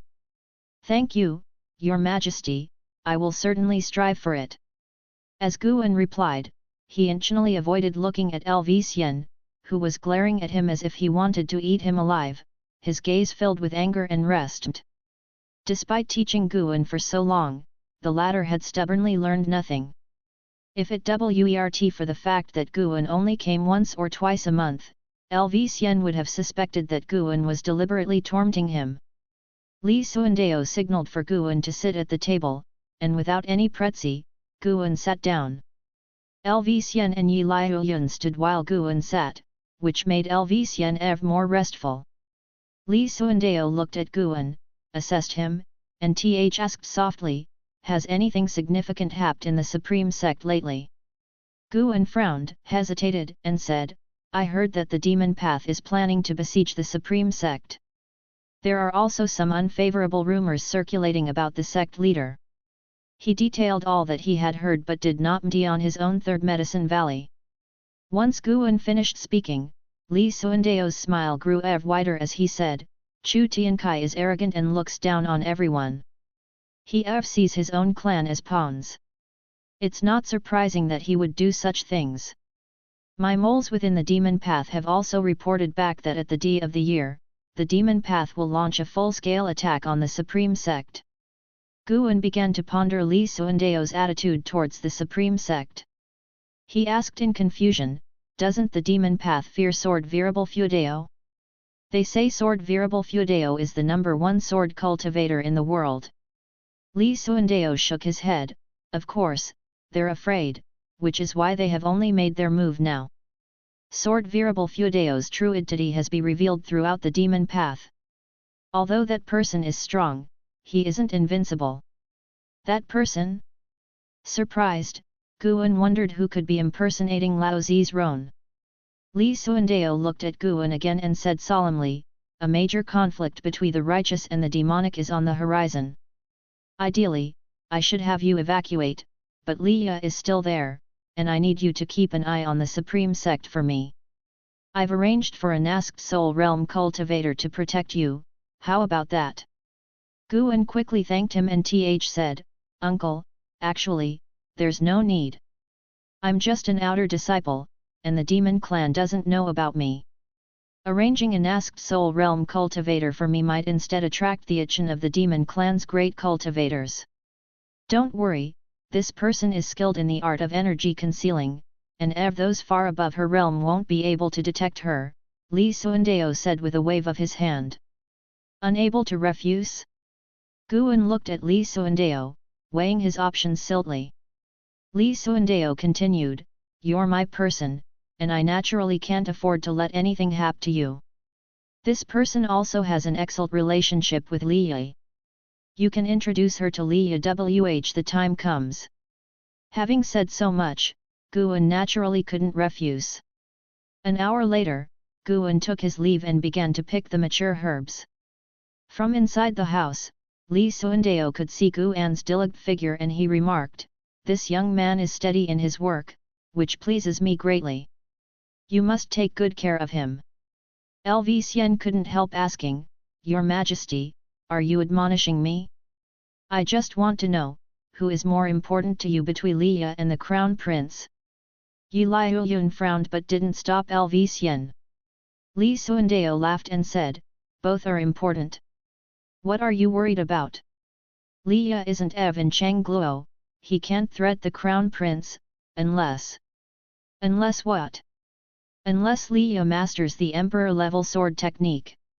Chapter 84, Chapter 84, Eclipse the Sun, Heaven-swallowing dark bird. Mastering the Emperor-level sword technique would secure the position of Crown Prince? Guan plucked the herbs while secretly listing. The Emperor-level sword technique, he was quite familiar with it. If he had the chance, he'd ask Liya if he was interested in contending for the throne. Guan could offer him a few tips. Wait a minute. This old fellow harbors ill intentions. Guan sscd something amiss. He suddenly suspected Li Suandeo had deliberately spoke loud for him to hear since there was no restriction isolating the loft. He recalled something, Li Suandeo's ambition was to be an immortal emperor. For emperors, the greatest threat could be the crown prince. Of non-immortal cultivation dynasties, emperors would be wary of their crown princes as they age, and not many crown princes smoothly succeeded to the throne. Could it be that Li Suandeo wanted to use Liya to eliminate the crown prince? It was indeed possible. Guan stopped pondering and focused on picking herbs, letting the father and son fight among themselves. As Li Suandeo was there, Guan didn't leave immediately after finishing collecting the herbs, but only left early the next morning. He left, Li Suandeo had not yet departed. He said he would stay for a while longer, suspecting Li Suandeo wanted to watch the great battle between the righteous and demonic paths. After returning to Mystic Valley, Guan briefed Wuxin and others, warning them that the demon path was about to attack and to not wander unusually, which made all the disciples, including Wuxin, very anxious. Guan planned to stay overnight in Mystic Valley from now on. The third Medicine Valley had Elder Tian and 50 elixir formation realm cultivators, making it very safe, unlike Mystic Valley, which only had a group of servant disciples. Nowadays, the fraction of lifespan income provided by Mystic Valley was increasingly small, but the 8 sick caves below it were different, and if Mystic Valley's lifespan income wasn't much, he was too reluctant to give it up. Days later, the Nasked Soul Realm cultivator arranged by Li Suandeo arrived at Mystic Valley. Guan stood in front of the wood railing, looking into the distance. A woman in a cone hat, wielding a sword, walked towards him. The cold wind stirred her attire, enhancing her ethereal aura. Yang Ni, Nasked Soul Realm 9 layers 4/780/360. A 200-year-old Nasked Soul Realm, quite talented. Guan thought siltly as he stepped toward Yang Ni. I am Guan, the Valley Master of this Medicine Valley. May I know who deduced Frit is? Guan asked as he approached. Yang Ni suddenly appeared before him, and he purposely pretended to be startled, stepping back. Let me see your other Valley Master talk, transmitted Yang Ni, her voice cold yet charming. Just hearing her voice, one would know she was a beauty. Guan immediately took out the Tianya Valley's talk, which Yang Ni snatched, examined, and returned to him. I am here to protect you by His Majesty's orders. From now on, I shall be your outer disciple, Yang Ni transmitted again. Guan nodded, replying, It seems Elder Han recommended you, I've been waiting for you for a long time. With that, he turned and led Yang Ni towards the loft. Yang Ni followed his steps, and the other disciples in the valley cast curious glances at her, her appearance drawing unavoidable attention. After tearing the building, Guan closed the door and said, The valley only has disciples who are at the energy cultivation level, no need to worry. Yang Ni waved her hand, transforming spiritual power into a GRE restriction that she stamped on the door. Very cautious.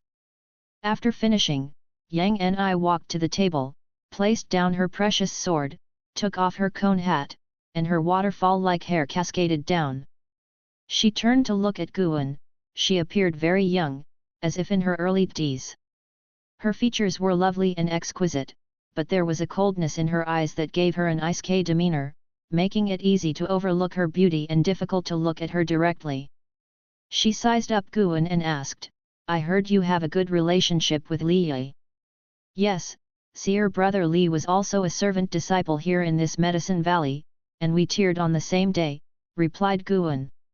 Upon hearing this, a smile appeared on Yang Ni's face, that smile bringing forth a stunning charm. Guan did not think much of it, as he knew Ji Xiao, who was ever more beautiful. That boy has always been stubborn, unable to get along with his siblings.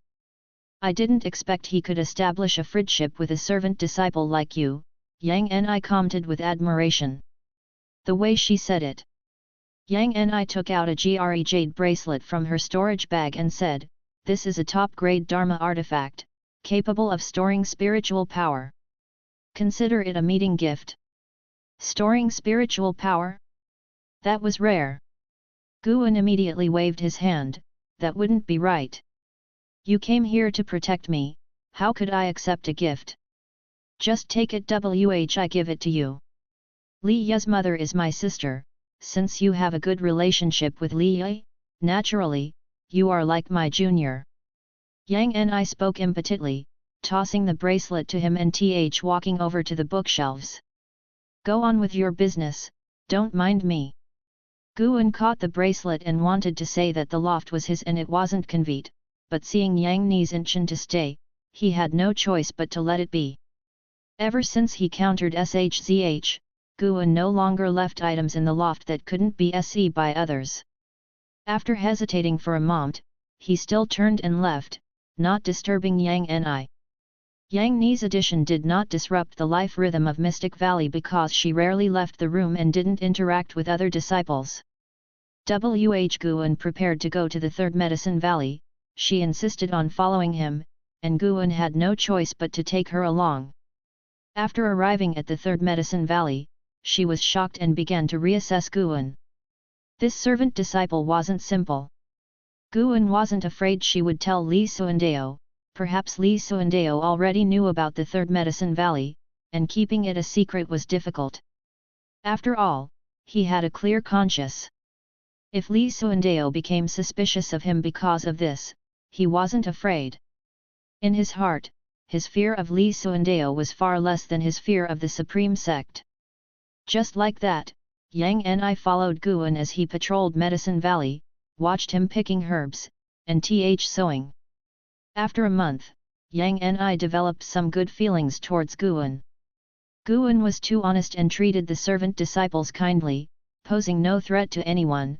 This made her understand why Liya had taken a liking to Guan. Days passed by, one after another. Winter snow fluttered, covering every part of Medicine Valley where Guan was. Li Suandeo had said that the demon path would invade the Supreme Sect at the D of the year, which made Guan worry about it every day, unsure of which the demon path would attack. That day, Mystic Valley. Guan and Wuxin were leading the disciples in shoveling snow, while Yang Ni stood at a distance in front of a wood railing, her hands clasping a sword. "Seer brother, what cultivation level is this outer disciple?" Wuxin asked quietly next to Guan, very curious. Yang Ni's stance alone looked very strong.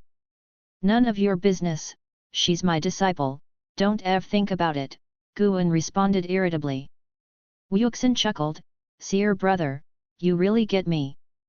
Will you arrange for me to have a Foundation Establishment Realm disciple as my assistant? It would be quite prestigious wherever I go. If I really arranged it, would you dare to take on the responsibility?" Hearing this, Wuxin seemed to think of something, smiled awkwardly, and said no more. Guan continued shoveling snow. A while later, he seemed to sse something, furrowing his brows slightly, but he did not stop his work. In the distance, Yang Ni also ssed something. With a leap, she flew to the southern mountain peak, her movements causing everyone in the valley to look up. In the blinding snowstorm, the world plunged into a vast expanse of. From inside the valley, the figure of Yang Ni standing on the mountain peak was very blurry, as if she could be swallowed by the storm at any moment. "What's wrong with her?" Wuxin couldn't help but ask Guan. Guan looked up and said, "I don't know either, we can ask her she comes down." Goo goo. A series of light, ethereal bird calls echoed through the sky, drowning out the sound of the wind. The sud bird calls made everyone frown and look trying to locate the source of the sound. Wuxin seemed to realize something, his face dramatically changed, and he quickly shouted, "Everyone back inside now! Hurry!" As he spoke, he grabbed Guan and ran towards the pavilion complex. Guan pulled his hand away and said, "You guys go ahead, I need to keep an eye on Medicine Valley." Wuxin looked back, irkly said, "That's the Thousand Autumn Pavilion's demonic beast, the hef-swallowing dark bird, it's not something a Foundation Establishment realm can deal with. Just go back, I won't fight it. Don't forget who you are," Guan said sternly. Upon hearing this, Wuxin could only see his teeth and run back. Soon, only Guan remained in the valley, the other disciples peered anxiously from the windowsills towards the sky. Nov. L. B//JNN. Guan had already ssed the pris of the hef-swallowing dark bird. Very strong. Comparable to the void-crossing realm. Hoo. A strong wind blew from the south, rolling up swirling snow waves that swept across Medicine Valley. Guan watched the swaying herbs with much heartache, but with Yang Ni and the other disciples he couldn't reveal his true cultivation level. He could only move to the highest grade medicinal herb zone and guard it with the spiritual power of the Foundation Establishment realm. At that moment, Yang Ni appeared beside him out of nowhere. Took out a large flag and planted it firmly into the G, raising her palm to inject spiritual power into the flagpole. The flag waved, forming a light spray that enveloped them, completely isolating the wind and snow. Yang Ni breathed a sigh of relief, turned her head to look at Guan, and scolded, "Are you crazy? What do these herbs have to do with you?" Didn't you SSE that demonic chi? Guan replied, I did SSE it, but if I could SSE it, the great cultivators of the Supreme Sect could surely. Boom! A terrifying air pressure suddenly descended, causing Guan to look up, and Muxin and the other disciples did the same, their eyes wide. The vast snow fog was shack apart, and a monstrous bird, Ormasuf to cover the sun and plunge the sky into darkness, appeared above. As it passed over Mystic Valley, its massive form cast the valley into darkness, which wouldn't dissipate for a short while. Guan was shocked by the size of the hef-swallowing dark bird. From his point of view, the bird's wingspan was over 100 miles wide, incredibly vast. On the back of the hef-swallowing dark bird, there were also many auras of demon cultivators, no less than ts of thousands of them. It was headed directly towards the outer city of the Supreme Sect. The Thousand Autumn Pavilion's hef-swallowing dark bird, a 6th-grade demonic beast with the demonic might to destroy dynasties. This is also my first time seeing it, Yang Ni murmured as she looked up at the demonic beast in the sky, a hint of fear in her eyes. Guan didn't respond, his gaze was fixed on the hef-swallowing dark bird, hoping the creature wouldn't target his Mystic Valley. After the hef-swallowing dark bird flew over Mystic Valley, sunlight spilled down, illuminating Medicine Valley, followed by falling snow that seemed like a vast fog descending. This SCE made all the disciples in the valley breathe a sigh of relief. Guan had already SSC'd the press of great cultivators fighting in the distance. Void crossing realm. And it wasn't just two. The battles were coming from other outer city areas, far from them. Chapter 85, Chapter 85, First Trial of Divine Finger, Su Lian Demon Lord. Outer Sect City. The city walls were lined with outer disciples, Yalan and Zhaqin were among them, furrowing their brows as they looked off into the distance. It wasn't just them, every disciple was looking in the same direction, as if facing a formidable enemy. The vast snowfall covered the mountains and rivers, and the fierce wind howled, occasionally revealing the outlines of mountain ranges amid the swirling blizzard. Goo goo. The mysterious sound of bird cries rose again, sounding like ghosts from the underworld approaching, making the disciples' hearts pound like war drums. Gradually, a shadow appeared in the other half of the expanse, stirring all the disciples. What is that? Zhaqin said with a trembling voice, her volume low as if she was asking herself. Yalan also widened her eyes, she thought she had seen and known much, but she was still shocked by the sight before her.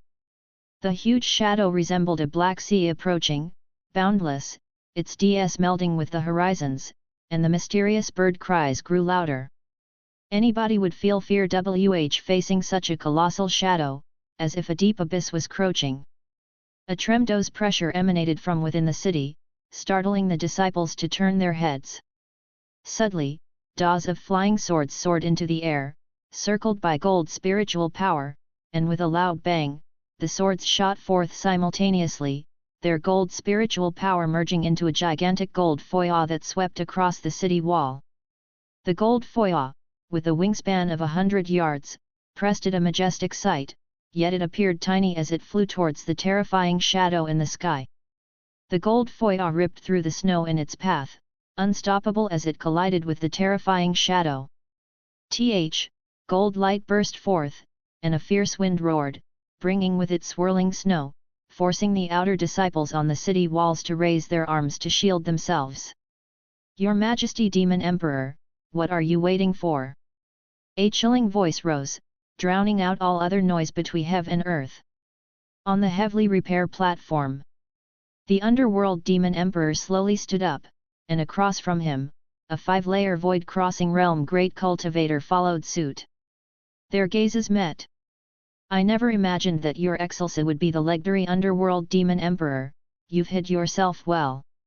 The cold voice of this Supreme Sect elder rang out as he lifted his right hand, producing a jade ruler in it. Several other Supreme Sect cultivators also stood up, each exuding an aura far surpassing that of the divinity transformation realm, causing other cultivators on the platform to stand and retreat. The Ghost Mother of Ephemera also retreated, looking no different from ordinary cultivators. Het! The underworld demon emperor let out a chilling laugh that made one's scalp tingle. His calm face quickly twisted as waves of demon energy flowed from his robe, spreading in all directions. Boom! Thunder rumbled from the sky, with thunderclouds rolling in from all directions, pressing against the snow above, forming a vast fog as if a second sky had appeared, oppressively heavy. The underworld demon emperor looked up, a mocking sneer on his face. He suddenly crouched down and slammed his palm on the G. In an instant, the DSE demon energy covering the heavily repair platform violently surged, and numerous evil ghosts crawled out of the mist, their roars reverberating through heaven and earth. The battle between the righteous and the demonic had erupted. In Mystic Valley, Guan was leading the disciples in inspecting the medicinal herbs. The fierce wind caused snow on the mountains to continuously slide down, and the distant rumbling persisted. Yang Ni stood next to Guan, not shoveling snow but staring at the sky, her brow deeply furrowed. Wuxin moved closer to Guan, anxiously saying, "Seer brother, this disturbance seems pretty major, doesn't it?" Guan also cursed inwardly. Hadn't Zhang Qiang said it wouldn't affect this part of the outer sect city? Why did he feel like the demon path was invading from this side? Don't worry, the supreme sect won't be easily breached, Guan reassured. He ssed an unusually strong press of demon energy in the outer sect city, unsure of its origins. Wuxin was troubled, yet his hands didn't stop moving, a testament to the training he had received over the years from Guan. The sky gradually became covered with thunderclouds, diminishing the snowfall, which was actually fortunate for Mystic Valley. After clearing the snow in the various sections, Guan had Wuxin gather all the disciples together while he stood at a distance with Yang Ni. Can Supreme Sect really hold on? What's that sound? It's terrifying. I wonder what the condition of the outer sect city is now. Fortunately, we're in Medicine Valley. Hard to say. For all we know, demon cultivators could be eyeing us next. Shut up, you doom-monger.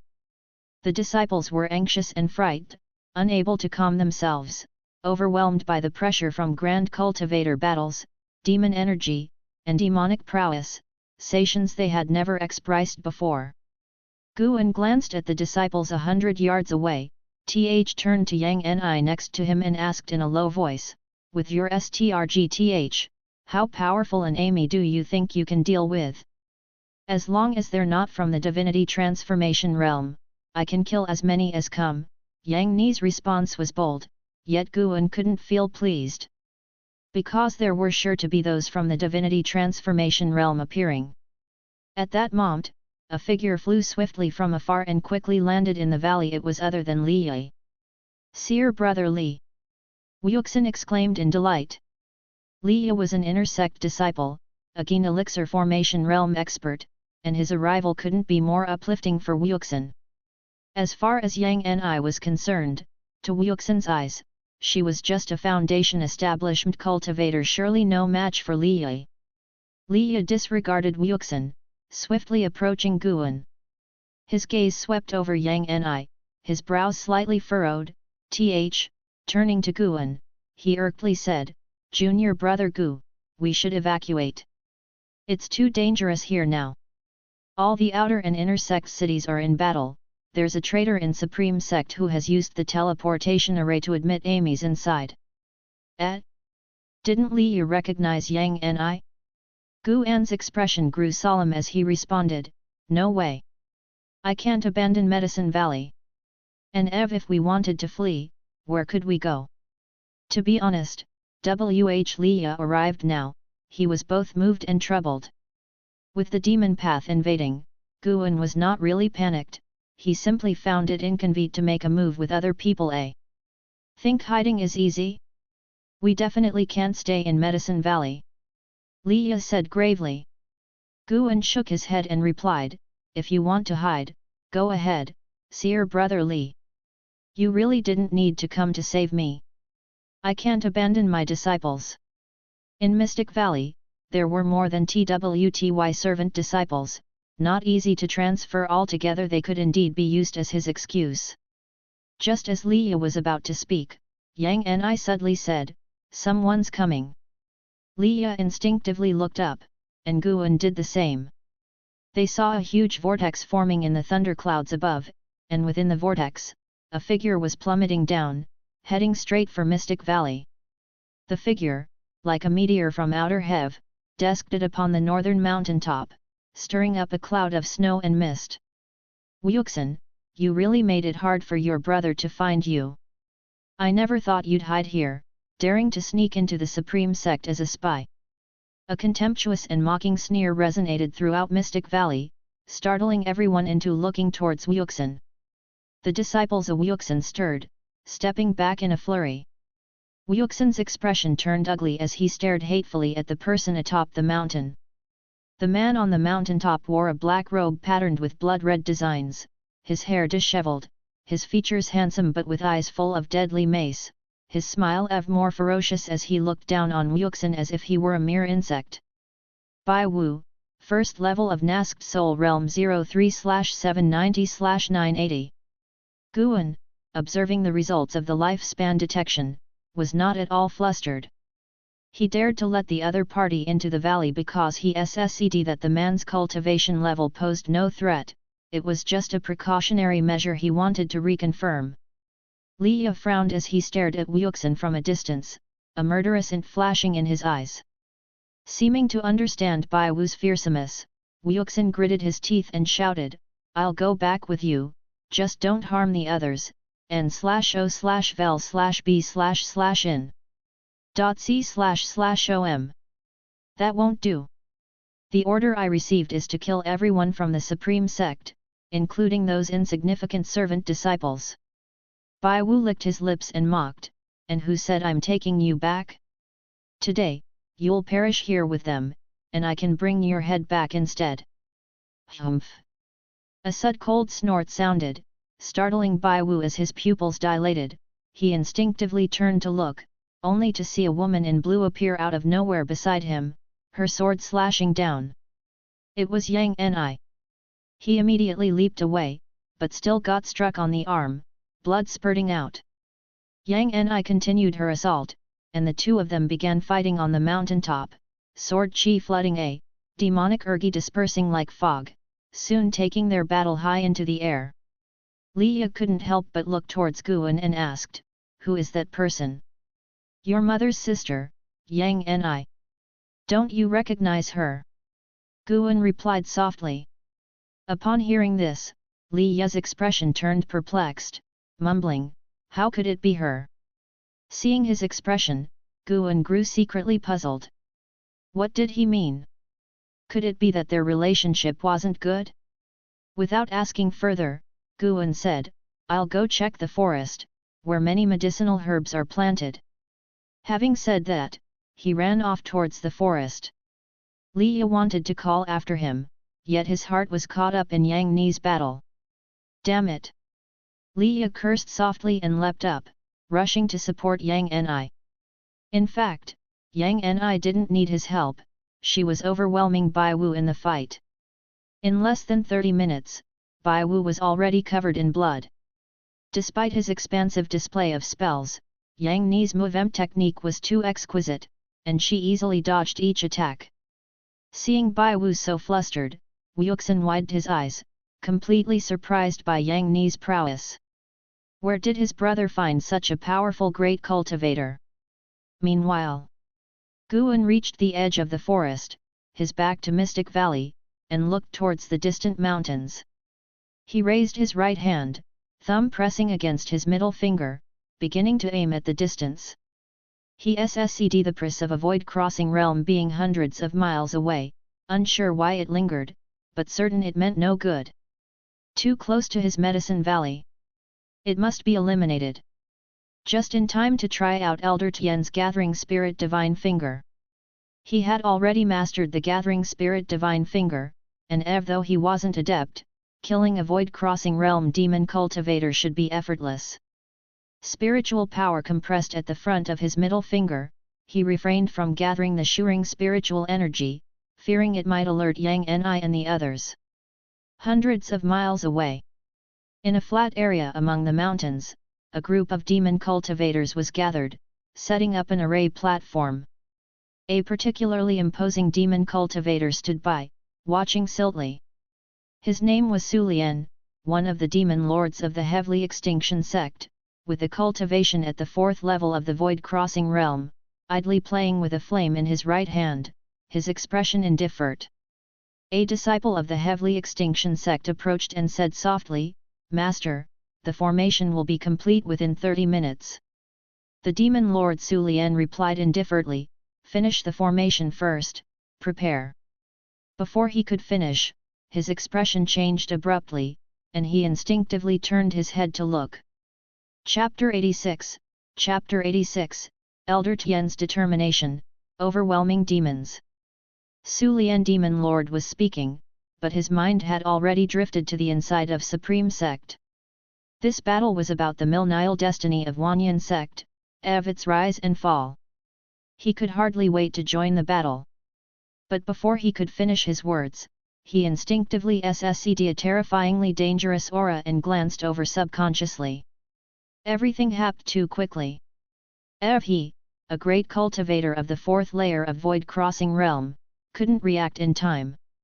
In his eyes, a semi-transparent stream of air was approaching at an unimaginable speed, cutting through the mountains, causing the very world he saw to twist. The disciples who were setting up the array platform in front of him all paused, everything seemed to freeze, except for the rapidly crouching SCT of death. Boom! A mass of air tore through the sky, striking the plain between the mountains. Sulian Demon Lord and a group of demon cultivators were instantly turned to ash. A bright light burst forth, gulfing the shivering mountains and devouring everything in its path. Above Mystic Valley, Yang Ni, Li Ye, Bai Wu, and others who were in battle were startled, hurriedly distancing themselves, turning to see a spectacular bright light in the sky, feeling a terrifying pressure approaching, causing their faces to drastically change. Li Ye quickly flew towards the forest below, rapidly locating Guan. Guan was hiding behind a tree, pretending to be shivering. Seeing he was unharmed, Li Ye relaxed slightly and was about to speak. A terrible gale arrived, tilting the forest backward and causing the mountains to violently shake. Li Ye quickly moved to Guan's side, using his spiritual power to resist. "What's happening?" Guan asked through clched teeth, his tone filled with panic. Li Ye's face was grave as he said solemnly, "Not sure, there might be great cultivators fighting." At that moment, several notifications popped up in front of Guan. "You have successfully taken 47 years of life from Sulian Demon Lord, 4th layer of Void Crossing Realm.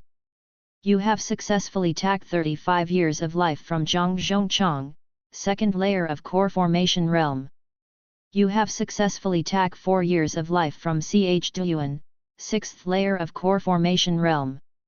A total of TWTY 6 people, with the lowest being in the Core Formation Realm, including 2 Nasked Soul Realm cultivators. What a sin!" Guan internally repted. He didn't want to slaughter, but who asked these people to come near his medicine valley? The wild wind dominated for a long time. The storm finally subsided. Li Ye stood upright, whispering, "It seems we can only hide in Medicine Valley now, danger is everywhere. I told you so. Come with me into the valley." Li Ye dragged Guan towards the inside of Mystic Valley.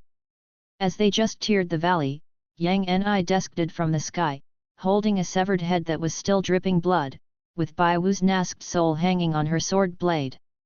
At that moment, her aura was full of murderous int, causing the disciples in the valley not to dare to approach. Yang Ni threw Bai Wu's head in front of Wuxin and flicked her sword, shattering Bai Wu's nasked soul. She pointed her sword at Wuxin and said coldly, "Do you have any last words?" Wuxin, terrified, turned pale and trembled all over. "Stop!" Guan quickly rushed over, standing in front of Wuxin. Yang Ni's expression was icy as she said, "He belongs to Thousand Autumn Pavilion. But he has been with me for decades and hasn't harmed us once. There must be a reason for his actions." After this matter is resolved, I will have him leave Supreme Sect. Guan said through clched teeth, giving everything he had, his words causing Yang Ni to frown.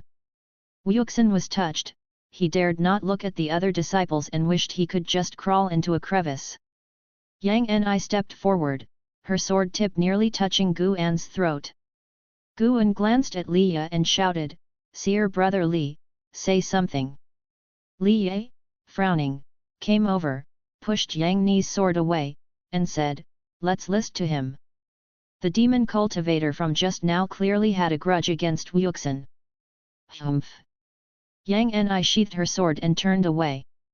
Guan turned back to Wuxin and said, "I'm sorry, brother, but I can't keep you here anymore. If you return to Thousand Autumn Pavilion, you'll definitely suffer. Find a place to live incognito. As long as you maintain a good heart, no matter where you come from, you can still be a good person." His words were solemn and heartfelt, making Wuxin's eyes red with emotion. He knelt on the ji and kowtowed to him. Li Ye's brow relaxed, and he sighed softly. Yang Ni glanced at Guan, looking somewhat surprised.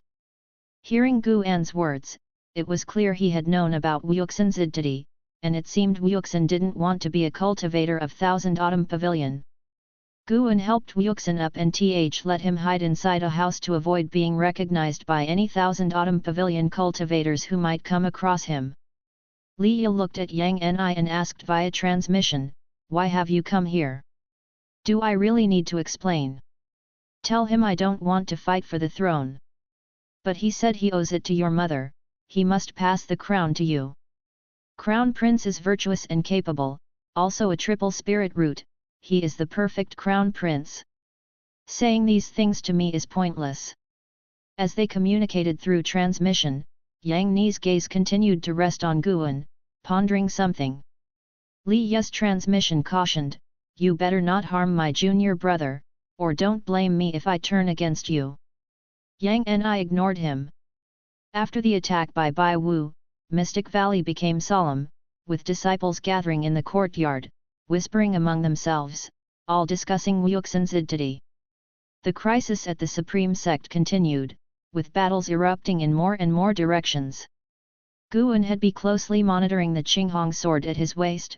Fortunately, it did not react to danger like the White Spirit sword had. An unseat hour later, no demon cultivators had come to Mystic Valley again, and Guan couldn't suppress his impetus. He found Li Ye and informed him that he was going to another Medicine Valley, asking Li Ye and Yang Ni to stay at Mystic Valley. Li Ye knew that the Medicine Valley in the inner sect was definitely safer than Mystic Valley, so he nodded in agreement. This time, Yang Ni did not cling to Guan. In her heart, naturally, Li Ye was more important. Before leaving, Guan left an unseat gold-swallowing insect in his room. He had established a soul connection with each unseat gold-swallowing insect, which could keep him informed about the situation in Mystic Valley at all times. After stepping on the transmission array platform, Guan quickly arrived at the third Medicine Valley. Upon arrival, he heard booming sounds from all directions, deafening, as he opened his eyes and saw dark clouds rolling in the sky. Although it was winter, there was a summer-like scorching heat permeating the air. Seeing him arrive, Xiao Chuan immediately came up to him, suppressing his panic, and asked, "Seer brother, what should we do?" Noticing that Elder Tian was still there, Guan immediately felt relieved. He quickly threw a lifespan detection and replied, "Don't panic, trust our sect. LV Badian, Nasked Soul Realm 9 layers 4/560/300. Wow, he has advanced quickly. Stable now." Guan thought so while wondering where Elder Tian's absorbed spiritual energy came from. He instructed Xiao Chuan to stay nearby and not to run while he wt to patrol the Medicine Valley. As he passed by Elder Tian, he felt a very concealed yet powerful surge of spiritual power within his body, which secretly alarmed him. Elder Tian was not absorbing nature's spiritual energy, was the spiritual power spontaneously generated inside his body? This feeling It was as if there was entranced to an exotic world inside Elder Tian's body, from which spiritual power continuously emerged, very eerie. What kind of cultivation technique is this man practicing? Valley Master, with the great battle erupting, do not wander off, Elder Tian's voice came. He turned his head and saw Elder Tian sitting under a tree with his eyes closed, his stature completely differed from usual, becoming upright with an indescribable aura of a formidable being emerging. I'm just going to check on those herbs, I won't wander off, he said. With these words, Guan hurriedly left.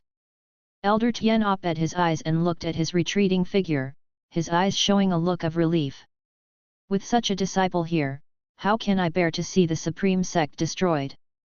Elder Tian murmured to himself. Guan, who had run 100 feet away, heard this statement. Guan's expression did not change, as if he had not heard. He really cared about the herbs. The 50 core formation realm disciples guarding the Medicine Valley were all in battle, including Ji Xiao and Gu Yu, and they were each facing multiple opponents, a somewhat irked situation. Along the way, Guan quickly checked the herbs he countered along the way, harvesting those that were about to mature to prevent them from being destroyed on the spot by the battle, which would be a huge loss. During his journey, Guan heard a high-pitched howl. He looked up to see a series of fiery red kylons appearing in the sky, with the leading kylon hiding a human figure. It was the figure of Ji Xiao. Kylon step. With each step she took, her figure flickered like a ghost, and the fiery red kylon collided with a core formation realm demon cultivator, instantly crushing him into pieces, burning his gold core completely. It was tyrannically dominating. Guan felt that her aura and speed were no less than those of a cultivator in the lower levels of the Nasked Soul realm. Ji Xiao seemed to feel his gaze. During combat, she actually glanced at him. With the Kylon step, her dual hands wielded swords, casting spells with the swords that made her unmatched. N/O/vel/b/jn.c//om. Gradually, more and more demon cultivators rushed towards her, various spells attacking her from different directions, creating a tremendous momentum. Ji Xiao's eyes narrowed, and a powerful wave of ergi burst from her body, blowing all the shooing demon cultivators several miles away, instantly killing the Foundation Establishment Realm demon cultivators on the spot. She raised the treasured sword in her right hand, thrusting it towards the sky, a tremendous burst of spiritual ergi following the blade, shooting into the sky, and forming a gold disc-shaped apparition with a diameter of over 10 miles, showing various profound and mysterious runes. With Guan's K-vision, he immediately recognized that the ergi wave Ji Xiao had just used was a divine skill, Hev and Earth Path Gang. Previously Zhang Qian had stole the divine power collection containing Hev and Earth Path Gang from the Ji family's anniversary, and Guan had also studied it regularly. As for the divine skills following Hev and Earth Path Gang, he had not seen them before, but he could feel that they contained power surpassing the core formation realm. This woman's talt and compration were truly terrifying. 2 divine skills in the core formation realm. Within the gold apparition, numerous gold dragon illusions burst forth as if a troop of dragons from other worlds had come, rushing forward to attack demon cultivators in all directions, causing them to panic and flee. Some tried to resist with spells, only to have their spiritual power shredded by the dragons, following which they were struck by the dragons and swallowed whole. Because it was an illusion, Guan could see those demon cultivators being swallowed into the dragons' bellies, where they were burned alive by a mysterious gold flame, leaving not of ashes behind. After traveling 10 miles with Ji Xiao at the tour, there were no more demon cultivators within a 5-mile radius. She had slain over 100 core formation realm cultivators and more than 300 foundation establishment realm cultivators in one breath. This was just what Guan had se. She had already been fighting for a long time before he arrived. Ji Xiao hovered in the air, holding swords in both hands, slightly gasping for breath, sweat seeping from her pale forehead. She suddenly turned her head, her eyebrows slightly furrowed. Following her gaze, countless indescribable demons and evil spirits appeared like a black sea from the horizon, celly packed and covering the sky, utterly uncountable. In the forefront of the army of demons, there was a man in a black robe standing on a bone sword, holding a black flag. G Family's Kylan Step, Hev, and Earth Path Gang, Heavily Dragon Demon Suppressing Form, you have mastered so many powerful methods at such a young age. If you are allowed to grow further, you might one day overshadow everyone else. A chilling voice from the man in the black robe rose, followed by a terrifying pressure that enveloped all beings. Chapter 87, Chapter 87 Angry Guan, LV Badian arrives. While picking herbs, Guan heard the words of the man in the black robe and couldn't help but look up. With a clear view, he could directly see the man's face, so he st a lifespan detection toward him. I really want to see what your cultivation level is, boy, to be talking so big. Suju, Void Crossing Realm 9 Layers 98/00/300. Void Crossing Realm 9 Layers. Impressive. Guan looked from afar and had no intention of making a move, as the Ji family might have a great cultivator watching over Ji Xiaoyu. Ji Xiaoyu looked at Suju with an indifferent expression and showed no fear of his nearly overwhelming press. Above her head, the heavily dragon demon suppressing form began to descend. Stood erect and hovered behind her while sections of dragons emerged from it, circling her, making her seem like the master of dragons, majestic and powerful.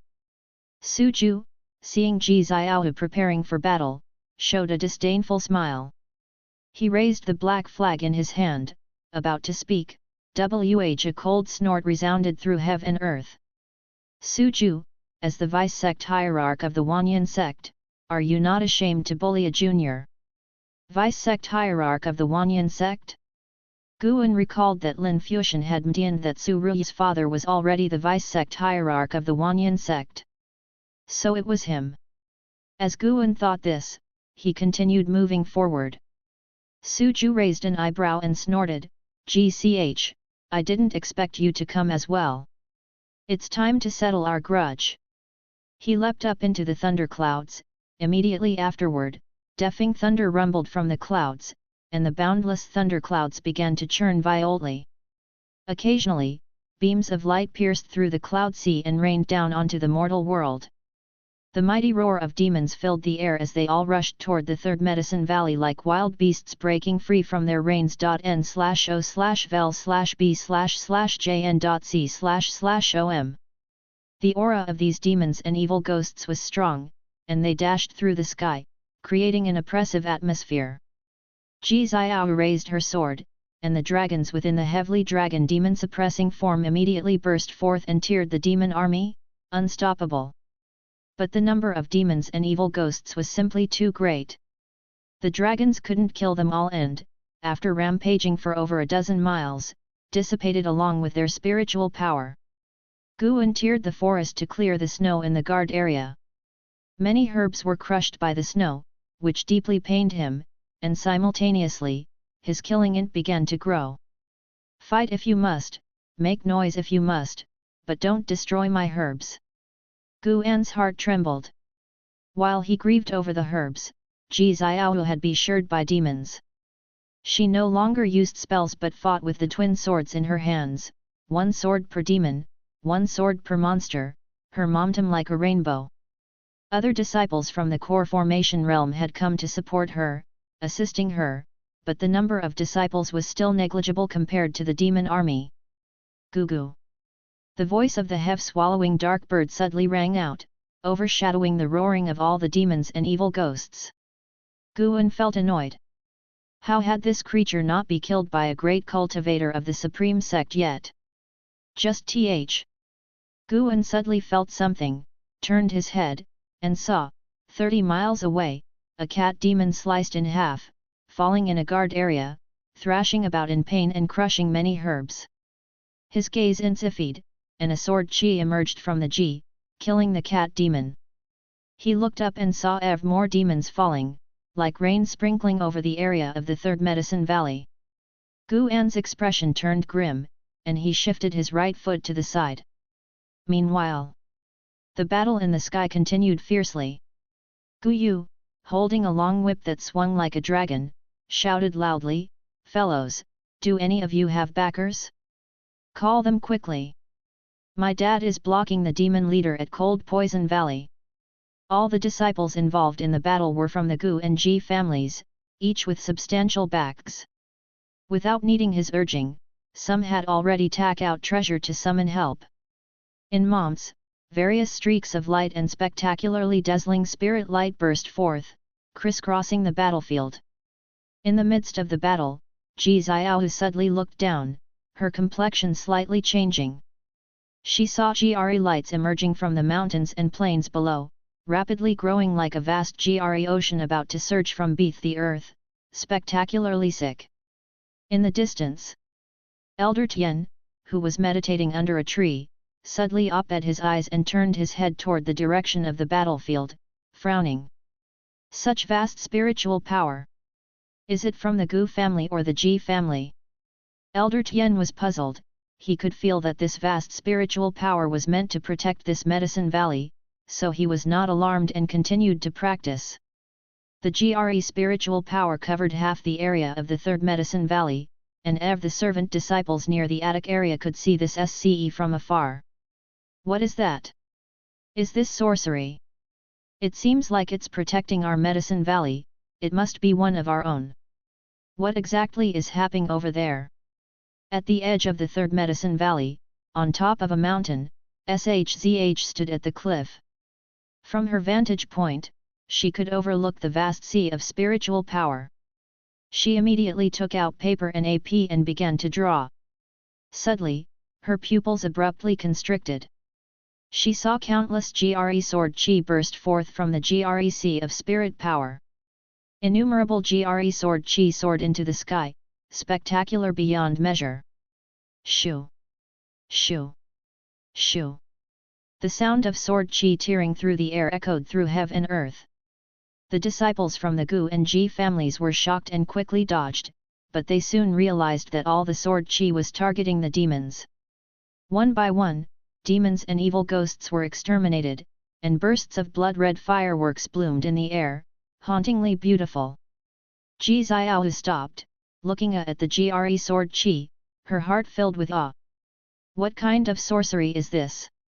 The spiritual power contained in these swords chi was something she could only dream of reaching, and she felt that her great-grandfather was far from its match. The GRE sword chi did more than just soar into the sky, it also pursued and killed demons. In less than 2 breaths of time, heaven and earth fell silt. Countless GRE sword chi hovered in the air, shrouded in a blood mist, yet they could not be obscured. As the sword chi dissipated, no demons or evil spirits were to be seen. All the disciples involved in the battle were shocked, staring blankly at them. In the mountains and forests, Guan exhaled softly. This wave of attacks drained quite a bit of energy, not only in launching it but also in controlling the sword chi to avoid harming the Supreme Sect disciples. Looking at the frenzied pop-ups in front of him, his face darkened. You have successfully seized 2 years of lifespan from the Restful Cat Demon, Tier 3.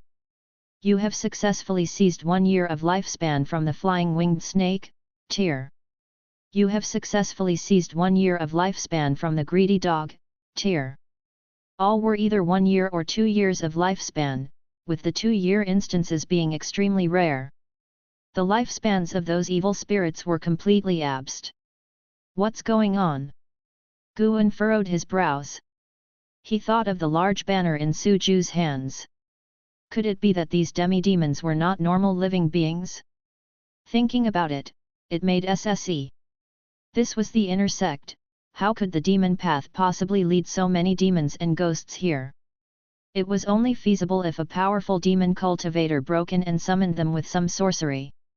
Nevertheless, Guan's lifespan began to increase rapidly, as the quantity of these demons was notable. At this moment, Guan suddenly felt an urge to slaughter wildly. Such a method would accelerate his lifespan gain. But he still suppressed this thought. Excessive slaughter could easily bring about disaster. He should maintain his previous path of gaining STRGTH, quietly and without enemies. Since he was not yet clear about how far the highest realm in the mortal world was from him, it was best to be cautious before becoming invincible. Putting himself in others' shoes, if he saw an ant growing rapidly by devouring other insects on the G, he would surely take action to eliminate it. Just like the ant couldn't see him above, he couldn't see higher realms or immortals. As long as the mystic yellow dragon energy skill could still be upgraded, it meant that there were still people in the world who could see through its hid techniques. Keep it steady, don't be reckless. Guan relying solely on planting flowers and herbs might not have the fastest growth speed, but it was definitely the most stable. Picking and planting simultaneously, he could grow stronger without any amies over the years. No longer overthinking, he continued to check for herbs in the mountain forest, pushing aside the accumulated snow. All notifications had settled, he gained more than 50,000 years of lifespan in one breath. He had just seen that the army of demons numbered at least 200,000, which meant that the majority of them were not living spirits. The methods of the demon path were truly sinister. As the army of demons was completely annihilated, the crisis in the Third Medicine Valley was temporarily alleviated, but the battle between Suju and GCH continued above the sea of clouds, with neither able to secure a clear advantage. Above the sea of clouds, Suju held a black banner, shirred by M's demonic chi, while dazzling gold light shone on his face. Following his gaze, ahead hovered a heavily dragon demon-suppressing form, ever more magnific than Ji Xiao's, with the gold dragon emerging from it, lifelike as if it were a true dragon. In front of the heavily dragon demon-suppressing form, a robed man stood suspended, his back to the gold light, rendering his face indiscernible as if a true immortal was overlooking the world. Your demonic reincarnation array is nothing but a show of force, GCH said indifferently. He raised his hand, and a beam of gold light burst from the heavily dragon demon-suppressing form behind him, tearing his hand and solidifying into a long halberd, emitting a scorching gold flame. Suju snorted coldly and suddenly turned transforming into a cloud of demonic chi and flying rapidly toward the horizon. GCH pursued immediately, with the gold dragon leading the way, pulling the bright sun forward like a flock of gold dragons, its light illuminating heaven and earth, majestic and awe-inspiring. After GCH and Suju departed, the Third Medicine Valley finally regained its tranquility, and Guan continued to be busy. An unseat hour later, Guan arrived beside a small river, moving all the nearby snow into the river to melt it. Suddenly, a figure appeared beside him. He pretended to be startled and staggered backward. "Is it you? You?" Upon seeing the newcomer's face, Guan asked in astonishment. "LV Badian, second layer of Void Crossing Realm 4/950/300. What kind of speed is this?" Elder Tian was still dressed in simple clothes, but his body had grown robust, his withered hair fluttering and gradually regaining vitality, his skin seemed younger.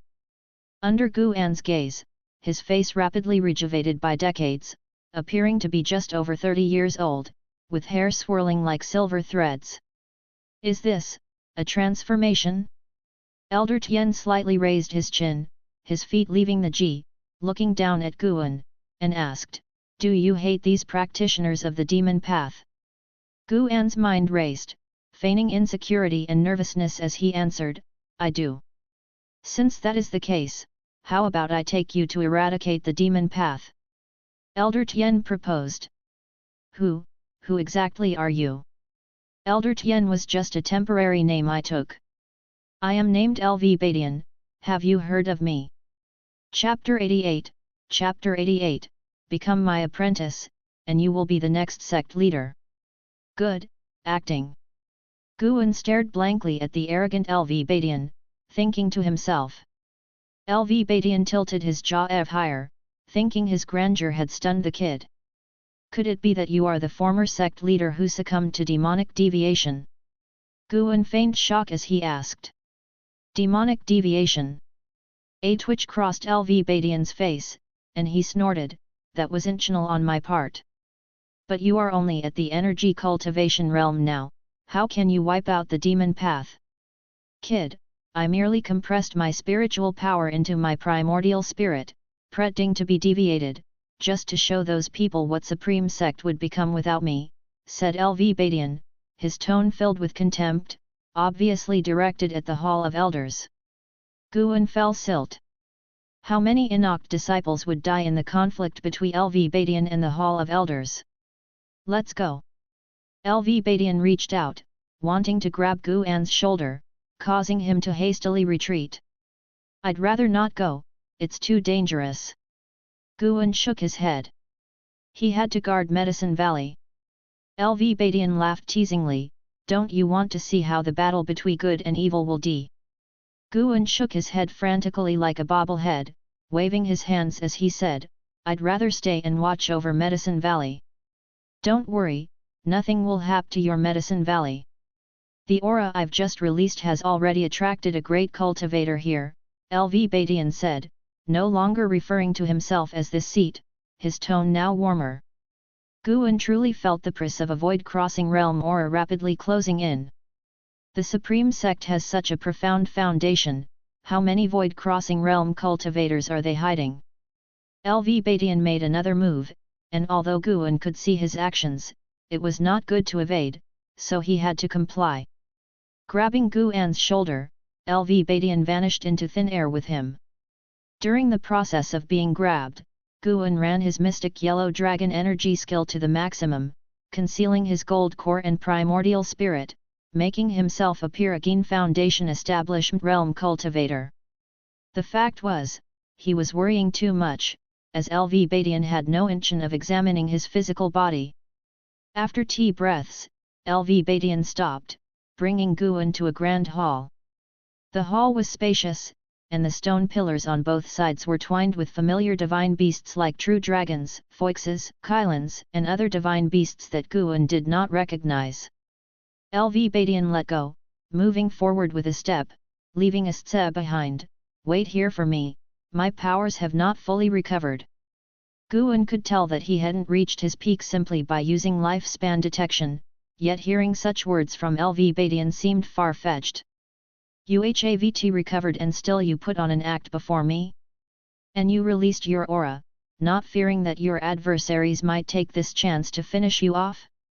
Wait, could this rash man have brought him along because he had discovered he was sword variable Feudeo? Once Guan considered this, a cold sweat broke out on him. He watched LV Badian ask the steps, sitting on a gold chair like an emperor, looking down on all. He could see that LV Badian was indeed cultivating, as the spiritual power inside him was being released rapidly.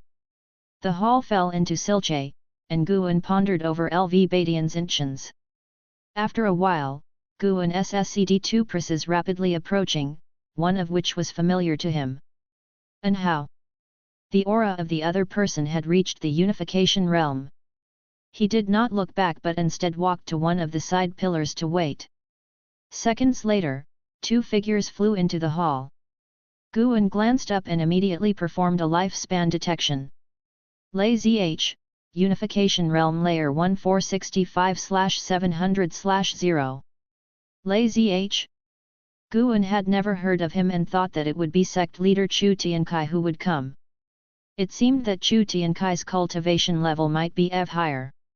Guan felt his own Unification Realm 9 layers cultivation level was not that stable. After this calamity, he'd have to work EV harder to hoard lifespan.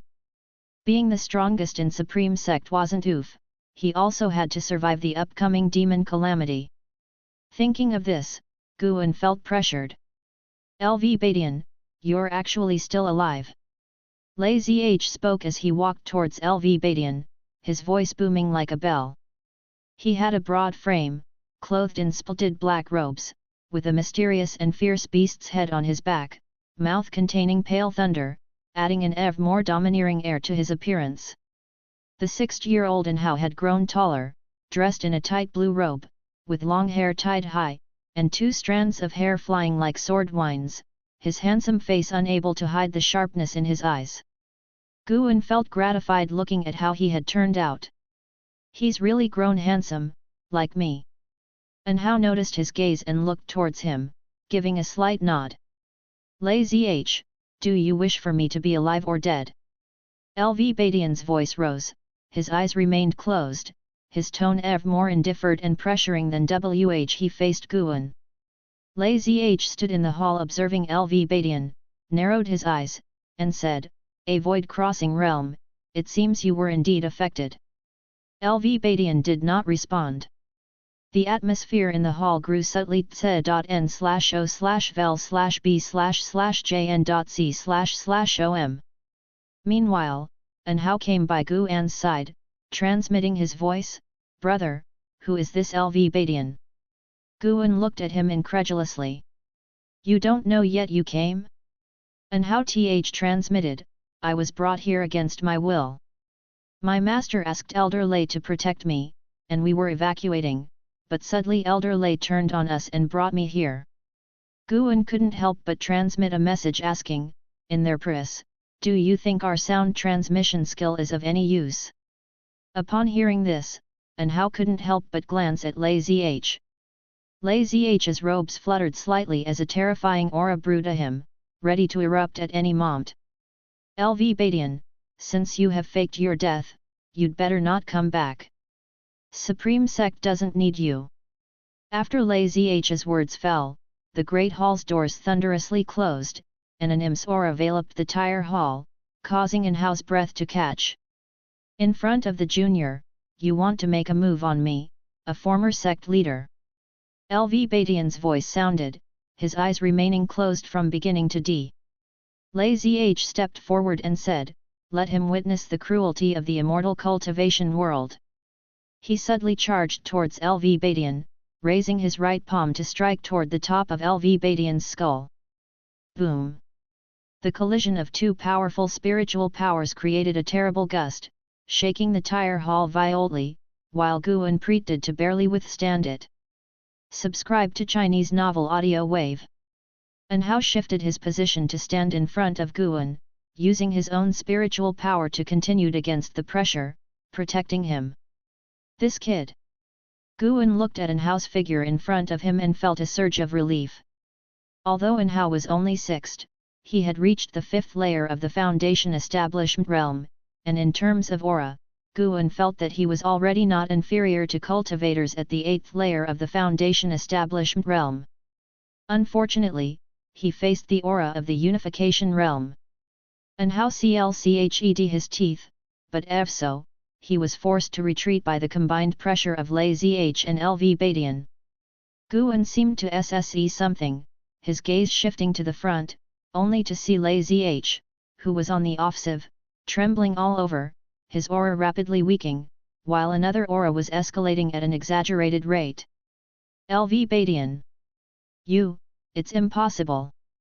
Lazy H suddenly cried out in shock, his tone incredulous and filled with despair. The sitting LV Badian slowly stood up, his feet leaving the G as he levitated and looked down upon him. LV Badian's expression was so cold. Ninth layer of the Void Crossing Realm. LV Badian's cultivation level had soared several levels in an instant, not only that, but he was also breaking through to the Unification Realm. To be precise, he was merely releasing his true strgth. An Hao too was captivated by LV Badian's figure, his eyes filled with astonishment. "You deceived me. Defying fate, divine skill." Lazy H said with a trembling voice, a mix of shock and anger. LV Badian looked down at him mockingly and said, "Lazy H, you are still as impulsive as before. Your recklessness has caused the deaths of many, yet you never learn your lesson. Today, it's your turn to face the consequences. I was hoping to wait for Chu Tiankai to arrive, but you came to deliver yourself to death first. Since that is the case, I will accept your cultivation level. Don't walk too fast in the netherworld, Chu Tiankai will soon come to your company." As his words ded, LV Badian raised his right hand and pressed it against Lazy H's forehead. Lazy H struggled desperately, but he couldn't break free, and not only that, Guan could see his primordial spirit also struggling. LV Badian was using an unimaginable divine skill to suppress and devour Lazy H's physical body, primordial spirit, and spiritual power. Guan watched with a heart pounding in terror. What kind of cultivation technique was this? Boom! LV Badian's aura climbed to new heights, while Lazy H knelt on the G, his body visibly withering away at a rapid pace, his wild black hair quickly turning. First layer of the unification realm.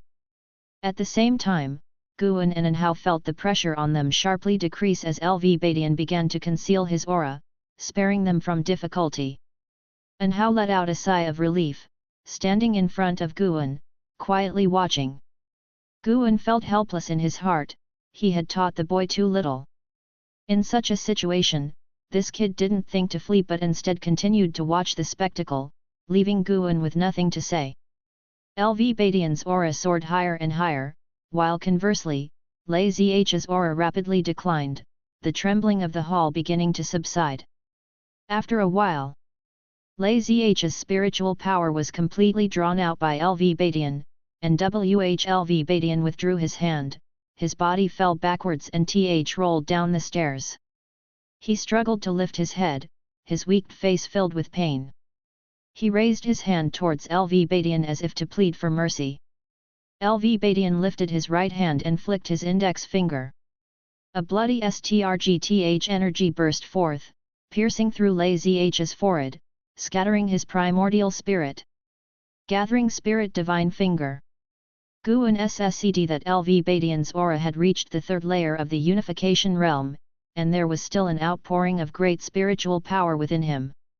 That is to say, LV Badian's cultivation level was definitely more than just the third layer of the unification realm, which was why he was an existency that the tire demon path dreaded.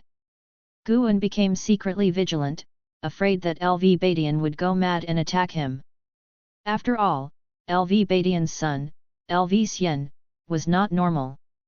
LV Badian ignored Anhao, looking towards Guan with a smile curling at the corner of his mouth, and said, "How about it, do I now have the qualifications to eradicate the demon path?" Guan pretended to reply nervously, "You are the sect leader, you naturally can." He took a step forward, positioning himself in front of Anhao. "Guan, take me as your master, and you will be the next sect leader." LV Badian looked down at Guan, speaking in a tone that brooked no argument. Upon hearing this, Guan was immediately troubled and responded with a wry smile, "Sect leader, I am of mediocre talt, no matter how much you cultivate me, I could never achieve a cultivation level that would make everyone in the sect truly convinced. The moment you pass on the leadership to me will be the moment Supreme Sect falls into chaos." LV Badian gave a disdainful smile and said, "What if I were to transfer my cultivation level to you before my time is up?" That. Guan suddenly found himself at a loss for words. But he couldn't possibly accept the role of sect leader. If the powerful LV Badian had been forced to fake death and pass on his position, Guan certainly didn't want that trouble. Besides, by the time LV Badian's time was nearing its D, his cultivation level might not repressed much to Guan. Chapter 89, Chapter 89, Turning the Tide, Emperors and Immortals. Anhao, upon hearing LV Badian's words, couldn't help but reassess Guan. In his eyes, Guan seemed too ordinary. His previous action of standing in front of Guan was merely an instinctive reaction, after all, his master had also protected him when he was weak. How could such a mediocre person be pursued for the position of sect leader? Facing LV Badian's gaze, Guan took a deep breath and said, "It still won't do, sect leader. For all the years we've spent together in Medicine Valley, please spare me. I truly don't want to cause trouble, I just want to live a quiet life tending to my grass." Upon hearing this, LV Badian frowned. No one had ever dared to refuse him, and not just once. Guan continued, "The vice sect leader mentioned that you usually only care about cultivating. You probably want to transfer your position to me so I can handle things for you. Why not establish another level above the elders, limit it to 3 people, and have all major and minor sect decisions made by these 3, selected from the Hall of Elders, only answering to the sect leader. Also, ensure that the position of sect leader can only be chosen from among these 3, so the Hall of Elders won't oppose it." Hearing this, LV Badian's tightly knotted brows relaxed. He looked deeply at Guan without responding, his gaze then turned to An Hao. What is your name, and what relation do you have with Chu Tiankai? LV Badian asked. An Hao immediately responded with a fist and palm salute, My name is An Hao, I am 16 years old, and I have been in the Supreme Sect for over 3 years. Chu Tiankai is my master. The kid was smart, intentionally clarifying the time he joined the sect and his age. It articulated his talent and also indicated a shallow relationship with Chu Tiankai. Guan thought relivedly, if LV Badian insisted on killing An Hao, then he would not hold back. To be frank, no matter how you looked at it, LV Badian was not a fit sect leader, but what Chu Tiankai did was even more outrageous. An Hao, are you that heavenly spirit root? The peerless genius who was taken away by the Hall of Elders shortly after entering the outer sect. Guan seemed to recall something and exclaimed. An Hao nodded, his expression neither humble nor arrogant as he calmly looked at LV Badian. LV Badian sized him up and then said, If I let you become my disciple, would you be willing? An Hao immediately answered, Of course I am willing, but I cannot act against my master. Although I have only met him a few times, there is still the name of master and disciple. Under someone's roof, one must bow their head. An Hao was very wary of LV Badian in his heart. The cultivation technique LV Badian displayed earlier was too sinister and similar to that of a demon cultivator. But, he had to survive. What was Chu Tiankai? His true master was only one. LV Badian laughed, stepped down the stairs, and walked towards Guan and An Hao. From now on, An Hao, you are my sole direct disciple. As for Guan, since you do not wish to acknowledge me as your master, I will not force you. After this ordeal is past, if you have any needs, you can still find me. I will visit you often. LV Badian spoke with a gentle demeanor, his expression and tone no longer as domineering as before, resembling a kind elder. He waved his sleeve, and Guan and An Hao were swept away by his spiritual power. When An Hao opened his eyes again, he found himself in the sky, standing on a dark cloud, with LV Badian in front of him and Guan beside him. LV Badian erupted with a terrifying aura, startling the thunderclouds in the sky and causing countless cultivators in the city below to look up. He flicked his finger, and a burst of strength energy shot out, crossing tens of miles to annihilate a divinity transformation realm demon cultivator, obliterating both body and spirit. Gathering Spirit Divine Finger. The Gathering Spirit Divine Finger he performed was not as loud as when Guan performed it, but its lethality was no less formidable. He soared into the city on clouds, flicking his fingers to kill demons, one demon per finger, unstoppable. An Hao was dumbfounded. What kind of spell was this? Guan felt the aura of LV Badian growing stronger, this guy's cultivation level was still increasing. More and more people noticed LV Badian, the demon cultivators were trembling, while the Supreme Sect's morale soared. Who is that? So powerful! Wait, isn't that the former sect leader? How could that be? You mean Sect Master Lu? He is Sect Master Lu. HSS that demon cultivator had killed hundreds of core formation realm disciples, and he just annihilated him with one finger. What level of cultivation is this? This aura, my god!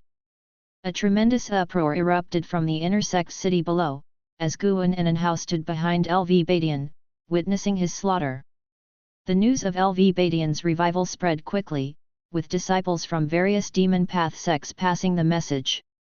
In less than 30 minutes, all the battlegrounds within the Supreme Sect were aware that LV Badian had revived and was rampantly slaughtering. In another inner sect city, a group of demon cultivators was setting up an array platform amidst ruins. The purple-robed woman at the forefront frowned and asked her disciple in a solemn voice, "Where is Su Lian Demon Lord? Why hasn't he formed the array yet? N/O/vel/b/jn. .c//om." No one could answer her. Other disciples of the Heavenly Extinction Sect were also anxious. They sensed an extremely terrifying aura from afar, causing them to shiver with fear. Far away in Mystic Valley, Yang Ni and Liya also felt it. Standing on top of a mountain, Liya frowned and asked, "What realm is this?" Yang Ni didn't answer, for she wasn't sure either. All she could sense was that the aura wasn't demonic chi, but rather righteous and mighty, signifying that the Supreme Sect would likely emerge victorious. She was not surprised by this. Throughout history, the Supreme Sect had managed to turn dangers into safety. In this land, no immortal cultivation sect had stood as long as the Supreme Sect. In Tianya Valley, Li Suandao, Lv Xian, Yi Liuyun, and Luo Hun stood on a mountain top, side by side, looking in the direction of the Supreme Sect. Defying fate, divine skill, truly unimaginable, indeed the foremost remarkable skill of this age. Li Suandao remarked. Yi Liuyun snorted, "What remarkable skill? It's clearly an evil skill," and the corruption of the Supreme Sect started from him.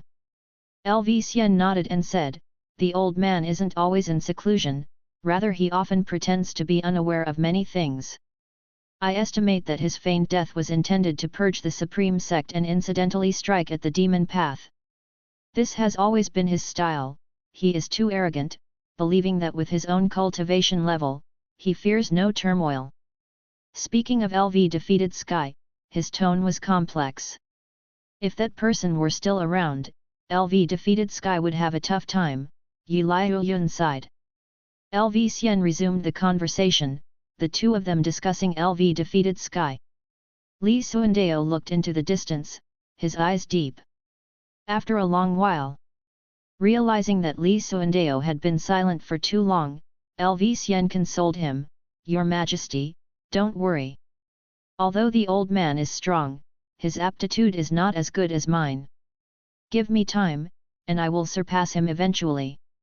Li Suandao laughed, "Then you must strive to grow, for I cannot wait forever.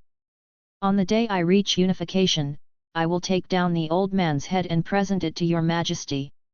Lv Xian said confidently, making Luo Hun unable to help but give him a sidelong glance. At dusk, Guan landed on the grass in the Third Medicine Valley, looking up to find Lv defeated Sky and Anhao nowhere in sight. He had followed Lv defeated Sky around the inner sect and killed in a circle. Since Lv defeated Sky said that he did not wish to be the next sect leader, he could not let Guan witness what was to come, thus he had dropped him off along the way. Apart from Lei Zhen, Lv defeated Sky had not encountered other Unification Realm great cultivators temporarily, but the strength displayed by Lv defeated Sky gave Guan a sense of crisis. Now the two of them were on good terms, which was fine, but what if they broke off? Guan could feel that Lv defeated Sky possessed a strong killing intent, which wasn't present when he had taken the guise of Elder Tian. It must be said, this guy really could restrain his nature, making him the most terrifying kind of person. While thinking, Guan began examining the nearby herbs. It wasn't long before a figure flew over and landed beside him. It was Shen Zhen. "The person who brought you back earlier, was that the former sect leader of the Supreme Sect, Lv defeated Sky?" Shen Zhen asked curiously, her voice tinged with excitement. Guan nodded and asked, "Why? Are you very interested?" "Of course, he is the lifelong enemy my father acknowledged." "How did he come back to life? What did you see while following him?" Shen Zhen was beyond excited, even taking out paper and pen. Guan couldn't help but roll his eyes and said, "Big sister, could you gather intelligence a bit more subtly? You're brave, but I'm scared. I don't want to be treated as a traitor." He always felt that Shen Zhen was not so naive or simple, but she had no reason to harm him, therefore, there was only one possible explanation. Machiavellian. She probably just liked to see others in awkward situations. Shen Zhen was relentless, pestering Guan continuously until he could no longer bear it. "If you keep following me, I'm going to write medical hero travelogue, and you'll be the first woman the protagonist meets. I'll even draw it, definitely more lifelike than what you draw." Guan glared and said. Upon hearing this, Shen Zhen's face instantly turned red. She glared at Guan, stomped her foot in humiliation, and then turned and flew away. Guan was stunned, wondering why she didn't scold him. This expression didn't seem like anger. Guan shook his head in amusement and continued checking the Medicine Valley. The moon rose as the sun set. The night was not peaceful for the Supreme Sect. By the time Guan returned to Mystic Valley, he could feel powerful divine senses sweeping by intermittently, the demon chi and demon energy waning, indicating the Supreme Sect was likely victorious. Under the moonlight, flakes of snow began to drift down. Guan and Liya sat on the doorstep, speaking softly about the history of the Supreme Sect, mostly with Liya speaking and Guan asking questions. They continued until dawn when Liya's inner sect disciple token received an order, summoning all inner sect disciples back to the city, making it necessary for him to bid farewell to Guan. After Liya left, Guan looked towards Yang Ni and transmitted his voice, "The great war between righteousness and evil is about to end, aren't you going back too?" Yang Ni glanced at him and also used the sound transmission skill to ask, "When did I say I would only protect you until the end of this battle? What do you mean? From now on, I'll stay by your side, that's Li Suandeo's intention." "Really? You can go ask him if you like." Guan was silent for a moment, then continued by transmitting his voice, "Is His Majesty powerful?" He wanted to understand Li Suandeo from others' perspectives. Li Suandeo aspired to be an eternal emperor, but was suppressed by the immortal cultivation sects, with the most powerful and influential person in these sects not being LV defeated Sky. Li Suandeo also poached LV defeated Sky's son, LV Xian. Guan sensed that a confrontation between these two was inevitable. With Li Suandeo's talents, it was indeed possible for him to rise to power. His public identity was only at the core formation realm, perhaps to guard against LV defeated Sky. Isn't their confrontation a clash between sovereign and immortal paths? In terms of cultivation level, mediocre, but as for imperial tactics, he is indeed formidable, Yang Ni transmitted back with a mocking tone, clearly harboring resentment towards Li Suandeo. Just as Guan was about to inquire further, he suddenly sensed something and then spoke out, "Help me guard the Medicine Valley for another half-day, I need to make a trip to the outer sect city." There was a fish from the demon path that had slipped through the net nearby. Chapter 90, Chapter 90, as time passes, ranked in the Venerable Pavilion.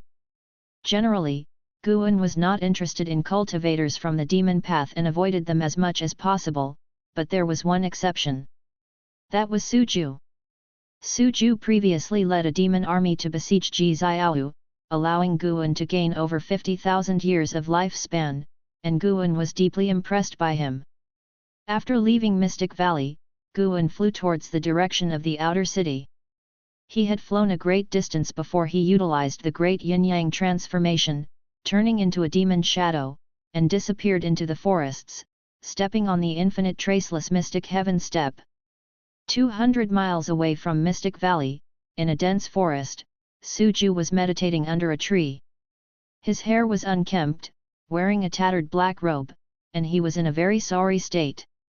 Small flags wrapped around him, and a faintly visible protective barrier shielded him.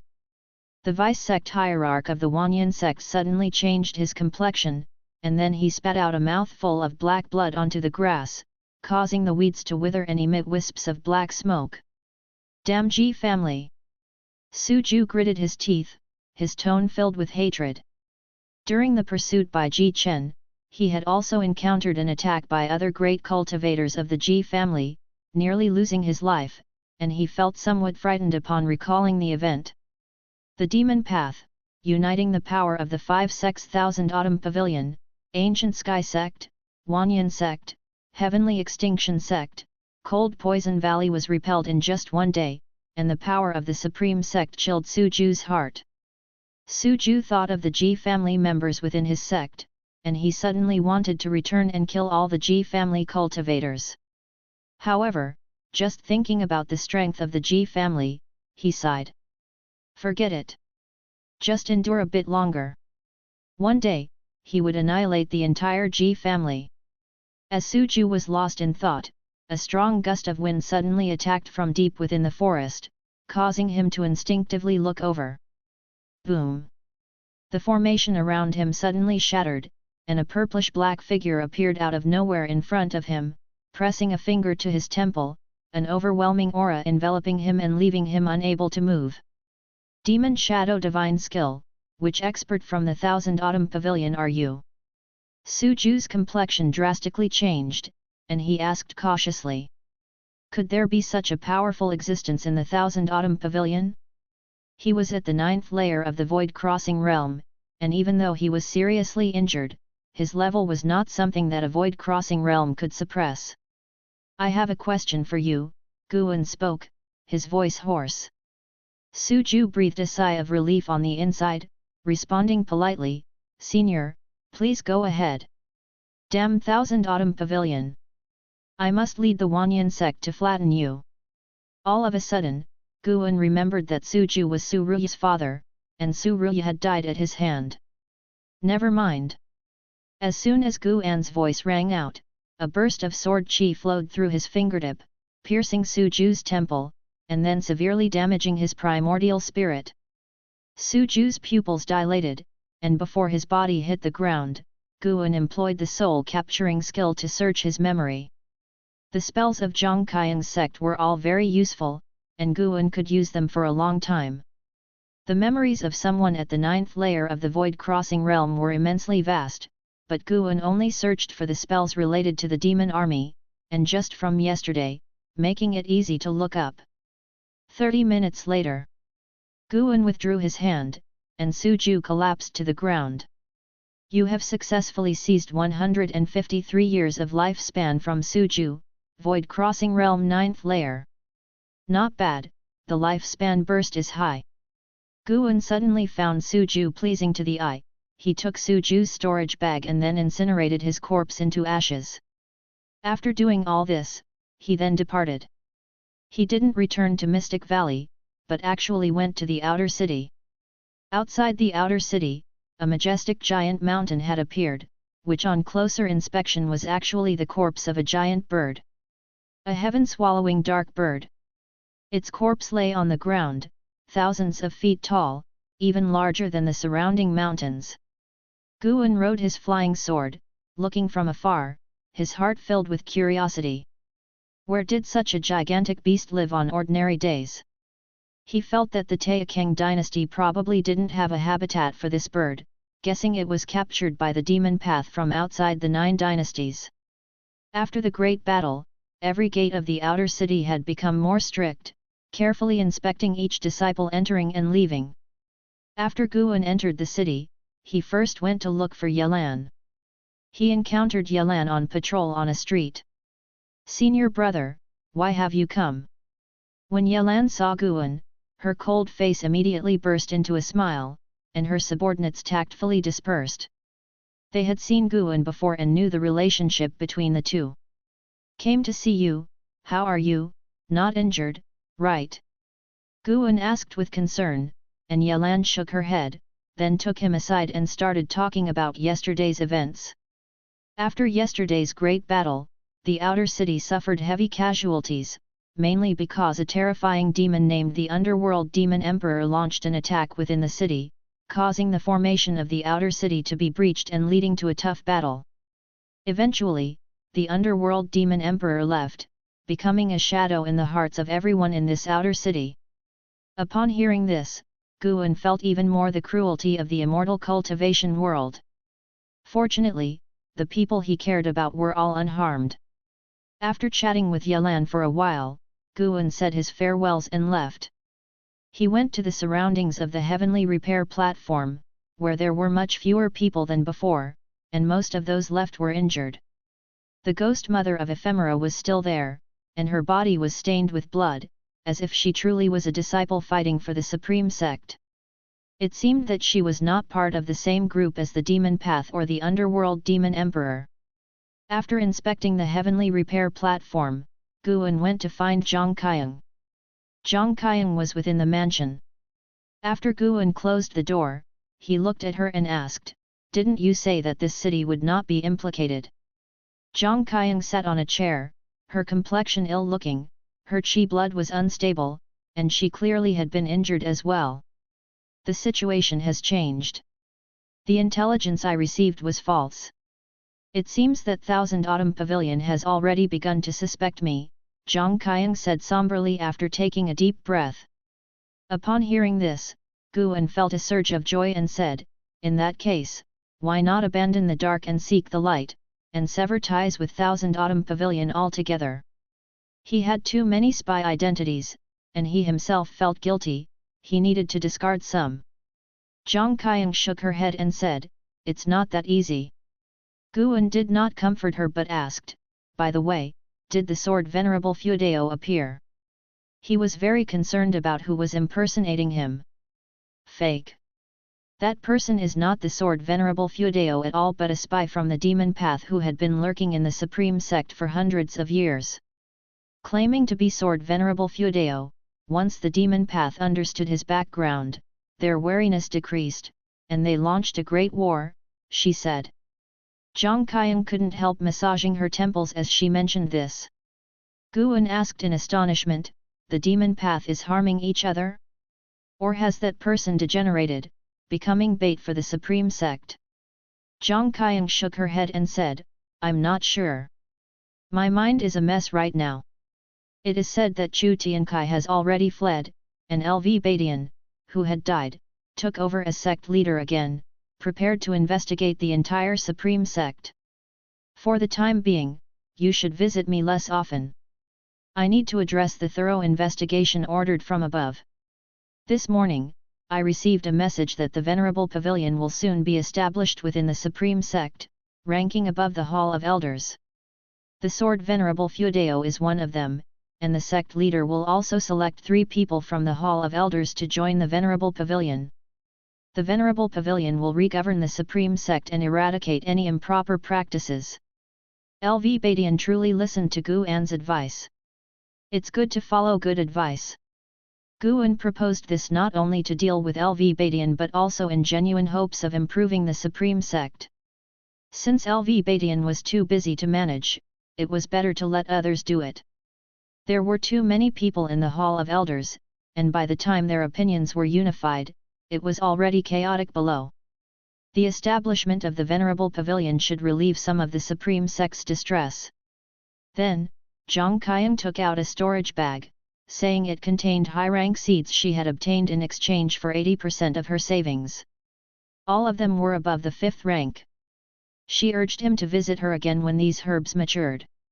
It meant they would not see each other for several years. It seems the situation Zhang Qiang faced was very perilous, neither Thousand Autumn Pavilion trusted her, nor was it impossible for the Supreme Sect to track her down. She truly was treading on thin ice. Guan could only wish her good luck in his heart before leaving with the storage bag, his mood uplifted. The siege of the Supreme Sect by the 5 demon sects swept through the immortal cultivation world like a whirlwind, shaking the entire Taixuan dynasty. The strength of the Supreme Sect also made the entire demon path tremble, and in the following period, the immortal cultivation world fell into an eerie calm. After LV Badian reassumed leadership, he decisively founded the Venerable Pavilion, weakening the power of the Hall of Elders and thoroughly investigating demon path spies, executing over 1,000 of them. After Chu Tiankai fled, the Chu family faced LV Badian's furious retaliation. Every descendant of the Chu family within the sect was suppressed, some died, some were imprisoned, and some disciplined young disciples had their cultivation removed, received a curse seal, and were sent to the outer sect as servant disciples. Mystic Valley welcomed a Chu surnamed servant disciple. And it was someone Guan knew. Chu Jingfeng. When Guan had just entered the Supreme Sect, he was attacked by a demon of greed in Medicine Valley.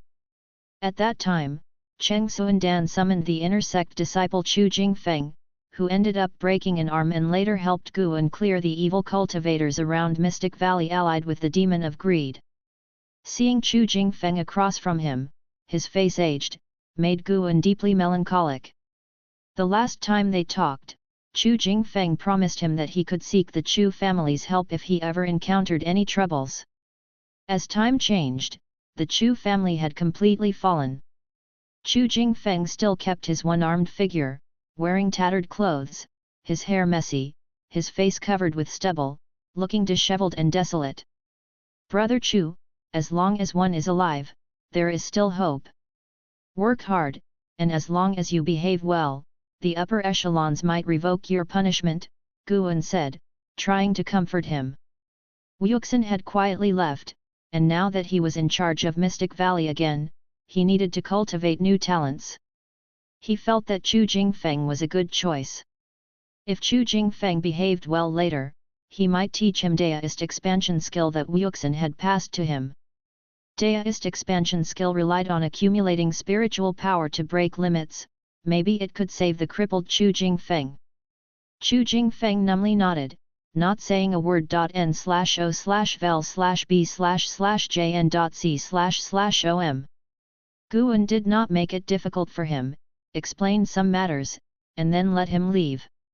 When Chu Jingfeng left the room, he even closed the door behind him, his manner very humble, but from his demeanor, Guan saw not respect but despair. Alas! Poor thing! Guan shook his head, picked up a pen, and began to write a book. A half-year had passed since the great war between the righteous and the demons. Winter went, and spring went, and it was another summer year. He too had turned 51, with many new insights on life, ready to express them in his book. Only in the evening did Guan walk out of the attic, and through the transmission array platform, he arrived at the third Medicine Valley. He sensed Shen Zhen inside his own house. Since half a year ago when Guan threatened to write about her in his book, they had cut off contact. Her appearance now, could it be that she was here to settle accounts? After all, being a holy daughter, how could she not care about her face? As Guan thought this, he walked upstairs to find Shen Zhen. Upon entering the room, he saw Shen Zhen sitting at a table, wearing a veil, doing nothing, just calmly looking at him. Something was off. Not like her usual self. Could she be about to lose her mind? Hurriedly, Guan closed the door, then turned to look at her, about to ask, but she preemptively asked, "Have you started writing Medical Hero Travelogue yet?" Chapter 91, Chapter 91, 700,000 year lifespan, Ancient Relic Species. Hearing Shen Zhen's words, Guan almost lost his composure. He quickly clarified, "How could that be possible? I was just scaring you, I could never write such a book." He had to explain to protect his innocence from being tarnished by Shen Zhen. Shen Zhen stared at him as if she wanted to see right through him, while he remained calm and guilt-free. "All right, I believe you," Shen Zhen said softly, but her tone was different from before, making Guan unable to decipher her thoughts. Guan walked over to the tea table and started heating water for tea.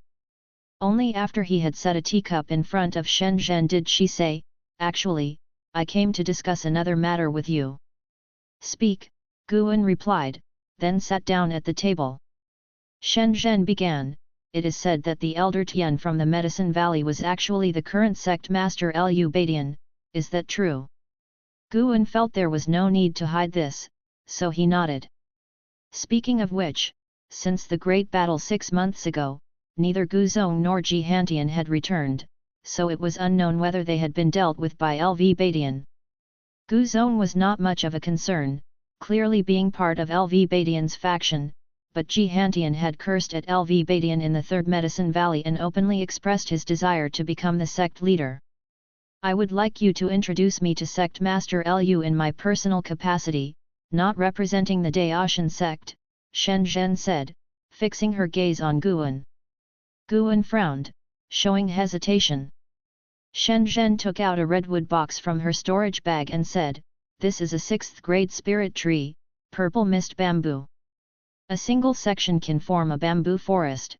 Planted at the edge of Medicine Valley, it automatically forms a purple mist maze array, and its bamboo shoots are superior medical ingredients, highly prized." "What do you mean by this? What is our relationship? Is there a need for such gestures?" Guan said in a deep voice, then put the redwood box into his storage bag, continuing sternly, for your matter, just a word is enough, and I will help. But do not take this as a precedent." Shen Zhen was stunned for a moment, then suddenly burst out laughing, covering her mouth with her hand. Her eyes really looked beautiful when she laughed.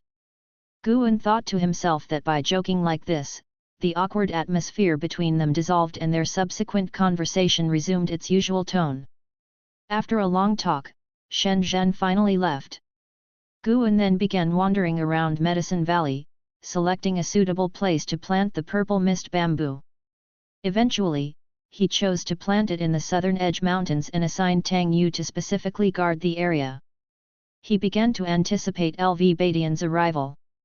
It was not for Shen Zhen's sake that he was eager, he was concerned about LV Badian's promise. LV Badian had said that Guan could turn to him for anything he needed. Guan, for now, did not desire a fourth Medicine Valley but high-rank medical herb seeds to gradually replace the low-rank ones. If he could fill a 100-mile radius with high-rank seeds, his lifespan income would see a significant leap. If he reached a million-year lifespan and unlocked new functions, he planned to elevate himself fully. Days passed. Finally, at the beginning of autumn, LV Badian arrived. He was dressed in a dragon-embroidered black robe, his black hair coiled under a jade crown, his demeanor majestic, a stark contrast to the former Elder Tian, now fully embodying the aura of a sect leader. Upon meeting, Guan immediately threw a lifespan detection at him. LV Badian, Unification Realm 9 layers 755/3150/3200. Oh boy, he indeed reached the 9th layer of the Unification Realm. Moreover, his lifespan was nearing its limit, it was difficult for him to progress further. Guan suddenly thought about something. Previously, when Chu Xian deployed the Great Sacrifice Array in the Outer Sect, could it have been prepared for LV Badian? No, that cannot be, since LV Badian had annihilated the Chu family, it surely wasn't his doing. Guan pondered this as he greeted LV Badian. The two entered the house to talk. LV Badian took out 4 books from his storage bag, placing them on the table, and said, "Following your suggestion, I established the Venerable Pavilion. Here are the 4 members of the Venerable Pavilion for you to review." Upon hearing this, Guan immediately picked up a book and noticed that it contained not only the members' names and portraits but also various detailed information, including their life experiences. He quickly flipped through it, seemingly in a cursory manner, but in reality, he memorized all the information. The last book was about Sword Venerable Feudeo, listing only the name and exploits, known in the immortal cultivation world as the Flying Leaf Sword Immortal and revered in the Supreme Sect as Sword Venerable Feudeo. Sword Venerable Feudeo, Gu Gua, Ji Hengshi, Zhou Yu. How extravagant, the 3 strongest clans of the Taixuan dynasty! And they were all of the Unification Realm cultivation level. Guan had yet to meet these 3.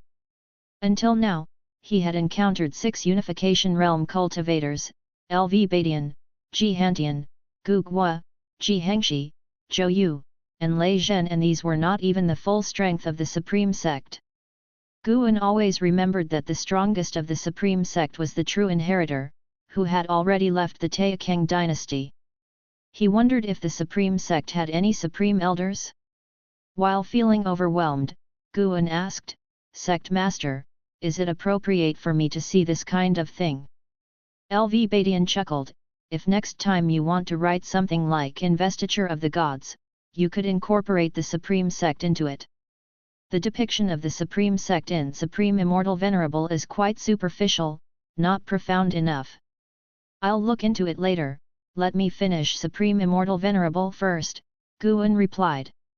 Supreme Immortal Venerable had at least 5 million characters, and he published only 1 volume a year, each volume about 100,000 characters, occasionally even taking 2 years for 1 volume. The end was still far off. The vast income from the spirit stones brought by the Supreme Immortal Venerable was enormous, far surpassing that from the Investiture of the Gods. He was unwilling to let go of it just yet. Lu Badian smiled but didn't urge further. Guan timely mentioned Shen Zhen's request, and Lu Badian agreed immediately, saying they could meet today without any hesitation. Guan then asked, "Sect leader, do you still stand by what you told me before? What?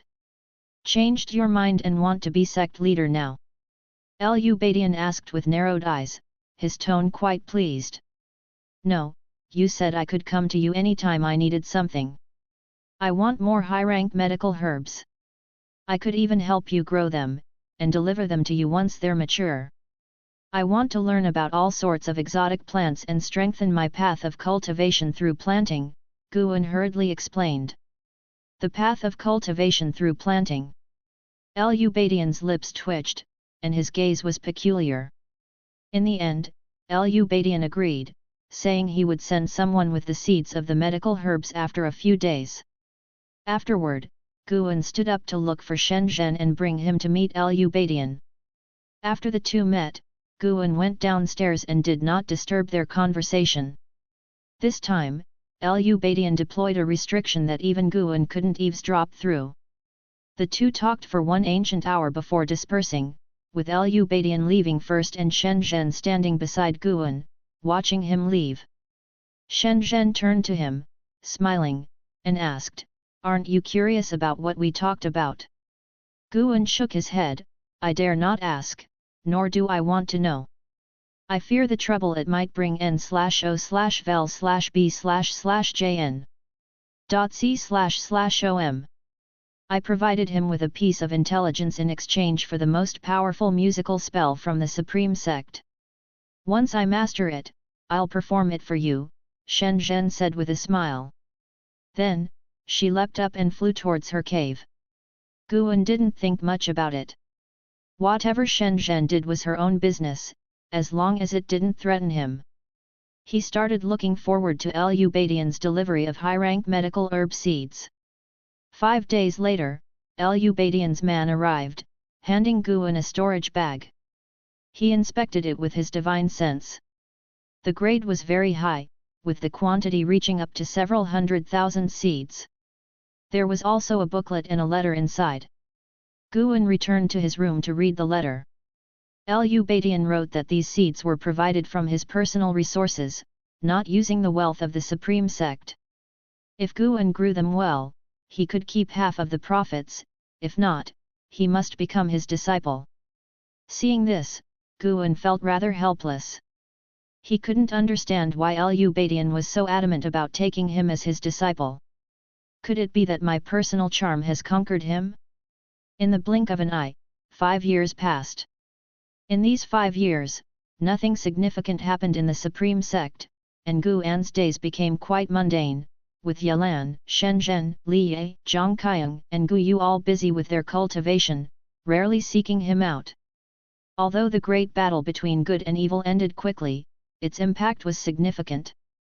One noon, Guan used the teleportation array to travel to Mystic Valley. He was in a good mood, humming a tune. He had calculated earlier that his lifespan income this year could exceed 100,000, and his current total lifespan had already surpassed 700,000 years. With 1,000,000 years in lifespan very close, he was eager to grow stronger. Upon arriving at Mystic Valley, he sensed Li Ye's presence. Li Ye was upstairs drinking tea with Yang Ni. Li Ye wasn't concealed, so Guan headed straight for the loft. After entering, Li Ye was the first to speak. "Junior brother Gu, I'm preparing to leave the Supreme Sect to undertake trials in the North Sea Mountain, not returning until I reach the nascent soul realm." Guan, curious, asked, "What is the North Sea Mountain?" Li Ye smiled and said, "The North Sea Mountain is to the north of the Taixuan dynasty, about the size of the entire dynasty, surrounded by dynasties on all sides.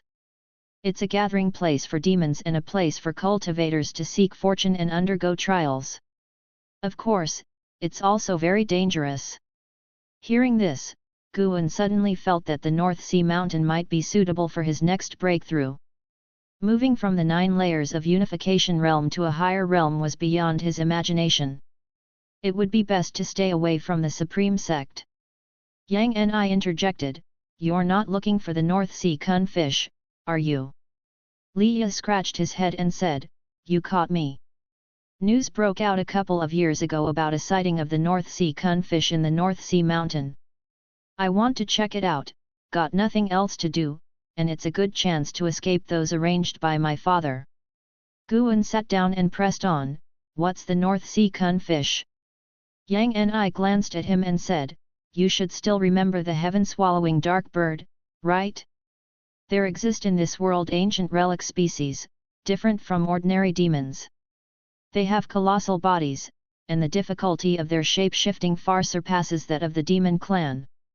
Because of their gigantic nature, they are revered as mountain gods or sea gods in various places and are elusive. Guan grew even more interested and started to inquire about other ancient relic species in the world. Yang Ni casually described a few, which made his heart race. All right, I have to go now. A prodigy named Anhao has recently emerged in the sect. At 22, he's already preparing for core formation, which is unbelievable. I need to work harder on my cultivation and not become his stepping stone, Liya said as he stood up. Upon hearing this, Guan also felt that Anhao's pace of cultivation was indeed fast. This showed that Liu Baidian held Anhao in high regard, investing a lot of cultivation resources in him. As Guan pondered, Liya jumped out of the window and left. An old habit he couldn't kick. Guan turned to Yang Ni and asked, he's gone, what about you? I'm not leaving. Staying with you to garden seems rather enjoyable and much preferable to constant battling, Yang Ni replied. Chapter 92, Chapter 92, The Green Vine Tree Becomes a Spirit, the Realm Above Unification. In the forest, Guan was leading Yang Ni in sowing seeds. While he buried the seeds, he looked at the herbs nearby and said, that's the Shisong grass. Its leaves tend to curl up easily. When the wind passes through, it makes a strange sound, like singing. Often at times like this, you need to help open its leaves to avoid affecting its growth. Yang Ni squatted beside him, listening intently, her eyes filled with curiosity. When Liya left, Yang Ni said she wanted to stay and plant flowers and herbs. Guan thought it was a joke, but unexpectedly, she was serious. She started to participate in the planting and would always ask him questions, displaying great humility. After changing her attitude, Yang Ni began to integrate into Mystic Valley and communicate with other servant disciples. Guan wanted to assimilate her and have her truly become one with Mystic Valley, so he taught with great dedication. From now on, you will be in charge of the herbs in this garden. Let's see what you're capable of, whether you can protect the garden as well as you protect people, Guan said with a smile as he got up. Instead of refusing, a look of anticipation appeared on Yang Ni's face. Then, Guan left, leaving Yang Ni alone to observe the garden. He returned to Mystic Valley and saw Chu Jingfeng standing in a daze in front of the wooden railing, lost in thought. In the many years since Chu Jingfeng had arrived in Mystic Valley, he had always been like this. If Guan gave him tasks, he would do them, but if Guan didn't assign any chores, he would just idle away in a daze. Out of consideration for their past relationship, Guan decided to lend him a hand. Brother Chu, I've just acquired a set of swordsmanship. Would you help me take a look? Guan asked with a smile, patting Chu Jingfeng on the shoulder. Chu Jingfeng nodded expressionlessly and then followed him into a secluded part of the forest. He was also a sword cultivator. Although his cultivation level had been ruined, his memory remained, so he felt he could be of help to Guan. Contrary to his silence, he was actually very grateful to Guan inside. When he had first arrived, he wished he could crawl into a hole in front of Guan, but Guan did not ridicule him. Instead, he treated him very well, and this treatment had lasted for many years, so it couldn't be just an act. He couldn't fathom what use he could still have for Guan, and could only assume Guan was truly kind-hearted, as the sect disciples all spoke highly of him.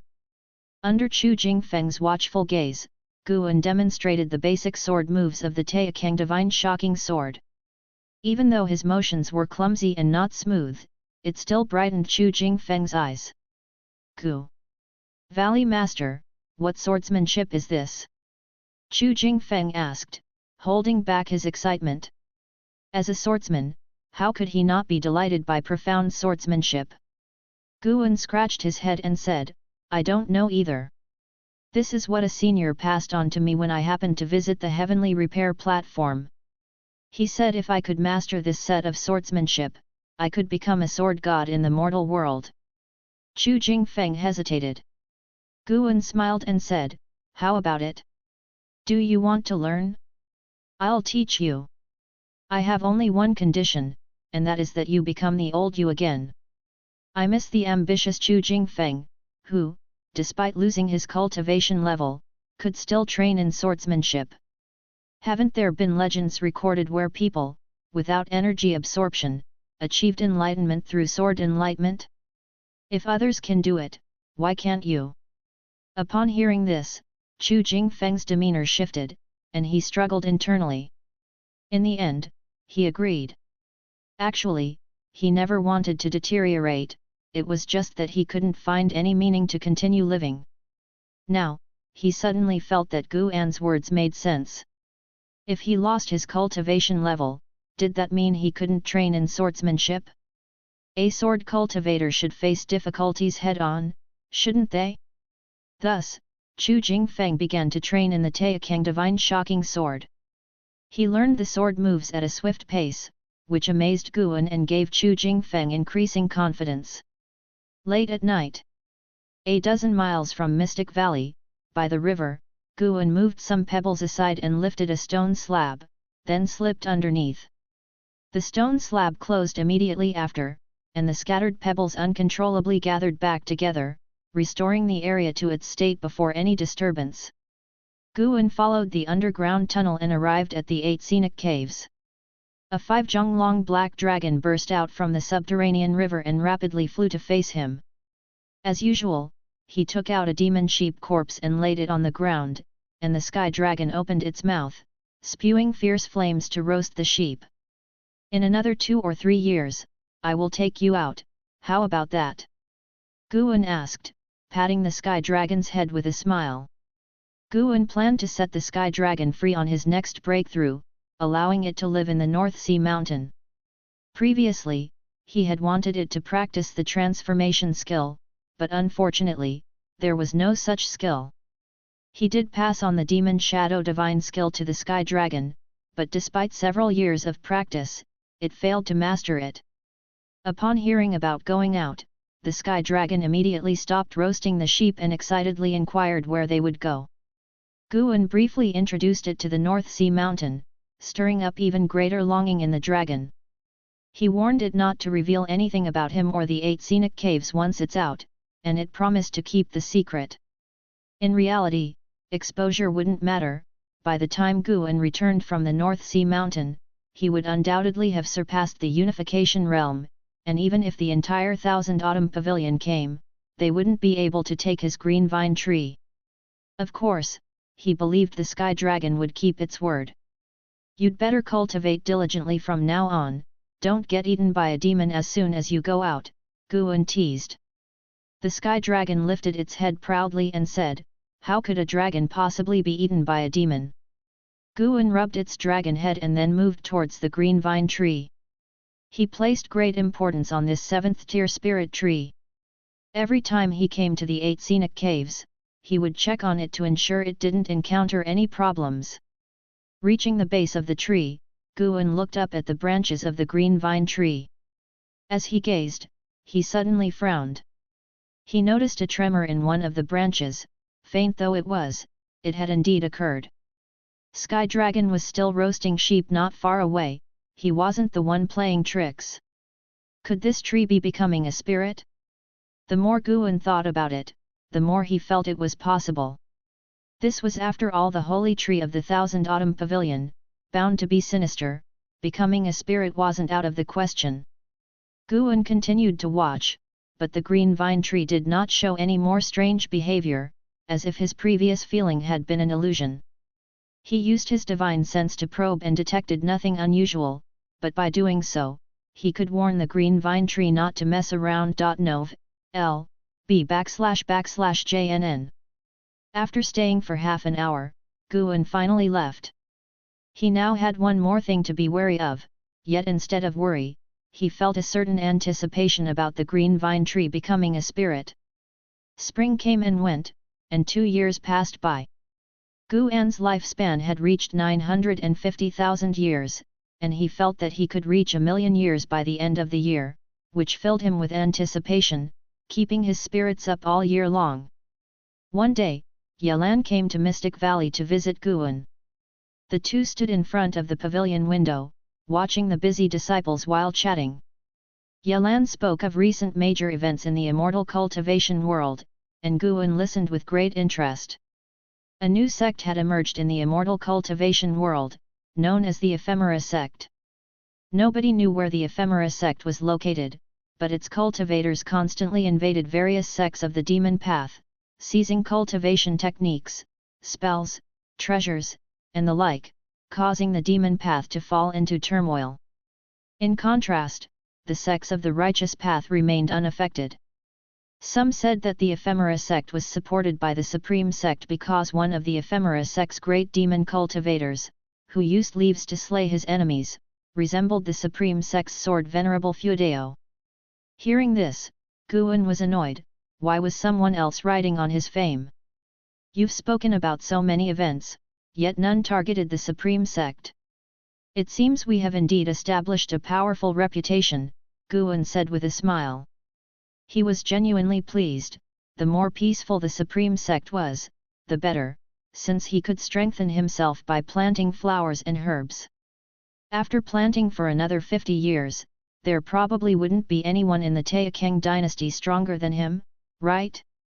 Yelan thought for a moment, then said, actually, there is one. A cultivator in the immortal cultivation world who calls himself Ghost Thief has appeared, straddling both righteousness and evil.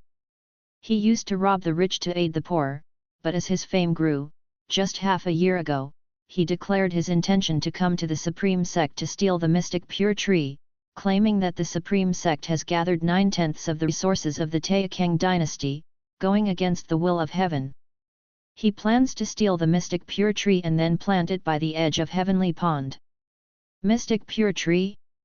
Upon hearing this, Guan frowned immediately. This was the 7th order spirit tree the Supreme Sect had bestowed upon him, which had grown by now. How could he let someone steal it? This ghost thief was indeed courting death. Never mind, in consideration of his chivalrous deeds, I'll spare his life. But he must be scared off to prevent future attempts. Curious, Guan asked, is this ghost thief formidable? Definitely. Otherwise, how could he still be alive after offending so many people and stealing so many treasures? Yelan gave Guan a pointed look. True. Why ask her? She doesn't even know what is beyond the divinity transformation realm. Guan laughed, then inquired about her recent cultivation progress and whether she had been diligent. Although all lives must part eventually, he hoped that the day of life and death separation with Yelan would come later rather than sooner. His question prompted a lecture from Yelan.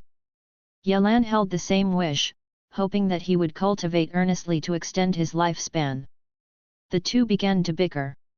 After a while, Yelan suddenly asked, "Brother, are you acquainted with the current emperor?" Guan raised an eyebrow and asked, "Sister, why do you ask?" The emperor has introduced the Spring Festival, which, since the beginning of this year, has spread across all states. The customs and rules are exactly the same as your Spring Festival, Yelan said gravely. Guan casually replied, "I too heard about it from an unnamed elder. Besides, having celebrated Spring Festival for so many years, it's normal for others to know about it, especially since it conveys a good message." Yelan found this reasonable but still reminded him, "Recently, we've been ordered from above to collect more information about Emperor Li Suandao and have increased the number of disciples sent to Kangzhou. It seems there might be aspirations toward the throne." "What do you mean? Does the sect want to seize the imperial throne?" "Not exactly, the crown prince is a disciple of our sect, and having been the crown prince for 100 years, the sect naturally wants to support him." Guan involuntarily turned to look at the woods 100 feet to the west, where he saw Yang Ni watering the plants, and wondered if she was eavesdropping. After chatting a bit more, Yelan closed the window, wanting to share other matters, and even got a bit handsy, which earned her a stern rebuke from Guan. Yelan glared at him in embarrassment and anger before leaving. Guan watched her departing figure, his thoughts drifting to the North Sea mountain. He would have to find a map in the book collection hall to prepare for his breakthrough. He also wondered what realm lay beyond unification. Guan went downstairs, intending to walk toward the transmission array platform when Yang Ni suddenly stopped him, conveying through a voice transmission, "Be careful of the Crown Prince. If he learns about your relationship with Li, he will surely come for you, plotting against you." Chapter 93, Chapter 93 Guan's background. Isn't the Crown Prince very virtuous? Senior brother Li speaks highly of him, which suggests their relationship must be quite good, Guan asked telepathically, his tone puzzled. Yang Ni scoffed. That's only because Li is naive.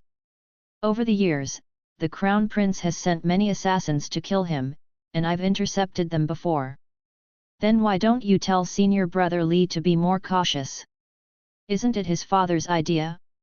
His father fears that by acting, they might provoke the Crown Prince, and if faces were torn, the Crown Prince would surely force a palace upheaval. His father's cultivation level is mediocre, no match for the Crown Prince. Once the Crown Prince succeeds him, it will only be more dangerous for Li. Yang Ni's reply made Guan want to laugh. Li Suandao was nearly at the void crossing realm, yet not the Crown Prince's match? Thinking this way, Li Suandao actually seemed a kindred spirit to Guan. To this date, Li Suandao had not exposed his true cultivation level.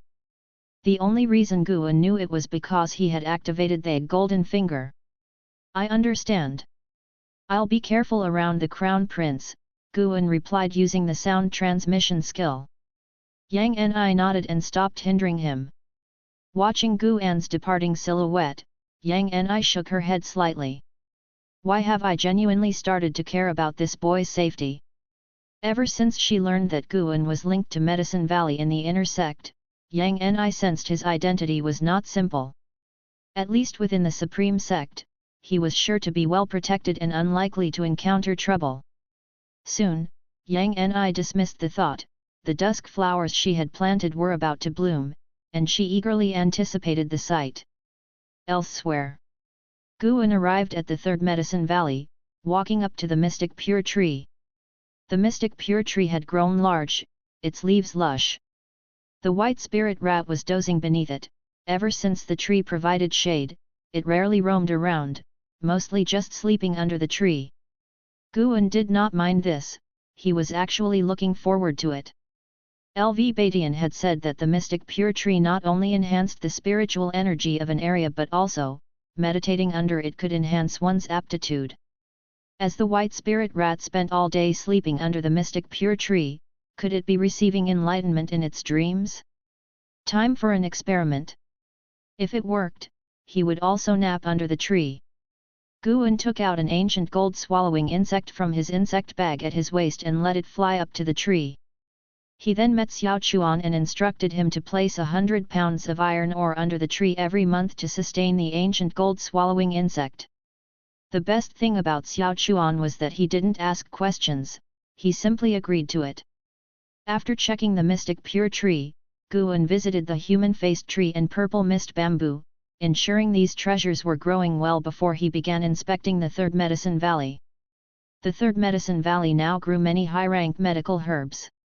Last year, when LV Badian came to visit, Guan specifically requested to increase the number of servant disciples, and LV Badian immediately agreed, raising the number to 300. Even with 300 people, Guan felt it still wasn't enough, but to increase further, he needed to show sufficient results to prove his point. It wasn't until the evening that Guan finally returned to his loft.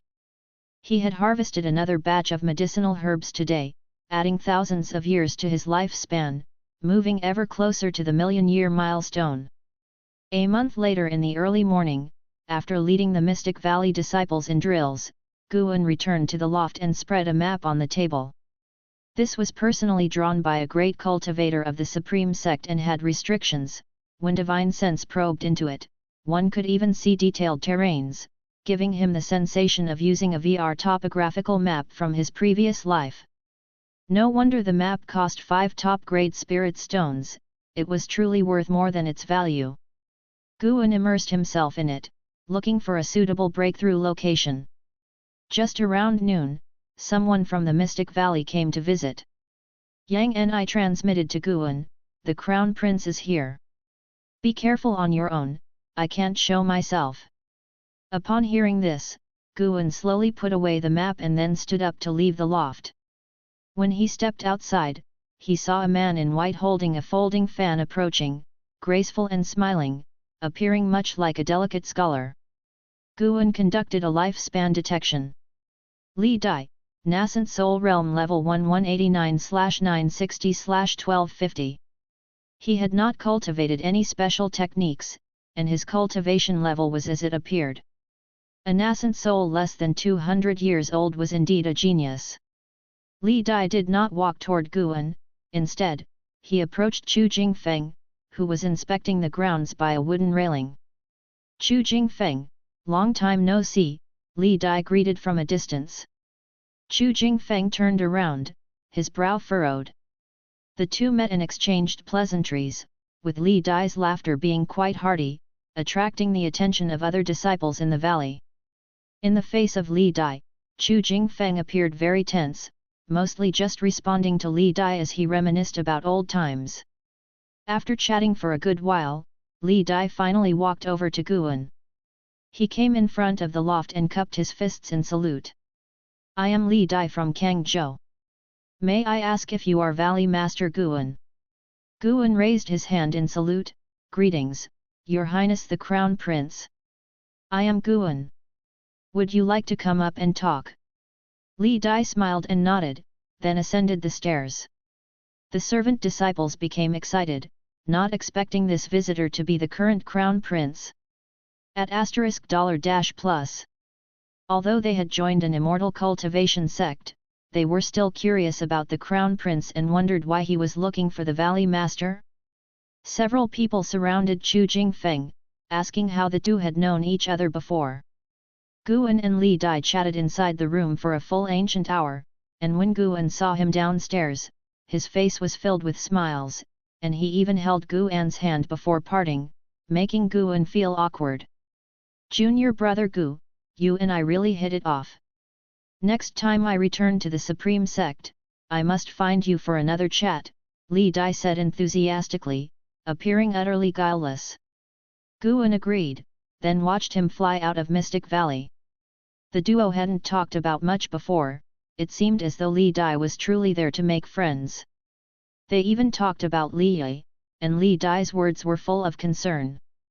Had it not been for Yang Ni's prior warning, Guan would have believed they were good brothers. Until his departure, Li Dai didn't make any requests or try to recruit Guan.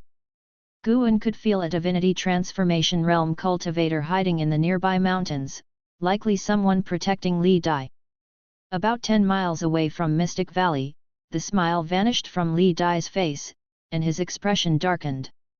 An elderly man in a green robe flew to his side and whispered, "Your Highness, there is a nascent soul realm cultivator in the valley." I've sensed it too, it's Yang Ni. The Emperor actually sent Yang Ni to guard him.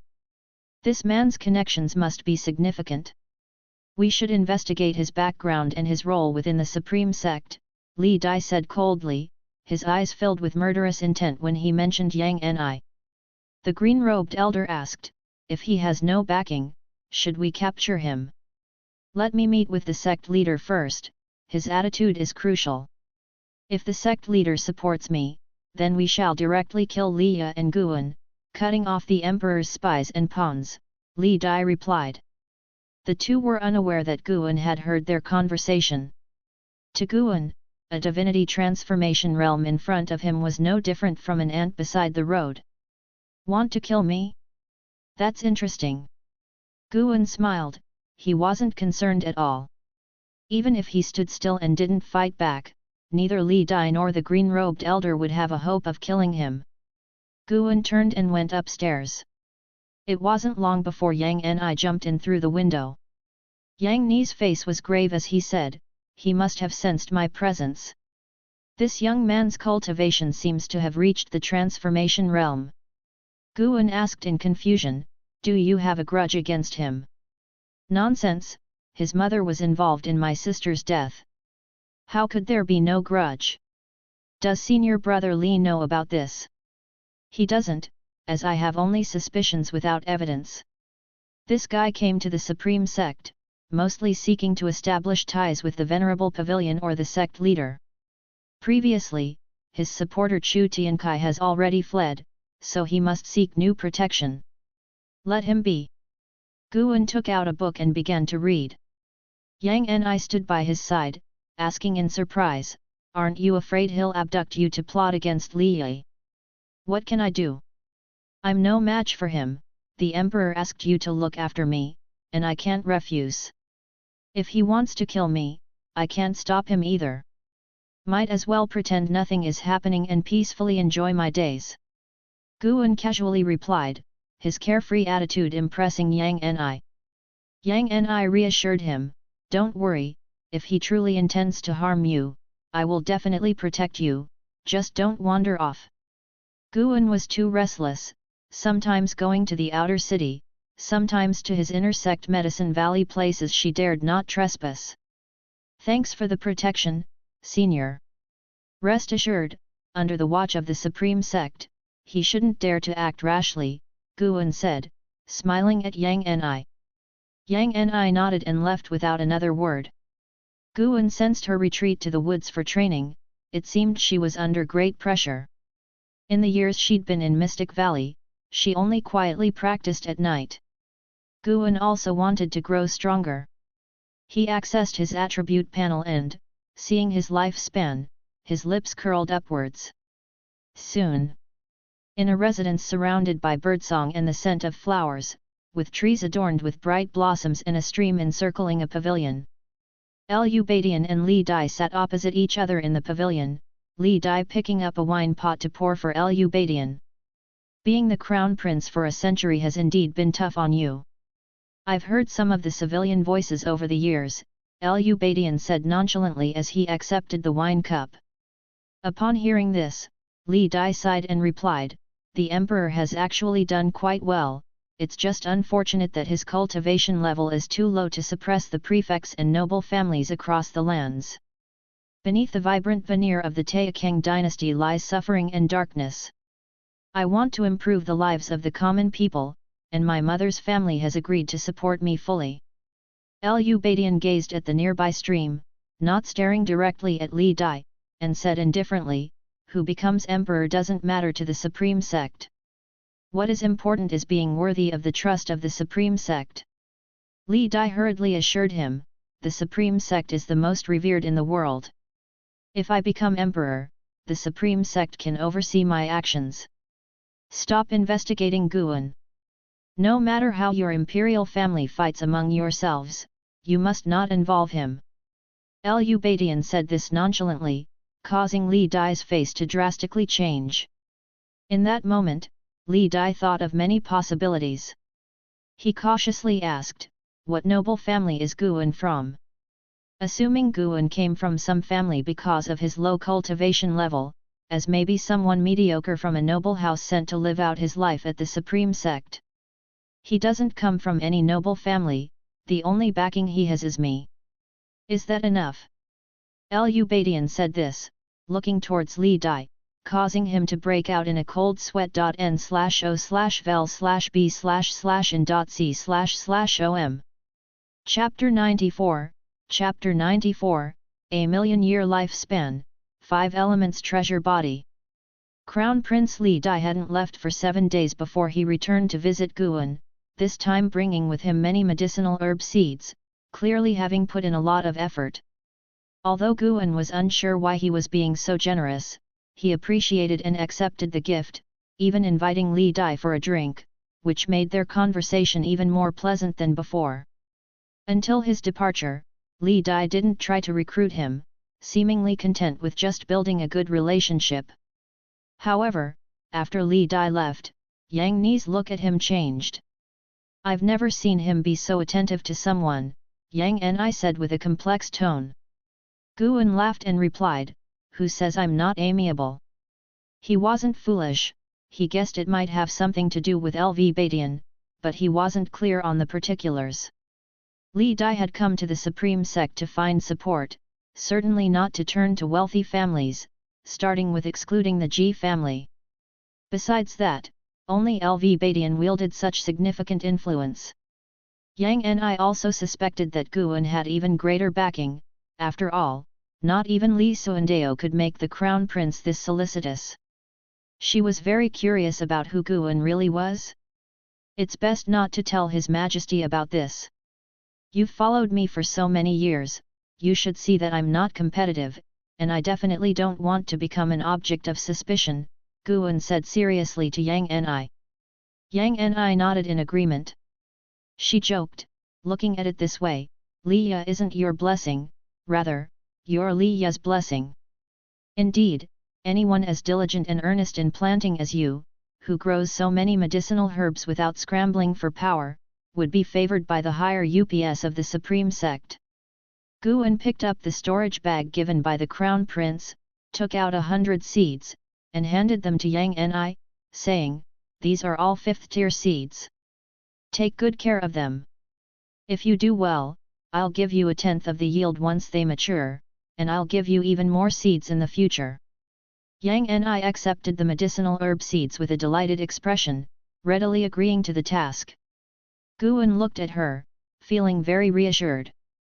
There were many people in the Third Medicine Valley, but Yang Ni was the only one who truly enjoyed planting flowers and herbs.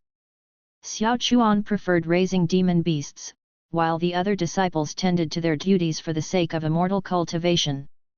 Guan grew more expectant of Yang Ni. As summer gave way to autumn, the hues of fall covered Mystic Valley, Tianya Valley, and the Third Medicine Valley. In autumn, the Supreme Sect took on an added layer of beauty, with autumn leaves blanketing the mountains and the earth as far as the eye could see. As autumn drew to a close, one afternoon in Tianya Valley, Guan used spirit protection paper to wrap up the freshly picked medicinal herbs, and 3 notifications appeared before him. "You have successfully harvested deer bone grass, 5th tier, for a lifespan of 52 years. Your lifespan has surpassed 1 million years for the first time, unlocking the lifespan detection feature. Lifespan detection, once activated, it will automatically discern cause and effect. When any creature harbors hostility towards your true self, a notification will appear. Notifications do not consume lifespan, but conducting a lifespan detection will consume lifespan." Staring at the feature before him, Guan was momentarily stunned. What a great thing! This could inform him of potential enemies, useful for avoiding risk. He immediately activated the lifespan warning. But there were no prompts for the time being, possibly because it would start discerning from now on. Guan's mood brightened. He felt this function was of great significance and worth the many years of waiting. Moreover, he had already accumulated a lifespan of 1 million years, and he was ready to break through. He began to work faster, harvesting the mature medicinal herbs in Tianya Valley, and moving all of them into the storage building. He noticed that the herbs in the storage building had been taken, leaving it empty. Without giving much thought, he left after placing the herbs down. No sooner had he left the storage building than LV Xian approached him, saying, "Don't rush off. I haven't taught you the mystic tortoise surging wave palm today." He has already taught Guan 8 spells, and 2 years ago, he decided to start afresh, to delve deeply into one spell. He refused to believe that anyone could be so dim-witted. He was prepared to invest 50 years in a battle of determination with Guan. 50 years of learning one spell, even a pig would get it by then, right? Guan pushed him away, "Not today, maybe next time." LV Xian was taken aback by being pushed by Guan. Did this guy just push him? And he was moved by it. No way. Lv grabbed Guan's shoulder, refusing to let him leave. Guan, having no choice, turned his head and said, "It seems I've already mastered the mystic tortoise surging wave palm. Why don't you have a look?" "Really? Show me, quick!" Lv immediately let go and urged excitedly. Guan walked onto the open ground, then lifted his palm and struck out. Instantly, a surge of air followed from his palm, causing wave-like patterns to form in the air ahead, stretching several yards. He then withdrew his palm and said, "I didn't trick you, did I? I've practiced diligently in private. I have other matters now, but you can teach me how to make it stronger next time." After speaking, he leaped into the air and flew towards the horizon. Lv didn't try to keep him any longer but stood there, frowning. After a while, Lv couldn't help but murmur, "No gestures to initiate, no energy trace behind, this is the state of handling it freely." Upon returning to Mystic Valley, Guan first went to the Third Medicine Valley to collect all the ripe medicinal herbs before returning to Mystic Valley. He found Yang Ni and informed her that he would be away for 2 days as he needed to report to the inner sect. Yang Ni didn't suspect anything. He left at dusk, flying towards the direction of the outer city and circled back near Mystic Valley. As the night fell, he snuck into the 8 scenic caves, brought out Sky Dragon, who was extremely excited, looking around with great interest. Guan directly took it away from the Supreme Sect. He employed the infinite traceless mystic heaven step, bypassed the Supreme Sect, and then headed towards the North Sea Mountains. Sky Dragon was amazed by Guan's stepping technique, but it was not shocked, for in its heart, its master was the closest being, and it had not yet encountered others or formed a worldview. The North Sea Mountains were over 300,000 miles away from the Supreme Sect. Along the way, Guan continually executed the infinite traceless mystic heaven step at full speed without stopping. Upon arriving near the North Sea Mountains, Guan let Sky Dragon down. "Master, goodbye, n/o/b/in.c//om." Sky Dragon exclaimed excitedly before leaving. Guan smiled, then put on a mask, changed into a set of black clothes, and continued on his journey. He planned to break through in the depths of the North Sea Mountains. The North Sea Mountains were a range of mountains surrounding a sea, with the North Sea actually being a lake as large as an ocean. Guan stepped forward in the air and saw from afar the North Sea, where the surface shimmered under the moonlight with fog rolling in, truly boundless at a glance. En route, he saw a giant fish 100 jong long leap from the lake, stretching its body in mid-air, a magnificent sight. The North Sea Mountains were home not only to demon creatures but also cultivators and ghosts. Guan felt the presence of cultivators in a fierce battle, each with a cultivation level not weak, 2 of them at the nascent soul realm. He merely glanced and swiftly passed by without stopping. He would admire the scenery after his breakthrough. He wondered where Leia could be. Thinking this, Guan spread his divine sense to find a suitable place for his breakthrough. Less than half an hour later, Guan arrived at a mountain deep in the wilderness and sat down under a large tree to meditate. No traces of humans were within 3,000 miles, and there were few sightings of demon creatures, only ghosts wandering about, making the forest extremely gloomy and filled with ghostly energy. Guan immediately activated the lifespan barrier, rendering himself invisible. Then he pulled up his attribute panel. Name, Guan. Lifespan, 58/1002060. Spirit root, Supreme 5 Elements Heavenly Spirit root. Cultivation level, Unification realm 9 layers. Cultivation techniques, Fire control art, Initial insight, Yangwood primordial skill, Mastery, Mystic yellow dragon energy skill, Peak of perfection, Alchemy, Early achievements, Myriad poison mystic skill, Untrained, Yin Yang art, Untrained, Deist expansion skill, Untrained. Seeing the 7-digit lifespan, he felt a great sense of accomplishment. He decided to invest 10,000 year lifespans each into the spirit root, Yangwood primordial skill, and mystic yellow dragon energy skill, then enhance his cultivation level.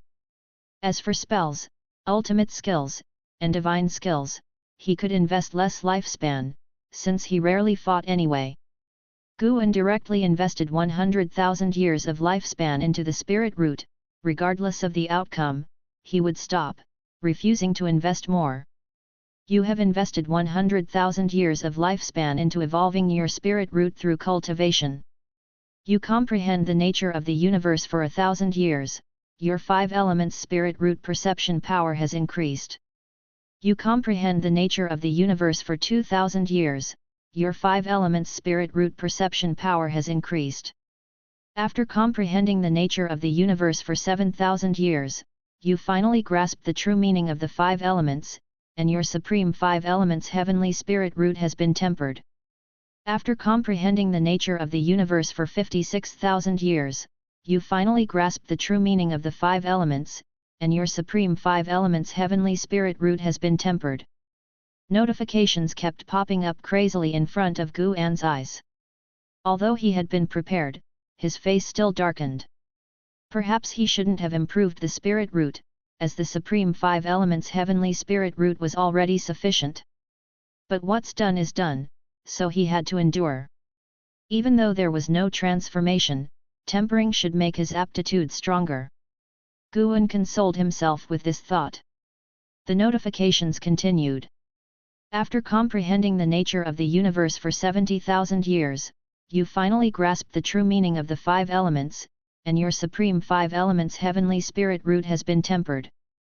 After comprehending the nature of the universe for 80,000 years, finally grasping the true meaning of the 5 elements, your supreme 5 elements heavenly spirit root undergoes a transformation, the nature's spiritual energy envelopes you, and you enter a state of nirvana. After comprehending the nature of the universe for 90,000 years, you successfully undergo nirvana, as your supreme 5 elements heavenly spirit root merges with your body and soul, elevating to a 5 elements treasure body. After comprehending the nature of the universe for 100,000 years, your 5 elements treasure body has been tempered. Upon seeing the 5 elements treasure body, Guan's expression brightened, feeling as though another village appeared after a dark and flowerless path. His persistence had paid off. Exciting! Just as Guan's mood soared, the spiritual energy from beneath the earth started to act up. The terrifying and violent spiritual energy surged towards him, the situation even more exaggerated than when he had broken through to the unification realm 9 layers. Sorry, creatures of the North Sea Mountains, it's time to startle you.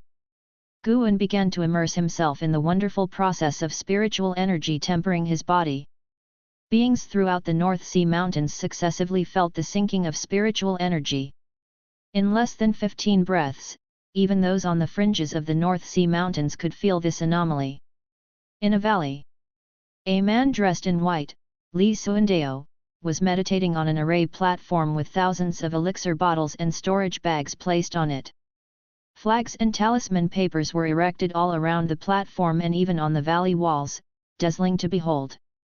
Li Suandeo opened his eyes, his brows furrowed deeply. Again, spiritual energy is descending. What exactly is happening? Why is this phenomenon even occurring in the North Sea Mountains? Li Suandeo murmured to himself, a look of unease in his eyes. Chapter 95, Chapter 95, The Innate Realm, breaking through to the 9th layer of the Mystic Heart Realm. In the cave, the fire flickered. Li sat on a stone, bare-chested, wrapping his wounds with white cloth.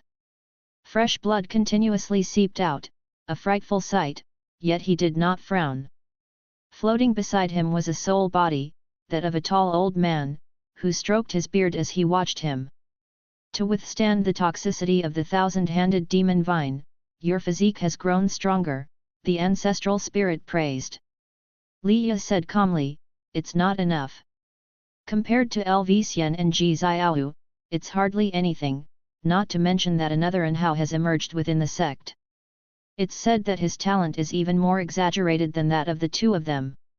The ancestral spirit chuckled and said, they're naturally born geniuses, but you're different, you're a genius of effort. It's not impossible for you to surpass them. In my opinion, innate talent isn't the most important, the most crucial are an unyielding deist heart and the heart of struggle that refuses to give up. Li nodded, about to respond, when suddenly the flames on the fire surged violently and his complexion followed suit and radically changed. Spiritual energy sinking. Li frowned as he spoke, and his ancestral spirit also frowned. The ancestral spirit frowned and said, "Could it be not man-made, but a natural disaster? What does this presage?" He calculated with his fingers, but alas, could deduce nothing. When the spiritual energy of the North Sea mountain range began to sink, the roars of demon beasts echoed everywhere, and cultivators hidden in the caves all ran out, even those who were fighting had to cease. Under the tree, Guan was surrounded by 5-colored spirit light, at a glance looking like a radiant egg, and he was meditating within it, his figure immovable. He, too, heard the roars from all directions, but such commotion no longer frightened him. This was just the beginning. After enhancing the spirit root, the next steps were to improve the cultivation technique, and then the cultivation level. The spiritual energy of the North Sea mountain range was very dense, far surpassing the vicinity of Mystic Valley, and even if the spiritual energy began to sink, it didn't greatly affect the overall spiritual energy of the range. As time passed, Guan's attention started to focus on the lifespan barrier's depletion. He must not be careless. He had a premonition that the lifespan barrier's consumption this time was not a small figure. He did not want to die from an exhausted lifespan. Half an ancient hour later, Guan completely transformed into a 5 elements treasure body. He could feel the changes throughout his entire body, chi blood, strength became stronger, and the speed at which he generated spiritual power increased, his senses also undergoing earth-shattering changes.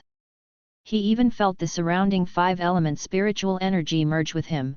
This sensation was truly marvelous. Guan, stifling his joy, planned to explore the subtleties of the 5 elements treasure body later. For now, he had to continue to sacrifice lifespan. First, to upgrade Mystic Yellow Dragon energy skill. This skill was essential as it allowed him to hide his cultivation level and aura. 100,000 years, invested. Prompt after prompt crazily popped up. Guan looked carefully. Mystic Yellow Dragon energy skill advanced to Earth Divine energy skill, which then advanced to Primordial Ruyi skill. 2 upgrades. Not bad. The memories associated with Primordial Ruyi skill flooded his mind. Primordial Ruyi skill not only increased the ability to hide one's cultivation level and aura but also awakened divine skills, Great and Minor Ruyi. By enveloping objects with spiritual power, it allowed anything to shrink or enlarge, including living spirits, including oneself. This divine skill made Guan truly appreciate the profound mysteries of the immortal path. Guan immersed himself in the enlightenment of the path, forgetting outside disturbances. In the distance, Li Suandeo, sitting on the array platform, took out a compass and began casting spells for deduction. The needle on the compass moved erratically, his expression turning grave as a result. It took a while, but as the needle's movement slowed, though still trembling slightly, the divination was complete. Heavens will obscured, unseen for 1,000 years. Li Suandeo murmured to himself, then with joy in his eyes, he added, although the spiritual energy is sinking and not suitable for cultivation or tribulation crossing, what I need is not spiritual energy, but the means to cross tribulation. Isn't heavens obscured will an excellent opportunity for me? He frowned again, hesitant. As he was unsure of the cause of the spiritual energy sinking, if it was the doing of a great cultivator, would he invite trouble by crossing tribulation here? But thinking of the situation in the court, Li Suandeo gritted his teeth. Cross. Better to die in heavenly tribulation than on the court. His goal wasn't just the void-crossing realm, but also the unification realm. He aspired to be an immortal emperor like the heavenly emperor of myths. Li Suandeo put down the compass, raised his arms, and in an instant, the formations in the valley were activated one after another, screens of light rising up while the spiritual energy above his head swirled into a cyclone, slowly condensing into dark clouds. He waved his sleeves and all the elixir bottles uncapped. After completing these actions, he finally looked up. The sky darkened, thunderclouds billowed, and the light from the formation clearly illuminated the tribulation clouds above him, the converging heavenly might hardening his gaze into resolution. He must succeed. Inheriting the primordial Ruyi skill cost Guan half an ancient hour, but he deemed it quick as this skill was far more complex than the previous ones, and he could pass it on to himself as if he'd cultivated for 100,000 years in a short time, signifying that his golden finger of lifespan was also becoming stronger. He had once worried that, as his cultivation level rose, the actual breakthrough time would lengthen and that in the future, casually inheriting a cultivation technique might take days, and breakthroughs months. How could that be manageable? Fortunately, he had worried over nothing. Guan glanced at the lifespan consumed by the lifespan barrier, and the situation was still manageable. Continue. Guan injected 100,000 years of lifespan into the Yangwood primordial skill. Once again prompts surged before his eyes, but they didn't disrupt his calm. Yangwood primordial skill advanced to primordial earth immortal skill. Only one advancement, but the addition of the word immortal filled Guan with anticipation. Tonight, 2 cultivation techniques beginning with innate have already emerged, leading Guan to involuntarily think of the primordial deist talisman within Ji Xiaohu's body. Could innate be a phase? If that were true, wouldn't Ji Xiaohu be born with an advantage that ordinary people strive for over 100,000 years? No wonder he's such a monster. Guan sighed in his heart, and immediately after, the vast inheritance memories occupied his thoughts. Spiritual energy sank once again, causing the hearts of all beings in the North Sea Mountains to be suspended anew. Shadows emanating powerful auras continuously darted across the skies above the forest where Guan was, including massive silhouettes as big as mountains, yet no one noticed there was a person hidden in this forest, and he was the culprit for the descending spiritual energy. This night was destined to be a restless one for the North Sea Mountains. An hour and a half later, when Guan opened his eyes and saw he had a remaining lifespan of 680,000 years, he exhaled a breath. The lifespan barrier had already consumed tens of thousands of years of his life, and he was beginning to feel that things were not going too well. He turned his gaze to the cultivation level column. Just as he was about to invest lifespan, a battle's oppressive might suddenly came from the east, causing him to frown. A unification realm battle. It was not too far from him, maybe about 200 li. This distance was very close for those in the unification realm.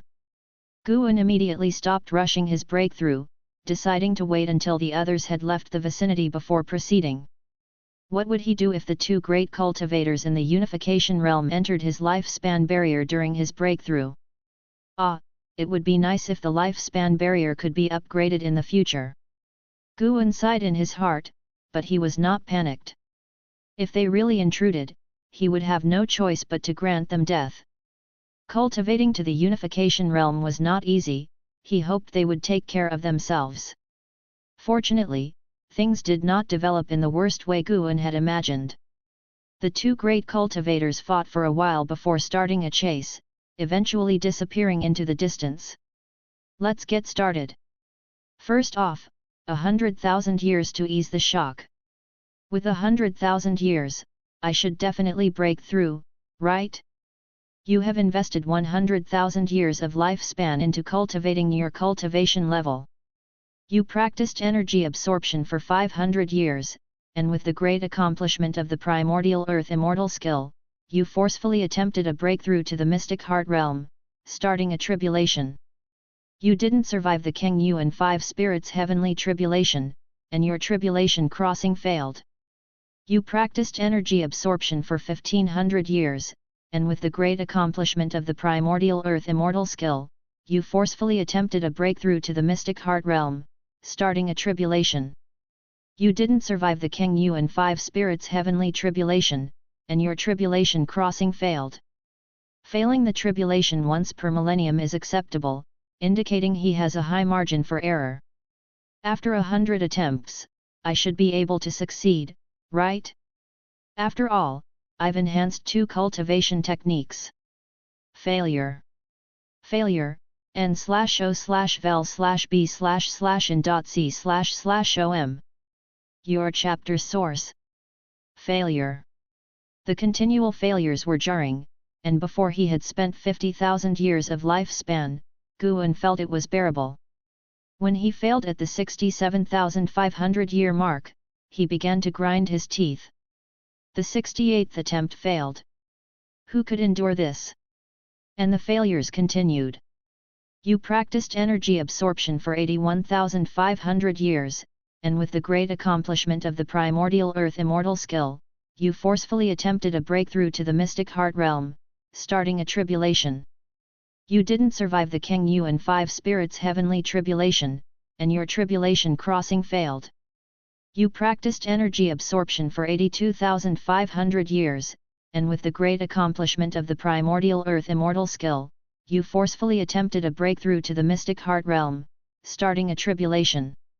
You survived the King Yuan 5 spirits heavenly tribulation, and your tribulation crossing was successful, and your cultivation level broke through to the first layer of the mystic heart realm. You practiced energy absorption for 83,000 years, and your cultivation level broke through to the second layer of the mystic heart realm. You practiced energy absorption for 84,000 years, and your cultivation level broke through to the third layer of the mystic heart realm. You practiced energy absorption for 99,000 years, and with the great accomplishment of the primordial earth immortal skill, you forcefully attempted a breakthrough to the Mahayana realm, starting a tribulation. You didn't survive the mystic yellow 5 divine heavenly tribulation, and your tribulation crossing failed. You practiced energy absorption for 100,000 years, still preparing for the tribulation. When the last prompt appeared, Guan let out a sigh of relief. 9th layer of the mystic heart realm. The next major realm is Mahayana. Guan secretly marveled. It turned out that breaking through minor realms wasn't difficult, but the true challenge was in tribulation crossing, which was outrageous. In the future, could there be situations where I fail hundreds or even thousands of times? Earth spirit energy once again surged towards Guan, and the commotion, compared to the previous ones, was not much larger. After all, it was still an investment of 100,000 years of lifespan. Guan accessed his attribute panel, looking at the remaining 580,000 years of lifespan and hesitated. Should he break through another major realm level, or upgrade his divine skills? The infinite traceless mystic heaven step and the great yin-yang transformation were essential to upgrade. They could help him escape and conceal his identity. Apart from those two, he needed to improve 2 offensive techniques. Thinking this way, why do I feel like there's not enough lifespan? Maybe skimp a bit on the offensive techniques?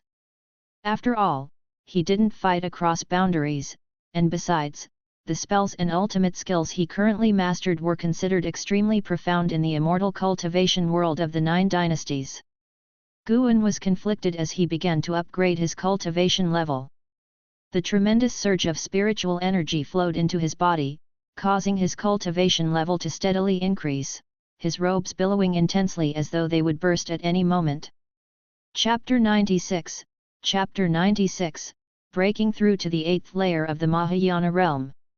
As Guan was relishing the increase in his cultivation level, the spiritual energy of the North Sea Mountain once again descended, this time bringing with it fierce winds, as if a storm was about to arrive. Demons, cultivators, and ghosts all hid away, waiting for this descent of spiritual energy to end. They were unclear about what exactly had happened and could only pray for the catastrophe to end soon. Deep within a certain valley, Li Suandeo had already begun his tribulation crossing. A cluster of thunderclouds hovered above the valley, not maintaining the same altitude as the thunderclouds in the sky, instead only slightly higher than the surrounding mountain peaks.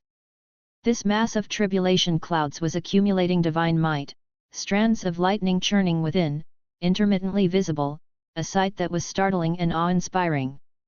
Li Suandeo was on the array platform cultivating energy, with golden dragon shadows circling around him, causing his robes to flutter and make noises.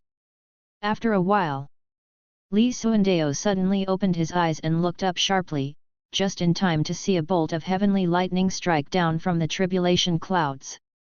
Boom! The outer formation formed a light barrier to block this bolt of heavenly lightning. Before the light could dissipate, a second and third bolt struck down in quick succession, lighting up the valley with a continuous interplay of light and shadow. Li Suandeo raised his hand, and a treasured sword appeared in it. As soon as the sword was drawn, it let out dragon cries on its own, with the blade shrouded in strands of blood chi, as if thousands of evil ghosts were roaring and wailing within it. He planted the treasured sword beside him, then closed his eyes and continued to cast spells with both hands. Spiritual power flowed through the array platform into the formation in all directions. Block after block of spirit stones flew out from his storage bag, densely covering the empty spaces on the array platform. With his eyes closed, Guan opened his mouth, and one spirit pill after another flew out from their bottles, automatically entering his mouth, causing his momentum to rise dramatically. The night sky was swept by strong winds, with the thunder rumbling faintly. From high above, the valley seemed so insignificant, nestled in the dark, endless expanse of the North Sea mountain, like a dimly lit star in the night sky. Time flowed swiftly by. After an ancient hour of sedimentation, Guan finally reached the first layer of the Mystic Heart Realm and now began to aim for the Mystic Heart Realm's 9 layers. Upon reaching Mystic Heart Realm, his heart underwent a transformation, sparkling with golden light and circulating golden blood. On the surface of his heart, a rune even appeared, mysterious like some kind of imprint. Guan reveled in the nourishment of spiritual energy while feeling the rune on his heart. In the depths of his mind, he gained some enlightenment. Primordial divine power. The mystic heart rune could nurture a divine power unique to oneself, although the time it required to do so and its intensity were unknown. What kind of divine power might be nurtured depended on the experiences and achievements of the cultivator in his lifetime, with each person's resulting divine power being different. Guan was captivated by this fortune and could not extricate himself. Through the mystic heart rune, he began to have new thoughts about his many deist sorceries, starting to sort through the results of his cultivation. Meanwhile, his cultivation realm continued to make breakthroughs. Mystic Heart Realm 2nd Layer. Read first. Mystic Heart Realm 3rd Layer. Mystic Heart Realm 4th Layer. Guan suddenly opened his eyes, his gaze turning toward the forest canopy. He saw a streak of lightning appear above the forest under the night sky. It did not descend from the heavens but materialized out of thin air and did not vanish in a flash but instead twisted wildly in the air, like a struggling long worm. What was that? Guan frowned, feeling somewhat uneasy. The streak of lightning began to split, generating several bolts of lightning. Following that, the space between the lightning bolts abruptly tore open, revealing a black fissure. A figure with disheveled hair leaped out. Under the illumination of the lightning, her fair skin was exposed. Judging from her figure, she was a woman, barely draped with tattered cloth that failed to conceal her modesty, clearly indicating that her robe had shredded not long before. Guan sensed the stranger's aura and was inwardly shocked, immediately casting a lifespan detection. Lu Ling Jun, Unification Realm 9 Layers 1989/2750/3700. A nearly 2,000-year-old monstrosity. This was definitely the oldest person Guan had ever encountered. And with a cultivation level of Unification Realm 9 Layers, she was already on par with LV Badian. Who was this person? Lu Ling Jun stood suspended in the air, the black fissure behind her closing rapidly and disappearing along with the lightning bolts. She took out a set of blue deist robes from her storage ring and covered her exquisite figure. Then she retrieved a belt and wrapped it around her waist. Guan could no longer afford to worry about the proprieties of male and female differences. He just wanted to know the origins of this woman. Lu Ling Jun's long hair fluttered in the wind, revealing a face so delicate and perfect, yet her brow was slightly furrowed, her eyes full of confusion. A single strand of her hair fell loose and then transformed into a white snake that settled on her shoulder. Guan cast lifespan detection again. White Spirit Demon Emperor, Unification Realm 8 layers 4678/6280/8300. A Unification Realm Demon Pet? Just who was this woman? The White Spirit Demon Emperor flicked its forked tongue and let out a light and graceful female voice. Such rich spiritual energy, it seems we have ascended successfully, the legends are not false. Ascend. Ascension? Guan froze, the weight of these two words overwhelming. Liu Lingjun's eyebrows were tightly knitted, and she murmured, "The might of the heavenly thunder during the traversal was truly terrifying, I nearly met my end. I flew towards the weakest direction of the thunder and thus arrived in this realm. Judging from the richness of the spiritual energy, it is indeed more abundant than our mortal world, but whether the ascension is successful, we still need to travel more." The White Spirit Demon Emperor looked into the distance, saying, "The spiritual energy here is descending, and there is Unification Realm demon energy in the distance, clearly a sign of a successful ascension. We roamed the mortal world for 200 years, traveling across the ends of the earth. There are only me in the demon clan at the Unification Realm and no more than 5 individuals in the human race. Only the legendary Great Heaven and Earth could have Unification Realms at every turn." Great Heaven and Earth? Guan's curiosity grew upon hearing this, feeling even more intrigued. It seemed that these two individuals came from a world weaker than this one. This world is so vast that no one knows its full extent.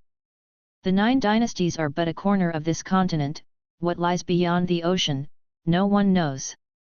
At least Guan did not believe that reaching the Unification Realm could represent the pinnacle of this continent, let alone the highest realm achievable in this world. The immortals are but legends, ethereal and elusive, yet the world of immortal cultivation is vast indeed. In addition to marveling at the enormity of the world, Guan also felt a sigh of relief. He had feared that some great power might descend upon the 9 dynasties. In that case, the 9th layer of the mystic heart realm would seem inadequate. This pair, a man and a demon, had ascended without any support or background. It would probably take some time for them to integrate into this world. N/O/vel/b//jn.c//om. Liu Lingjun and the White Spirit Demon Emperor were unaware of anyone below them. They spread their divine sense to confirm that there were no humans or demons within 500 miles. Only then did they dare to converse without any guard. After chatting for a while, they flew toward the south. They felt that the south was brimming with the vital energy of the human race, while the north was heavy with demon energy. This is bad. I hope they don't head for the Supreme Sect. Guan silently prayed. From their conversation, Guan suspected that their successful ascension was aided by the lifespan barrier. A lifespan barrier that can avoid heavenly tribulations would naturally weaken the thunder, which could also explain why, after breaking through space, their landing spot happened to be right above Guan. Guan was filled with many emotions. There were still ascenders in the world, and anyone who could fight their way out of one world must be a formidable character. With their methods, they could probably continue to reign supreme. No. The 9th layer of the mystic heart realm is unstable. Let the enhancement of divine skills be delayed, reach the Mahayana realm first. Even for ones like Liu Lingjun and the White Spirit Demon Emperor, with their terrifying abilities, it surely can't be possible to reach the Mahayana realm in just 100 years, right? Guan immediately brought up his attribute panel. Although the increase of his cultivation level had not yet ended, he was ready to start spending generously. Just continue absorbing spiritual energy later. As always, aim for a breakthrough in 10,000 years, do it grandly. You invest 100,000 years of lifespan into cultivation level evolution and practice. You practice energy absorption for 1,000 years. You use the great accomplishment of the primordial earth immortal skill to forcefully assault the Mahayana realm and begin tribulation crossing. You did not survive the Xianhuang 5 gods' heavenly tribulation, and the tribulation crossing failed. You practice energy absorption for 3000 years. You use the great accomplishment of the primordial earth immortal skill to forcefully assault the Mahayana realm and begin tribulation crossing. You did not survive the Xianhuang Five Gods' heavenly tribulation, and the tribulation crossing failed. Undergoing tribulation crossing every 2000 years, Guan felt somewhat uneasy. Even if the lifespan consumed for evolutionary practice was more than what would be spent in actual, real-life cultivation, this also showed how difficult the Mahayana realm was. Consider that the Supreme Sect has been established for several thousand years, yet there is no record of the Mahayana realm in the book collection pavilion. Guan was already prepared to invest another 100,000 years of lifespan. After all, the lifespan invested was just a number, it becomes real only after it is converted into cultivation. Failure. Failure. Failure. The final outcome was as he expected, 100,000 years were spent in vain. He grimaced and invested another 100,000 years. The prompt appeared again, and the constant failures numbed his heart, his blood pressure rising. How could a great cultivator of the 9th layer of the mystic heart realm be so easily enraged? But Guan just couldn't suppress his emotions right now. At last, Guan saw the word success, and couldn't help but breathe a sigh of relief, a smile blooming on his face. You practice energy absorption for 87,000 years. You use the great accomplishment of the primordial earth immortal skill to forcefully assault the Mahayana realm and begin tribulation crossing. You survive the Xianhuang Five Gods' heavenly tribulation, and the tribulation crossing is successful, your cultivation level breaking through to the first layer of the Mahayana realm. You practice energy absorption for 88,000 years, your cultivation level breaking through to the second layer of the Mahayana realm. You practice energy absorption for 92,000 years, your cultivation level breaking through to the fifth layer of the Mahayana realm. You practice energy absorption for 94,000 years, your cultivation level breaking through to the sixth layer of the Mahayana realm. You practice energy absorption for 96,000 years, your cultivation level breaking through to the seventh layer of the Mahayana realm. You practice energy absorption for 99,000 years, your cultivation level breaking through to the eighth layer of the Mahayana realm. You practice energy absorption for 100,000 years, your cultivation level increases. The eighth layer of the Mahayana realm. 200,000 years of lifespan. Guan felt a bit frightened thinking back, but thankfully, he was successful. The consumption after successfully crossing the tribulation was quite reasonable, showing that the improvements in the spirit root and cultivation technique were useful. He remembered that from the first layer to the ninth layer of the unification realm, he had invested a total of 18,000 years of lifespan. After the fifth layer of the unification realm, each layer required 3,000 years of lifespan to break through. Considering that practicing in the Mahayana realm is definitely harder, yet he was able to reduce the time, this proves that the earlier improvements to the spirit root and cultivation technique were effective. Moreover, this effect would continue to impact him in reality. At this moment, Guan regained his confidence. Putting aside how powerful the strongest beings on this continent might be or how vast the lands beyond the sea could be, focusing only on the 9 dynasties' territory, he could now walk about with authority. If LV Batian, at the 9th layer of the unification realm, could suppress the demon path of the Taixuan dynasty to the point where they dared not invade, considering that the Taixuan dynasty is not at the bottom among the 9 dynasties, even if other dynasties had stronger beings, they should only be at the mystic heart realm. Chapter 97, Chapter 97 The Terrifying Mahayana Realm. The rising sun cast its rays, the sunlight streaked across the North Sea, swept over the mountains, and schemed through the forests where Guan was. At this moment, his cultivation level had reached the 7th layer of the Mahayana realm, and he was striving to break through to the 8th layer. Guan brought up his attribute panel and saw that he still had 370,000 years of lifespan remaining, and felt he could further enhance his combat techniques. But he couldn't continue today. After a night of struggle, the spiritual energy in the area had become sparse. He was worried about disrupting the ecology of the North Sea Mountain, so he decided to wait for some time for the North Sea Mountain to recover its spiritual energy before returning. His next goal was to accumulate 10 million years of lifespan. The mere thought of that number was frightening, but Guan was full of fighting spirit. The life of a cultivator was incredibly long. He could take his time and first decide which spells, divine skills, and ultimate skills to enhance. Time continued to pass.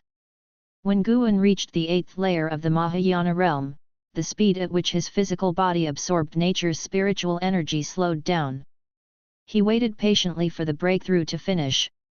After an entire night, the lifespan barrier consumed more than 20,000 years of lifespan, which showed how much of a commotion Guan had caused. Guan spread his divine sense to see how extensive his perception range had become. A multitude of mountain and river sceneries entered his sight. He saw many demons, ghosts, cultivators, and even behemoths like the ancient relic species. Guan reveled in the wonderful sensation of the Mahayana realm's divine sense. Suddenly, he spotted someone familiar. Li Suandeo. This guy was crossing tribulation in a valley. Guan saw the formations inside the valley and all those spirit stones, bottles, and pots, and couldn't help twitching at the corner of his mouth. No wonder Li Suandeo's breakthroughs were so rapid. Not only was he naturally gifted, but he also splurged resources like this. Thinking about how he had crossed tribulation with his physical body alone during his cultivation evolution, Guan couldn't help but feel pained. Forget it. He shouldn't compare like this. After all, he had never actually gone through a tribulation in reality. He should be content. Guan observed for a while longer and felt that Li Suandeo's tribulation crossing was likely to be successful. Then he turned his attention to other locations, mainly wanting to check on Li Ye's whereabouts. Soon, his divine sense captured Li Ye's aura. That guy was hiding in a cave, and by the looks of his aura, it seemed as if he had been injured again. Sigh, such a reckless fellow, don't die out there. Guan decided to find Li Ye later and guide him under another identity. The old grandpa inside Li Ye wasn't very effective. Guan also caught sight of Sky Dragon, who was bullying a group of minor demons, proudly proclaiming his ambition to become a great king. Eventually, Guan's divine sense enveloped the entire North Sea Mountain, with every nook and cranny within his sight. This feeling of overlooking everything fascinated him. Those unification realm demons and cultivators appeared no different from ordinary creatures in his eyes.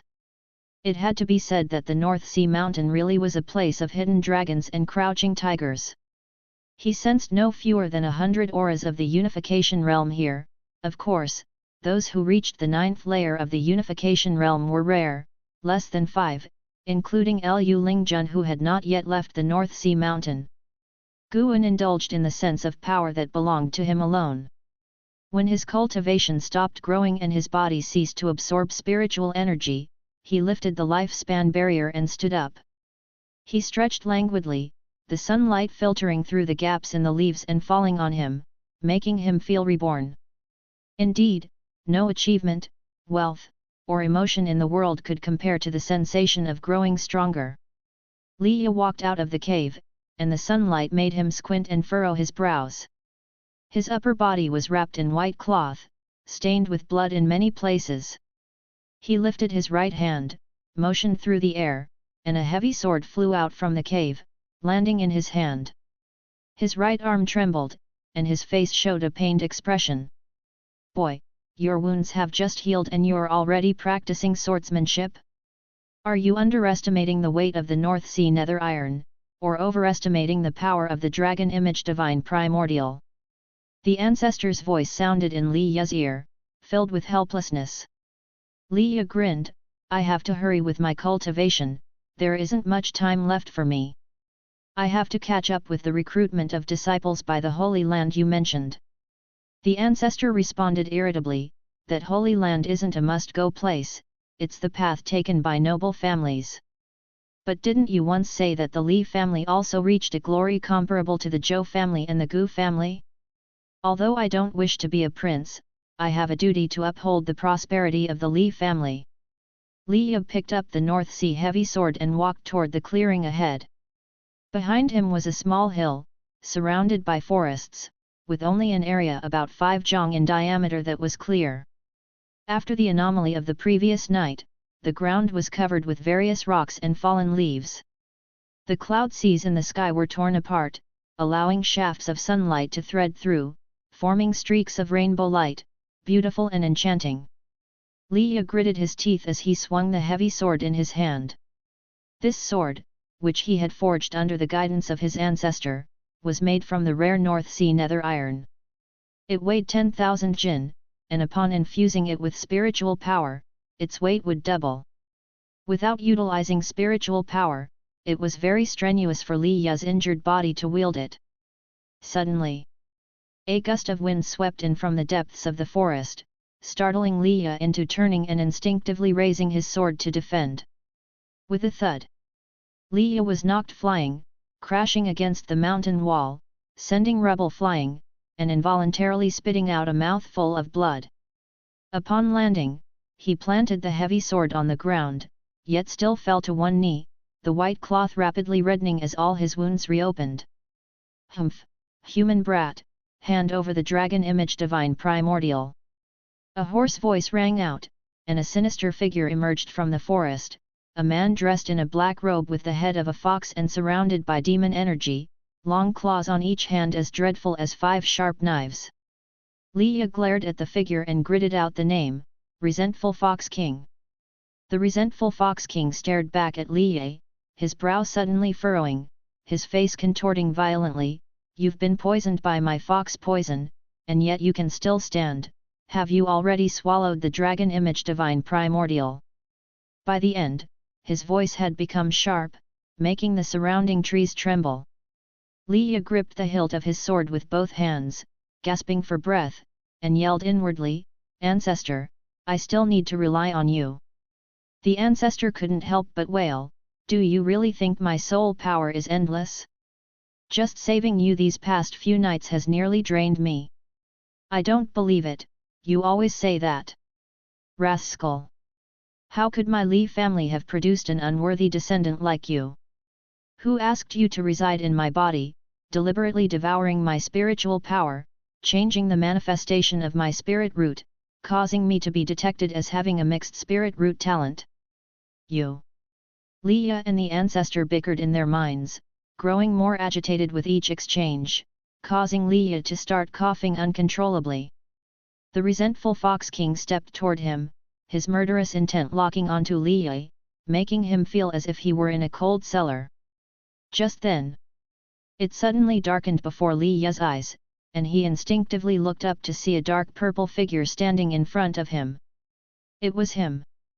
Li Ye remembered, back when he was gravely injured outside Mystic Valley by Elder Chen, it was this mysterious demon cultivator who saved him.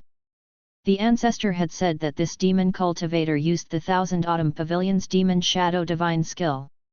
Li Ye had racked his brains before, but could not understand what connection he had with the Thousand Autumn Pavilion, and could only chalk it up to coincidence.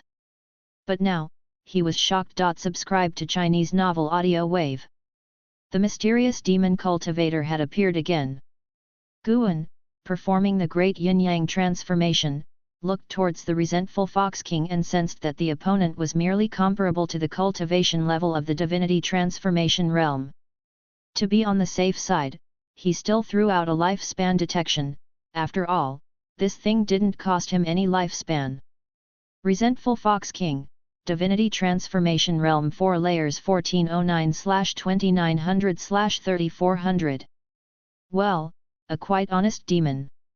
The resentful Fox King, unable to see through Guan's cultivation level, immediately grew nervous and asked, "Who are you?" Guan raised his hand and pointed off into the distance, signaling for him to leave quickly. Guan disliked killing opponents without grudge or grievance. He was already able to seize lifespan from medicinal herbs, and wanted to keep some leeway for his humanity, to avoid becoming addicted to killing, which could lead to reckless or even arrogant behavior, and eventually cause a great disaster. Nov. L. B //JNN The resentful Fox King's expression fluctuated between gloom and brightness, but ultimately, he clenched his fist, turned around, and left. Resentful Fox King develops a grudge against you, hating you to the bone. Do you wish to perform lifespan detection on it? A line of prompt suddenly appeared before Guan's eyes. To hate to the bone just like this? He chose the path of death. Guan raised his right hand, plucked at the air, and the horrifying spiritual power of the Mahayana realm burst forth, directly causing the resentful Fox King to explode and perish, his primordial spirit turning to ash. Without using any spell or divine skill. Simply oppressed with great spirit power. If the opponent had been carrying a storage bag, Guan might have been gentler in his approach. Following that, Guan received the prompt to seize lifespan. Not bad, he seized 190 years, in line with his previous estimate. Lifespans were taken between 10 to 20% of the opponent's remaining lifespan. Li, who was kneeling on the ground, was stunned. A demon king of the divinity transformation realm just died like that? He didn't even see how the demon cultivator made a move, to be killed from a distance? How is this possible? What realm is he? The ancestor exclaimed in shock within Li Ye's heart, his voice trembling. This time, Guan heard the soul voice in Li Ye's heart.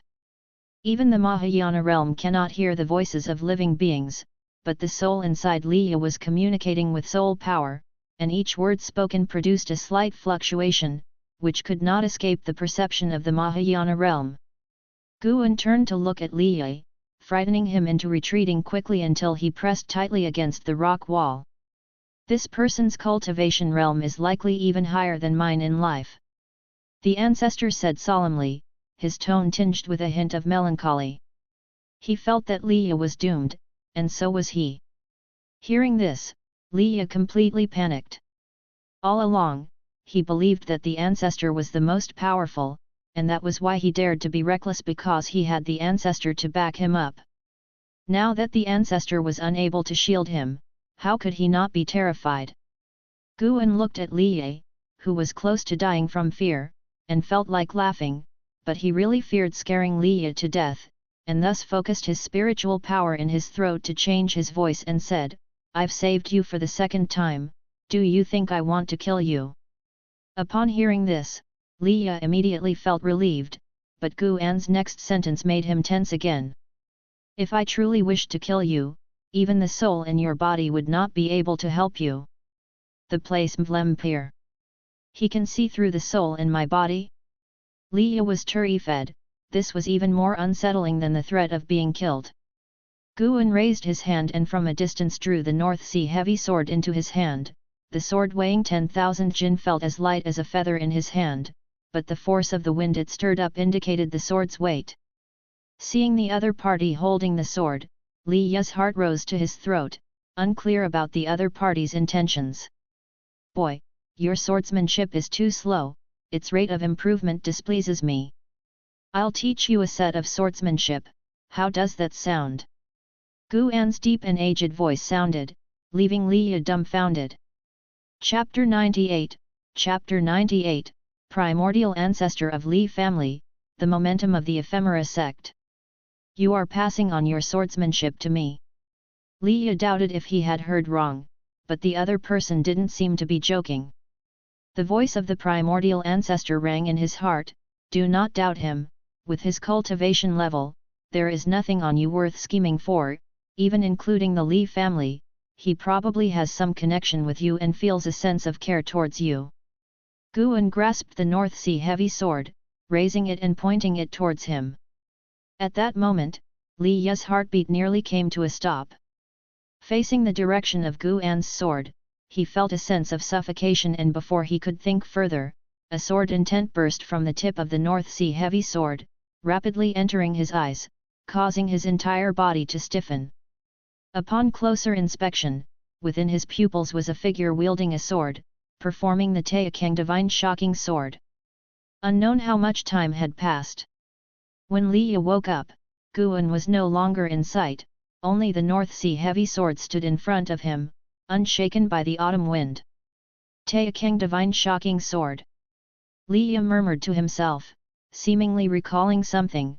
His expression drastically changed, and he exclaimed in astonishment, "This sword intent is from Sword Venerable Feudao." He had been to the heavenly repair platform and was deeply moved by the sword intent encapsulated by the words righteous path, unforgettable to him as he knew it belonged to the strongest sword cultivator he was aware of. Primordial ancestor, the person just now was Sword Venerable Feudao. He is not a demon cultivator. Li suddenly became excited, even clenching his fists. The brilliance of the Taixuan divine shocking sword made his blood boil, feeling like he had received a peerless legacy, even surpassing the dragon image divine primordial. As long as he mastered the Taixuan divine shocking sword, he was confident he could sweep all the geniuses of this era. Li was excited for a while, then suddenly realized the elder hadn't spoken and couldn't help but ask in his mind, "Primordial ancestor? Why aren't you speaking?" He started to panic. Had the Sword Venerable taken the primordial ancestor away? Although he often argued with the primordial ancestor, without him inside his body, he would not have the same confidence walking in the world of immortal cultivation. "I am still here." The voice of the primordial ancestor rang out, instantly calming Li's panic. Following that, the primordial ancestor's words confused Li. The Taixuan divine shocking sword is a sword technique of the Li family. The emperor-level sword technique is but an incomplete version of the Taixuan divine shocking sword. Li was moved. There should be no one in this era who knows the Taixuan divine shocking sword. By the time I was alive, this sword technique had already disappeared. The existing emperor-level sword technique was something I compiled. The tone of the primordial ancestor grew complex. Li swallowed hard and cautiously asked, "Primordial ancestor, what do you mean by that? Please clarify." He might be the primordial ancestor of the Li family, perhaps this is why he has taken care of you and me, the primordial ancestor said somberly. The primordial ancestor of the Li family. Li widened his eyes, opened his mouth trying to say something, but 1,000 words choked in his throat, unable to be spoken. After guiding Li, Guan did not linger in the North Sea Mountains.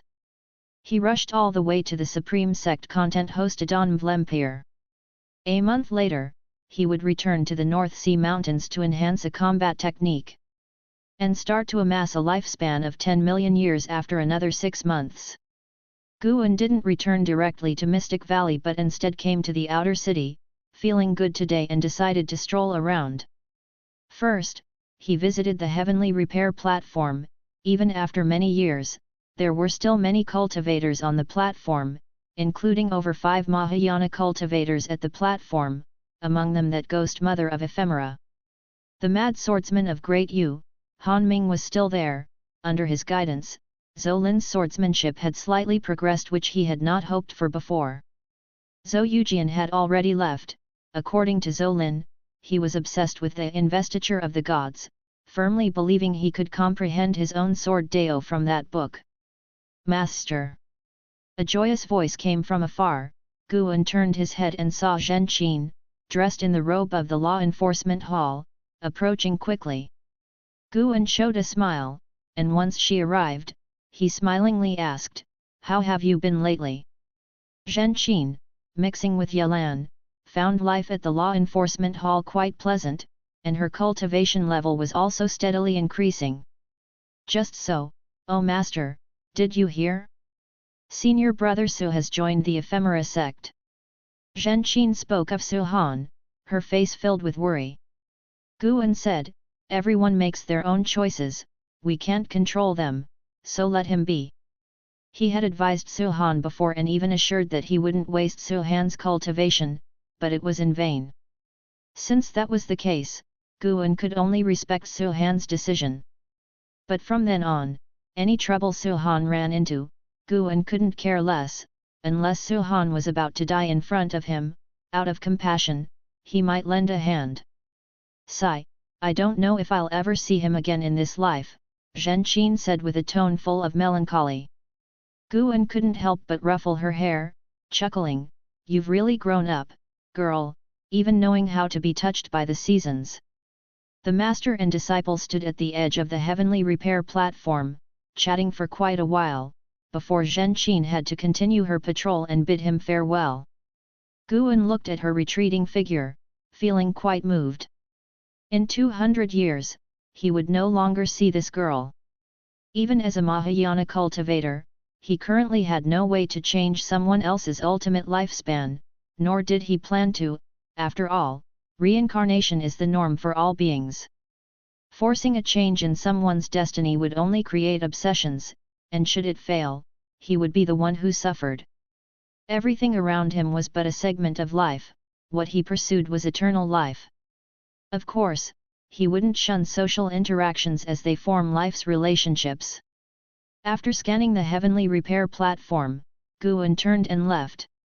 He strode towards the elixir hall, hearing plenty of disciples discussing the ephemera sect along the way. The momentum of the ephemera sect is growing stronger and stronger.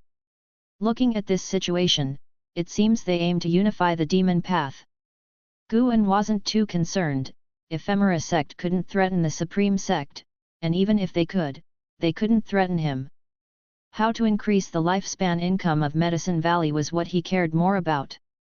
Even though he was already a Mahayana cultivator, Guan did not wish to go on a killing spree but continued to hoard medicinal herbs to preserve life, avoiding wastefulness and keeping a low profile, because he was not yet sure if he was invincible under the heavens. Reason told him that he was far from being invincible, which was proven by the descended Liu Lingjun. This world is vast. An ancient hour later, Guan visited Zhang Qiang at the great elder's residence, who was at home. After he entered, Zhang Qiang waved her sleeve, closing the main door. Guan took out the previously stored herbs. Zhang Qiang didn't count them, waved her sleeve to move the herbs aside, and then looked at him, saying, "I'm leaving." Upon hearing this, Guan couldn't help but ask curiously, "Where to?"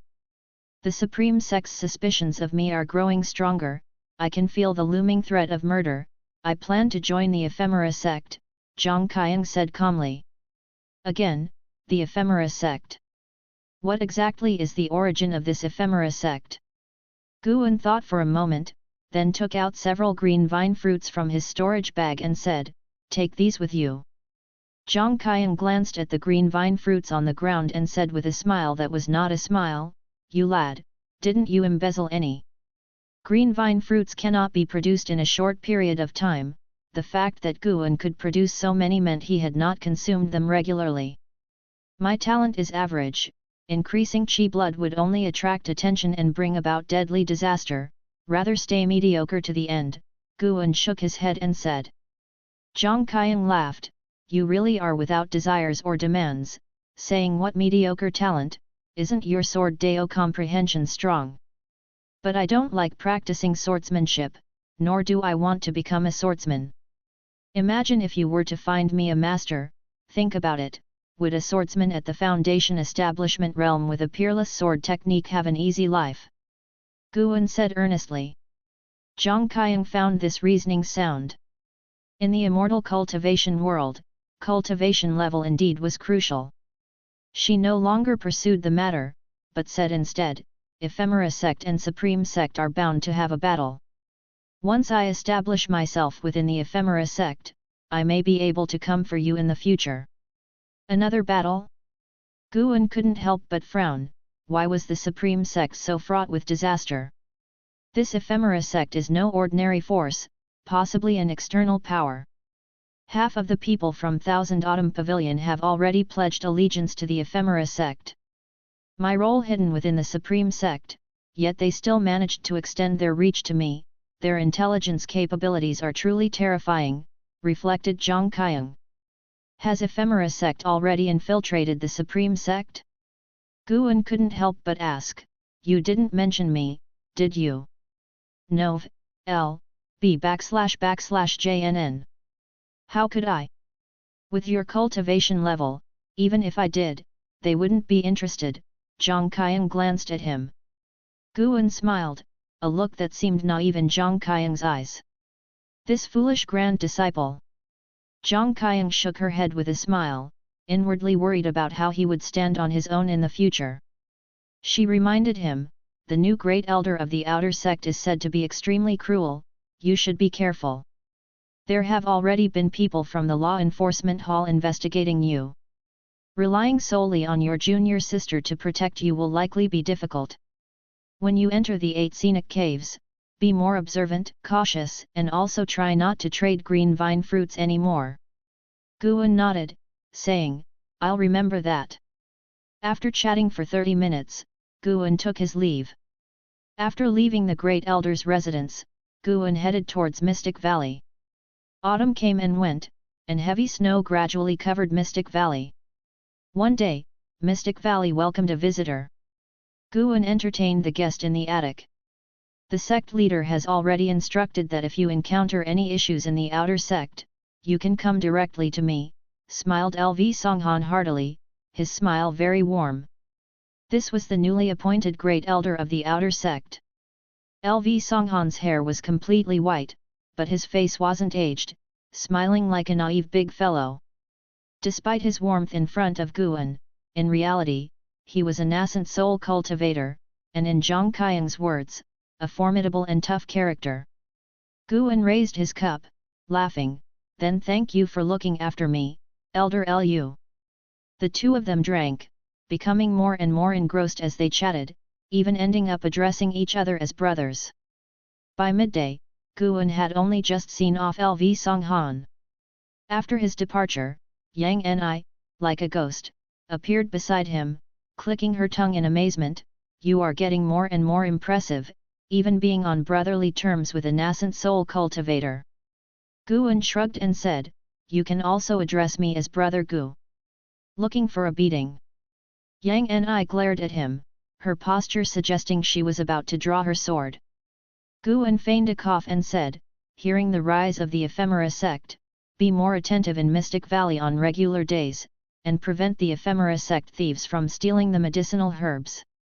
Yang Ni nodded slightly upon hearing this.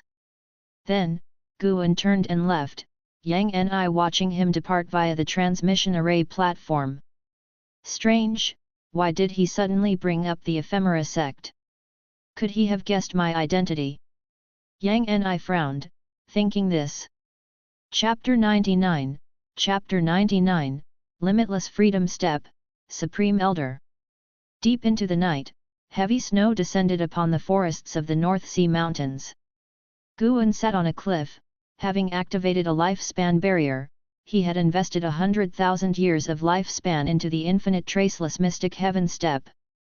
The infinite traceless mystic heaven step advanced successfully to the limitless freedom step. It was still at the peak of perfection.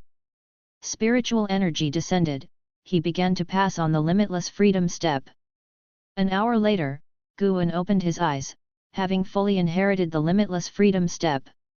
With the limitless freedom step, one could predict an opponent's attack trajectory, cross over restrictions and formations, and tread upon Dharma aspects with infinite cunning uses. It was good for both fighting and escaping. In another month, he would enhance the Great Yin-Yang transformation and the Demon Shadow Divine skill, which could conceal one's identity and was very suitable for his traditions of immortal cultivation. Guan stood up and flew towards the Supreme Sect. Along the way, he spread his divine sense, searching for Li Ye. Li Ye was practicing his swordsmanship by the lakeside in the North Sea, working diligently. It was unclear when he might master the Taixuan divine shocking sword. Guan started looking forward to Li Ye's duel with An Hao. Imagining both of them simultaneously unleashing the Taixuan divine shocking sword, he could foresee their shocked and incredulous expressions. It was so interesting. Guan then started to search for Sky Dragon, only to find Sky Dragon was nowhere to be found in the North Sea Mountains. Could it be that he was driven out by the demons of the North Sea Mountains? As for the possibility of being eaten, it was also there. If really eaten, then it was just its bad luck. Taking advantage of the darkness before dawn, Guan hurried back to Mystic Valley at full speed.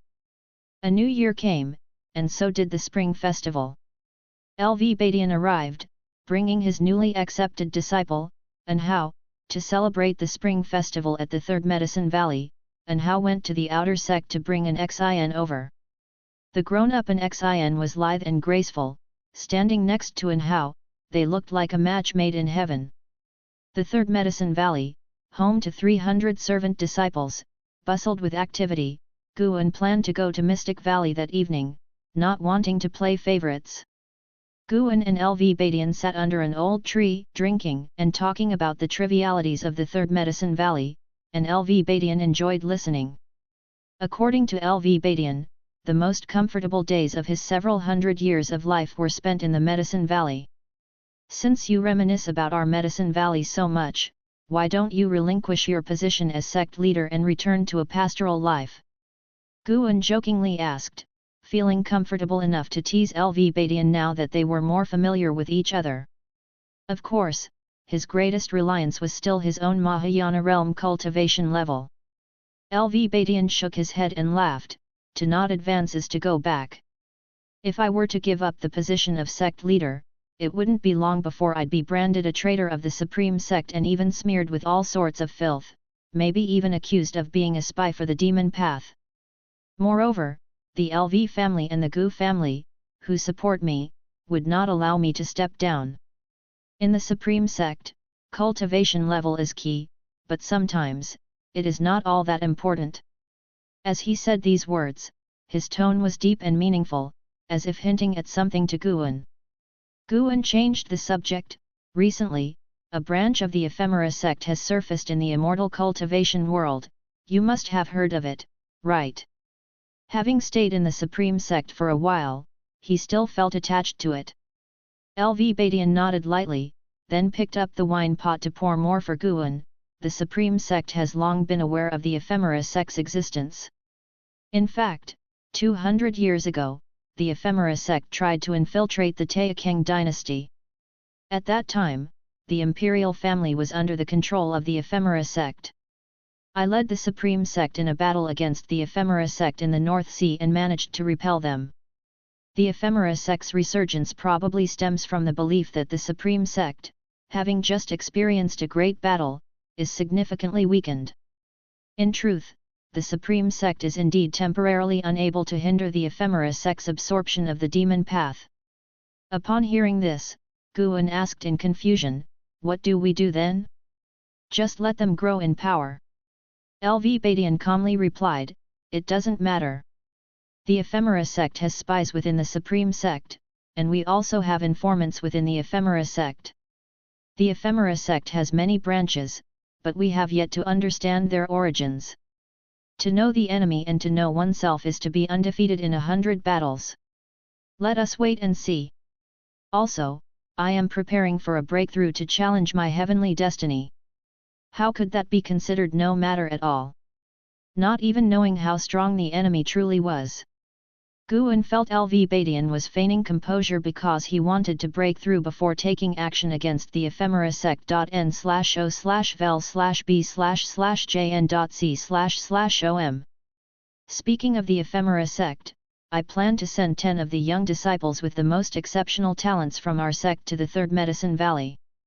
They can protect you and cultivate their minds alongside you, LV Badian said with a smile. Vlempir official text. Guan was taken aback, asking in bewilderment, "What could they cultivate here with me? I can't provide any guidance to them." "You don't need to guide them.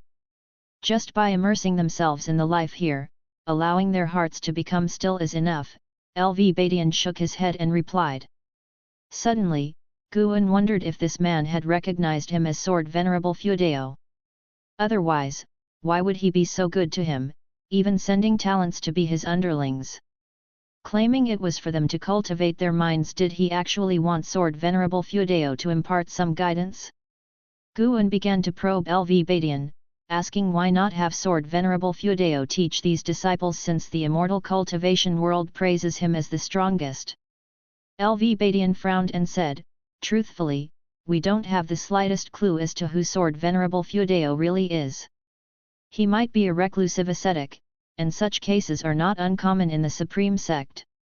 The Supreme Sect has existed for thousands of years with over 1 million disciples. Invariably, some obtain great fortune, change their destinies against the heavens, yet choose not to reveal themselves. There's another possibility that Sword Venerable Fuedeo is one of the Supreme Elders. The Supreme Elders are elusive, sometimes returning unexpectedly. Considering the words righteous path on the heavenly repair platform, it is very likely that a Supreme Elder is guiding the Supreme Sect's ethos. There really is a Supreme Elder. No wonder LV Badian was not panicked. What truly relieved Guan was that LV Badian seemed not to associate him with Sword Venerable Fuedeo. On second thought, Guan suddenly realized he was indeed overthinking it. How old was he? How could he possibly be Sword Venerable Fuedeo? At most, they would think he had some relation to Sword Venerable Fuedeo. With his worries alleviated, Guan asked, Sect Leader, if you successfully break through, could you sweep through the Ephemera Sect by yourself? LV Badian laughed and said, if the Ephemera Sect still had the strength it did 200 years ago, and I were to break through, I could sweep them all by myself. Young man, do you know what realm I am in? He lifted his chin, looking proud and haughty. Guan pondered and said, you should be above the divinity transformation, shouldn't you? Ha ha ha! LV Badian roared with laughter, drawing the attention of others in the distance. Guan watched LV Badian show off, feeling secretly pleased inside. Above divinity transformation is void crossing, and above that is unification.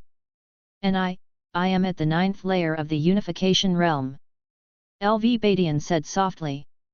When he spoke these words, Guan distinctly perceived his spiritual power diffusing, creating a barrier to prevent other disciples from eavesdropping. Guan showed a look of shock and muttered to himself, the 9th layer of the unification realm. How many years of cultivation does it take to reach that? Haha, with your aptitude, let alone the unification realm, it's hard to say if you could reach the nascent soul in this lifetime. As my disciple, my cultivation level will be yours one day.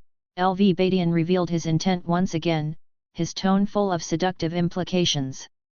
Guan's face showed longing and delight, pleasing LV Badian inwardly. This kid is on the right track. Forget it, standing high is not necessarily a good thing, just like you, there are times when you're helpless. How high must one's cultivation be to be considered high? Isn't enjoying life more meaningful? Guan shook his head and said, making LV Badian want to spit blood. This kid really doesn't know the dangers of the immortal cultivation world. If it weren't for the protection of the Supreme Sect, how could Guan be so carefree? Just as LV Badian was about to speak, he thought of Guan's previous opinion on the outer sect and his own teachings, and his words got stuck in his throat. Wasn't it precisely because of Guan's disposition that he took an interest in him? If the desireless Guan were to become the sect leader, that would be a blessing for the Supreme Sect. He may not be willing now, but that didn't mean he wouldn't be in the future, especially since his time was far from over. And so LV Badian convinced himself. Guan then asked, Sect leader, what realm lies above the unification realm? He was probing the depths of the Supreme Sect. LV Badian snorted, when you become my disciple, I'll tell you. Why do you insist on me becoming your disciple? Haven't you already taken an Hao as a disciple? Why not cultivate him to become the sect leader? His background is unclear, and he has been a disciple under Chu Tiankai. I took him in simply appreciating his talent, not necessarily trusting him. So you definitely trust me? Of course, I have already checked you thoroughly. You were a house servant raised by the Ji family, with some connection to Li Suandeo, and even possibly some ties to the Thousand Autumn Pavilion. But I can see, you are compelled against your will. You have connections to Li Suandeo because of Li Yi, and to the Thousand Autumn Pavilion because of the previous Valley Master. LV Badian finished with a look that said he had already seen through Guan. Guan was moved, his substantial change in expression satisfying LV Badian's psychological needs greatly. I didn't expect you already knew. It's indeed against my will. Do I need to sever ties with them in the future? Guan asked nervously. LV Badian waved his hand and said, no need, just keep it as before. Directly severing ties will only bring you trouble. Besides, I might even glean some intelligence about them from you. There are as many spies in the Supreme Sect as there are stars, and I know of and have left untouched thousands of them. Guan suddenly found it hard to judge him and could only give him an admiring look. LV Badian grew even more complacent and then went on to talk about the major disturbances caused by spies in the past. Whenever such disturbances arose, LV Badian would round up the spies all at once. Officially, he caught them all, but in reality, he kept half of them. He branded half of his internal competitors as spies from the demon path and dealt with them together. The surviving spies from the demon path were promoted by him. Those spies must have felt deeply trusted by him, either turning to the righteous path or becoming more reckless, readying to strike on LV Badian's orders the next time. After chatting for a long time, Guan realized that LV Badian was teaching him how to handle sect affairs. Until evening, Guan came alone to Mystic Valley and joined the other disciples for dinner. As the conversation reached its peak, Guan announced that he was making Lu Jijia the eldest disciple, in charge of handling all the affairs of Medicine Valley, which confused Lu Jijia. Yang Ni frowned and thought to herself, he really suspects me. On a regular basis, he does not interact with this disciple named Lu Jijia, how could he suddenly appoint him as the eldest disciple? She felt it was time to make a move. Chapter 100, Shenzhou Scripture, The Fear of the Unification Realm. Guan had no idea what Yang Ni was thinking, he chose Lu Jijia simply because there was no one else to choose from. As for Yang Ni, in his view, she would leave sooner or later, so he never considered her for the role of chief disciple. When it was late at night, after the feast was over and everyone had returned to their rooms, Guan quietly made his way to the 8 scenic caves. He had been studying the myriad poison mystic skill for some time and had made considerable progress. He came to the base of the green vine tree, and with a thought, a figure shot out from a cave opening like a swift gust of wind, lifting debris along its path. The figure was none other than Meng Lang, transformed into a poison corpse. Guan controlled Meng Lang with his divine sense, directing him to pick a ripe medicinal herb. After Meng Lang had picked the herb, Guan waited quite a while but did not receive any prompt that the lifespan extraction had been successful. The plan had failed. It seemed that in the future, he would still have to do it himself. Feeling a slight regret in his heart, Guan was not disappointed, for now the Third Medicine Valley and Tianya Valley were yielding crops, and his annual lifespan income was at least 100,000 years and still growing. In less than 100 years, he would be able to reach a lifespan of 10 million years. With such speed, Guan was quite satisfied. After all, how many realms could an ordinary cultivator advance over 100 years? Guan instructed Meng Lang to return to the cave while he himself took out the heavenly residence sword and began practicing the wood spirit sword technique. The next morning, Guan came down from the attic and led his disciples in drill exercises, which Yang Ni also joined. After the exercises, she hurried off into the forest. Guan felt that her expression was unusual, quite out of the ordinary, so he watched her for a bit and saw her sowing seeds in the forest, causing his eyebrows to furrow slightly. Those seeds seemed unfamiliar.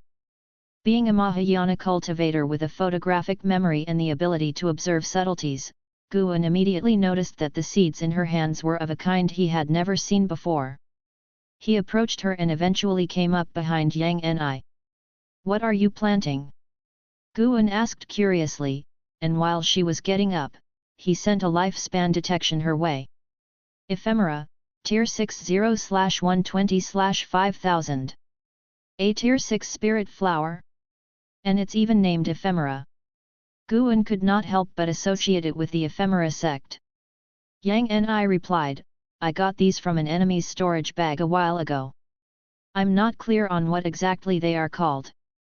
I've had these seeds in my bag for dozens of years and only thought to plant them today." "Is that so?" Guan mused. Observing his expression, Yang Ni said, "Yes, can't I plant them?" "Go ahead and plant them," Guan said with a smile, not pointing out the origin of the flower. Why would he refuse Yang Ni's intention to plant a tier 6 spirit flower? After all, the medicinal herbs she planted were for him to harvest later on. Guan then offered a few words of encouragement to Yang Ni before turning to leave. Watching his retreating figure, Yang Ni found him even more inscrutable. "I can't believe I got taken in by a foundation establishment youngster," she thought sarcastically to herself, then squatted down and continued planting the ephemera. No matter what Guan speculated, as long as she had the chance to plant ephemera, she would take it. She glanced at Guan's retreating figure and thought to herself, "Once I make a significant contribution, I will ensure your safety. Then, I'll introduce you to the ephemera sect." After years of interaction, she had grown quite fond of Guan and felt it would be a pity if such a junior died in the strife of sects. Someone with his talent was suitable to join the ephemera sect and continue to shine. After the new year, as everything came back to life, the Supreme Sect once again welcomed a lively atmosphere. In the early days of March, as Guan and Shen Zhen were discussing books in the building, they suddenly felt something and put down their books. Guan coughed, saying, "Put all this away." Blushing slightly, Shen Zhen quickly put all the drawing papers on the table into her storage bag. After cleaning up, the two of them went downstairs. They reached the open space in front of the attic and saw cultivators flying in from the distant sky. Guan recognized a familiar face among them, Ji Xiaoyu. There were a total of 11 cultivators, and Guan continuously used lifespan detection on them. Except for the cultivator at the very front leading the way, all the others were below 100 years of age. The lowest among them was at the 8th layer of the core formation realm, and 2 had even reached the nascent soul realm. The innate talent of those in the nascent soul realm under 100 years was formidable. The minimum limit of their lifespans was at least 2,000 years. The cultivator leading the way was named LV Chen, with the cultivation level of the 2nd layer of the void crossing realm. After landing, he greeted Guan with a cupped fist, saying, "These 10 disciples sent by the sect leader for tempering are now under your charge, Valley Master." He was very courteous towards Guan, devoid of the airs typical of a great cultivator at the void crossing realm, which piqued Guan's curiosity about what LV Badian had possibly done to set this up. Everyone from the LV family knew how to conduct themselves. Guan raised his hand in greeting, replying, "Thank you for your efforts, Senior." Seeing that Guan observed full propriety, LV Chen smiled, nodded, then soared away. Guan looked towards the 10 Supreme Sect geniuses, and they in turn were sizing him up. "Ms. Shen, what are you doing here?" A young man in green clothes frowned and asked, appearing displeased at the sight of Shen Zhen standing behind Guan. This man, named Lu Yu, was at the 9th layer of the core formation realm and had a maximum lifespan of 2,409 years. Shen Zhen didn't respond to him, but said to Guan instead, "Since your Medicine Valley has guests, I'll take my leave. We'll be alone together next time." With those words, she leaped up and quickly disappeared behind the mountains. Alone together? People looked at Guan with strange glances, and a cold gleam flashed in Lu Yu's eyes. "Lu Yu has become hostile towards you and wants to attack you. Do you want to use lifespan detection on him?" "Wants to attack me? How deep is this hatred?" Guan spoke, "Ms. Shen and I simply share a liking for reading, occasionally exchanging our thoughts, and nothing more. She told me that her goal for a deist friend is none other than the sword Venerable Feudeo." All were young prodigies, and upon hearing this, they couldn't help but laugh. Lu Yu laughed awkwardly and shot Guan an apologetic look. They were not fools. LV Badian had personally named Guan to lead them, so he must have had exceptional abilities. Even if he didn't, he was LV Badian's person, and they dared not offend him. The prodigies were pampered by the Supreme Sect, but being a prodigy didn't mean they could do whatever they wanted, at least not if LV Badian wanted to deal with them. Their families would have to weigh their actions carefully. Ji Xiaoyu asked, "Valley Master, what should we do? Just give us your orders." As soon as she spoke, The others quickly restrained their laughter and looked at Guan with anticipation. The sect leader mentioned that they came here to cultivate their minds, and they subconsciously assumed that this would help their cultivation practices. Guan smiled, then follow me. But don't complain of being tired or in pain, and no one is allowed to stop midway. Only failures give up halfway. At his words, the prodigies grew even more excited, looking at each other with eyes that seemed to spark with electricity. All prodigies have a competitive heart. Afterward, Guan took them to a forest dozens of miles away, instructing them to clear the land, then taught them how to plant seeds, and finally led them to inspect medicinal herbs all around. Though these were trivial tasks, the 10 disciples took them very seriously, not even willing to miss a single stone along the way.